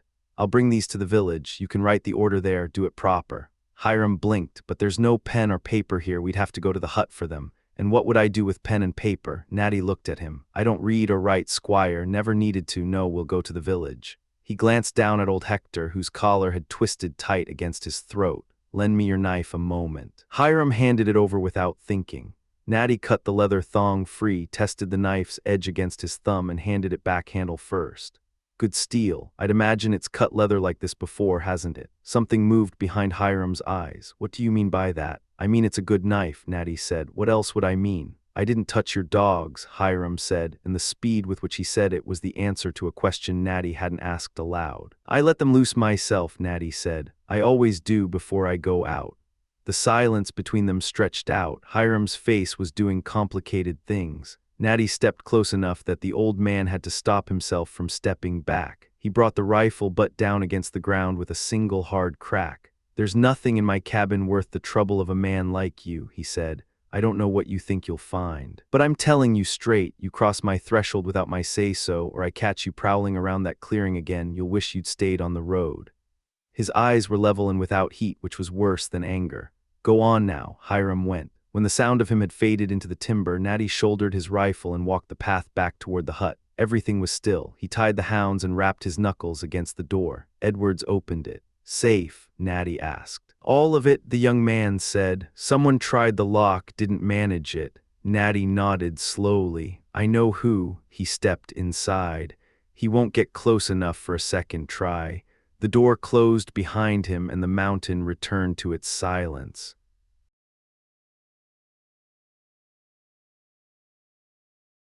Chapter 29. Blood and inheritance. The rumor had legs before it ever reached Temple's ears. He hath a mass of treasure. In these hills that kind of talk spread faster than fever. Marmaduke Temple rode through the gate in silence. The moment back there with his daughter had cracked something open in his chest, something warm and raw that didn't leave room for talk. Not yet. He kept his eyes on the trail ahead and let the horses work. Richard rode beside him, back straight. Chin up, wearing that particular expression of a man sitting on information he was desperate to release. The forest pressed in close on both sides. Cold air carried the smell of pine sap and damp earth. Their horses exhaled white vapor into the stillness. A mile passed without a word. Temple let it happen. He'd learned long ago that patience was its own kind of leverage. Then the feeling softened. The tightness behind his eyes eased. He glanced at his cousin and felt the corner of his mouth pull upward despite himself. All right, Dickon. His voice was easy, measured. I've followed your lead this far without complaint. Tell me where we're going and why. Richard cleared his throat. The sound carried hard into the trees. He kept his gaze fixed on the middle distance like a man reading something written on the air. There has always been one point of difference between us, Richard began, with the careful delivery of a man who had rehearsed this. Since birth, practically, not that I hold nature against any man, a man can't be blamed for what he arrived with. But on this one point we have differed from the beginning, and you know our birthdays fall within 2 days of each other. Temple studied his cousin's profile. Richard, we differ on nearly everything constantly and in material ways. Minor differences, Richard said, cutting him off. Symptoms of one root cause, the question of genius, of what a truly capable man can accomplish.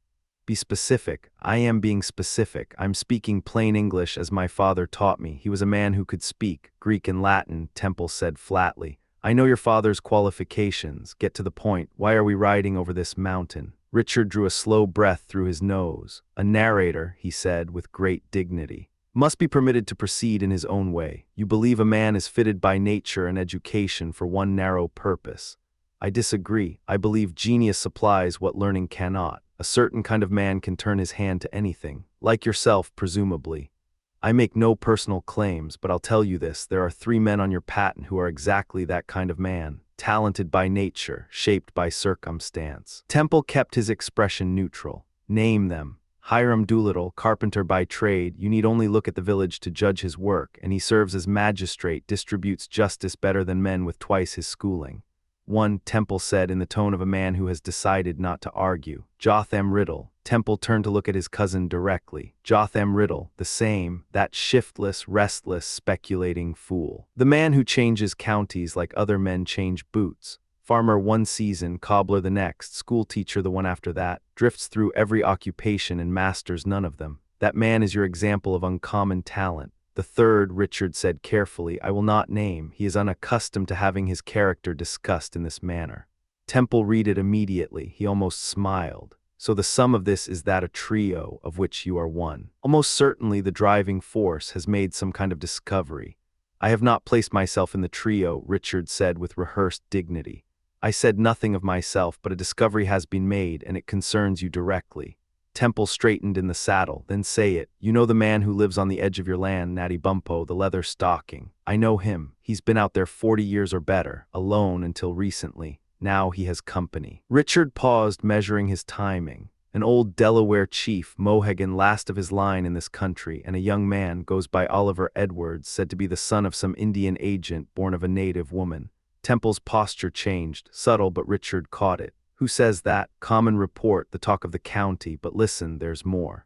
Richard shifted his reins to one hand. This young man has an education, has seen good society, knows how to conduct himself when he chooses to. So tell me, Marmaduke, what brings 3 such men as Indian John, Natty Bumppo, and Oliver Edwards together in that hut?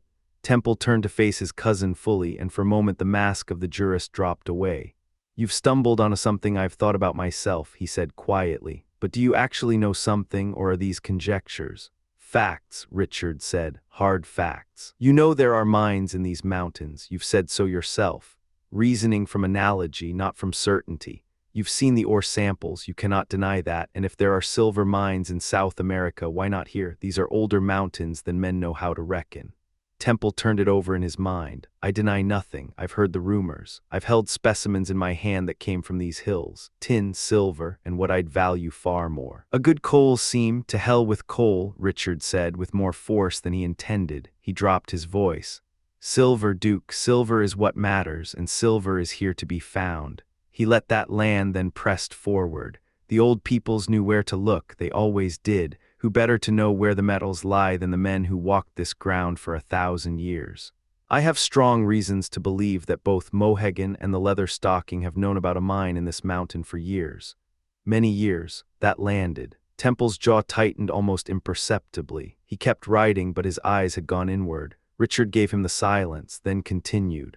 I'll give you the evidence in my own time, but consider what I've seen with my own eyes.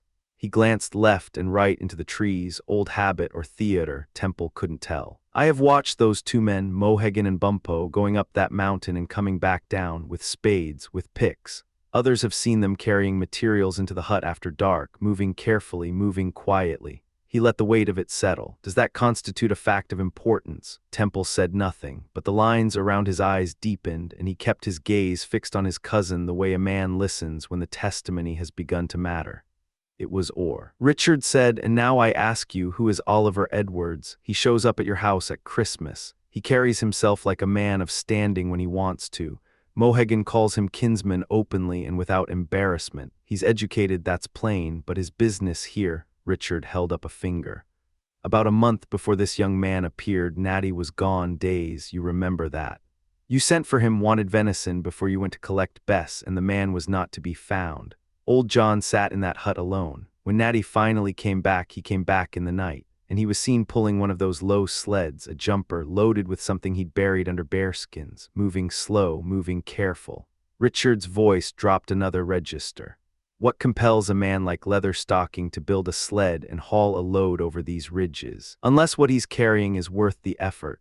Men use those sleds to bring game back, Temple said. He'd been away for days. With what rifle? It was here in the village, being repaired. Richard let that sit. He wasn't hunting. He was somewhere else, somewhere he'd never been before, or somewhere he'd been keeping secret for a long time. He came back with something he didn't want examined, and since that night he has not let a soul near that hut. He was never fond of visitors. I know it, but did he merely ignore them, or did he drive them off? Hiram crossed paths with him that same night on the backside of the mountain, offered to help carry the load, and Natty refused so hard that Hiram told me he was half a mind to swear out a complaint against him. Richard's eyes were flat and certain now. The performance was gone. Within a fortnight of that night, Edwards arrives. The two of them spend entire days on the mountain hunting, they say, exploring. I say the ground was still frozen, so they couldn't dig. Then Edwards plays a lucky hand and ends up under your roof. But he's still in that hut half the time. Long hours. After dark, they are smelting Marmaduke. They are pulling silver out of that hill, and every ounce they take is from land that belongs to you. Temple rode in silence for a long moment. When he spoke, his voice was measured and deliberate. How much of this did you observe yourself? And how much came through other men? I want to separate the wheat from the rest.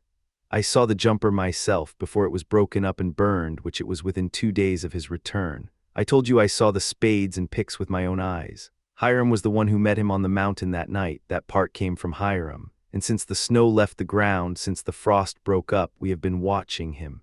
Jotham has been useful in that. Temple's jaw moved slightly. Doolittle and Riddle were not men he would have chosen for this work, but they were cunning in the way that small, hungry men are cunning, and he recognized that what they lacked in character they compensated for in persistence. He turned the whole picture over in his mind and found, to his discomfort, that it held together. He recalled small details, things he had observed and filed away without knowing why. The closed door of the hut, the hours Edwards kept, the way the young man's eyes moved when certain subjects came up in conversation. Temple had spent 20 years looking at wilderness and seeing what it would become. Towns, roads, industry, the productive machinery of a working country laid over raw land like a blueprint. It was his particular habit of mind to see forward, to see beneath the surface. Now that habit of mind turned itself on this problem, and he found the conclusions uncomfortable. The boy could not be so poor. He said half to himself, if there were real money in that hill, he would not be living at the edge of nothing. Poverty is exactly what drives a man to dig, Richard said, but there is something in his bearing, some quality of character that argues against a secret and dishonorable. Could an uneducated man smelt ore? Richard cut in. And Bess herself told you he arrived with scarcely a shilling to his name. He may have been purchasing tools. And why would a man with no prospects spend his last coin on a shot at a turkey unless he knew there was more money coming? Temple was quiet for longer this time. The trees thinned slightly, the trail widened, a patch of pale sky appeared overhead between the ridgeline and the canopy. If he intended to deceive us, Temple said finally, he would have hidden his intelligence, he would have played at ignorance.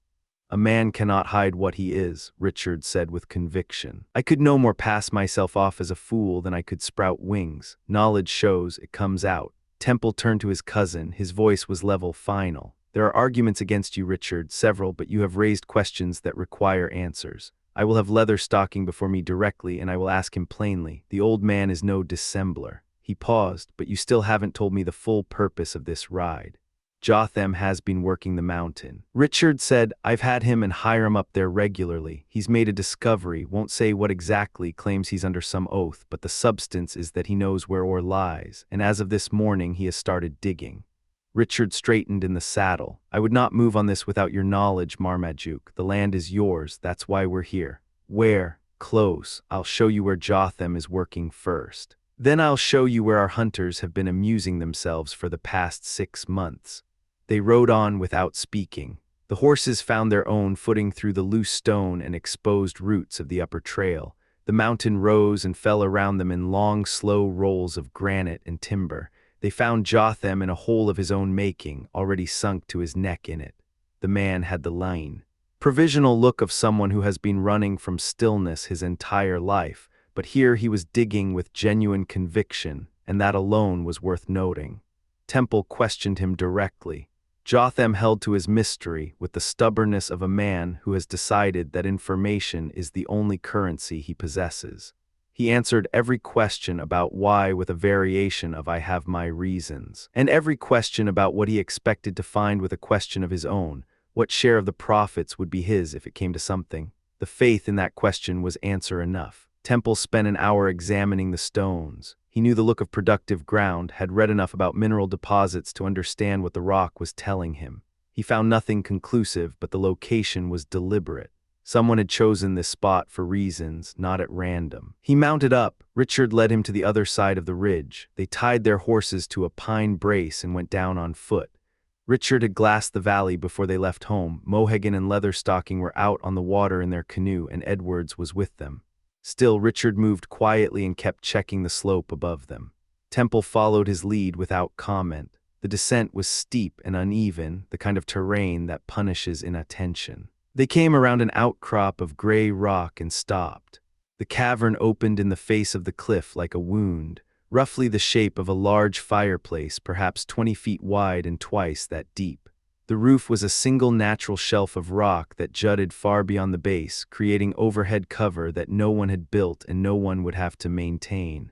The floor was raw earth, recently turned. The walls showed the marks of picks where the soft lead-colored stone had resisted and then surrendered. A pile of excavated earth lay heaped outside the entrance, the outer layer still dark with moisture. Temple studied the exterior first. The opening itself was ambiguous. It might have been entirely natural, shaped over centuries by freeze and thaw. The interior told a different story.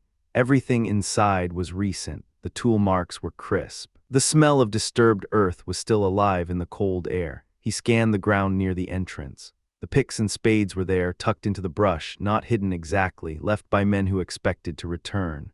Richard watched him work through the space and then asked with deliberate weight, "Are you satisfied that something real is happening here?" "Yes." Temple moved his eyes slowly across the rock face, reading the strata. "But I see no ore, not yet." "You think it announces itself?" Richard kept his voice low. "Gold doesn't lie on the surface waiting to be collected. You have to earn it. Let them mine if they want. I intend to countermine." Temple took out his memorandum book, made careful notes, bearings, landmarks, the shape of the outcrop above, enough to find this place again without Richard's guidance. He closed the book and slid it back inside his coat. They climbed back to the horses. At the road, they separated. Richard rode toward town to put together the county inquest he'd need for Monday's session. Temple turned for home. He let the horse choose its own pace down the long pitch toward the valley. The reins lay loose in his hands. His eyes moved over the familiar landscape below the lake, the rooftops, the cleared fields falling away toward the water, but he wasn't seeing any of it. "I have let my instincts overrule my judgment." He turned the thought over carefully. A young man with no clear background, no verifiable name, inserted into his household in a way that seemed accidental but might not have been. Who kept odd hours, who could not help revealing an education he had reason to conceal. Who had an association with an old hunter and an aging Delaware chief that no one had yet explained to any reasonable satisfaction. "I will have Leatherstocking before me. I will ask him plainly." Then he saw them, Elizabeth and Louisa, making their way down the mountain trail a short distance ahead, moving slowly. Something in their posture told him immediately that something had happened. He put his heels to the horse and closed the gap fast. He dismounted before the animal had fully stopped, caught the bridle, and walked up to his daughter with the horse trailing behind him. He looked at her face, flushed, shaken in a way she was trying to control, and the question came out before he could shape it into anything measured. She told him the panther, the ridge, the old rifleman appearing out of the trees at the precise moment that mattered. Temple listened, and as he listened, the whole architecture he had been building, the suspicion, the legal calculations, the careful noting of evidence came apart silently and fell away. Natty Bumppo had kept his daughter alive, whatever else the old man was. Whatever he was hiding or protecting or pulling from the cold ground of that mountain, in this moment Marmaduke Temple could think of him only one way, as the man who had given him back his child.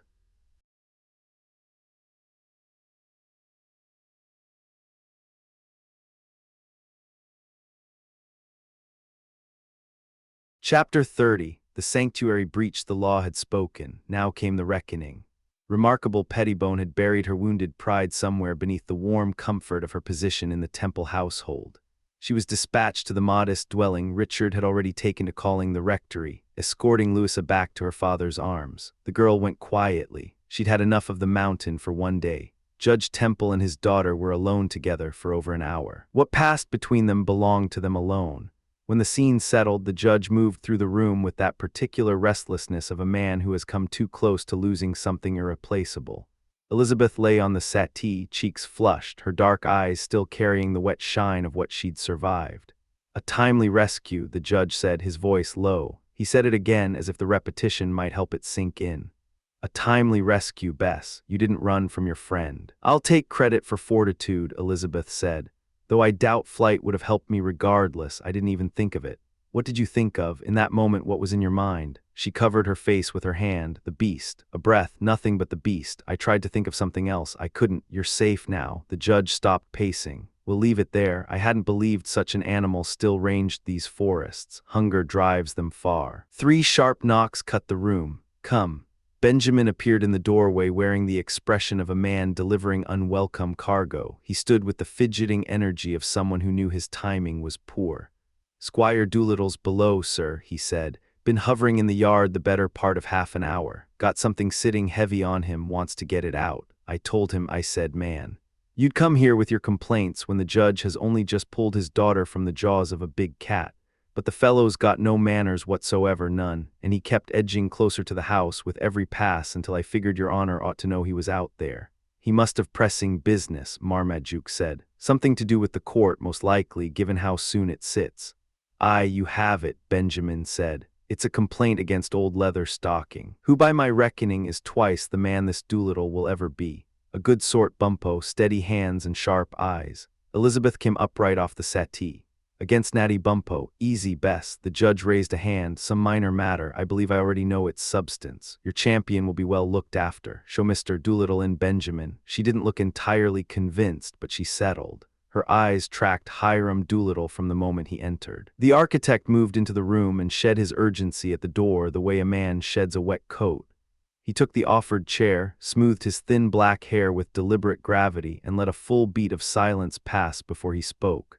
"Sounds like Miss Temple had a close brush-up on the mountain," he said. "With the painters." The judge inclined his head, said nothing. "I expect there's a bounty on the scalps," Hiram continued.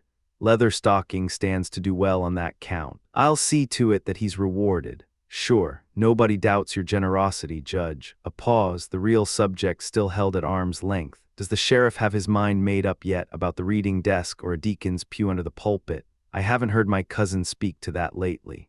Hiram nodded slowly. "Looks to be a quiet court session. Jotham Riddle and the man who bought his improvements have agreed to arbitrate their dispute. I don't expect more than 2 civil cases on the calendar." "I'm glad of it," the judge said. "Nothing pains me more than watching settlers drain themselves dry in legal quarrels." "I rather think it'll stay out of court," said Hiram with the careful tone of a man stating a certainty while pretending to uncertainty. "There's some talk of me sitting as referee as it happens. Jotham's as good as told me he'll take me. The defendant's likely to take Captain Hollister. And we've half agreed on Squire Jones for the 3rd. Any criminal matters, the counterfeiters, caught in the act, they'll be tried." A brief pause. "There's also talk of an assault from the last Independence Day celebration, though whether the law'll take hold of that I'm not certain. Some hard words were thrown, maybe some blows, and there are rumors of deer being taken out of season on the west side of the patent, squatters on the fractions." "File a complaint," the judge said flatly. "The law will be applied fully to anyone who flouts it." "That's what I figured you'd say." Hiram let the silence sit for a beat. "It's partly why I came." Marmaduke felt the trap close around him even as the words registered. He'd been maneuvered, and cleanly. He looked at Hiram with new attention. What have you to say?" "I have reason to believe Natty Bumppo has a deer carcass in his hut right now," Hiram said, unmoved by the judge's expression. "I came to obtain a search warrant." "You believe?" The judge's voice went flat. "You understand the law requires an oath before I issue such a warrant. A man's home is not entered on light suspicion." "I can swear to it myself," Hiram replied. "And Jotham's in the street ready to do the same." "Then issue the warrant yourself. You're a magistrate, Doolittle. Why bring it to me?" "It's the first complaint under the new statute, Judge. And knowing how you feel about the matter, it seemed right the authority should come from you directly." He paused, measuring his words. And I won't pretend otherwise. I spend a good deal of time in the woods. I'd rather not make an enemy of Leatherstocking if I can avoid it. You have a standing in this county that puts you above such concerns.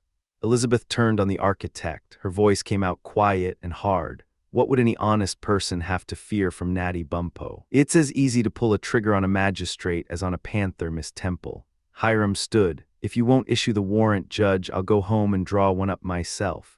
The judge felt the weight of it settle onto him. His impartiality, his reputation, his office, all of it sat on the scale. He stood. I haven't refused you. Come to my office, Doolittle. I'll sign the warrant. Elizabeth started forward, words already forming. Her father put his hand gently against her mouth, stopped her cold. It's louder than it is dangerous, Bess. He's probably killed a deer. The season's nearly done, and you said yourself he had his dogs out when he came to your aid. They'll search the cabin, find what they find, and pay the fine. I'll cover the $12.50 myself if it comes to it. My reputation as a judge is worth at least that much. She exhaled, let it go, watched her father walk out. He signed the warrant, then he stepped outside into the fading afternoon and nearly walked into Oliver Edwards, who was covering the gravel drive in long, agitated strides. The young man stopped when he saw the judge. Something shifted in his face, relief, emotion barely held in check. I congratulate you, sir. The words came out urgent, raw, from the bottom of my soul. It would have been too terrible to. He stopped, gathered himself. I've just come from the hut. Old Natty showed me his scalps first, then told me about the ladies as if it were an afterthought. I can't. Another pause. The young man seemed to realize he'd stepped past some invisible boundary and pulled back. What I have felt at the danger to Miss Grant and your daughter, sir. Marmaduke's chest was still too full for small grievances. He gripped the young man's arm. Thank you, Oliver. Come, let's go to Bess. Lewis's already at the rectory. Edwards moved like a man who had been waiting for the invitation. He was through the door and into the room ahead of the judge almost before Marmaduke had finished speaking. Whatever cold formality usually sat between Elizabeth and Edwards dissolved without ceremony. The three of them stayed together for 2 hours, talking, quiet, easy in the way of people who have looked at something terrible together and come out the other side. The judge forgot his morning's suspicions. The young man and the young woman laughed at some things and were somber about others, letting the afternoon work through them. Eventually Edwards left for the rectory, as he'd promised to do 3 times before finally doing it. He had no idea what was already in motion at the hut. Hiram Doolittle had his warrant. Now he needed someone to serve it. The sheriff was out running down grand jury summonses across the county himself. His deputy was doing the same in a different corner of the settlement. The township constable, selected for the post largely out of civic charity, was lame in one leg and useless for anything requiring forward motion. Hiram intended to observe the proceedings, not lead them. He had no particular appetite for putting himself between a search warrant and Natty Bumppo. Time was the other problem. The sun was already angling long shadows east through the pines. Saturday was burning out. By law and by conscience, Hiram could not conduct such business on a Sunday. By Monday, any evidence in that cabin could be buried, burned, or eaten. Then Billy Kirby came around the corner. Kirby was a woodchopper, large, easy, with the loose-jointed confidence of a man who'd never had serious cause to doubt his own body. Hiram's mind worked quickly. He sent Jotham to fetch him. The 3 of them settled in Hiram's dwelling, and Hiram played the host with unusual warmth. Judge Temple is determined to enforce the dear law, Hiram began once the pleasantries were satisfied. A complaint's been laid. He's issued a search warrant and asked me to find someone to execute it. Kirby leaned back in his chair and thought about it, which for Billy meant a brief, comfortable pause followed by questions. The sheriff, gone, deputy likewise, the constable, saw him hobbling around town an hour. Kirby said, "This business wants a man," Hiram said, letting the words sit. Billy laughed, big, genuine. "Will the fellow make a fight of it? He's known to be quarrelsome," Hiram said carefully. "Considers himself the best man in the county at close quarters." Jotham leaned in, heard him boast there wasn't a man between the Mohawk Flats and the Pennsylvania line who was his match at a close hold.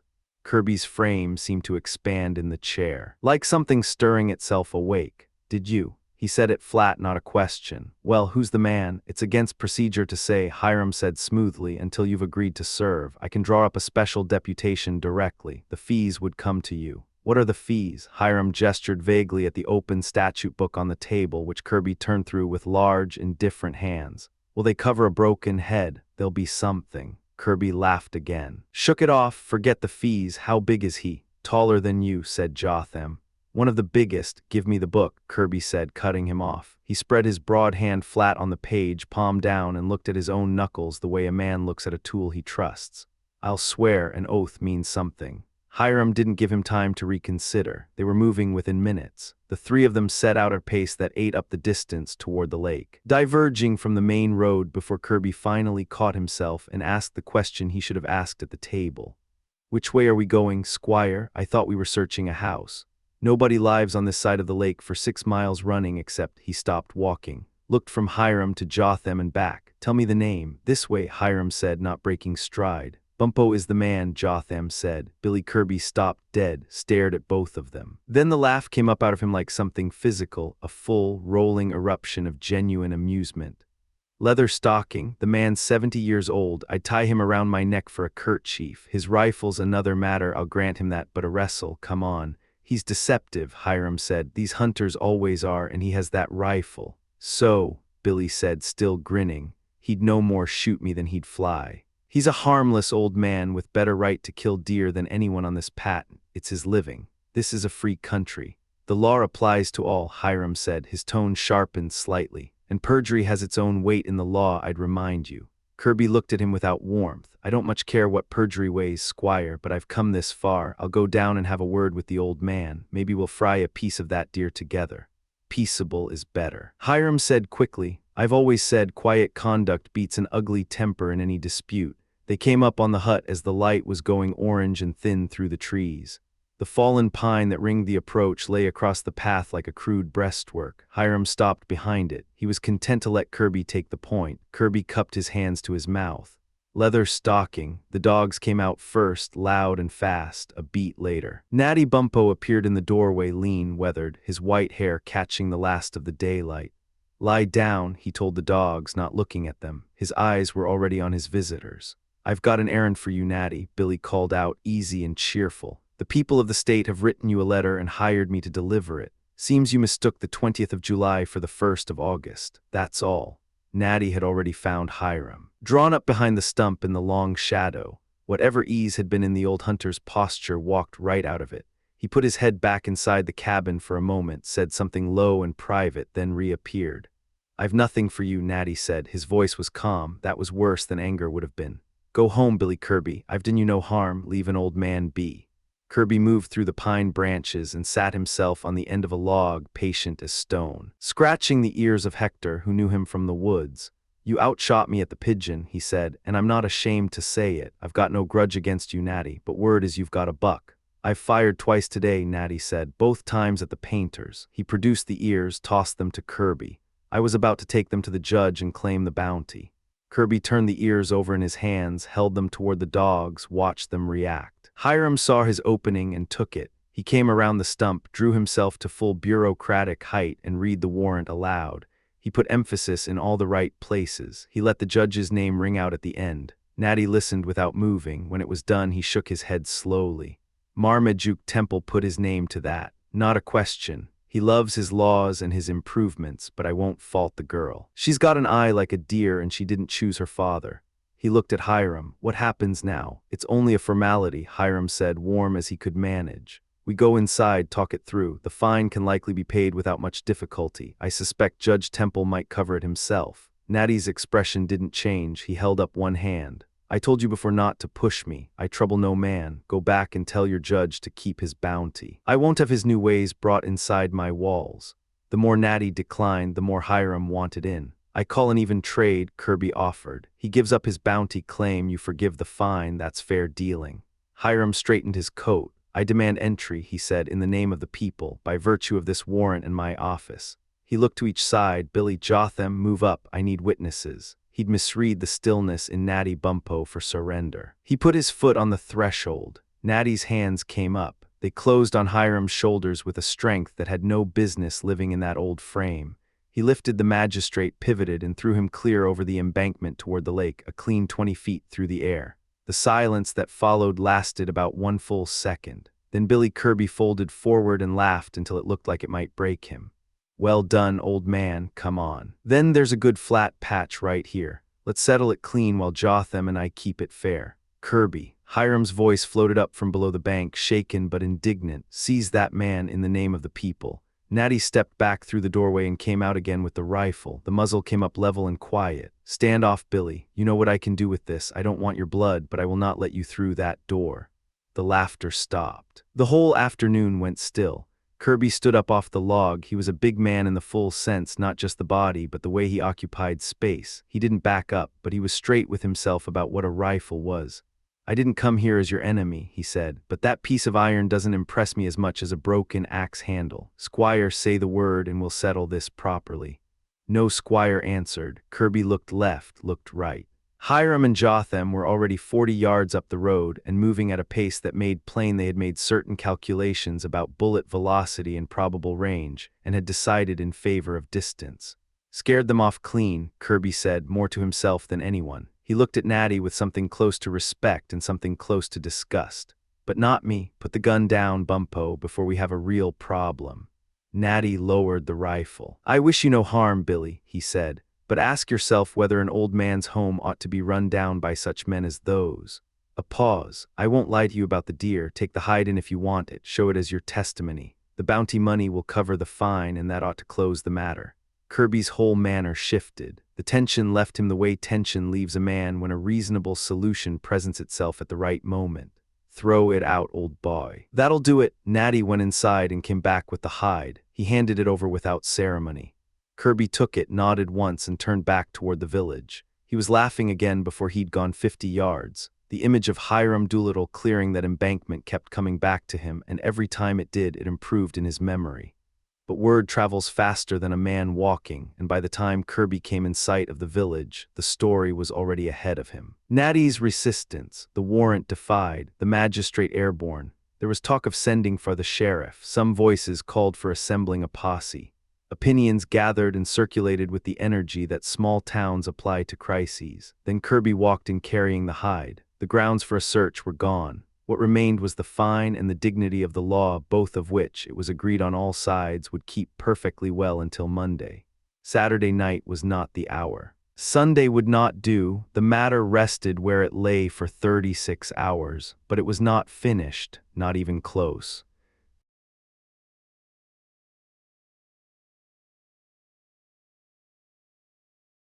Chapter 31.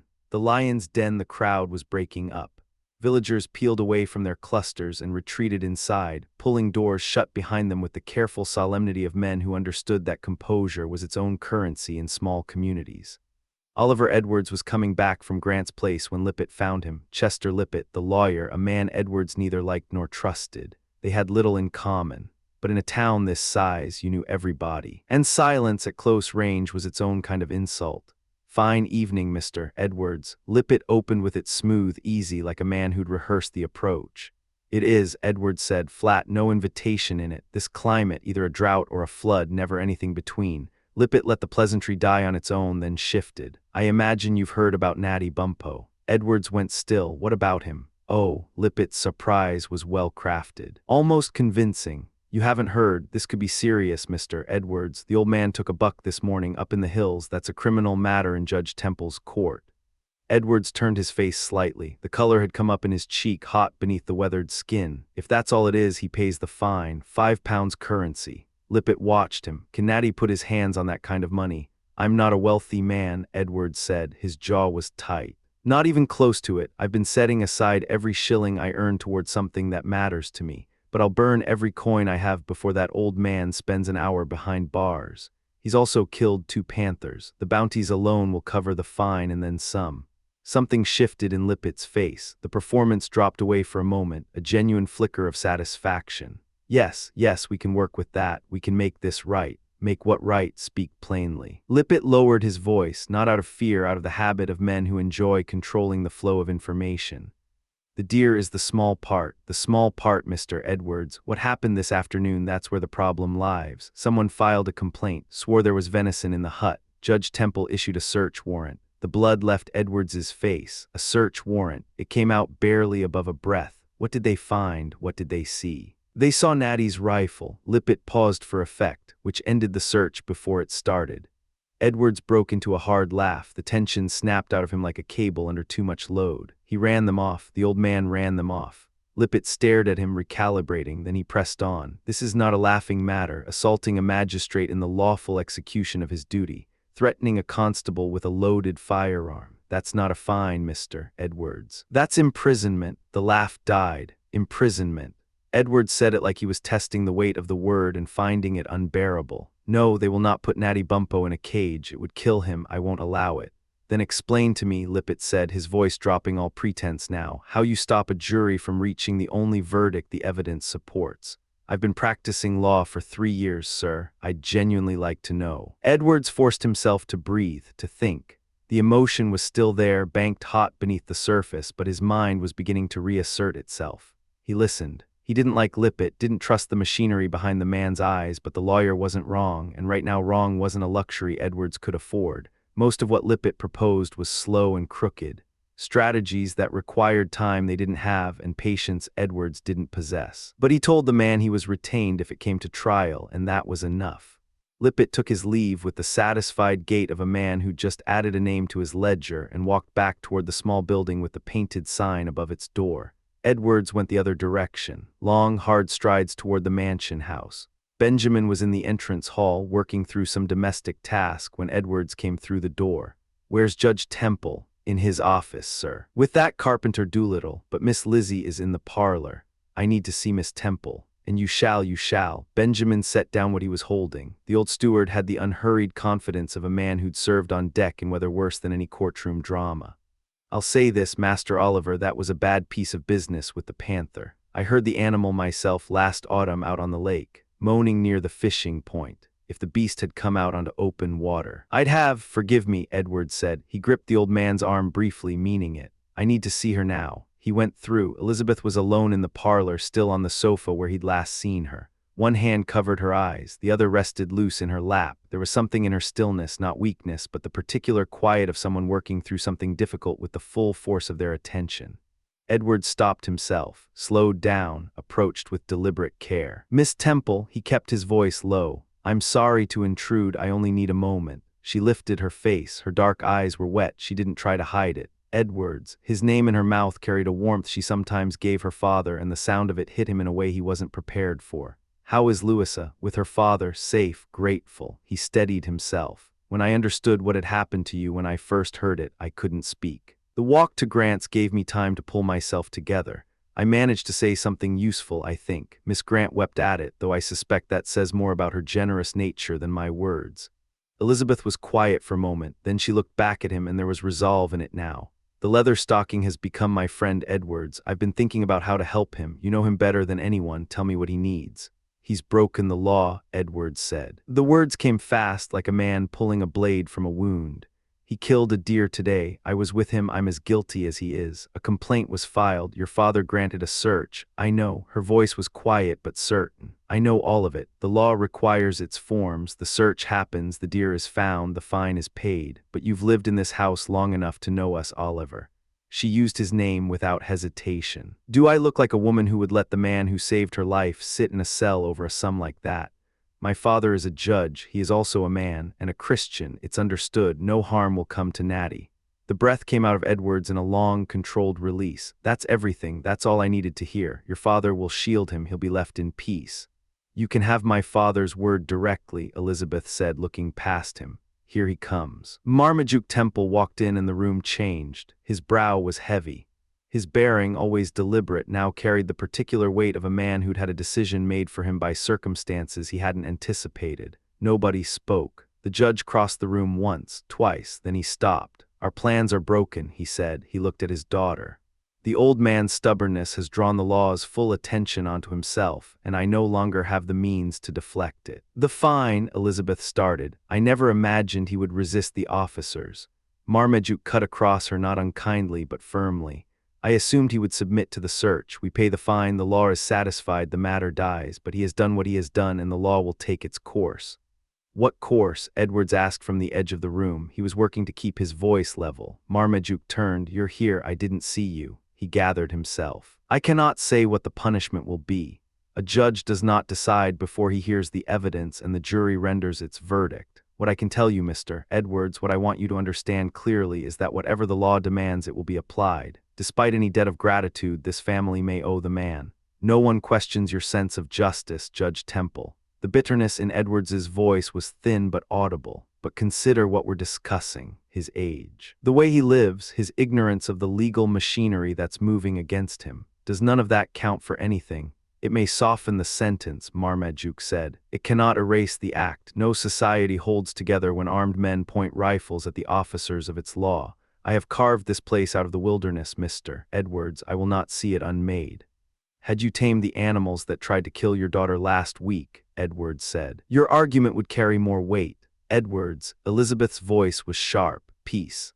Marmaduke raised a hand toward her. His voice, when he spoke again, had not risen. That was its own kind of control, harder than anger. The young man is wrong, but I haven't given him sufficient cause to know better. I understand your loyalty, Oliver. I understand what Natty is to you. Let it go. He is my friend. The words came out hard and clear. I don't apologize for that. He's uneducated, rough, probably wrong about most of the world, but he has never abandoned a friend, not once, not even his dog. That is a fine quality, Marmaduke said quietly. But when he stands before me in court, his past virtues will not lighten his present offense any more than his service to my daughter will erase it.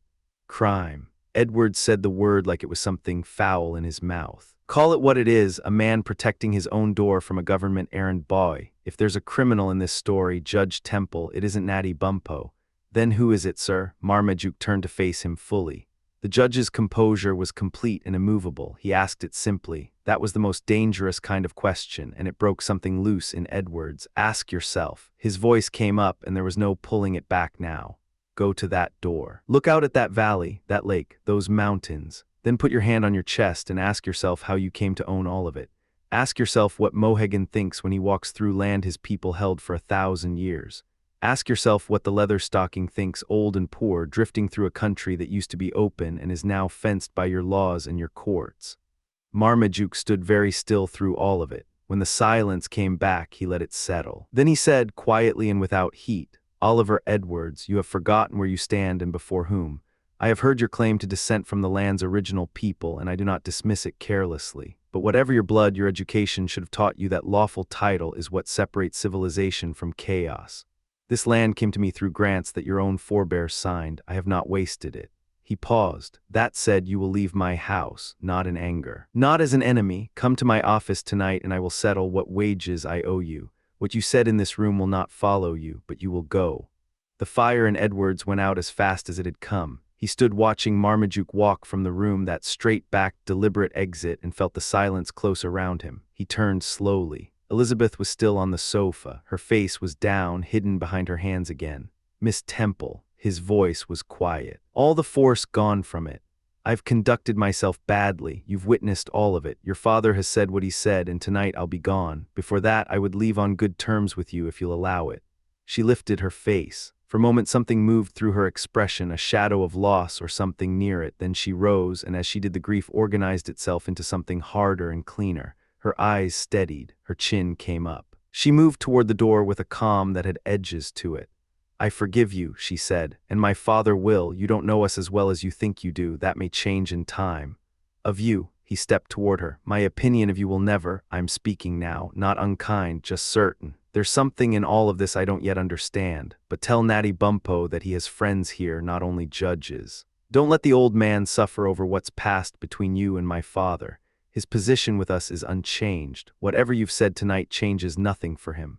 She paused in the doorway. Her eyes found his one last time. I wish you well, Mr. Edwards, and better friends than we've managed to be. Then she was gone, quick, clean, no ceremony to it. Edwards stood in the empty room for a long moment. The house was quiet around him. He didn't go to the judge's office. He walked out of the house and turned toward the hills, toward the cabin, moving hard through the dark.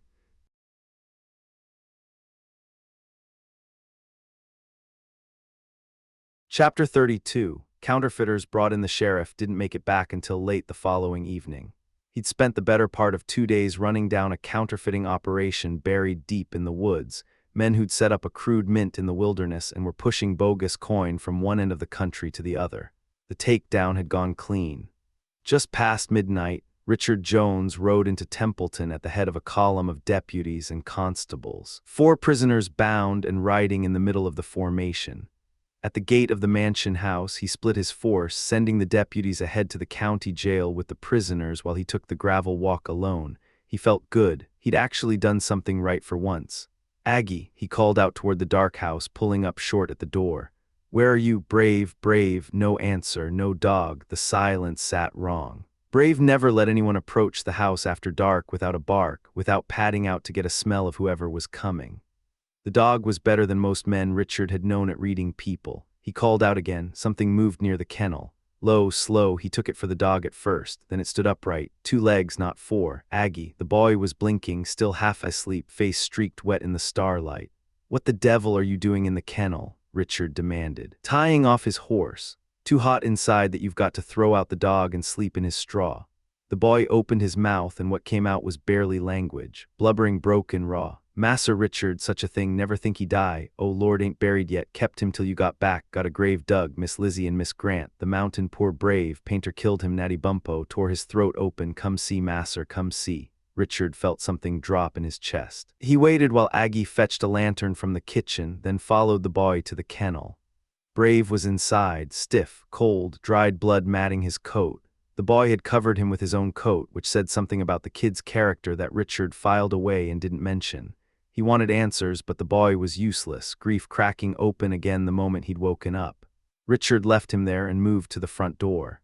Benjamin Pump's blocky face appeared in the gap. Candle held high, casting hard shadows up across his features like a man in a bad painting. "The dog," Richard said. "What happened? Where's Miss Temple?" Benjamin jerked his thumb over his shoulder. "Turned in. The judge, his room, then explain the dead dog." Benjamin pointed at the slate on the table without a word. Next to it sat a mug of toddy, a short pipe still smoldering, and a prayer book. Richard pulled off his coat, sat down, and reached for the journal he kept locked in its place. He uncapped his pen. This was the system he'd built. When he rode circuit, Benjamin made marks on the slate, a crude private language they'd developed together out of necessity, since Benjamin could read almost nothing and write even less. Richard had invented a set of symbols to cover the ordinary events: wind direction, weather, hours, visitors. For anything extraordinary, Benjamin improvised. When Richard returned, he transferred everything to the journal with proper notations. It was an imperfect system. It was the only system they had. Benjamin leaned over the back of Richard's chair, one thick finger hovering over the slate like a man reading a map in bad light, bent at the first knuckle from years of rope work. Richard worked through it methodically. The compass diagram was scratched into one corner, permanent, the cardinal points clearly marked. "Southeast wind all last night," he said, more to himself than Benjamin. "I thought it would bring rain." "Not a drop," Benjamin said. "Sky's been wrung dry for 3 weeks, couldn't float Indian John's canoe. There was a wind shift this morning, though." Richard squinted at the slate. "There, east by northeast, morning watch," and then he traced the line. "West by southwest by midday, you've got a tea kettle drawn here. That's the shift," Benjamin said, not apologizing. "Wind went all the way around the compass today. Every mark on that slate is a heading the wind took. I've seen a southwest blow clean for 3 weeks in the channel. Not here. Here the wind can't make up its mind." Richard noted the times and wrote them down. He kept moving. "Sunday sermon length 1, 2, 3, 4 marks. That's 40 minutes. Did Grant actually preach 40 minutes? "Half hour by my glass," Benjamin said, "plus time for turning it. Plus I may have closed my eyes for a short while. You were asleep. I was thinking deeply." Richard wrote 29 minutes and moved on. "What's this at 10 in the morning? Looks like a full moon beside an hourglass." Benjamin's expression didn't change. "That's Betty Hollister's face. Heard she'd brought in a new cask of Jamaica rum off the river, so I stopped in on my way to church. Tried a glass, marked it down. Went back again in the evening. Tried another, that's the bottom symbol. Paid for both tonight so you can wipe the whole thing if it suits you." "I'll buy you your own slate," Richard said with a patience he didn't feel. "I don't want rum tabs in my official journal." He moved on. "Here, Saturday 2 in the afternoon." He studied the marks, 2 figures, upside-down wine glasses. "Women, Miss Elizabeth," Benjamin said, touching one mark. "Parson's daughter," touching the other. "And that there," he pointed to a rough shape that could have been a rat with ambitions. "That's the painter, Mountain Lion, and that," the finger moved again, "keel up, that's Brave, died well like a man who knew his duty. A beat, and that last one, I know it looks a bit wild, that's Natty Bumppo, shot the cat, saved the young ladies." Richard sat back from the table. For a moment he was quiet, not performing gravity, actually feeling it. the dog, the girls on the mountain. Natty's rifle doing what it was made to do. He let that settle. Then he looked at the next entry. 2 men fighting, he said. His voice went flat. Has there been trouble the moment I'm gone? Judge Temple and young Mr. Edwards, Benjamin said. Richard looked up. Edwards and the judge, what in hell, how many things happened while I was away? More than usual, squire, but they didn't come to blows. Just words back and forth, loud enough to carry through an open window. The mines, Richard said, reading the next mark, a figure with a pick on its shoulder. It was about the mines. Their mines, I believe, Benjamin said carefully. They spoke them plain enough to each other, and that there, he pointed again, isn't a pick, that's an anchor. Man's walking away with it on his shoulder, the other fluke trailing down his back. The lad slipped his moorings, squire. Edwards has left the house. Richard asked the questions straight now, and Benjamin answered them straight. The attempt to search Natty's cabin, Hiram's botched warrant, the rifle, the old man standing his ground, and Edwards gone. Richard had heard enough. He stood, took his hat from the hook, told Benjamin to lock up and go to bed, and walked out into the night. The jail sat at the edge of the village, small, underfitted for its purpose, housing debtors and minor criminals, and whatever the county court produced when it ran its sessions. Court was scheduled for the next morning. Richard had ridden back with a column of deputies and constables whose other business was exactly that, attending court. He knew where they'd be. He found them exactly where he expected, inside the jail, working through the keeper's liquor stores, congratulating themselves on the night's arrests. 2 nods, 2 deputies stepped out. They pulled 6 more constables with them. 9 men total. Richard led them through the empty streets. Quiet except for dogs barking at the sound of measured footsteps, and a few low exchanges among the men. Questions about what they were walking into half answered. They crossed the hewn log bridge over the Susquehanna and left the road, cutting into the field where the pigeon shoot had happened not long ago.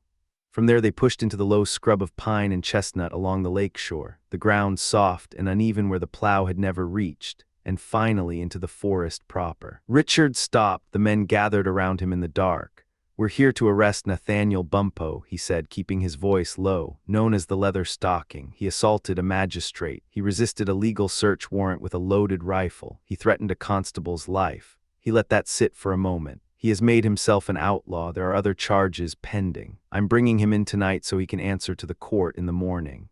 He looked at the faces around him. Some of these men had hunted with Natty. Most of them had eaten venison the old man had taken. He kept going. "You'll spread into a full circle around the hut. When I call advance, you move in hard and fast. Don't give him time to think. Don't give the dogs time to sound off." He paused. "Show courage, show discretion. Those aren't the same thing. I'll take a deputy down to the lake shore and hold the water approach. All reports come to me there. Go." The men split into the darkness. Some went deeper into the tree line to arc around behind the hut. Others moved straight on. Every man was working out the same calculation in his head: how to handle a dog, how to not be standing in front of a rifle barrel when it went off. Richard moved down toward the bank with his deputy and waited. He gave them time. He counted it out in his head, estimating how long it would take to get men into position around the far side of the clearing. When he thought it was enough, he filled his lungs and called out the word. The sound moved up through the branches and fell away. No dogs, no rifle crack, no shouting, just the snap of branches underfoot as the men converged, and then silence. Richard didn't wait. He went up the bank fast. He stopped at the edge of the clearing and stood very still. The hut was gone. What remained was a low heap of ash and smoking timbers, a few ends of logs still glowing faint orange at their cores, the smell of char hanging in the cold air. The men drifted in from the tree line and formed a loose ring around the ruins, nobody speaking. A small flame still ate at something in the center, and its light moved across their faces, showing one man's expression, then another, then leaving both in the dark. Nobody asked a question. Nobody had one worth asking. Then a shape came out of the trees. It walked straight through the ring, through the hot ash and the dying coals, without hurrying, without flinching. Tall, lean, old. The Leatherstocking stopped at the center of the ruin over the small flame and removed his cap. The firelight caught the bones of his face and the white of his hair and the expression of a man who has already lost the thing he came to mourn. He looked at each of them in turn. "What would you have with an old and helpless man?" His voice was steady, but there was something underneath it. "You drove God's creatures out of this wilderness, pushed them back to make room for your laws and your titles and your fences. 40 years I lived in this spot. 40 years I bothered no man and no man bothered me. You weren't satisfied. You sent a man with a warrant to put his hands on what I built and what I kept." He looked at the ash under his feet. So I burned it myself. These logs, I ate under them. Slept under them half of 100 winters. I burned them so you couldn't take them from me. The voice dropped. You've turned an old man's heart bitter when it should be looking toward what comes after. You've made him wish the animals of this forest were his family and not his kind. He raised his eyes. Now you've followed him out here at midnight like hounds on a dying deer. I'm here, I'm not fighting you. I came to watch the last of it burn. If it's God's will that you take me, do it. He stood there in the embers, looking from face to face in the circle. The ring pulled back without anyone deciding to. One step, then another, until there was open ground behind him and the trees behind that, darkness enough to walk into and be gone. He didn't move. Richard gathered himself, stepped forward. He kept his voice level. He told Natty he was sorry. He told him it was the law. He placed him under arrest. The old man nodded once like he'd expected nothing different. They formed up around him, the sheriff, the deputies, the constables, and moved back through the forest toward the lights of Templeton. The men tried questions on the walk, why he'd burned it, where Mohegan had gone. Natty said nothing, not a word. He walked in the center of the column and looked straight ahead, and after a few attempts the men stopped asking. It was well past the middle of the night when they reached the village. The men dispersed to their beds.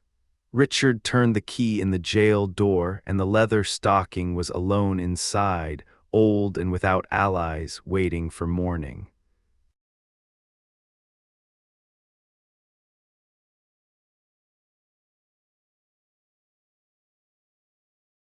Chapter 33. Day of reckoning. The July sun was already high and punishing by the time the roads feeding into Templeton filled with men who had business with the law. They came on horseback and on foot, pouring out of the tree line and down the mountain paths like tributaries finding a river. A well-fed landowner rode a sleek, switch-tailed horse, spine straight, chin up, the posture of a man who'd paid off his acres and answered to no one. He was grand jury, and he knew it. Beside him rode a neighbor of equal bearing but lesser means, a man who'd pissed away whatever stake he'd built chasing courtroom victories that never came. He was working the landowner hard, making his case before they'd even reached the door. On foot behind them, a woodsman in a rifle frock and wool hat cut across the field from a footpath, angling to intercept the road, moving with the unhurried efficiency of a man who covered distance for a living. Petit jury. He'd heard the disputes of his neighbors before. He could do it again. 50 groups like this from every hollow and ridgeline, all converging on the same point. By 10 o'clock, the village streets were thick with bodies. Men clustered in argument. A self-appointed political preacher held court at the corner, voice carrying over the noise. Storefront windows drew slow-moving crowds, men running their thumbs along scythe blades and axe heads, weighing the balance. A few women moved through the crowd carrying infants, their husbands trailing behind with the distracted gait of men who'd rather be elsewhere. One young couple walked at a careful distance from each other, newly married, still performing, the man guiding his bride's uncertain steps with the offered crook of his thumb. The bell struck once. Richard came through the door of the Bold Dragoon like a man who'd been waiting for that sound his entire life. He wore a sheathed sword on his hip, an ancestor's. He'd tell anyone who'd listen, carried in one of Cromwell's battles, and cleared the street with the volume of a man who believed his own authority completely. The crowd parted, not quickly, not eagerly, but it parted. Nods passed between spectators and the men in the procession the way they do in small towns where everyone has known each other long enough to stop being impressed. The constables came first, staves in hand. Then Marmaduke and his 4 associate judges, grave-faced yeomen who wore their solemnity like borrowed clothing. Nothing distinguished them from the better men in the crowd except the effort they made to look serious, and one among their number who'd shown up in an old militia coat with skirts that barely reached his thighs and 2 small silver epaulets that caught the morning light. A colonel, present for a court-martial, bleeding over into civil jurisdiction. Nobody found this worth remarking on. 3 or 4 lawyers followed, freshly shaved, subdued, moving with the careful mildness of men conserving energy for the performance ahead. A couple wore spectacles, which gave them the look of scholars. The rear constables closed it out, and the crowd folded in behind the whole procession and pushed through the courthouse doors. The building told you everything you needed to know. The ground floor was squared logs, chinked and solid, punched through with small grated windows. Behind those iron bars, faces pressed close to the openings, watching the crowd that had come to decide their fates. The counterfeiters stared out with the hollow eyes of men who already knew how this ended, and among them, visible in the dim interior, the weathered and honest face of the Leatherstocking. The dungeon cells could be told from the debtors' rooms by the size of the window openings, the thickness of the iron grates, and the heavy spikes driven into the log walls, a practical precaution against any man who thought a blade might change his circumstances. The upper story was frame construction, properly finished, one decent-sized room fitted out for the work of justice. A bench ran along one wall, raised on a narrow platform a full man's height off the floor, fronted by a light railing. At its center, a chair with rough-hewn arms that belonged to the presiding judge. Below, at floor level, a long table covered in green baize with benches around it for the lawyers. At either end of the room, rising rows of seats formed the jury boxes, everything railed off, sectioned, assigned. The open space in the middle was for the spectators. The judges took their seats, the lawyers occupied the table. The shuffling of feet settled into stillness. The proclamations were read, the jury was sworn, the charge delivered, the court went to work. The first 2 hours burned through procedural disputes not worth recording here. But Temple had instructed the jury in his charge to attend first to the prisoners already sitting in the jail below, a matter of basic humanity, and when the cry came to clear the way for the grand jury, the room sharpened. The foreman handed 2 bills up to the bench. Marmaduke scanned them, both carried the same name, Natty Bumppo. Temple spoke quietly to the sheriff. A signal passed. Movement rippled through the outer crowd, a disturbance working its way inward, and then the Leatherstocking came through the door under the hands of 2 constables. The noise died instantly. The crowd pressed back. The silence that followed was the kind that fills a room completely, so complete that the old hunter's labored breathing was audible from the back wall. Natty was dressed in his buckskins, no coat, just a coarse linen shirt fastened at the throat with a length of deer sinew. It left his neck and face fully exposed, red-brown skin, deeply lined, shaped by weather and decades of open country. He had never been inside a courtroom in his life, and his eyes showed it. He looked up at the bench, then across to the jury boxes, then along the bar, then out to the crowd packed in behind him. Everywhere he looked, eyes came back at him. He looked down at himself, checked his own hands and clothes, as if searching for whatever it was that held everyone's attention. Then he turned his face back to the room and opened his mouth in one of his long, silent laughs. "Prisoner, remove your cap," said Judge Temple. "Nothing, either unheard or not understood. Natty Bumppo be uncovered." Natty's head came up at the sound of his name. He looked directly at the bench and said, "Onnen." Lippet rose from the table and put his mouth close to the old man's ear. Natty gave a short nod and pulled the deerskin cap from his head. "Mr. District Attorney," said the judge, "the prisoner is ready. We'll hear the indictment." Dirk Vanderschool adjusted his spectacles, ran a careful look around the table at his colleagues, then tilted his head back far enough to catch the room over the top of his lenses and read the bill aloud. Standard charge, assault and battery on the person of one Hiram Doolittle. The language was ancient and precise. The kind of language that existed to ensure no offensive weapon known to the law was left unmentioned. When he finished, Vanderschool folded his spectacles, slipped them into his pocket, appeared to reconsider, removed and replaced them again twice, then handed the document across to Lippet with the careless authority of a man certain he couldn't be beaten. Natty had leaned forward the whole time the charge was read, face intent, tracking every word. When it ended, he drew himself up to his full height and let out a long, slow breath. The room waited. "You've heard the presentment, Natty Bumppo," said Temple. "What do you plead?" The old man dropped his head for a moment, thinking. Then he raised it and laughed before he spoke. "That I handled the man a little rough, I won't deny it. But that I used all the things that gentleman just read off, that's a flat lie. I'm not much of a wrestler anymore at my age. But I was out among the Scotch Irishers. Let me see, it must have been the first year of the old war." "Mr. Lippet," said Temple, cutting him off, "if you're retained for the prisoner, instruct your client how to plead. If not, the court will assign him counsel." The lawyer surfaced from his study of the indictment, pulled Natty aside, spoke in a low voice, and informed the court they were ready. "Guilty or not guilty," said the judge. "Not guilty, and with a clean conscience." Natty said, "There's no guilt in doing what's right. I'd have died on the spot before I let him put foot in the hut at that moment." Richard's head turned, his eyes went to Hiram. Hiram returned the look with a small lift of his brows. "Mr. District Attorney, open the cause," said Temple. "Mr. Clerk, enter a plea of not guilty." Vanderschool made a brief opening address. Then Hiram Doolittle was called to the bar. He delivered his testimony with careful attention to the letter of events and considerable attention to its moral coloring. Phrases like thinking no harm and feeling it my bounden duty as a magistrate and seeing that the constable was backward in the business did a great deal of the work he needed done. When he finished, the district attorney passed. Lippet rose with the controlled eagerness of a man who'd been waiting. "Are you a constable of this county, sir?" "No," said Hiram. "I'm only a justice of the peace. I ask you, Mr. Doolittle, in the face of this court, putting it to your conscience and your knowledge of the law, whether you had any legal right to enter that man's dwelling." Hiram's face ran through several calculations at once, his desire for revenge pulling one direction, his reputation for legal authority pulling the other. "I do suppose, in strict law, that supposing, maybe I hadn't a real, lawful right, but as the case was. And Billy was so backward, I thought I might come for'ard in the business. Did this old man, this friendless old man, did he or did he not repeatedly forbid your entrance?" He was considerable cross-grained, Hiram allowed, not what I'd call neighborly, seeing as it was only one neighbor wanting to enter the house of another.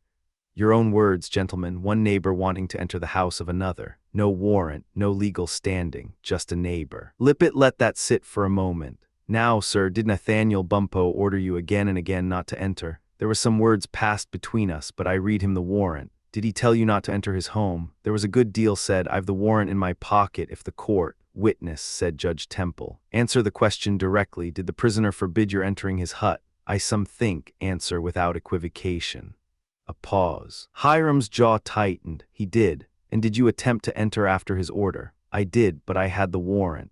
Lippet looked at the jury, then back at Hiram. He raised one hand in a slow, dismissive gesture, the gesture of a man too generous to embarrass anyone further, and sat down. "No further questions. I rest the case here." "Mr. District Attorney." Vanderschool folded his spectacles, unfolded them, settled them back on his nose, and looked up over the rims. "I shall rest the prosecution here if it please the court." Temple rose for the charge. "Gentlemen," he said, "you've heard the testimony and I'll be brief. If an officer meets resistance executing a legal process, he has every right to call on a citizen for assistance, and the law protects that citizen's actions. I leave it to your judgment how far the witness in this case can be considered to have been acting in that capacity." He paused. "I submit it to you with less reluctance than I might otherwise, because there remains a second indictment against this prisoner, one carrying far more serious charges."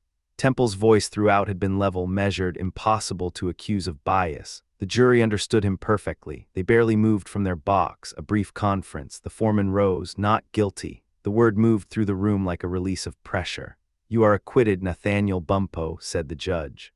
"Onan." "You are found not guilty of striking and assaulting Mr. Doolittle." "No, I won't deny I took him a little roughly by the shoulders," Natty said, looking around with the plain expression of a man simply accounting for himself. "And that you are acquitted," Temple said. "There is nothing further to say or do in this matter." Something shifted in the old man's face. He understood. A look of open, unguarded relief crossed his features, the kind you can't manufacture, and he shoved the gate of his small enclosure open, placed his cap back on his head, and spoke directly to the bench. "I must say this for you, Judge Temple, the law has not been as hard on me as I feared. I hope God blesses you for the kindness you've shown me today." The constable's staff came across the opening before he cleared it. Lippet got close and spoke quietly. Natty's shoulders dropped. He stepped back, pulled the cap from his head, and smoothed what remained of his gray and sandy hair with one rough hand. Resignation, submission, but not yet defeat. "Mr. District Attorney," said Temple, making a show of consulting his papers, "proceed with the second indictment." Vanderschool was careful this time. He read slowly, clearly, making sure every word reached every ear. The charge, resisting the execution of a search warrant by force of arms. Among the weapons specified in the vague, sweeping language the law preferred was the rifle. This was different. The crowd felt it, heavier. The charge had weight behind it, and the spectators leaned in with the attention of men who understood that the verdict now could end a life's freedom. The prisoner was arraigned, the plea demanded. Lippet had already coached Natty on what to say. But something in the language of the indictment reached inside the old man before the attorney could stop him. "That's a wicked lie," Natty said, his voice rising with sudden heat. "I've never craved any man's blood. The Iroquois themselves, they won't say to my face that I ever thirsted for it. I've fought as a soldier who feared his maker and obeyed his officer, but I never pulled a trigger on a man who wasn't up and ready for it. I never struck even a Mingo in his blanket. There are men who think God doesn't reach into the wilderness. They're wrong. Attend to your plea, Bumppo, said Temple. You're accused of using your rifle against an officer of justice, guilty or not guilty. The heat ran out of Natty as quickly as it had come. He leaned on the bar for a moment, hands working at the wood. Then he raised his head and looked with that same quiet laugh toward where Billy Kirby stood at the edge of the crowd. Would Billy Kirby be standing there, he said, if I'd used the rifle? Then you deny it, said Lippett. You plead not guilty. Certain. Billy knows I never fired at all. Billy, you remember the turkey last winter? He shook his head with something close to wistfulness. Ah me, that was better shooting than common, but I can't shoot like I used to. Enter not guilty, said Temple, his voice carrying the slight roughness of a man working to keep his face still. Hiram was sworn again for the second charge. He'd learned from the first round. He moved carefully, precisely, laying out the sequence without gaps, the suspicion. The complaint, the warrant, the swearing in of Kirby, the reception at the door. He was clear and composed. Natty had pointed the rifle at Kirby. He had threatened the constable's life. Hiram's companion Jotham followed, sticking close to the same account, adding nothing, removing nothing. Lippett worked both men hard on cross-examination. He found no give in either. He eventually let them go. Vander School called Billy Kirby. Billy's account of events was a confusion of honest impulses and poor organization. He clearly intended the truth. He had no facility for delivering it. The district attorney guided him with direct questions, straightening the narrative until it held its shape. It appears from the papers that you demanded legal entry into the hut. Are you saying the prisoner put you in fear of your life with the rifle and threats? Billy snapped his fingers. I didn't mind that much. I'd be a poor kind of man to be put in fear by old Leatherstocking. But you believed, based on your earlier testimony, that he intended to shoot you. Sure I did, so would you if you'd seen him drop that muzzle, a rifle that doesn't miss and cock an eye that's had a natural squint beaten into it by 40 years of practice. I thought there'd be a fight and my back was up, but Leatherstocking threw out the hide and that was the end of it. Ah, Billy, Natty said quietly. From the bar, it was a lucky thought in me to throw that hide out. If I hadn't, there might have been blood, and if it had been yours, I'd have mourned it the short while I have left. Well, Leatherstocking, Billy said, turning to face the prisoner with the complete indifference to the court's presence that only a very large man can carry off comfortably. Since you bring it up, maybe you've know. Continue with your examination, Mr. District Attorney. Vander School looked at his witness with visible distaste and indicated he was done. You said you weren't frightened, Mr. Kirby, said Lippett. Me. Billy looked down the length of his own frame with calm satisfaction. I don't scare easy. A hardy man, where are you from? Vermont, mountain country, hard soil, beech and maple mostly. A rifle country. I pull the second best trigger in this county. A pause. I knock under to Natty Bumppo there. Since he shot the pigeon. Leatherstocking raised his head and laughed, then he pushed a creased and weathered hand across the bar toward the wood chopper. You're young yet, Billy, you haven't seen the matches I've seen, but here's my hand, I bear you no malice, not a bit. The room went quiet in a different way than before. Lippett let it sit, reading the jury's faces. Temple didn't. This is not the place for that, the judge said. Proceed, Mr. Lippett, or I will call the next witness. The attorney recovered himself smoothly. You settled the matter with Natty on the spot, then, peacefully. He gave me the hide, and I had no quarrel with an old man. I see no great matter in shooting a buck, to speak plain. You parted as friends, and you'd never have brought it before a court if you hadn't been subpoenaed.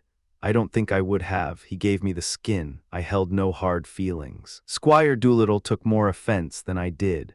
I'm done with this witness, said Lippett, and sat down. Vander School rose to address the jury. He spoke at length, with elaboration, navigating the facts through a series of qualifications and rhetorical parentheses until the picture he'd started with bore only a passing resemblance to the one he'd finished.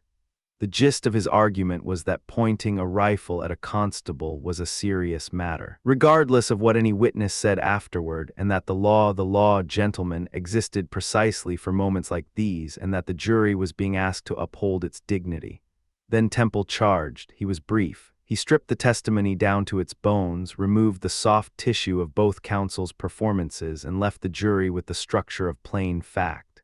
Living as we do on the skirts of society, he finished. It becomes doubly necessary to protect those who enforce the law. If you believe the witnesses as the prosecution has framed them, it is your duty to convict. But if you believe this old man meant no harm to the constable, that he acted more from habit than malice, then you must judge him, but judge him with mercy. The jury didn't leave their box. They deliberated briefly. The foreman stood, guilty. No surprise moved through the room. The testimony had been too direct, too consistent. The judges had anticipated it. There had been quiet conference at the bench during the jury's deliberation, and the preparations being made left no doubt about what was coming. Natty Bumppo. Temple paused in the customary way. The old hunter had been bent over the bar, head down, thinking. At the sound of his name he came up straight and answered with the crisp, reflexive precision of an old soldier. Here. Temple raised his hand for silence. In forming this sentence, the court has weighed your ignorance of the law against the clear necessity of responding to the offense of which you have been found guilty. We have set aside the punishment of whipping in consideration of your years, but the dignity of the law requires a public demonstration of consequence. He steadied himself. You are therefore ordered to be conveyed to the public stocks, where you will be confined for 1 hour. You will pay a fine to the state of $100. You will be imprisoned in the county jail for 1 calendar month, and your imprisonment will not end until the fine is paid. It is my duty, Natty Bumppo. Where am I to get the money? The question came fast and sharp, cutting into the sentence before Temple could finish it. They'll take away my bounty on the panthers because I cut the throat of a deer, and how is an old man to find $100 in the woods? No, no, Judge, think again. Don't talk of putting me in a jail for the little time I have left. If you have anything to say against the passing of sentence, the court will hear you now, said Temple, his voice low. Natty's fingers found the bar and gripped it, his knuckles working. I have plenty to say against it. Where am I to get the money? Let me out into the woods and the hills, where I've drawn clean air my whole life, and though I'm 70, if there's game enough left in this country, I will travel night and day until I've made up every cent before the season ends. You see the reason in that. You see the wickedness of locking up an old man who has spent his years where he could look into the windows of heaven.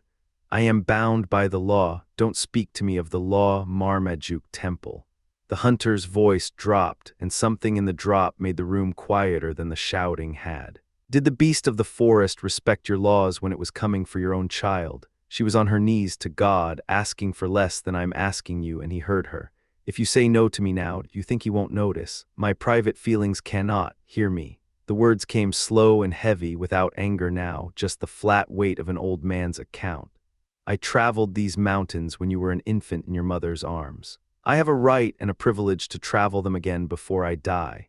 Have you forgotten when you came to the lake shore, when there wasn't even a jail to sleep in, and I gave you my own bearskin for a bed and the fat of a buck to stop your hunger? You had no hesitation killing a deer then. None, and I did that for you even though you'd done nothing but harm to those who had sheltered me, and now you want to lock me in a dungeon to pay me back for it. His voice steadied. $100, where would I get it? There are men who speak hard things of you, Marmaduke Temple, but you are not so low as to let an old man die behind bars for standing up for what was right. Come, friend, let me pass. It's been long enough since I've had crowds around me and I want to be in the woods again.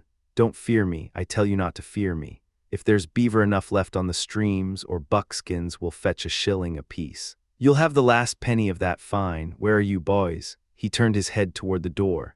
Come away, dogs, we've hard work ahead of us for old men, but it will be done. Yes, I've promised it, it will be done. The constable moved to block him before he'd taken a step. Lippet started toward his client, then a disturbance rippled through the crowd from the far side of the room. A loud, deliberate throat clearing. Every head turned. Benjamin had pushed his way through to the window. He stood with one boot on the sill and the other on the jury box railing, balancing his squat frame with the practiced ease of a man who'd spent his life finding footing on unstable surfaces. The entire court stared at him. He didn't appear to mind. He worked something out of his coat pocket, a small canvas bag, and found his voice. If so be, he said, that your honor is agreeable to trust the poor fellow out on another cruise among the beasts, here's a small matter that might help bring down the risk. There's 35 Spanish dollars in it, and I wish from the bottom of my heart they were real British guineas for the old boy's sake, but they're what they are. If Squire Dickens would be so good as to go over this little account of mine and take what's owed from the bag, he's welcome to hold the rest against whatever Leatherstocking pulls from those beaver, or forever, for all it matters. No thanks required either way. He held out the bag in one hand and a worn, dog-eared ledger page in the other, his tab from the Bold Dragoon. The room sat in perfect silence. The sheriff broke it with a flat crack of his sword against the table. Silence. This ends now, said Temple, and something in his voice made clear he was talking about more than Benjamin's interruption. "Constable, take the prisoner to the stocks. Mr. Clerk, what is next on the calendar?" Natty's head dropped to his chest. The fight had run out of him, or perhaps he had simply gone somewhere inside himself that the court could not reach. He followed the constable from the room without a word. The crowd pulled back to let him through, and when his tall, angular frame appeared in the outer doorway, the old hunter walking toward his public disgrace, the people flooded after him into the street.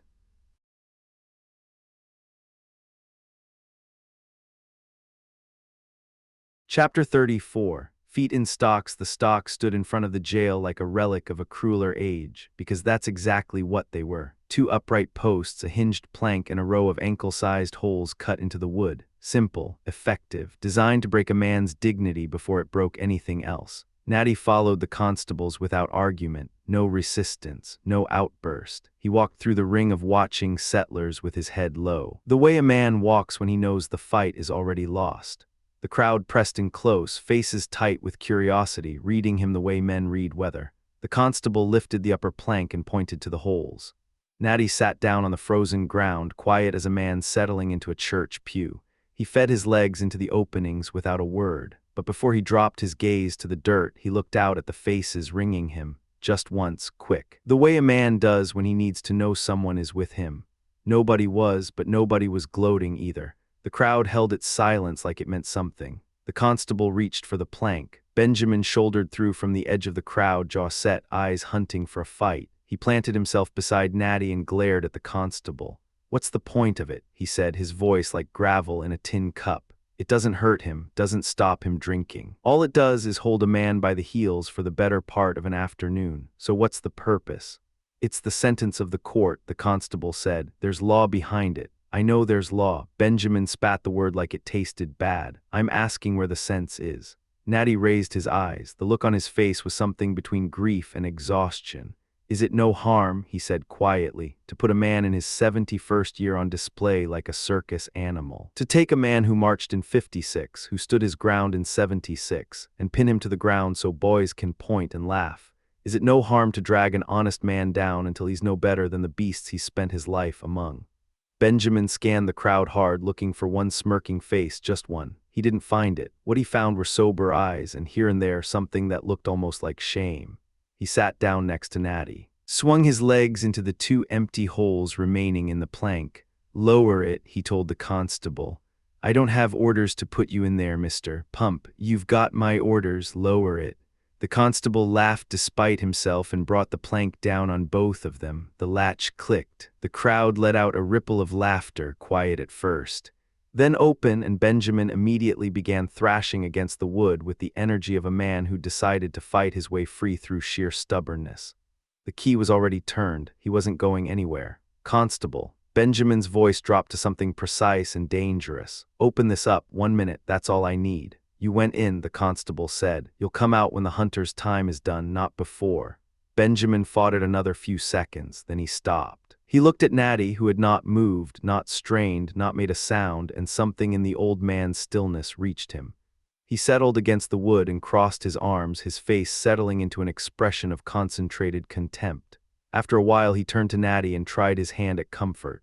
"It's nothing," he said. "Small matter. I've seen good men put in irons aboard ship for nothing worse than losing count of their rations. You ride it out the same way you ride out weather, anchor set, plenty of sea room, soft bottom beneath you. I've been in worse, we both have." Natty looked at him. "Onan, it's a squall," Benjamin said, "blows over, and when it does you and I are going after those beaver. I already squared things with Mr. Jones this morning, told him not to put my name on the books until further notice. I'll carry the game, work the traps. I'm handier than I look." Natty's eyes went somewhere far away. "You're a man built for company, Benny. The woods are hard even on men who know them." "Not a problem." Benjamin leaned back against the post like he was settling into a hammock. "I don't scare easy and I don't quit. When I find a man worth following, I follow him." He paused, letting a slow grin work its way across his weathered face, pulling the hard lines apart.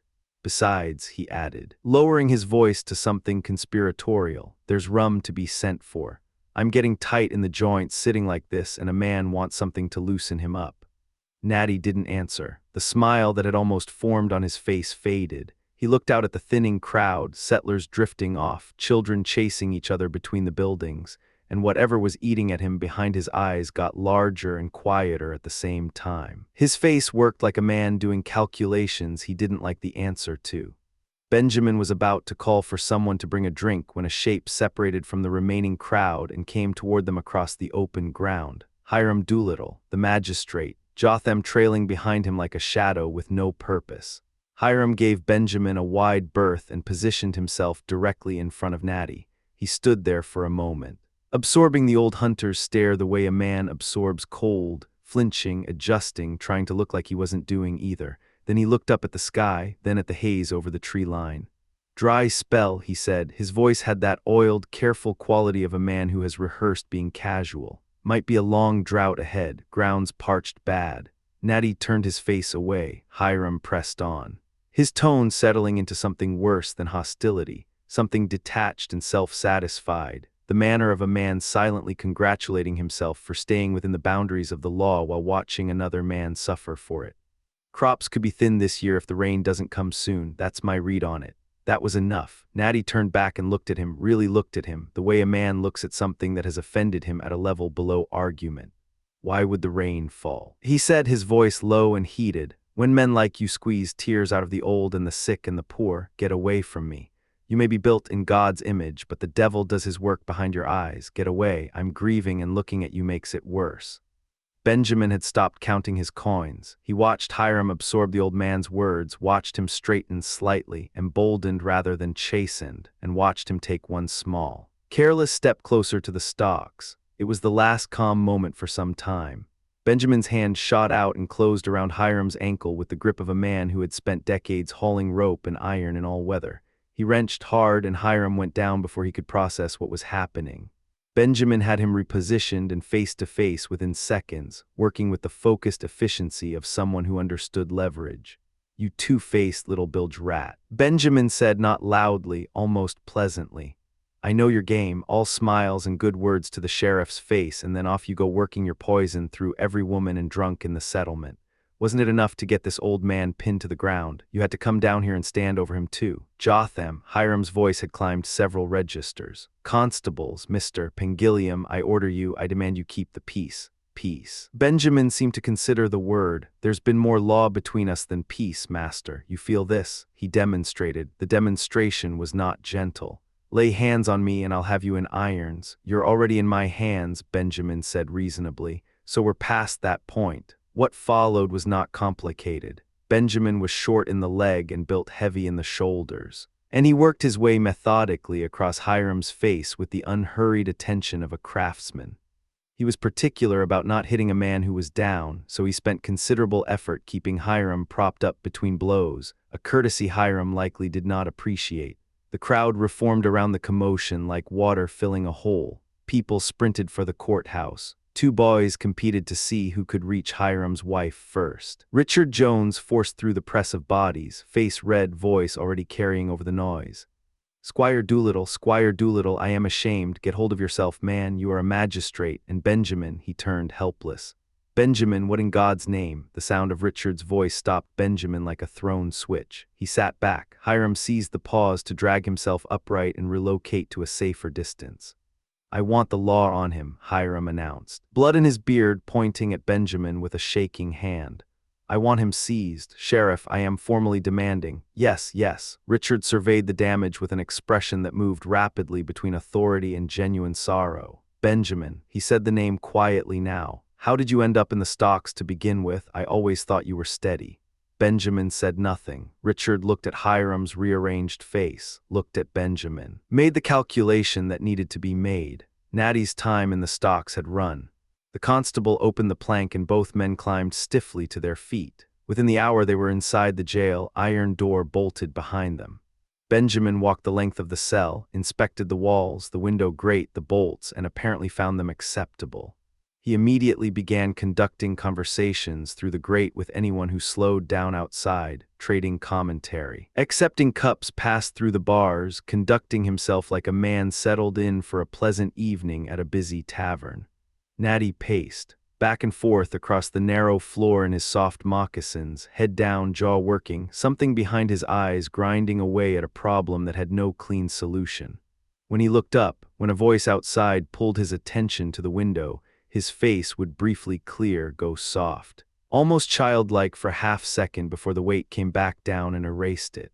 At dusk, Edwards appeared at the window. He and Natty spoke for a long time in low voices. Whatever passed between them, Natty's pacing slowed when it was done. He found his pallet lay down and within minutes was breathing the deep, even rhythm of exhausted sleep. By 8 o'clock the last loiterer, Billy Kirby, had finally given up on the window and drifted toward the tavern. Natty rose from his pallet in the quiet dark. He took a blanket and hung it across the grate, cutting off the last sliver of outside light. The cell went dark. The night settled in around the jail like everything else in Templeton, patient, cold, and waiting.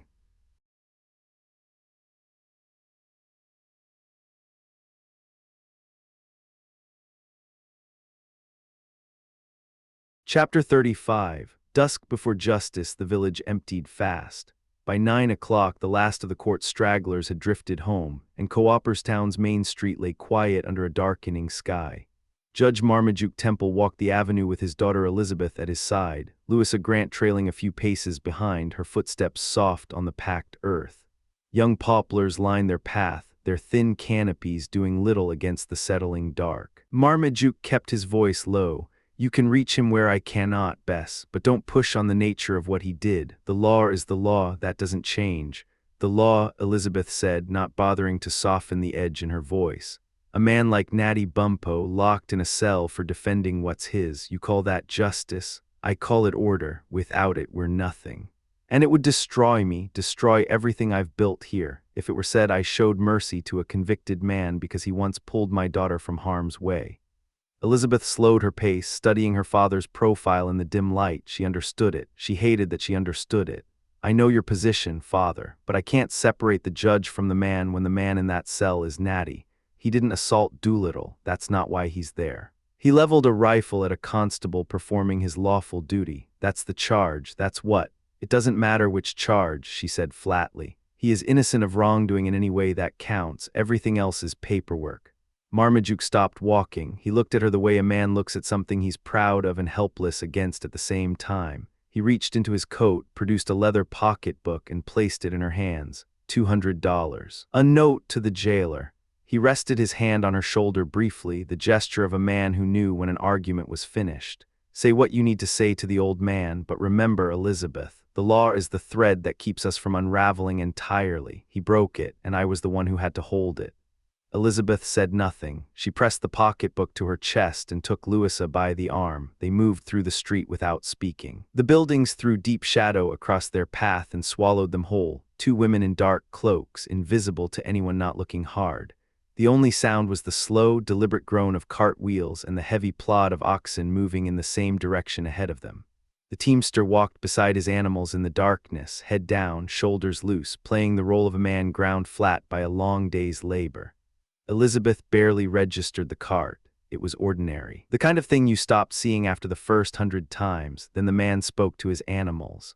"Mind yourself, Brindle, will you, sir, will you?" The voice stopped her cold. She knew it before she could name it. Low, controlled, familiar in a way that hit her somewhere below reason. She moved around the corner toward him, and the dim light caught his face beneath the rough cap and the coarse coat. Oliver Edwards, their eyes locked at the same moment. "Miss Temple. Mr. Edwards." The words came out simultaneously, barely audible. A beat of silence stretched between them. "Is it possible?" Edwards said, recovering. His eyes moved to Louisa. "Miss Grant, forgive me, I didn't see you. I thought you might be heading to the rectory." Louisa made a small sound. Only Elizabeth heard it. "We're not going to the rectory," Elizabeth said, keeping her voice even and quiet. "We're going to the jail to see Natty." She paused, reading his face. "I assume your errand is the same. Give us 10 minutes before you follow." She glanced at his disguise, the rough coat, the cart, the borrowed identity, and something flickered behind her eyes.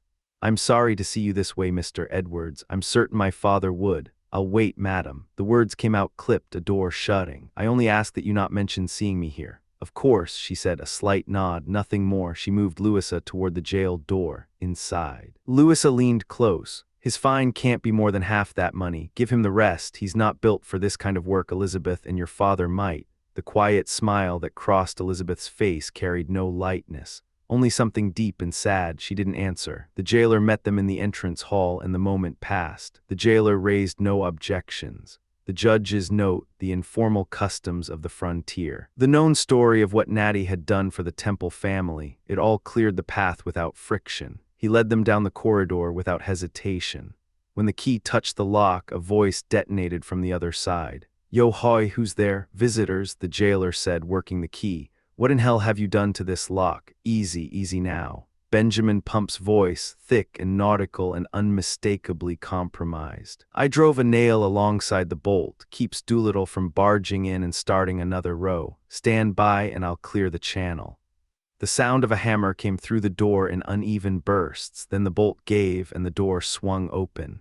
Benjamin had spent the afternoon and evening making repeated visits to the barrel at the Bold Dragoon. He was not incapacitated. The old sailor was too seasoned, too low-slung in his center of gravity to tip over from drink, but he was thick with it, slow and muddy, his eyes carrying that particular glaze. When he saw who had come, he retreated to his cot and settled against the wall with exaggerated dignity, as though posture alone could restore his credibility. "You keep sabotaging my locks," the jailer said, "and I'll chain your feet to that bed." "Did the same myself today, didn't I?" Benjamin muttered. "No need for more. Leave the door free on the outside and you'll have no problems on the inside. I'll swear to it." 42 minutes past 8, the jailer said. He set a candle on the rough pine table and left. Elizabeth turned toward the corner of the room. Natty sat hunched on the floor, back against the wall, face resting on his folded hands, a man reduced to stillness. The cell smelled of pine sap and tallow smoke and the stale musk of confinement. Leatherstocking. Her voice was steady, but not cold. "I came to say thank you. If you'd opened the door to that search, the deer would have been a minor matter. Everything would have been different."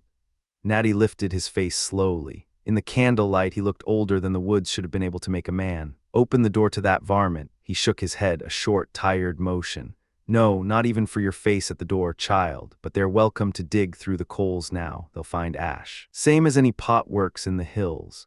His head dropped again. The silence held. "The hut can be rebuilt," Elizabeth said. "Better than before. I'll see to it myself once you're out. Can you bring back the dead, child?" His voice carried no accusation, only weight. "Can you walk into the place where you laid your people, your fathers, your children, and breathe life back into the ash? I put my head under those same logs for better than 40 years. 40 years looking at the same walls, the same light coming through the same gaps in the same timber. You're young, you don't carry that yet." He paused. The candle threw his shadow long against the wall.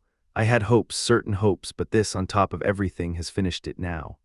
Elizabeth turned her face away. One moment she allowed herself that, then she brought herself back. "Better logs can be found, they will be found, and I will see to it. A house, a good one, where you can finish your years without want, without hardship, I promise you that. Ease and plenty." He tasted the words like something foreign. House. He looked up at her and there was no bitterness in it, just the sorrow of a man who has run the calculation and come up short. "I know you mean it, I know you mean it well, but I've been made a sight and a mockery in front of." "Damn your stocks," Benjamin announced from the wall, hoisting his bottle with one hand and making a dismissive sweep with the other. "Who cares about the bilboes? Look at this leg, been up in the air like a flagpole for an hour, and what's the worse for it? Tell me that." "Mr. Pump," Elizabeth said quietly, "you are in the presence of ladies. Forget you, Miss Lizzie, not a chance." He turned toward Natty, gaining momentum. "Now that Mrs. Pretty Bones up at the house, she might have fine bones. But there's not much flesh to speak of, looks like a skeleton wearing someone else's coat. And that face, tight as a new sail at the edges, but bunched up something awful in the middle." Silence. Her voice dropped half a register. It carried. Aye, ma'am, a beat. "You didn't say I couldn't drink, though." She turned back to Natty. "Your fortunes are what matter here. I mean to see you comfortable. Ease and plenty." He said it again. But this time it held something closer to grief than irony. "What ease is there for an old man who walks a mile of open ground before he finds shade?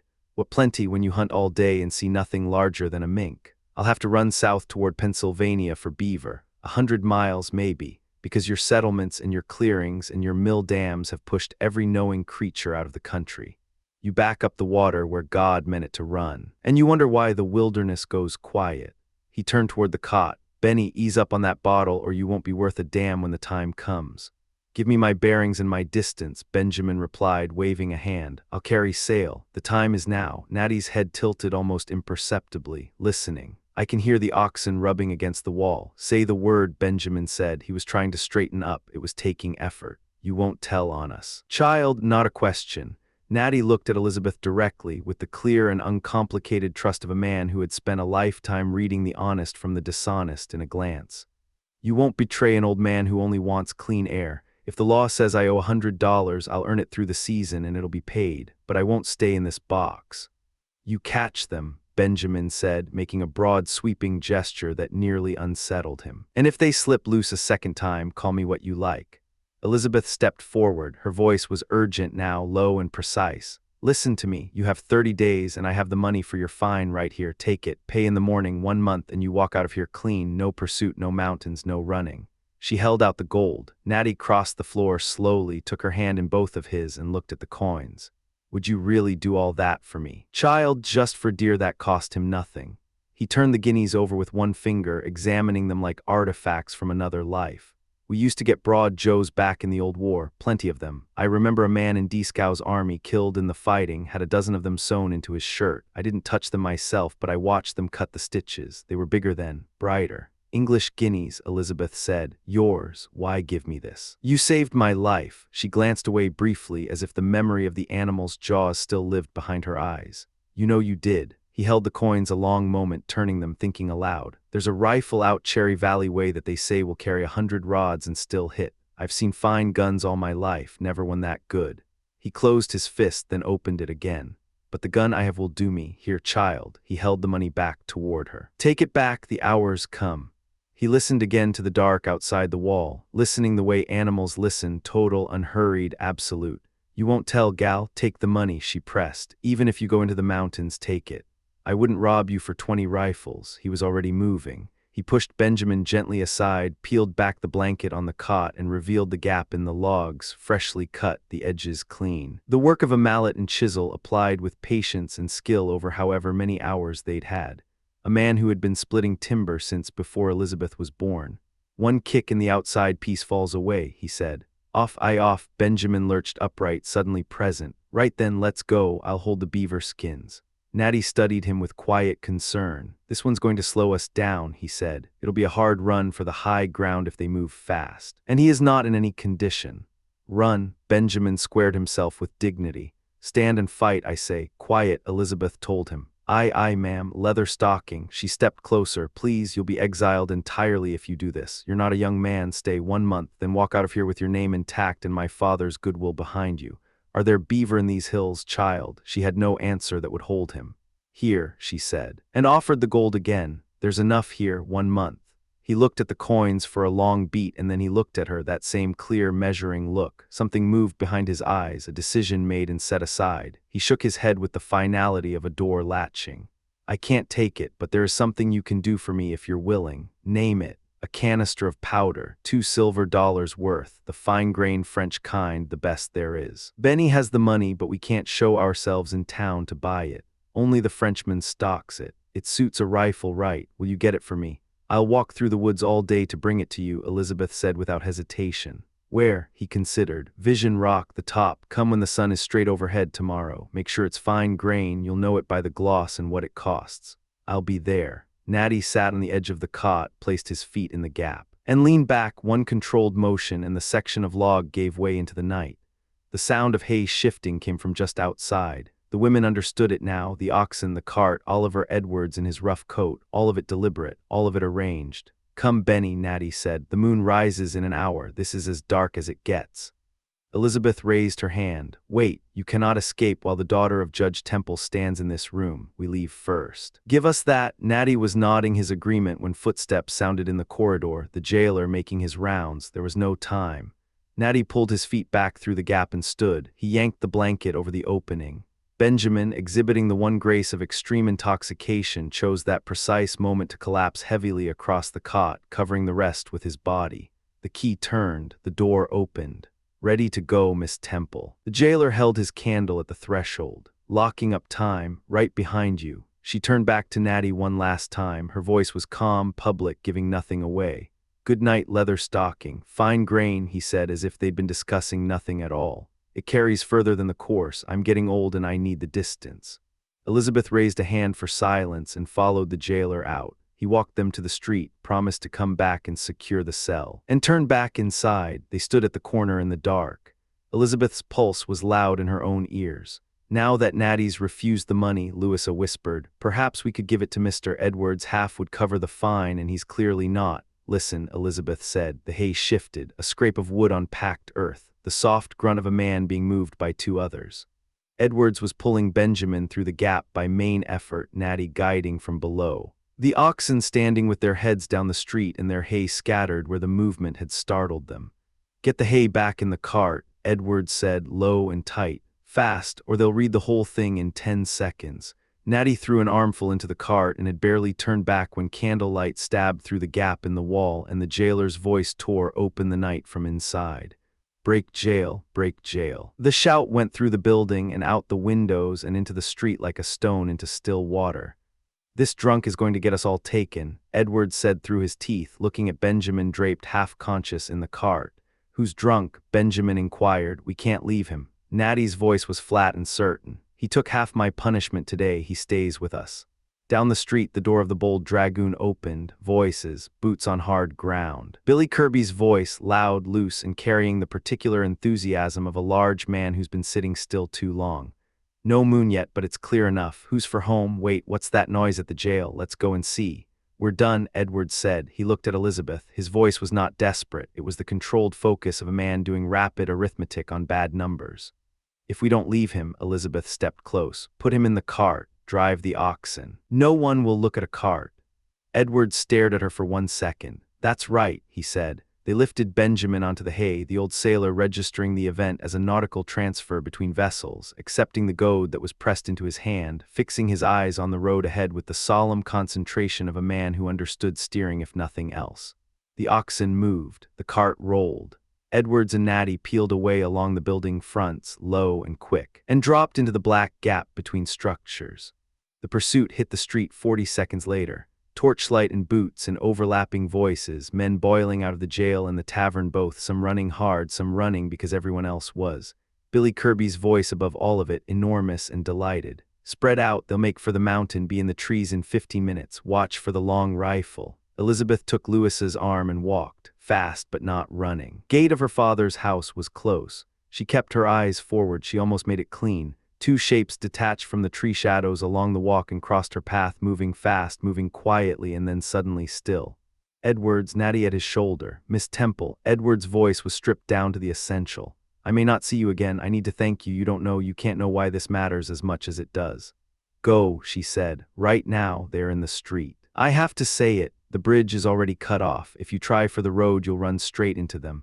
She thought fast, spoke faster. The street is empty for 30 seconds. Cross it to the lake. My father's boat is tied there. Row up the shore and land in the hills wherever you choose. Your father, his daughter answers for it. Go. Something moved in Edward's face, something that lived below words. He turned without another syllable. Natty lingered 1 moment. He looked at both women with the uncomplicated warmth of a man who had lived long enough to know what kindness was worth. Don't forget the canister, children. Fine grain. Me and the dogs, we're all getting old. We need the best of everything we've got left. Natty, Edward said quietly. Coming. The old hunter looked at Elizabeth one last time. God bless you both. You mean well by an old man, and he knows it. Then he was gone. Folded into the dark between the trees, moving with the particular silence of a man who had been moving quietly through the wilderness for 60 years. Elizabeth watched the darkness where they had been. Then she took Louisa inside. Half a mile away, Billy Kirby found his cart. Whoa, come here, Golden. He walked up alongside, puzzled, running a hand along the flank of the near ox. How'd you get way up here? I left you on the bridge. A figure stirred in the hay above him. A face appeared over the rail, weathered, squinting, operating at perhaps 60%. Who the devil are you? Kirby demanded. Helmsman, Benjamin said with great authority, keeping a straight course. Bridge is right ahead, Bilbo's dead astern. That's good seamanship, boy. Lay that whip right one more time and I'll fold you in half, Kirby said not unkindly. He was already working it out. Where are you headed with my team, Benny? Beaver Cargo, Benjamin said, with the careful precision of a man constructing a sentence from uncertain materials. Me and Leatherstocking, that's to say him and me, we've pressed the cart into service, shipping them home. It's all quite, he paused to reconsider his position on several levels. It's all quite proper, I think. Kirby stood with his hands on his hips for a long moment, looking at the old sailor in the hay. Benjamin stared back with the dignified vacancy of a man aboard a vessel he no longer controlled. Kirby took the goad. Benjamin lay back in the hay. By the time they reached the far side of the bridge, he was asleep. The woodsman drove his own oxen up the mountain toward his work camp, waving off the constables who stopped him with a few words and not slowing down.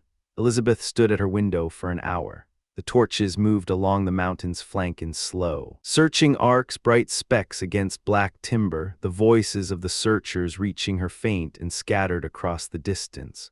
They worked the hillside in a ragged line, calling to each other, doubling back, reading nothing. One by one, the lights went out. The last party came back down the mountain after midnight, tired and empty-handed. The street below her window went still. The village settled back into silence, the same silence it had held when she had walked out through her father's gate hours before, the pocketbook pressed to her chest and a promise already forming. She let the curtain fall, fine grain, she would know it by the gloss and by the price.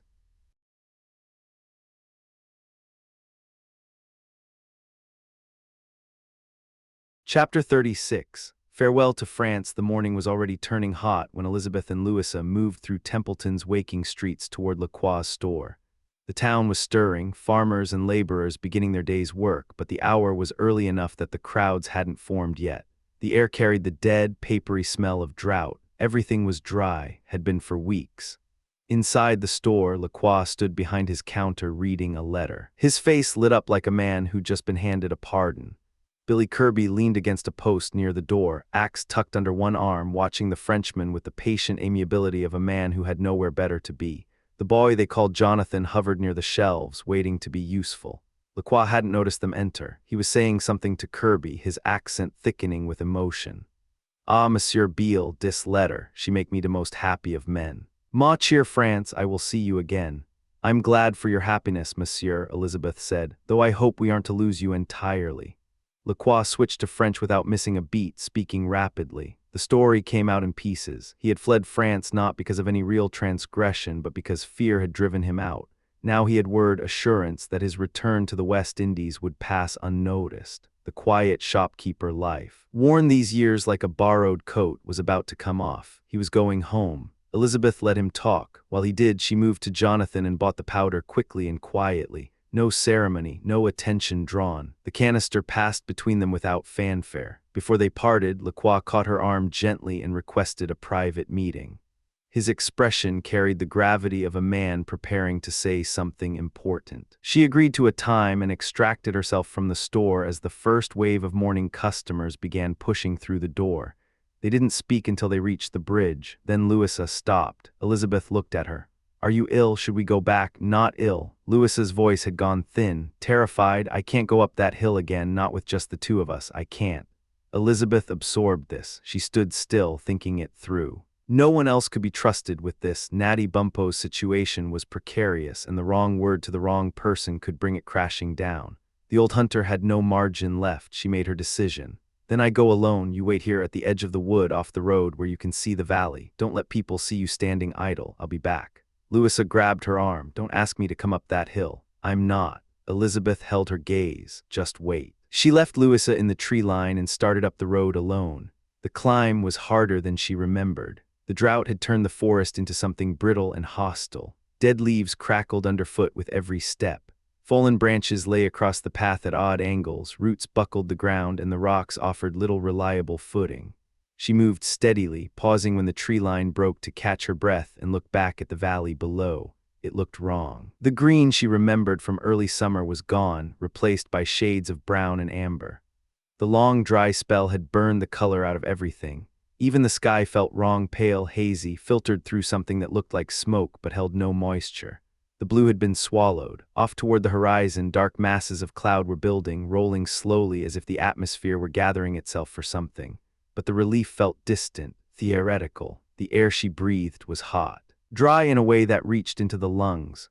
By the time she left the road and pushed into the forest proper, she felt it, a faint pressure in the chest, a sensation not quite like suffocation but close enough to notice. She kept moving. The summit clearing on what Judge Temple called the Vision was small, cut from the forest to open the view of the village and the valley below. This was where Natty said to meet him. She pushed through the last of the undergrowth and stepped into it. Checking her watch, she was early. She walked the perimeter of the clearing, checking the shadows. The Leatherstocking wasn't there. She made a wider loop, watching the tree line, looking for motion, for shapes that didn't belong. Nothing. Natty. She kept her voice low, then let it rise. Leatherstocking, old man. The forest threw her own voice back at her. The echoes faded into dry silence. She moved toward the mountain's edge and called again. The answer came from below, a sharp, percussive sound, someone striking a palm against an open mouth while exhaling, a sound that carried through still air. She recognized the direction and picked her way down the slope, moving carefully over loose stone and exposed root, descending nearly 100 feet until the grade leveled into a natural shelf of rock. A few trees had found purchase in the fissures, thin and wind-bent. The soil was thin as paper. She was scanning the drop at the platform's edge, steep, unforgiving, when movement in the dead leaves pulled her attention. Mohegan was seated on a fallen oak 10 yards to her left. She hadn't heard him, hadn't sensed him. He had simply materialized in her field of vision, the way old men who have spent their lives in the wild can sometimes do. Elizabeth steadied herself. She walked toward him with a calm she had to manufacture on the spot. The old warrior looked nothing like the John Mohegan she knew from the village. He had dressed for something. His blanket had fallen from his shoulders and lay pooled around him, leaving his chest and arms bare. The Washington medallion rested against his chest. She knew what that meant. He only wore it for events of gravity. His long black hair was braided up to expose his forehead and the lines around his eyes. Silver and beads and porcupine quills worked through the enormous slits of his ears. A large ornament hung from his nose, resting against his chin. Across his brow and cheeks, red paint ran in deliberate lines, old patterns, traditional configurations, the kind of preparation that meant something specific in a language she couldn't fully read. He was watching her with eyes that held the intensity of a man who had already made peace with something and was now simply waiting. "John," she said, "it's been a long time since you came to the village. You promised me a basket. I have a calico shirt I've been keeping for you." The old chief looked at her for a long beat. His voice, when it came, was low and came from somewhere deep. "John's hand can make no more baskets. He wants no shirt. If he ever does," she said, "he knows where to find one." She sat close to him. Something in his bearing demanded it, not performed sorrow. But something structural settled into the bones.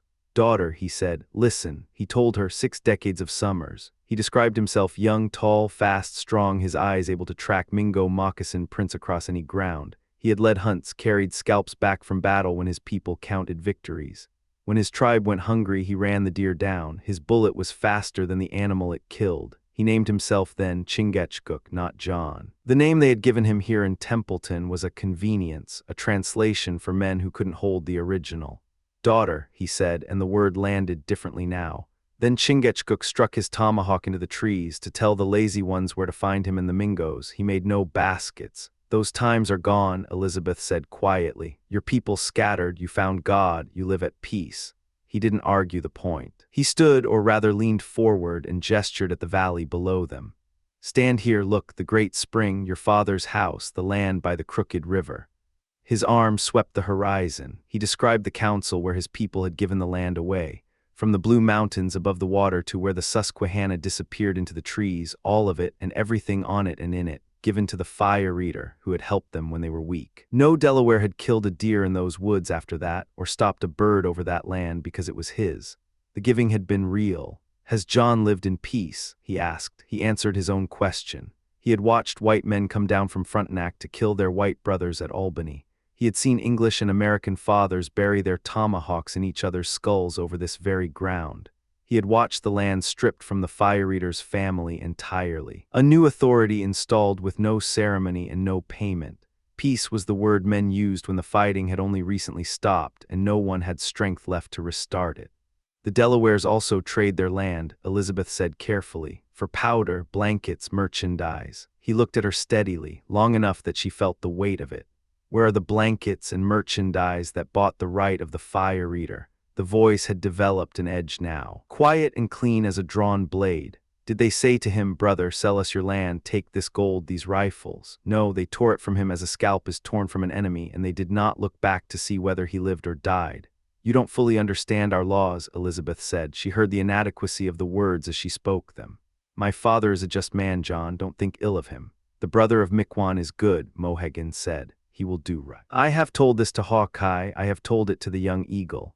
She felt the question forming before she chose to ask it. Who is the young eagle? Mohegan looked at her with something close to amusement behind the paint and the grief. Has my daughter lived so long beside him to ask this question? He paused. Old age freezes the blood like ice over the great spring, but youth keeps the streams open. The young eagle has eyes, did he have no tongue? The heat that moved into her face had nothing to do with the dry air or the climb. She looked away for a moment, then turned back and made herself smile. Not enough of one to make me mistress of his secrets. He is too much of a Delaware for that. Mohegan nodded, satisfied with something. Then he told her about his wife, 3 sons, daughters who would have made young Delaware men glad. He described the woman plainly, her obedience, her warmth, the domestic fact of her, and asked the question without performance. Did Elizabeth think he had not loved her? What became of them, John, your wife, your children? He looked at her with the patience of a man who has had decades to accept an answer. Where is the ice that covered the great spring? It is melted and gone with the waters. John has lived until all his people have left him for the land of spirits. His time has come. He is ready. He lowered his head into his blanket and went silent. Elizabeth said nothing. There was a dignity in what he carried that resisted intrusion. She waited. Finally she spoke. Where is Leatherstocking, John? I have the powder he needed. I don't see him. Mohegan raised his head and looked at the canister she placed in his hand. This is the great enemy of my nation. His thumb moved across the canister's surface. Without this, when could the white man drive the Delawares? The Great Spirit gave your fathers the knowledge to make guns and powder so that they might sweep the Indians from the land. There will soon be no red skin in this country. When John is gone, the last will leave these hills. His family will already be dead. He leaned forward on one elbow, looking out over the valley. Elizabeth looked with him. The haze had thickened. The village below was still visible, but only just shapes softened, details dissolving into the murk. She noticed it was harder to breathe now than it had been at the summit. Not exertion, something else. Mohegan's eyes had changed. The grief was still there, but something else had entered the expression, a widening, a heat behind the pupils, as if he were seeing something that went past the tree line and the valley and the brown hills. But he will go on to the country where his fathers have met, he said. The game shall be plenty as the ash in the lakes. No woman shall cry for meat. No Mingo can ever come. The chase shall be for children. All just red men shall live together as brothers. John, Elizabeth said, that is not the heaven of a Christian. You're speaking the old beliefs. Fathers, sons. His voice was flat and absolute. All gone, all gone. I have no son but the young eagle, and he carries the blood of a white man. She pressed forward, keeping her voice level. Who is he, John, Mr. Edwards? Why do you hold him so closely? Where does he come from? The question snapped him back. She watched it happen, the focus returning to his eyes, the present reasserting itself. He took her hand and drew her down onto the log beside him. He raised one arm and pointed north. See, daughter, as far as your young eyes can see, it was the land of his. Then the smoke came. It didn't announce itself. One moment the view was clear enough to hold. The next, massive columns of gray-black smoke were rolling over the catching in the eddies between the hills, folding over itself and billowing toward them. The valley disappeared. Then the sky. The smoke swallowed the horizon in sections, methodical and indifferent. Elizabeth was on her feet before she consciously decided to move. She turned toward the summit. The mountain above them was already covered. The canopy of smoke sat on top of the trees like a low ceiling. And from somewhere inside the forest came a sound she felt in her sternum before she fully processed it. A deep, rushing roar, the kind made by wind moving at speed through dense timber. But the air around her was still, not wind, fire. John, she turned to him. What is this? We're inside the smoke. It feels like standing in a forge. Before Mohegan could speak, a voice tore through the woods above them. John, Mohegan, the woods are on fire. You've got a minute. Maybe less move. The old chief raised his hand to his mouth and sent back the sharp, percussive signal, the same sound that had guided Elizabeth down the slope. Then came footsteps through the underbrush, fast and certain, the crack of dry branches being pushed aside by someone who knew how to move. Edwards broke through the tree line at a run. His face said everything. Eyes wide, jaw set. Scanning both of them with the urgent calculus of a man assessing who could move fast enough and who couldn't. The smoke pressed down around them like a fist closing.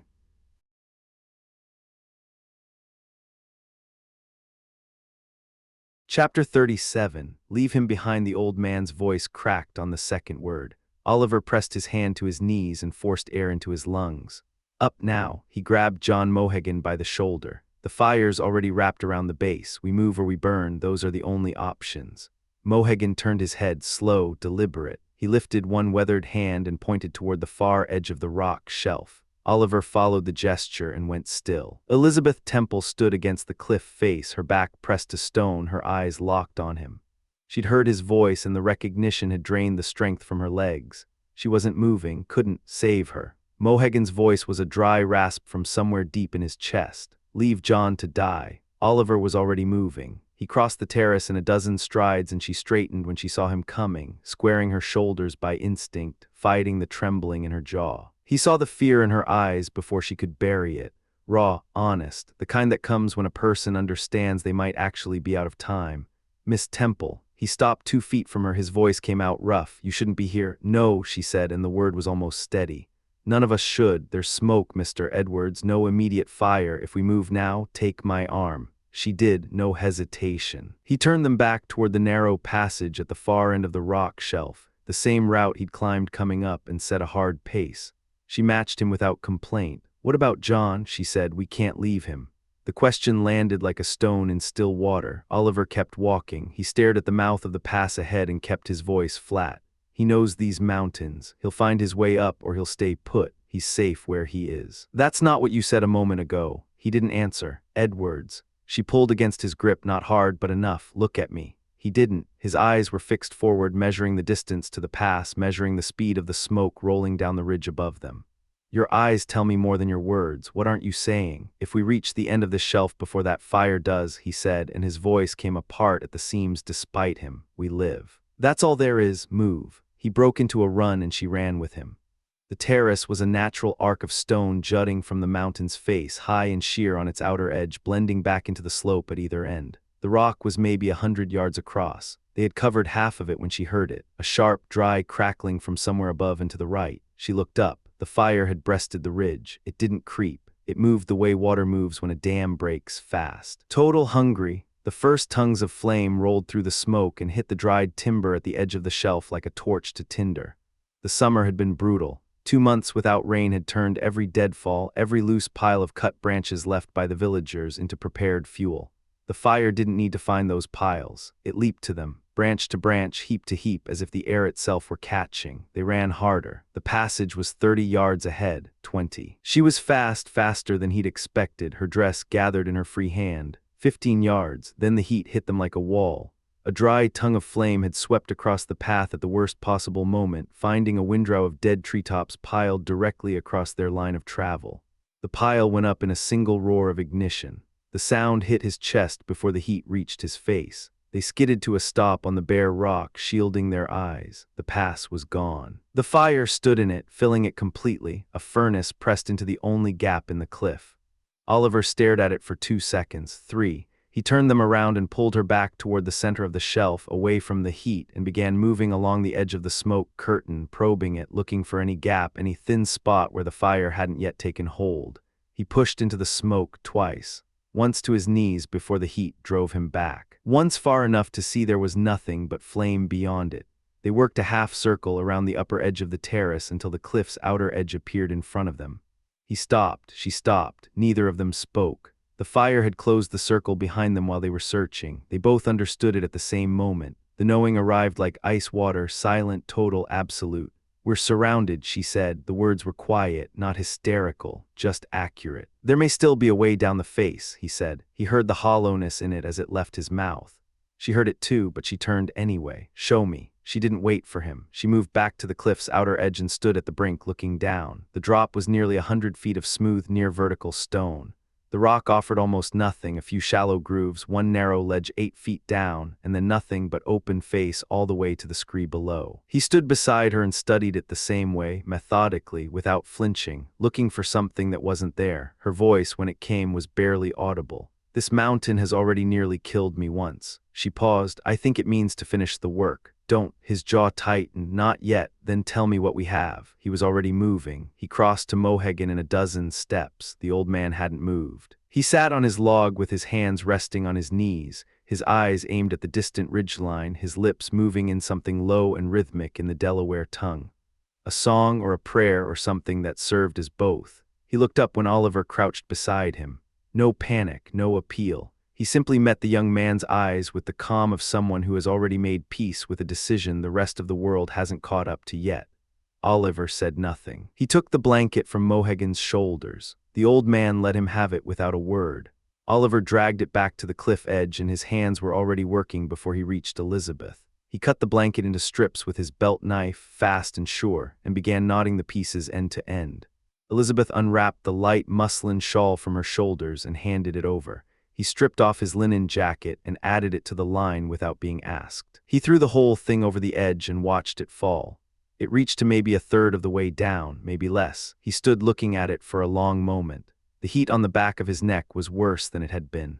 The fire was advancing across the terrace now, finding the thin scrub that clung to the cracks in the rock, moving slower here than on the open hillside, but moving steadily, inevitably, in the way that fire always moves when it has nothing to stop it. It won't reach. Elizabeth said, "No, then we've run out of options. I won't accept that." She turned to look at him. Her face was composed in a way that was harder to look at than tears would have been. The peace in it wasn't resignation, it was something deeper, something she'd found in herself in the last few minutes that he hadn't found yet. "Mr. Edwards," she said, "it's all right, it is not." At moments like this, the distances between people rank name. Circumstance, none of it holds its shape anymore. She glanced back toward the old man on his log, the fire moving toward him now on 3 sides. "Go to John, bring him closer, let us at least." "He won't come, I've already looked at him."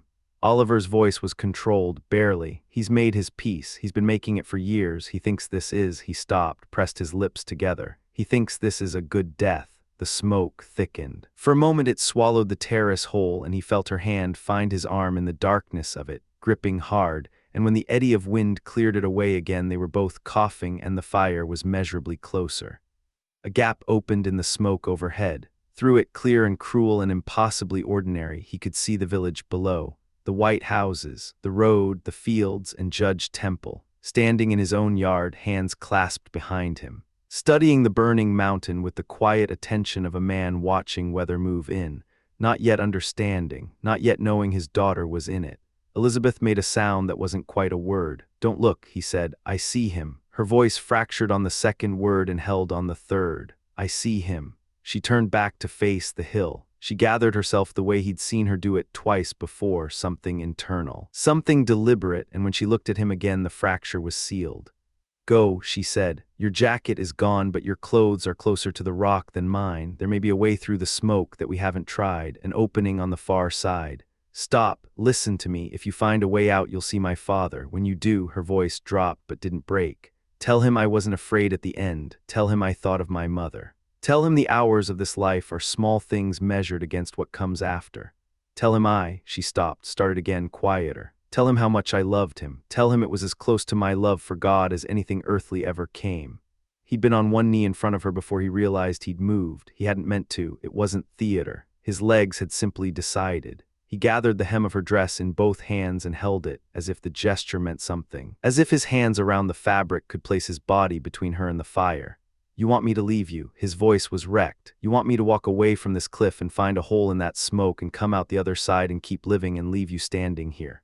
She didn't answer. "Miss Temple," he looked up at her.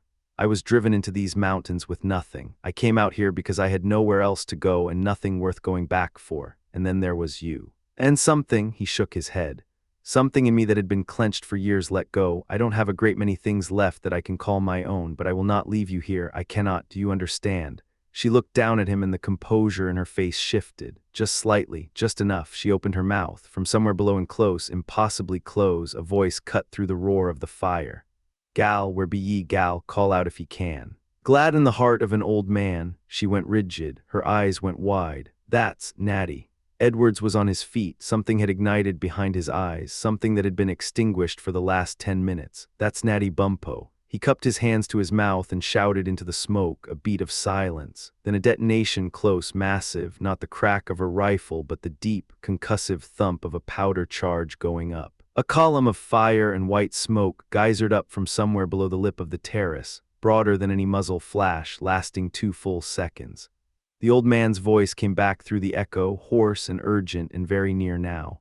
"The canister, it's the canister, Lord above, the child." And then Natty Bumppo came through the curtain of steam rising from the spring seep at the mountain's base, and he stepped up onto the terrace, and he was a wreck. His deerskin cap was gone. What remained of his hair was singed to stubble across the crown of his head. His shirt, rough country check, had been burned through in a dozen places, black-edged holes showing the reddened skin beneath. His face was the color of new brick, the lines in it deepened by the heat and the exertion, and something that looked, underneath all of it, very much like relief. He found her with his eyes immediately. He stood there in the smoke and the heat, sucking wind, and he looked at Elizabeth Temple. And the old frontiersman, who had survived 50 years in country that killed ordinary men, said nothing at all for a long moment. Then he turned and looked at the fire and at the rock and at the drop below and began to think.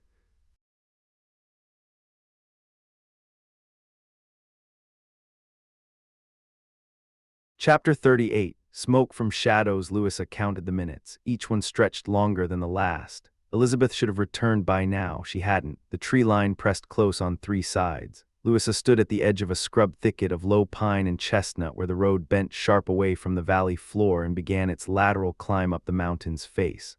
From here she could see the road below. She could see the valley. What she could not see was Elizabeth. Sky had changed. She noticed it the way you notice something wrong before your mind names it, a heaviness in the air, a dimming of the light. Vast columns of smoke were building over the ridge, dark and rolling, but her frightened mind kept conjuring wolves and bears and other things with teeth. Not fire, not yet. Below she watched travelers on the road slow their horses and turn their faces upward. People were spilling out of the courthouse, squinting at the hillside. Something had them worried. That much was clear. She was still wrestling with the instinct to run when the brush crackled behind her. She spun.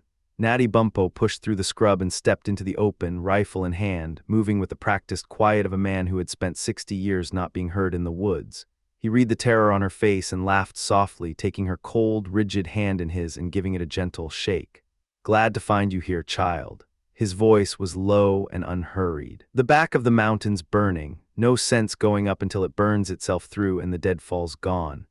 He glanced toward the smoke, reading it like a page. "There's a fool up on the east face, partner of the same varmint who's caused me nothing but grief this season. He's digging for ore. I warned him. Told him those careless men who thought they'd catch a seasoned hunter in the dark had thrown pine knots in the brush, that it would catch like raw cotton.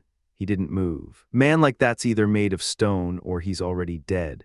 He looked back at her. "What's wrong with you, child? You look like you've seen another painter. Where's the good girl with the bad father? She forget her promise to an old man." "The hill." Louisa grabbed his arm. "She went to find you on the hill. She has the powder." The old hunter went still. It lasted less than a second. "Lord Almighty." His voice dropped to nothing. "She's on the vision. That place is a sheet of flame compared to here." He gripped her by the shoulders, not rough but absolute. "If you care anything for that girl, if you want a friend when you need one most, you run to the village right now and raise the alarm. The men know how to fight fire. There may still be time. Go, don't stop, don't look back." He was already moving before he finished the sentence. Louisa watched him disappear into the smoke-choked brush, ascending the mountain at a pace that seemed impossible for a man his age. Then she ran. The smoke swallowed him whole. Natty moved uphill in a ground-eating lope, reading the terrain through the gray murk by memory and feel, his moccasins finding purchase on rock and root without conscious thought. The heat pressed against him from above. The trees groaned. The fire was loud up here, a living, breathing roar that consumed everything indiscriminately. He found them by instinct as much as sight. Bursting through a wall of smoke onto a shelf of open ground where Elizabeth stood, her face pale and set, and young Edwards beside her. "Thank God, Natty didn't slow. Follow me, no time for talking." Elizabeth looked down at her dress, light fabric, close-fitting, the kind of thing that would catch a stray ember and turn her into a torch inside of 30 seconds. "I can't go near those flames dressed like this." The old man was already unrolling the buckskin wrap from his arm. He'd thought of it before he found her. He moved with efficient purpose, swathing the garment around her form until she was covered head to ankle, then turned back uphill without ceremony. "Life or death," he said. "All of us, move." Edwards caught his arm. "John, what about John?" Natty's eyes tracked to where Mohegan sat against the rock face, still and composed as a statue, seated in the same position he'd held when they'd left him. The earth around the old warrior's feet was smoldering. The air above his head shimmered with heat. The hunter crossed to him in a dozen strides and spoke in Delaware, low and direct, the language of a man with no time for ceremony. Chingachgook, get up, you want to die here like a Mingo at the stake. The Moravians taught you better than that. The powder has already flashed between your legs, your back is burning. Will you come or not? Mohegan looked at him from a great distance.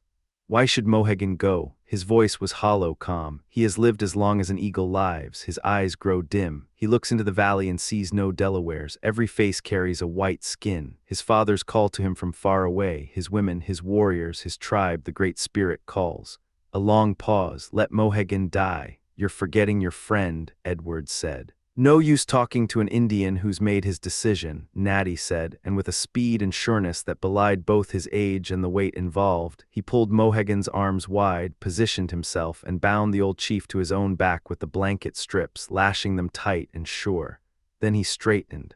He moved toward the gap in the rocks from which he'd come. They followed without being told. Behind them, a dead tree that had been burning at its root for several minutes finally gave way.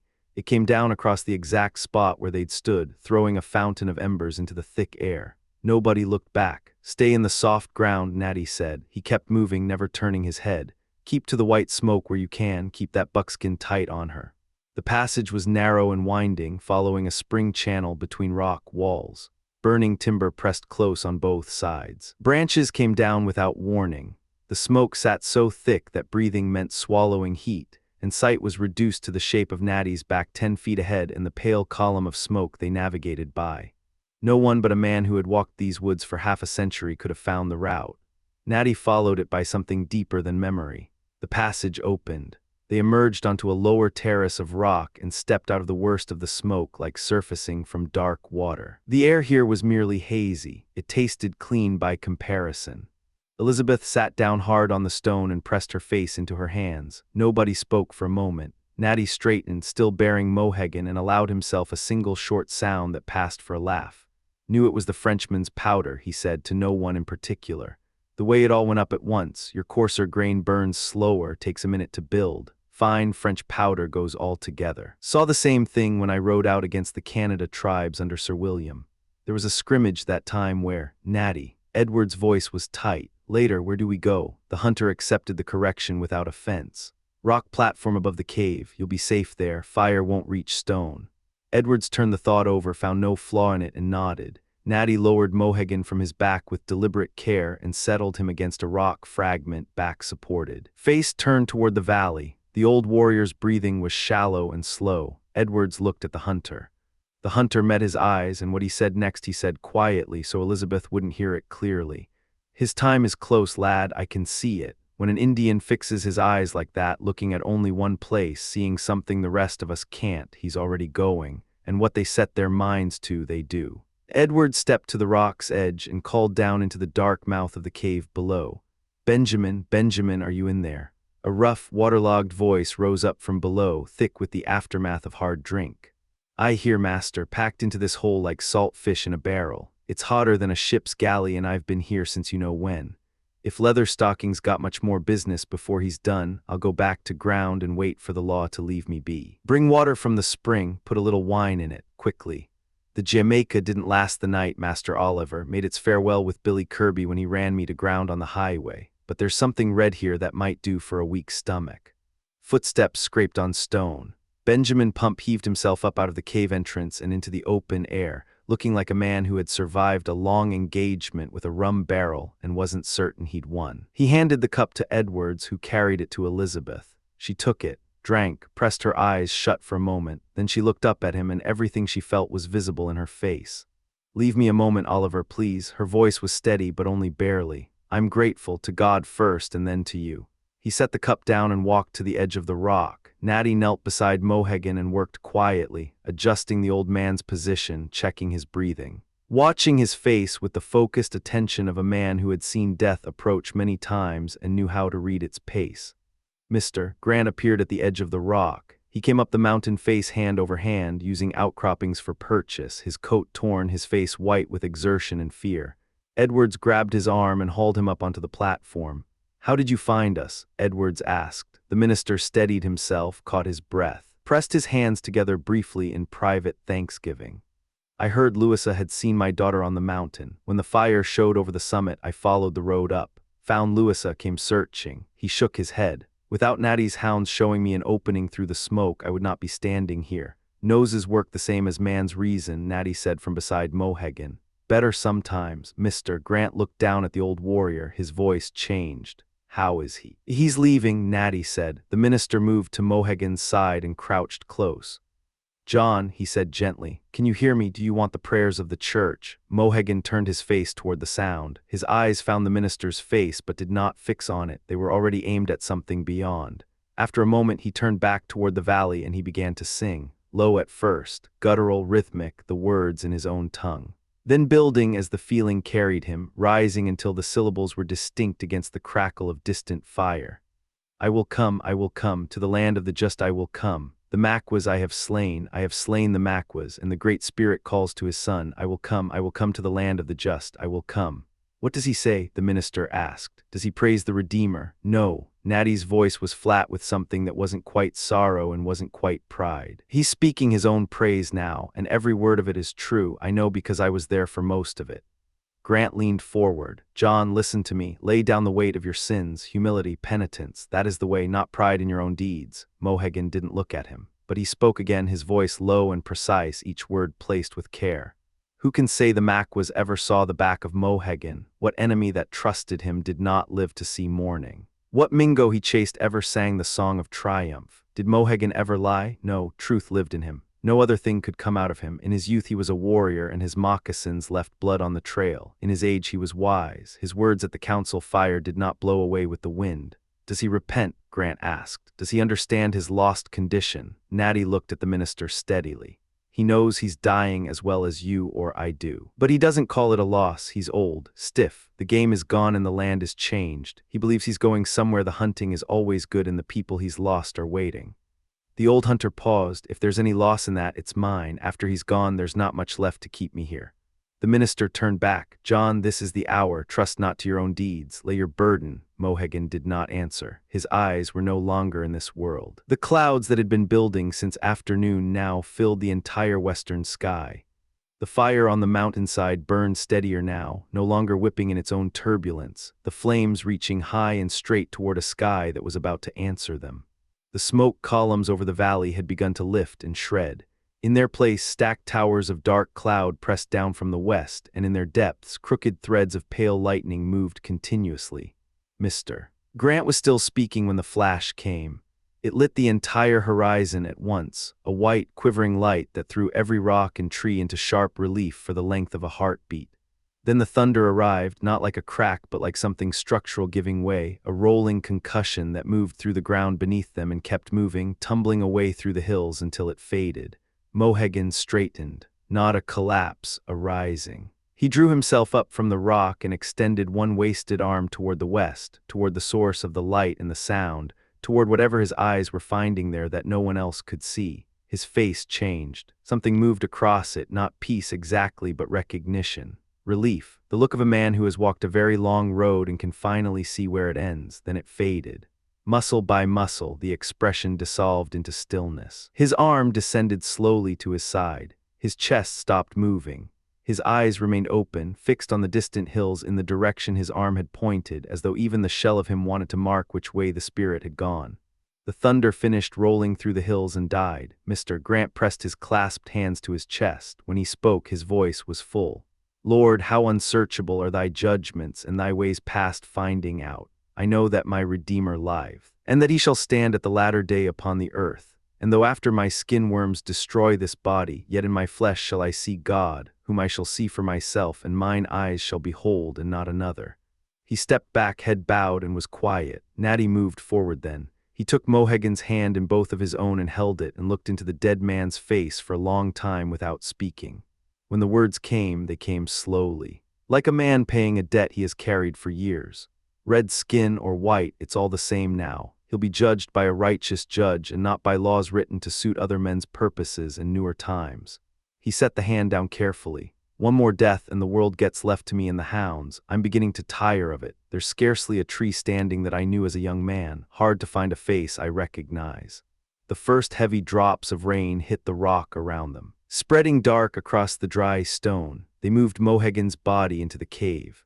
The hounds followed without being called and lay down beside him, whining softly at the absence of the look they'd always gotten from him, the particular acknowledgement he'd given them, different from how other men looked at dogs. The rain came down hard. Elizabeth sheltered under a rock overhang, listening to it drum on the stone around her. She didn't try to speak. There was nothing to say that the silence didn't already contain. Before the shower had fully stopped, voices rose from below, men working up through the wet brush, calling her name, beating out the last smoldering embers as they came. When the rain slackened enough to move, Edwards brought her to the road. He held her hand until the path leveled, then stopped. He looked at her directly. No hedging, no performance. The time for hiding is over, Miss Temple. Tomorrow I'll remove every veil I've kept over myself and my affairs. I've held on to certain things, pride, foolishness, the kind of illusions that belong to men who are young and being pulled in opposite directions. That's done now. He paused. I can hear your father. He's on the road below. I won't put either of us in a position I can't explain yet. He held her gaze. Thank God you're safe. That alone is enough. He didn't wait for her answer. He turned and vanished into the smoke-hazed trees. Elizabeth stood alone for a moment, listening to her father's voice calling her name from somewhere below on the road, his panic audible even at distance. Then she turned and ran toward the sound and crashed into her father's arms. He held her the way a man holds something he thought he'd lost. A carriage was brought up. Elizabeth climbed inside. Word passed down the hillside that she was found, was safe, was unharmed. And the search party began its wet, exhausted descent toward the village. Dirty, smoke-stained, and deeply relieved that their landlord's daughter had survived what the mountain had tried to do to her.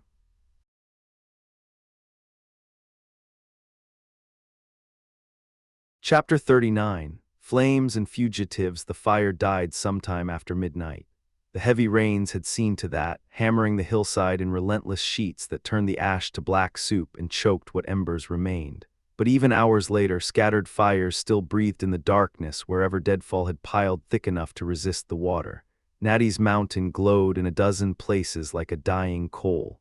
By morning, the damage was total. Miles of forest stood charred and stripped, the underbrush scoured to nothing, the soil black and steaming. But the pines and hemlocks had endured. They rose from the wreckage the way they always had, indifferent, ancient, patient. The smaller trees still held some faint ghost of green in their upper branches, not life exactly, but the memory of it. The rumors started before the smoke cleared. Elizabeth's escape was already becoming legend, growing with each retelling until it barely resembled the truth. More troubling was the news spreading through Templeton that Mohegan hadn't made it out. That one people believed without question, and they were still believing it when word arrived about Jotham Riddle. The miner had been found in his hole. He was alive, barely. The suffocation had nearly finished him, and the burns covering his body left no one optimistic about his prospects. The village absorbed this information and turned it over in its collective mind, looking for meaning, looking for blame. They found both easily enough. In the same window of days, the convicted counterfeiters made their move. Someone had talked, or they'd simply watched and learned. Either way, on the night after the fire, they cut through the log walls of their cell with the quiet patience of men who had nothing left to lose, and walked out of Templeton without a soul to stop them. That was when things turned ugly. The disappearance of the prisoners, layered on top of Jotham's condition and the wild exaggerations circulating about what had happened on the mountain, produced something combustible in the public mood.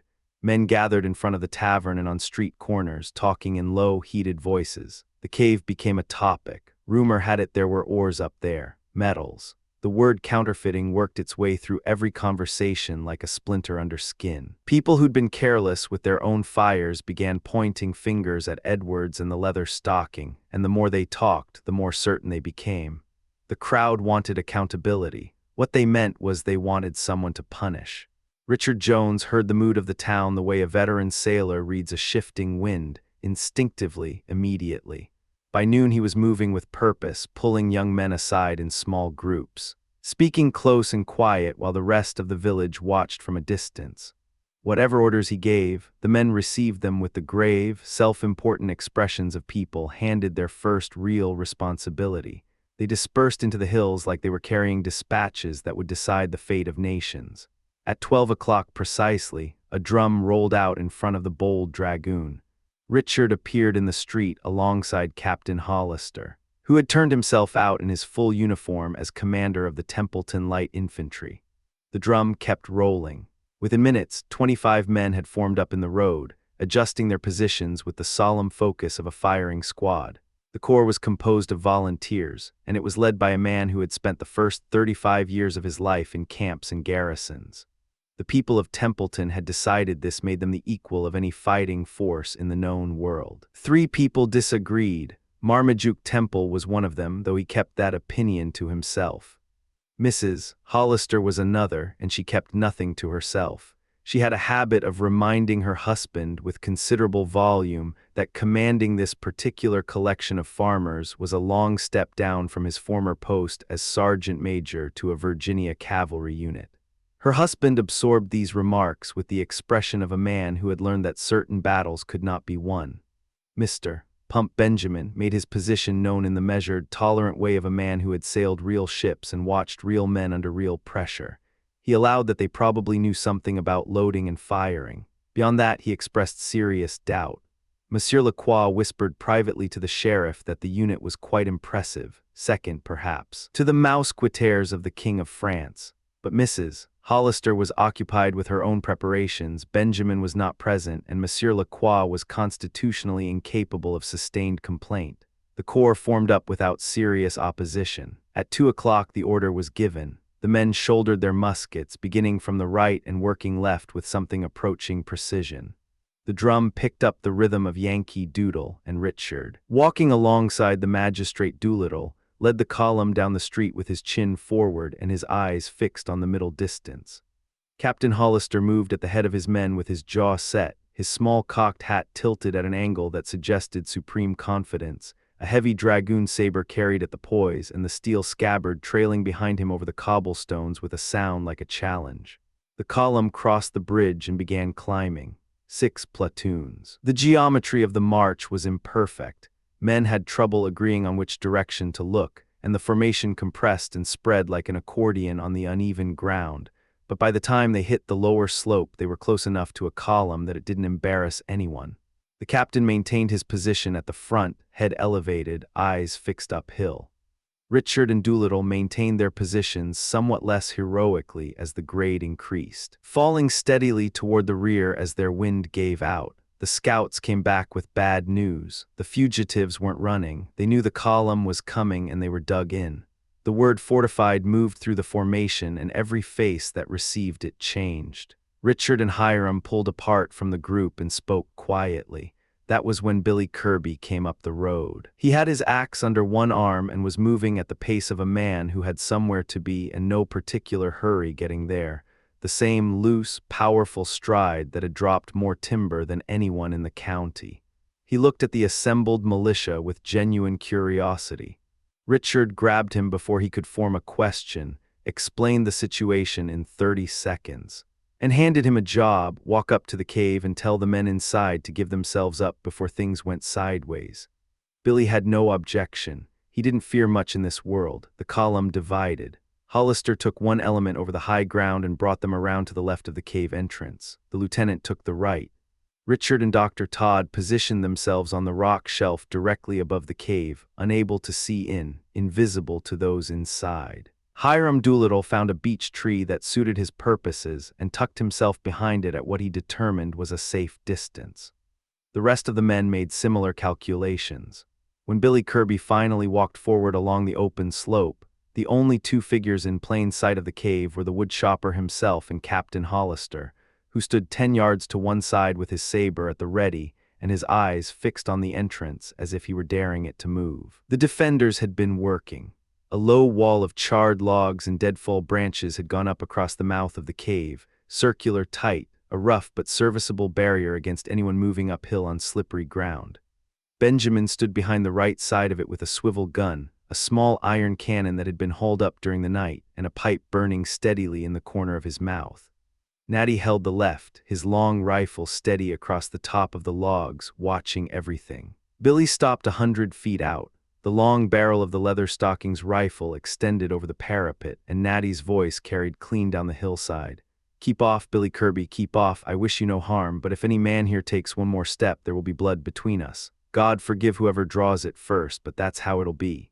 Billy kept his hands visible and his voice easy. "Don't be difficult, old man. I've got no stake in this. I'm just here to pass along a message. Doolittle," he tilted his head toward the beech tree, "wants to know if you'll give yourself up to the law. That's all there is to it." "I can see the coward from here," Natty said, and there was nothing casual about his tone now. "Show me enough of him to bury a rifle ball, and I'll show him what that means. Go away, Billy. You know my aim. I've got no quarrel with you." Billy stepped sideways behind a pine, a big one, 3 feet across the butt, and called back without hurry. "You can't shoot a man through a tree this size, Natty, and I can put it down across your wall inside of 10 minutes, so be reasonable. I'm just asking for what's right." There was a silence. Natty's face, when it showed above the logs, was not angry. It was the face of a man carrying weight he hadn't chosen and wouldn't put down. When he answered, his voice had dropped. "I know you can drop a tree wherever you want, Billy Kirby, but if you show a hand doing it, there'll be bones to set and blood to staunch. If it's the cave you want, give me 2 hours from now and you can walk in. Come in before that and you cannot. There's already one body on the cold rock in there and another man whose life is hanging by a thread. Come in now and there'll be dead outside to match the dead inside." Billy stepped out into the open without hesitation. He turned and addressed the hillside at large. "That's fair. 2 hours to sundown. I say we give it to him." He looked back at the trees where the militia was sheltering. You crowd a man too hard and he stops thinking. Give him room and he might make the right choice. Richard Jones had no interest in making the right choice. He had a cave to search. "I command you, Nathaniel Bumppo," he called from the rock shelf above, "to surrender yourself to the law, and Benjamin Pengolin, I am placing you under arrest. You will accompany me to the county jail." Benjamin took the pipe from his mouth and studied the swivel gun's barrel with an unhurried eye. "I'd follow you to the ends of the earth, Squire Dickens," he said pleasantly, "if such a place existed, which it doesn't, the world being round." He squinted along the iron tube, "And the name Stubbs, if it's all the same, Benjamin Stubbs. The man whose name your warrant's carrying was a gentleman, which is more than anyone will say for anyone in the Stubbs line. Send it around, I'll put in an alias," Hiram called from behind his tree. "Put in a jackass and you'll put in yourself," Benjamin replied, not looking up from his gun. "Benjamin," Richard's voice took on a new edge, "this is not the gratitude I expected." Natty's voice cut across the hillside before Benjamin could respond. "Richard Jones, I'm telling you now. The girl's canister is gone, but there's enough powder in this cave to lift the rock you're standing on. I will take off my own roof before I let you in before it's time. Keep your voice down." Richard and Doolittle exchanged a look and withdrew from the shelf with a speed they would later describe as deliberate repositioning. Captain Hollister interpreted the movement as the order to advance. "Charge bayonet." The old soldier's voice cracked across the hillside like a starter's pistol. "March." He went forward himself, sword rising in a powerful upward arc aimed at Benjamin's neck. The blade caught the barrel of the swivel gun instead of flesh, and in the collision the gun lurched off its mount. Benjamin, in the act of touching his pipe to the priming, was thrown sideways. The gun discharged into open air. 60 rifle balls left the barrel in a near vertical column. They rose, slowed, reached the apex of their arc somewhere above the tree line, and came back down through the branches directly over the heads of the men positioned 20 yards behind their captain. The sound of lead rattling through timber reached every ear simultaneously. The militia's advance became a retreat in the same moment. The rout swept backward through the trees and down the slope, all momentum running in the wrong direction. Benjamin lay on the ground behind the wall, knocked senseless by the recoil. Hollister, in the chaos, was over the logs and inside the works before anyone on either side fully registered what had happened. The veteran reached the top of the wall and raised his saber. "Victory, come on, boys, the position is ours." Natty had been watching the wood chopper. At the shout, he turned. Benjamin was down. Hollister was standing on top of his own fortification, sword in the air, calling in troops that were no longer there. The long rifle came around. For 1 second, the old soldier's life balanced on nothing. He was close, too close. Natty didn't pull the trigger. Instead, he reversed the rifle, placed the muzzle against the captain's chest, and shoved. Hollister went off the back of the wall the way a man goes off a ship, fast, surprised, and completely without control. The slope caught him immediately. His feet found no purchase on the scorched, slick ground, and he accelerated, sword swinging at trees as he passed them. His body and his combat reflexes entirely disconnected from one another. He was fighting an engagement that existed only in his own head, infantry on his left, infantry on his right, cutting through them all as he picked up speed. He hit the road at the bottom of the hill at a dead run and landed directly at the feet of his wife.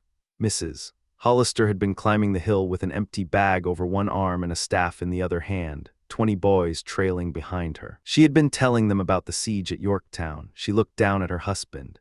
"Is it running away you are?" The staff came down on the road with a crack. "I've been telling these boys how you were wounded, how you'd be showing them what a real soldier does, and here you are coming down the hill before they've fired a proper volley." She straightened up and looked at the bag. "And if there's gold and silver in that cave, it won't be the wife of a man like this who gets any part of it." Retreating, Hollister stared up at her. He was still breathing hard. My horse was shot from under me." "You own no horse," she said flatly. "You're a captain of militia." Above them on the hill, the battle sharpened. Billy Kirby watched Hollister's descent from the slope with visible appreciation, calling encouragement until he was laughing too hard to stand, sinking down to the ground with both hands on his knees. It was a good show, but he was the only one laughing. Natty had reloaded. He stood behind the wall with the rifle up, working his eyes across every piece of cover, watching for movement. He had the discipline of a man who had spent 60 years in country that punished inattention. Hiram Doolittle made a mistake. He leaned forward from behind the beech tree to check the state of play, protecting his front with careful attention to angle and exposure, forgetting entirely about his back. The loose fabric of his coat caught the breeze behind the trunk, a flag of cloth hanging free, visible from the works. Natty's rifle was up and moving before Hiram finished the lane. A less experienced man would have aimed at the cloth. Natty knew where the man was inside it. The shot cracked, the bark of the beech jumped, the cloth jumped too higher up, closer to bone. Hiram Doolittle came out from behind that tree like a man stepping onto a stage. He walked 2 or 3 paces into the open on stiff legs, one hand pressed to the afflicted area, and leveled a shaking finger at the cave.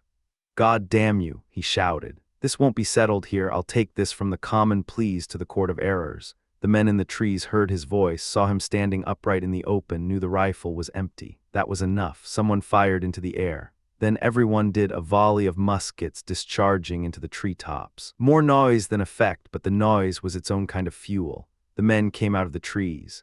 Billy Kirby put away his laughter and moved toward the wall. He was the right man to end this cleanly, and he knew it. He had one hand on the logs when a voice hit the hillside like a gunshot. "Enough, stop now."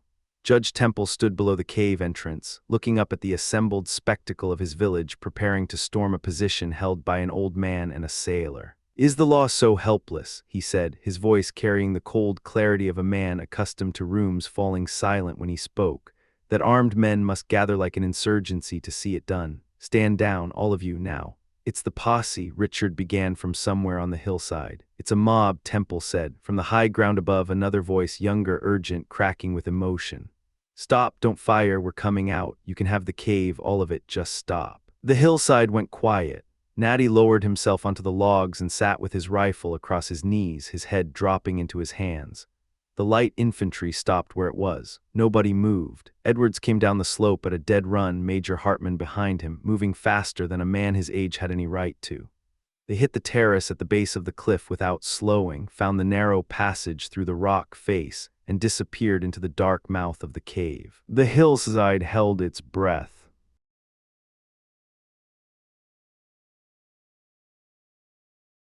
Chapter 40. The aged stranger. The crowd had gathered on the terrace before the young man and the major emerged from the ravine.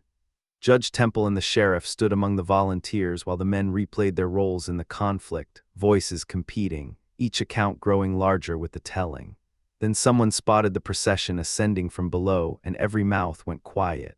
They carried an old man in a crude chair skinned with raw deer hide, moving with the careful, deliberate steps of men transporting something fragile and irreplaceable. They set him down in the center of the assembly as if placing a piece of evidence before a court. His hair was long, white as January frost, lying smooth against his skull.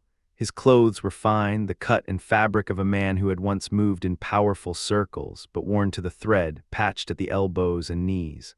On his feet, incongruously, beautifully, were moccasins worked with the precise and intricate artistry of a master craftsman.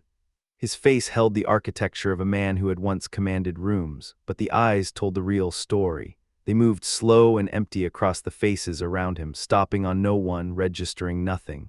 The mind behind them had already departed for somewhere unreachable. Natty came up last, took a position slightly behind the chair, and leaned on his rifle. Surrounded by the men who'd hunted him down a ridge, he stood without visible concern, as though whatever happened to him personally had already been weighed and found irrelevant. Major Hartman positioned himself beside the old man and removed his hat. The humor that usually animated his face had gone still. Edward stood with one hand resting on the arm of the chair, an easy posture, almost casual except for the muscle working in his jaw. Nobody spoke. Then the old man made a small, labored attempt to rise. A faint smile crossed the ruins of his face, a reflex of old courtesy, muscle memory from another century, and his voice came out hollow and trembling like wind through a cracked door. "Be seated, gentlemen. The council will open shortly. Every man who loves a good king will want these colonies to hold their loyalty. Be seated. The troops will halt here for the night." Temple stared at him. "The man is lost in his own mind. Someone explain what I'm looking at." "No, sir." Edwards's voice was flat and measured. "Not madness, just time. As for who put him in this condition, that's a different question." The old man turned toward the sound of the younger man's voice, and something shifted in his expression, not recognition exactly, but warmth, the way a blind man turns his face toward heat. "Will the gentleman be dining with us, my son?" "Order whatever's appropriate for His Majesty's officers. We keep good game on hand." Temple stepped forward. "Who is this man?" The question came out urgent, the shape of a theory already forming behind his eyes. Edwards let a beat pass. When he spoke, his voice started quiet and built like weather. "This man, the one you see sitting in a deer-hide chair hidden in a cave, stripped of everything a man needs to die with dignity, was once a counselor to the men who govern this country. This man, who can barely lift himself from his seat, was once a soldier of such reputation that the Iroquois gave him a name for it, Fire Eater. This man, who doesn't have a proper roof over his head tonight, once held great wealth." He paused, "And Judge Temple, he was the rightful owner of the land you're standing on right now. This man is my grandfather." He stopped, the silence stretched. "He is," Temple's voice caught. "This is Major Effingham, the lost Major Effingham." "Lost." Edwards repeated the word like it had weight. "Yes, that's one word for it." Temple's eyes moved to the young man's face. "And you, his grandson." The pause that followed had a physical quality to it. Even Hartman went still. Temple dropped his head, not in shame, something quieter than that, private. When he raised his face again, his eyes were wet. And he reached out and gripped the young man's hand with both of his. "Oliver, I forgive every hard word, every accusation. I understand it now, all of it." He shook his head. "But letting this man live in that cave, Oliver, my home and everything in it was available to you both. You had only to ask. He's as true as forged steel." Hartman cut in, jabbing a thick finger at Edwards. "Didn't I tell you, boy? Didn't I say Marmaduke Temple doesn't abandon a man when it matters?" Edwards looked at the older man steadily. "Your friend did more to change my thinking than my own judgment. When it became clear I couldn't move my grandfather without drawing attention and putting him through hell in the process, I rode to the Mohawk looking for someone who knew Judge Temple's character firsthand. What that man told me made me question everything I thought I knew about you." He met Temple's gaze. "My father and I may have been wrong. Your father." Temple's voice went careful. "He was truly lost in that crossing." He was. The lines around Edwards's eyes tightened. He'd spent years in Nova Scotia, years of diminishing resources and dead-end applications, trying to get the compensation the British Commission had finally granted. He went to England, spent a year there, and was coming back through Halifax on his way to a posting in the West Indies. "He planned to stop for my grandfather on the way, bring him with us. But I was told you had gone down with him," Temple said. Something passed across the young man's face. He glanced at the volunteers standing nearby, still within earshot, and said nothing. Temple read the silence. He turned to the militia captain. "Take your men back down the hill and dismiss them. The sheriff overstepped his authority today." He looked to the doctor. "Tend to Doolittle's injuries." Then to Richard, "Send the carriage up." And to Benjamin, "Return to the house." The volunteers moved with the particular compliance of men who suspected they'd been on the wrong side of something and were grateful for the exit. When the last of them had gone, Temple turned back to Edwards. "Should we move your grandfather out of this air while we wait for the carriage?"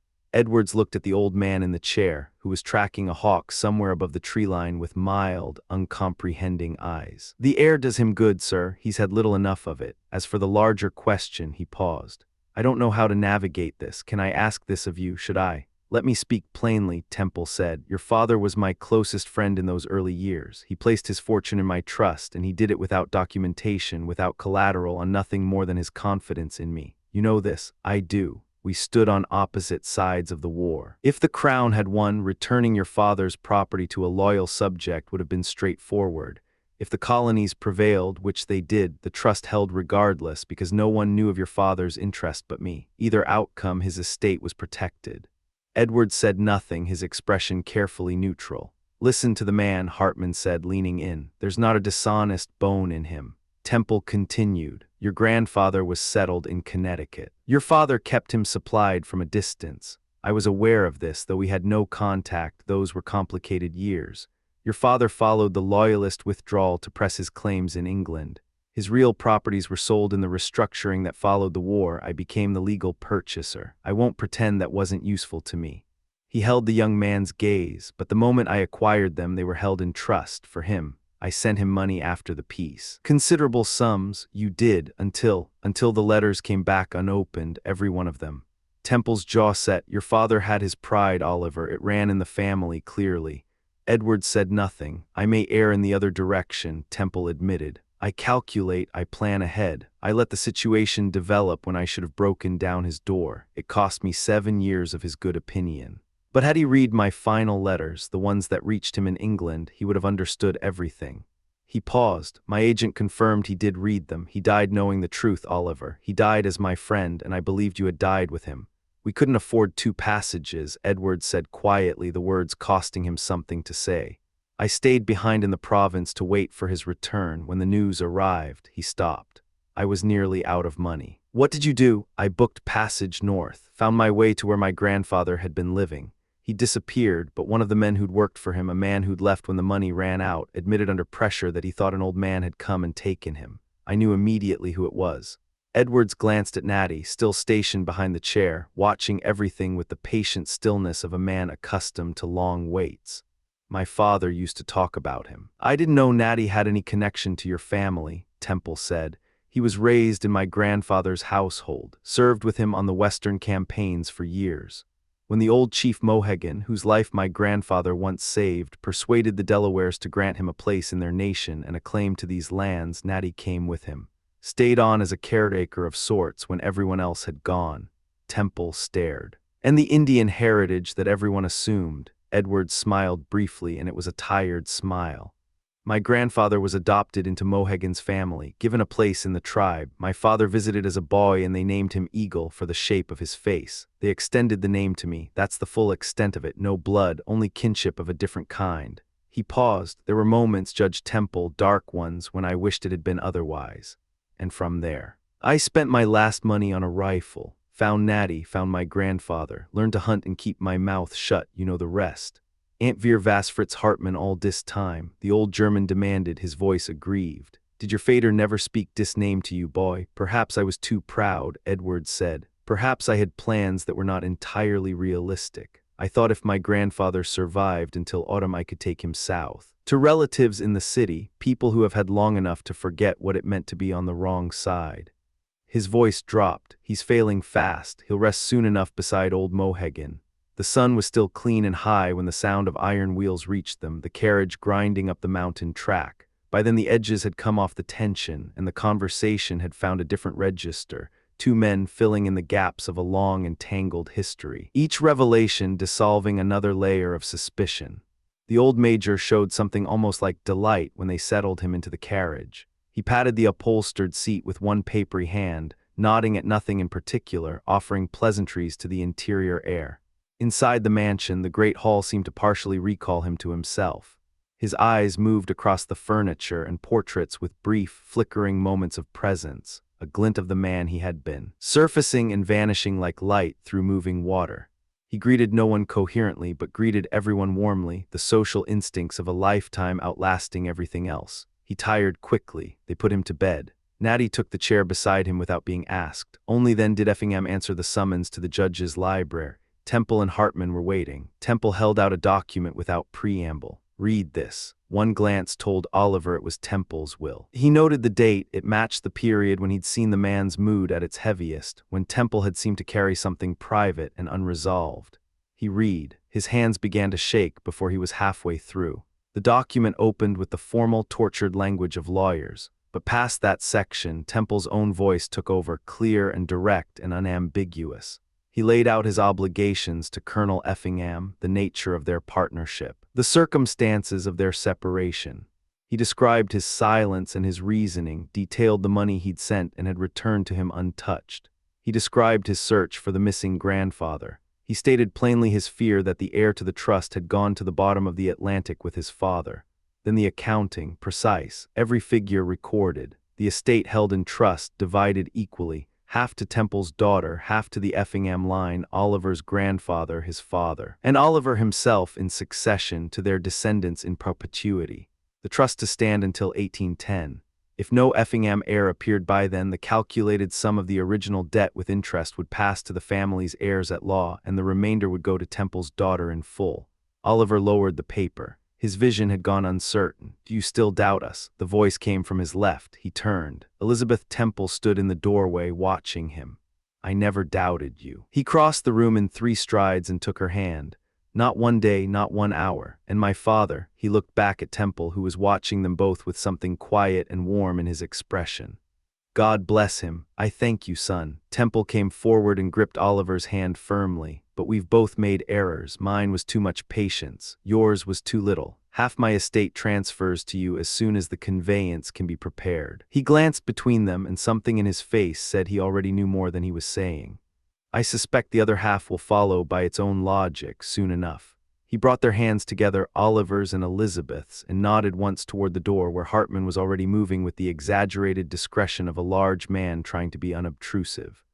"I tell you that, girl," the German said as he shuffled past, unable to entirely contain himself. "If I was 30 years younger and had my rifle on Tur Lakes again, dis lazy boy wouldn't have gone so easy." "Fritz," Temple steered him firmly toward the hall. "Richard is in there with eggnog, go drink it." Richard, Hartman's expression shifted to something between outrage and anticipation. "Dat man makes nog like he's veteran horses. I will show him mit my own hands, und I believe he sweetens it mit molasses. Like some kind of Yankee savage." His voice carried down the corridor and through the walls and eventually out of the story entirely. Temple closed the library door behind him with a quiet, deliberate click. The evening proceeded. Monsieur Lacroix arrived at the appointed hour, elegant and correct, and made his proposal to Elizabeth with the practiced grace of a man fulfilling a social obligation rather than risking his heart. She declined him with equal grace and somewhat more firmness. He took it well, better perhaps than a man genuinely in love would have. In the hall, Richard and Hartman pried the details from him over several glasses, then persuaded him with great rhetorical effort that failing to extend the same courtesy to Miss Grant at the rectory would constitute a grave impropriety. He went. He was refused again. He returned at 10, composed and only marginally unsteady, to find the two of them still at the table. They suggested remarkable Pettibone. 2 hours of argument, increasingly elaborate, achieved nothing. The Frenchman declined with a polite immovability that impressed even his tormentors. Benjamin showed him out and offered his assessment at the door, with the considered authority of a man who had spent his life studying how things handle in open water. "If you'd gone alongside Mistress Pettibone like Mr. Richard was urging you, sir, my thinking is she'd have had you grappled and made fast before you knew what happened. Miss Elizabeth and the rector's girl, their trim little vessels, move quick on any heading, but Mistress Remarkable is built different. Take her in tow once and the casting off becomes a serious nautical problem." Monsieur Lacroix considered this, nodded with great seriousness, and stepped out into the night.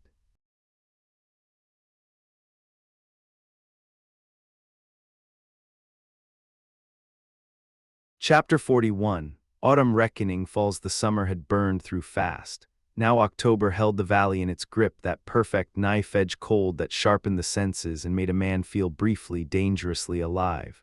The hills above Templeton blazed with color, rust and gold and deep arterial red, the kind of beauty that felt like a warning. A lot had changed since spring.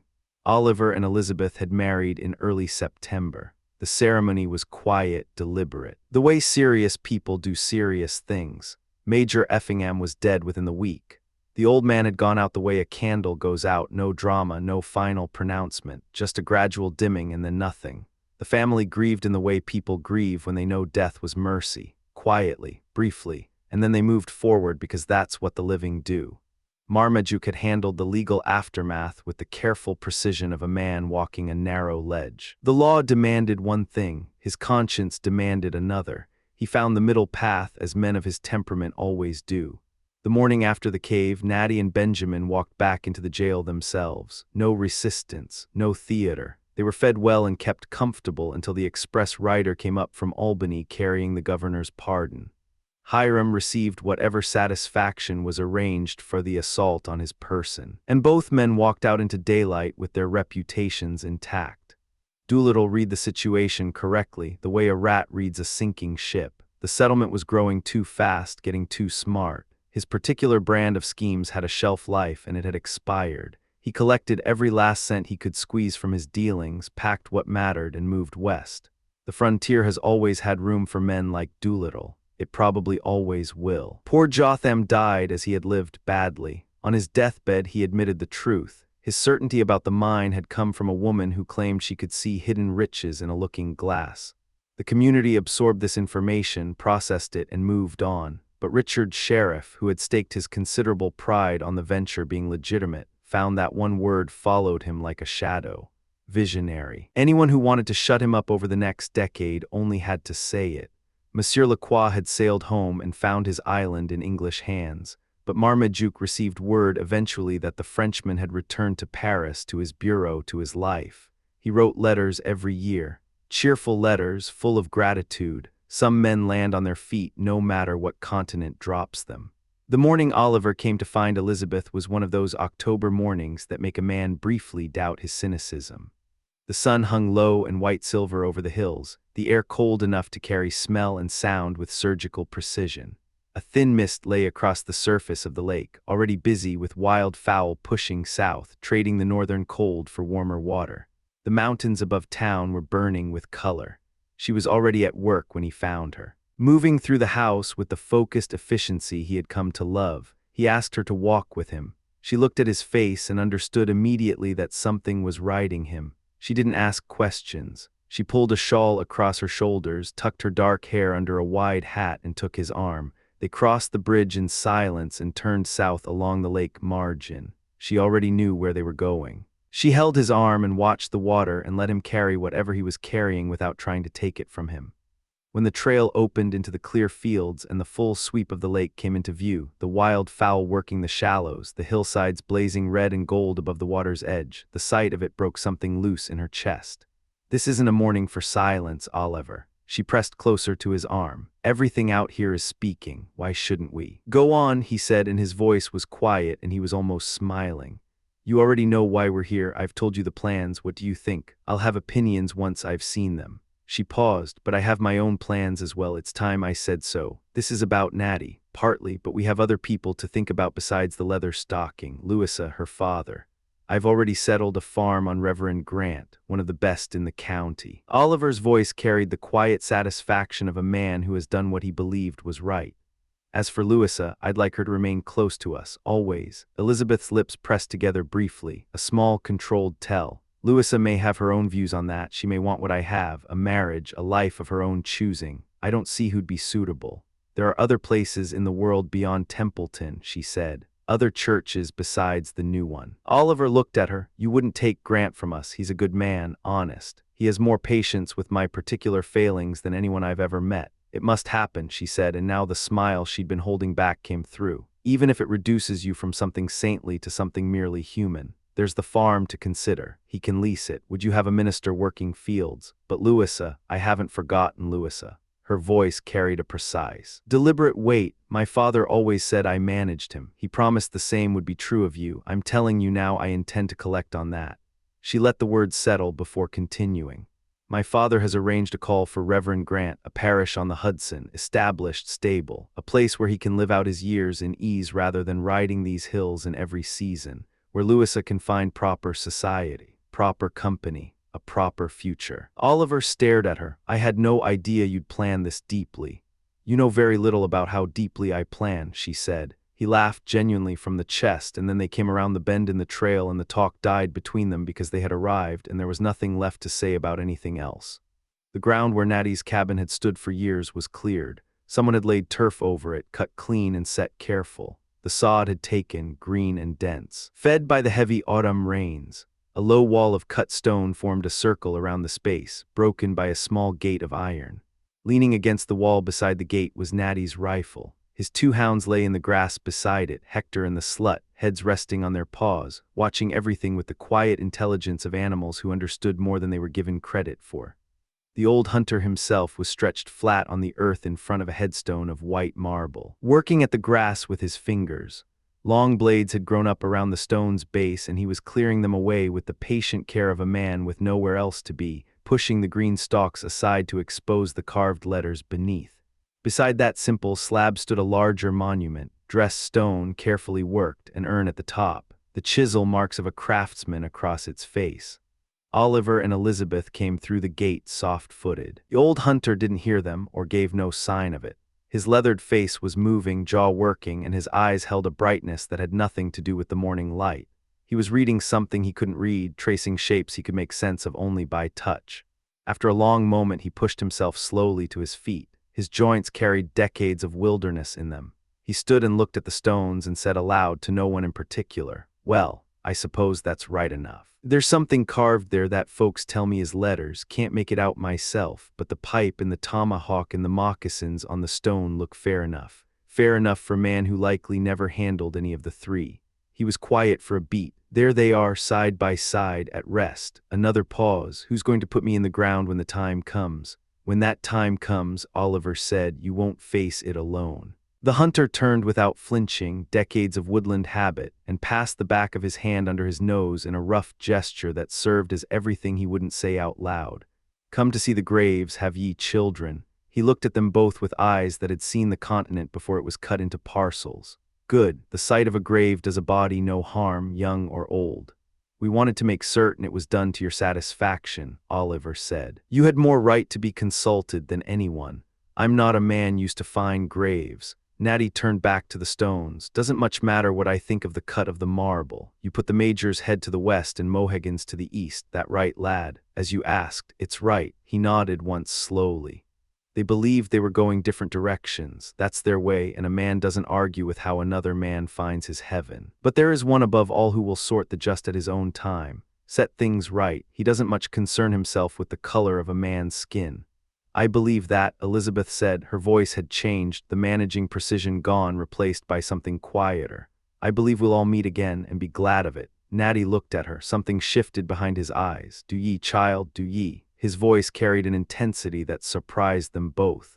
That's a comfort. That is a comfort, truly. He let a breath out through his nose. But before I go, I'd like to know what it is you've told these people in the carving. All these settlers flooding the country like pigeons in a warm March. What do they read about the old Delaware, about the best white man that ever walked these hills? They were both watching him with something they couldn't quite name yet. Something about his manner had changed. The weight of it hadn't landed yet, but it was coming. Oliver turned to the larger monument and read aloud, his voice steady. Sacred to the memory of Oliver Effingham, Esquire, formerly a major in His Britannic Majesty's 60th Foot, a soldier of tried valor, a subject of chivalrous loyalty, and a man of honesty. To these virtues he added the graces of a Christian. The morning of his life was spent in honor, wealth, and power, but its evening was obscured by poverty, neglect, and disease, which were alleviated only by the tender care of his old, faithful, and upright friend and attendant, Natty Bumppo. His descendants raised this stone to the virtues of the master and to the enduring gratitude of the servant. Natty's head came up sharply when he heard his own name. Something moved across his face, surprise, and then something warmer and rower than surprise, something an old man tries not to show. Did ye say it, lad? His voice cracked at the edges. Ye put my name in the stone, right there beside his. He got his jaw under control. God bless ye, children, God bless ye both. Kindness finds its way to the heart, and the heart gets smaller as the years run out. Elizabeth had turned away, her shoulders were still. Oliver opened his mouth once and closed it before he managed words. It's there in plain marble, he said. It should have been cut in gold. Show me the letters, boy. Natty's voice had gone quiet and simple with the wanting of it. Let me see my own name set in such a place. It's a generous thing for a man who leaves no family behind him, no one to carry his name forward into the country where he spent his life. Oliver took the old man's hand and guided his finger along the carved letters. Natty traced each one slowly, feeling the cuts in the stone with the same deliberate care he had given to reading a trail. When he reached the end, he straightened himself from the grave and stood quietly for a moment. "It's kindly done," he said. "Kindly thought and kindly done." He cleared his throat. "Now show me the redskin's stone." Oliver turned to the second marker. "This stone is raised to the memory of an Indian chief of the Delaware tribe who was known by the several names of John Mohegan Mohican, Mohican lad." Natty's correction was patient. Automatic, the voice of a man who has been making this correction for years. "They call themselves Mohican and Chingachgook, Gach boy Chingachgook." He said the name the right way, deliberate and clean, each syllable placed like a footfall. "It means big serpent. An Indian's name means something. Set it down right or don't set it down at all. I'll have it corrected." Oliver continued. He was the last of his people who continued to inhabit this country. And it may be said of him that his faults were those of an Indian and his virtues those of a man. Natty was quiet for a long moment. "You never said a truer thing, Mr. Oliver." His voice had dropped to something barely above a murmur. "If you had known him in his prime, in the shape he was in the year the old major saved his life when the Iroquois had him at the stake, you would have said all of that and more besides. I cut the thongs myself with my own hand. Gave him my tomahawk and knife on the spot because the rifle was always my preferred arm."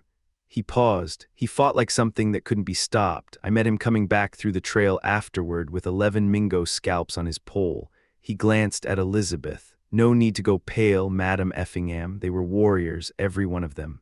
He turned and looked up at the hills around them. His eyes moved along the ridge lines and the deep draws between, places he could read like a page of text, every feature catalogued and cross-referenced by a lifetime of passage through them. "When I stand here and look at these hills," he said, "I can still count the places where I used to see 20 cook fires burning at once. Delaware camps up in those trees. Now there's not a single redskin left in any of it. Nothing but a few drunken men from the Oneidas. Or those coastal Indians they say are drifting up from the shore, half one thing and half another, belonging to no world I recognize." He let the silence sit. "Well, the time has come and I must go." "Go." Oliver stepped forward. "Go where?" Natty didn't answer right away. He bent behind the tomb and that's when they saw it. A large pack, carefully loaded, sitting against the base of the marble where it had been hidden from casual view. He lifted it with the practiced ease of a man for whom this act was as natural as breathing, settled its weight across his shoulders and turned to face them. "Go," that was all he said. Elizabeth moved to him fast, her composure fracturing. "You can't go far alone, Natty, not at your age, it's not." She stopped, her hands finding the pack, pressing against it, reading what was inside by feel. Her face changed. "He has his camp kettle, Oliver, and a powder canister." She looked at her husband. "He's not hunting the near hills. He means to go far." Her voice tightened. "Remember how fast Mohegan went. Remember how quickly the end came." "I knew this parting would come hard," Natty said. He wasn't apologizing. He was stating a fact. "That's why I came out here alone first, to look at the graves by myself and make my peace with them.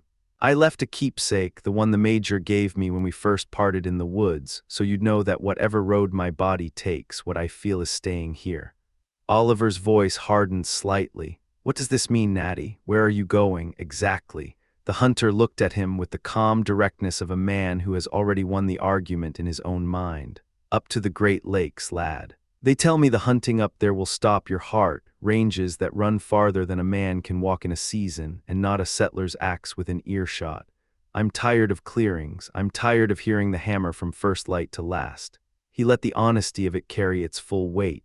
"I'm bound to ye both, children, I mean that, and I wouldn't say it if I didn't, but my soul is calling me back to the woods. I have to go. These forests," Elizabeth swept her arm toward the tree line surrounding them.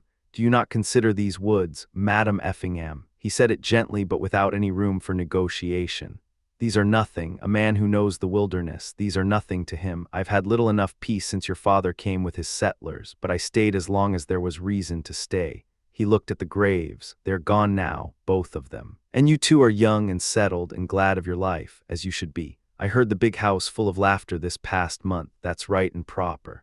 He looked back at her. "But now I think it's my turn before there's nothing left. Woods," he almost smiled. "I don't call this woods, madam. I get lost in the clearings here every single day. If there's anything we can provide, anything at all. I know you mean well, lad, you both do, but your ways and my ways don't agree. Never have if I'm honest about it." He looked at the graves once more. It's like those two there, they thought they were going different directions to find what they were looking for, but they'll meet at the end, so will we children in the land of the just we will. Elizabeth's breath had gone shallow. I thought you'd live with us and die with us, Natty, I believed it. Words won't move him, Oliver said quietly. He looked at his old friend, read the set of the jaw, the stillness of the eyes. The absolute unbreakable quality of a man who has decided. 40 years of living a certain way, that doesn't come apart because of a day's persuasion, I know that. He paused. But let me build you a cabin at least, somewhere in the far hills, close enough that we can find you, know you're well. Don't trouble yourself on my account, children. God has seen to my provisions this long. He'll see to them further. Natty's voice was final but not unkind. I know you mean it for the best, but we're different animals, you and I. I love the deep woods. You love the company of men. I eat when I'm hungry and I drink when I'm dry and I sleep when the night comes. You keep hours and schedules and rules, and God bless you for it, it's your nature. But you even overfeed the hounds, lad, out of pure kindness, and a hound needs to be lean to run. He looked at them both one last time. The meanest thing God made has a purpose that fits it. Mine is the wilderness. If you love me, let me go back to it. The fight went out of both of them. Elizabeth's head dropped. Her shoulders moved with a grief she was trying to manage and couldn't quite. Oliver turned away. He pulled himself together with the deliberate effort of a man who has been trained by hard experience not to show what he feels, and then reached into his coat and produced a fold of banknotes and held them out.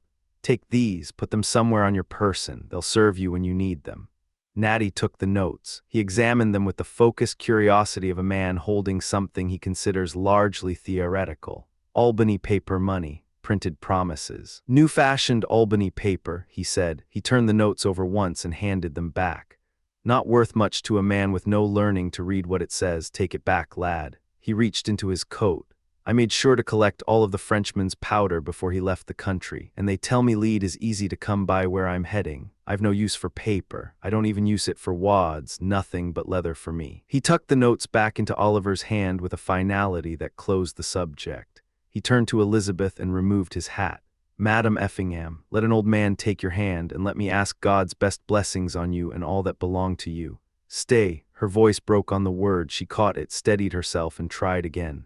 Stay, Natty. You've pulled me out of death twice. You've served the people I love when you had no obligation to. I'm asking you for myself. Stay. She pressed on before he could answer. I'll see you in my sleep if you go. I'll see you cold, alone, with no one near you. I'll see you at the end of your strength with nothing around you but the dark. That will be my dream, and I'll have it often. Such dreams don't stay long with a clear conscience, Madam Effingham. His voice was soft and sure, the voice of a man who has made his peace with his God and his country and his life.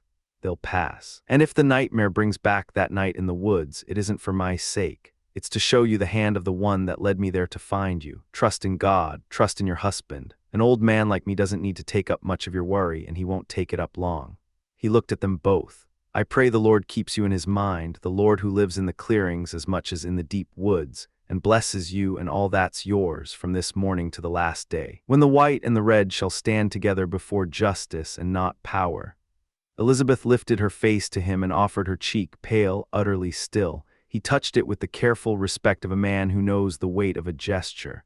Oliver gripped his hand with both of his and held it without speaking because there was nothing left to say. Natty stood there another moment, making small adjustments to his belt, cinching a strap, the deliberate, unnecessary movements of a man who is finding it hard to take the first step away. His throat worked twice without producing sound. Then he pulled the rifle from where it leaned against the wall, settled it across his shoulder, and turned his face toward the tree line. He opened his lungs and called the old huntsman's cry, clear as a bell across the still water, rolling up into the colored hills. Hee-eerie, pups, away, dogs. Away, ye'll be footsore before ye see the end of the journey. The hounds were on their feet before the echo died. They worked the ground around the silent pair, one loop, two, reading the air with their noses the way their master read a trail with his eyes.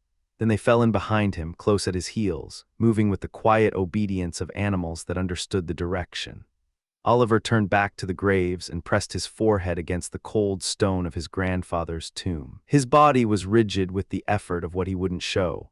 After a long moment he straightened. He turned to say something more, to make one last appeal. The cemetery was empty except for the two of them. He's gone. His voice carried nothing but the flat truth of it. Elizabeth turned. She looked toward the tree line. The old hunter was standing at the edge of the forest, just standing there at the border between the cleared ground and the deep wood, looking back at them one last time. When he saw their faces turned toward him, he raised his free hand, rough, hard, darkened by every season he had ever survived, and passed it quickly across his eyes.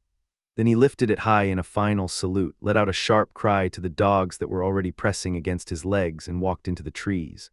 The forest closed behind him without a sound. They watched the place where he had been for a long time. The trees held still.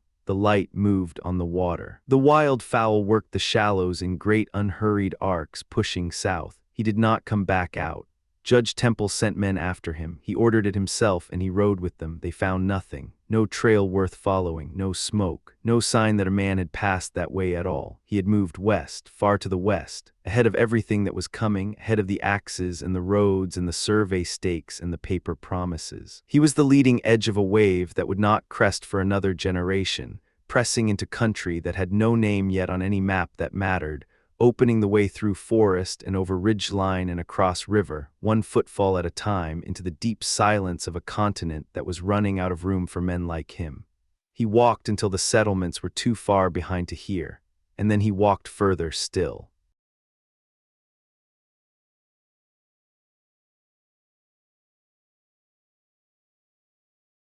You have been listening to The Pioneers, rewritten as a modern thriller. Written by E.K. Stewart, reimagined as a gritty modern take on James Fenimore Cooper's classic novel. Narrated by Danny, our AI assistant.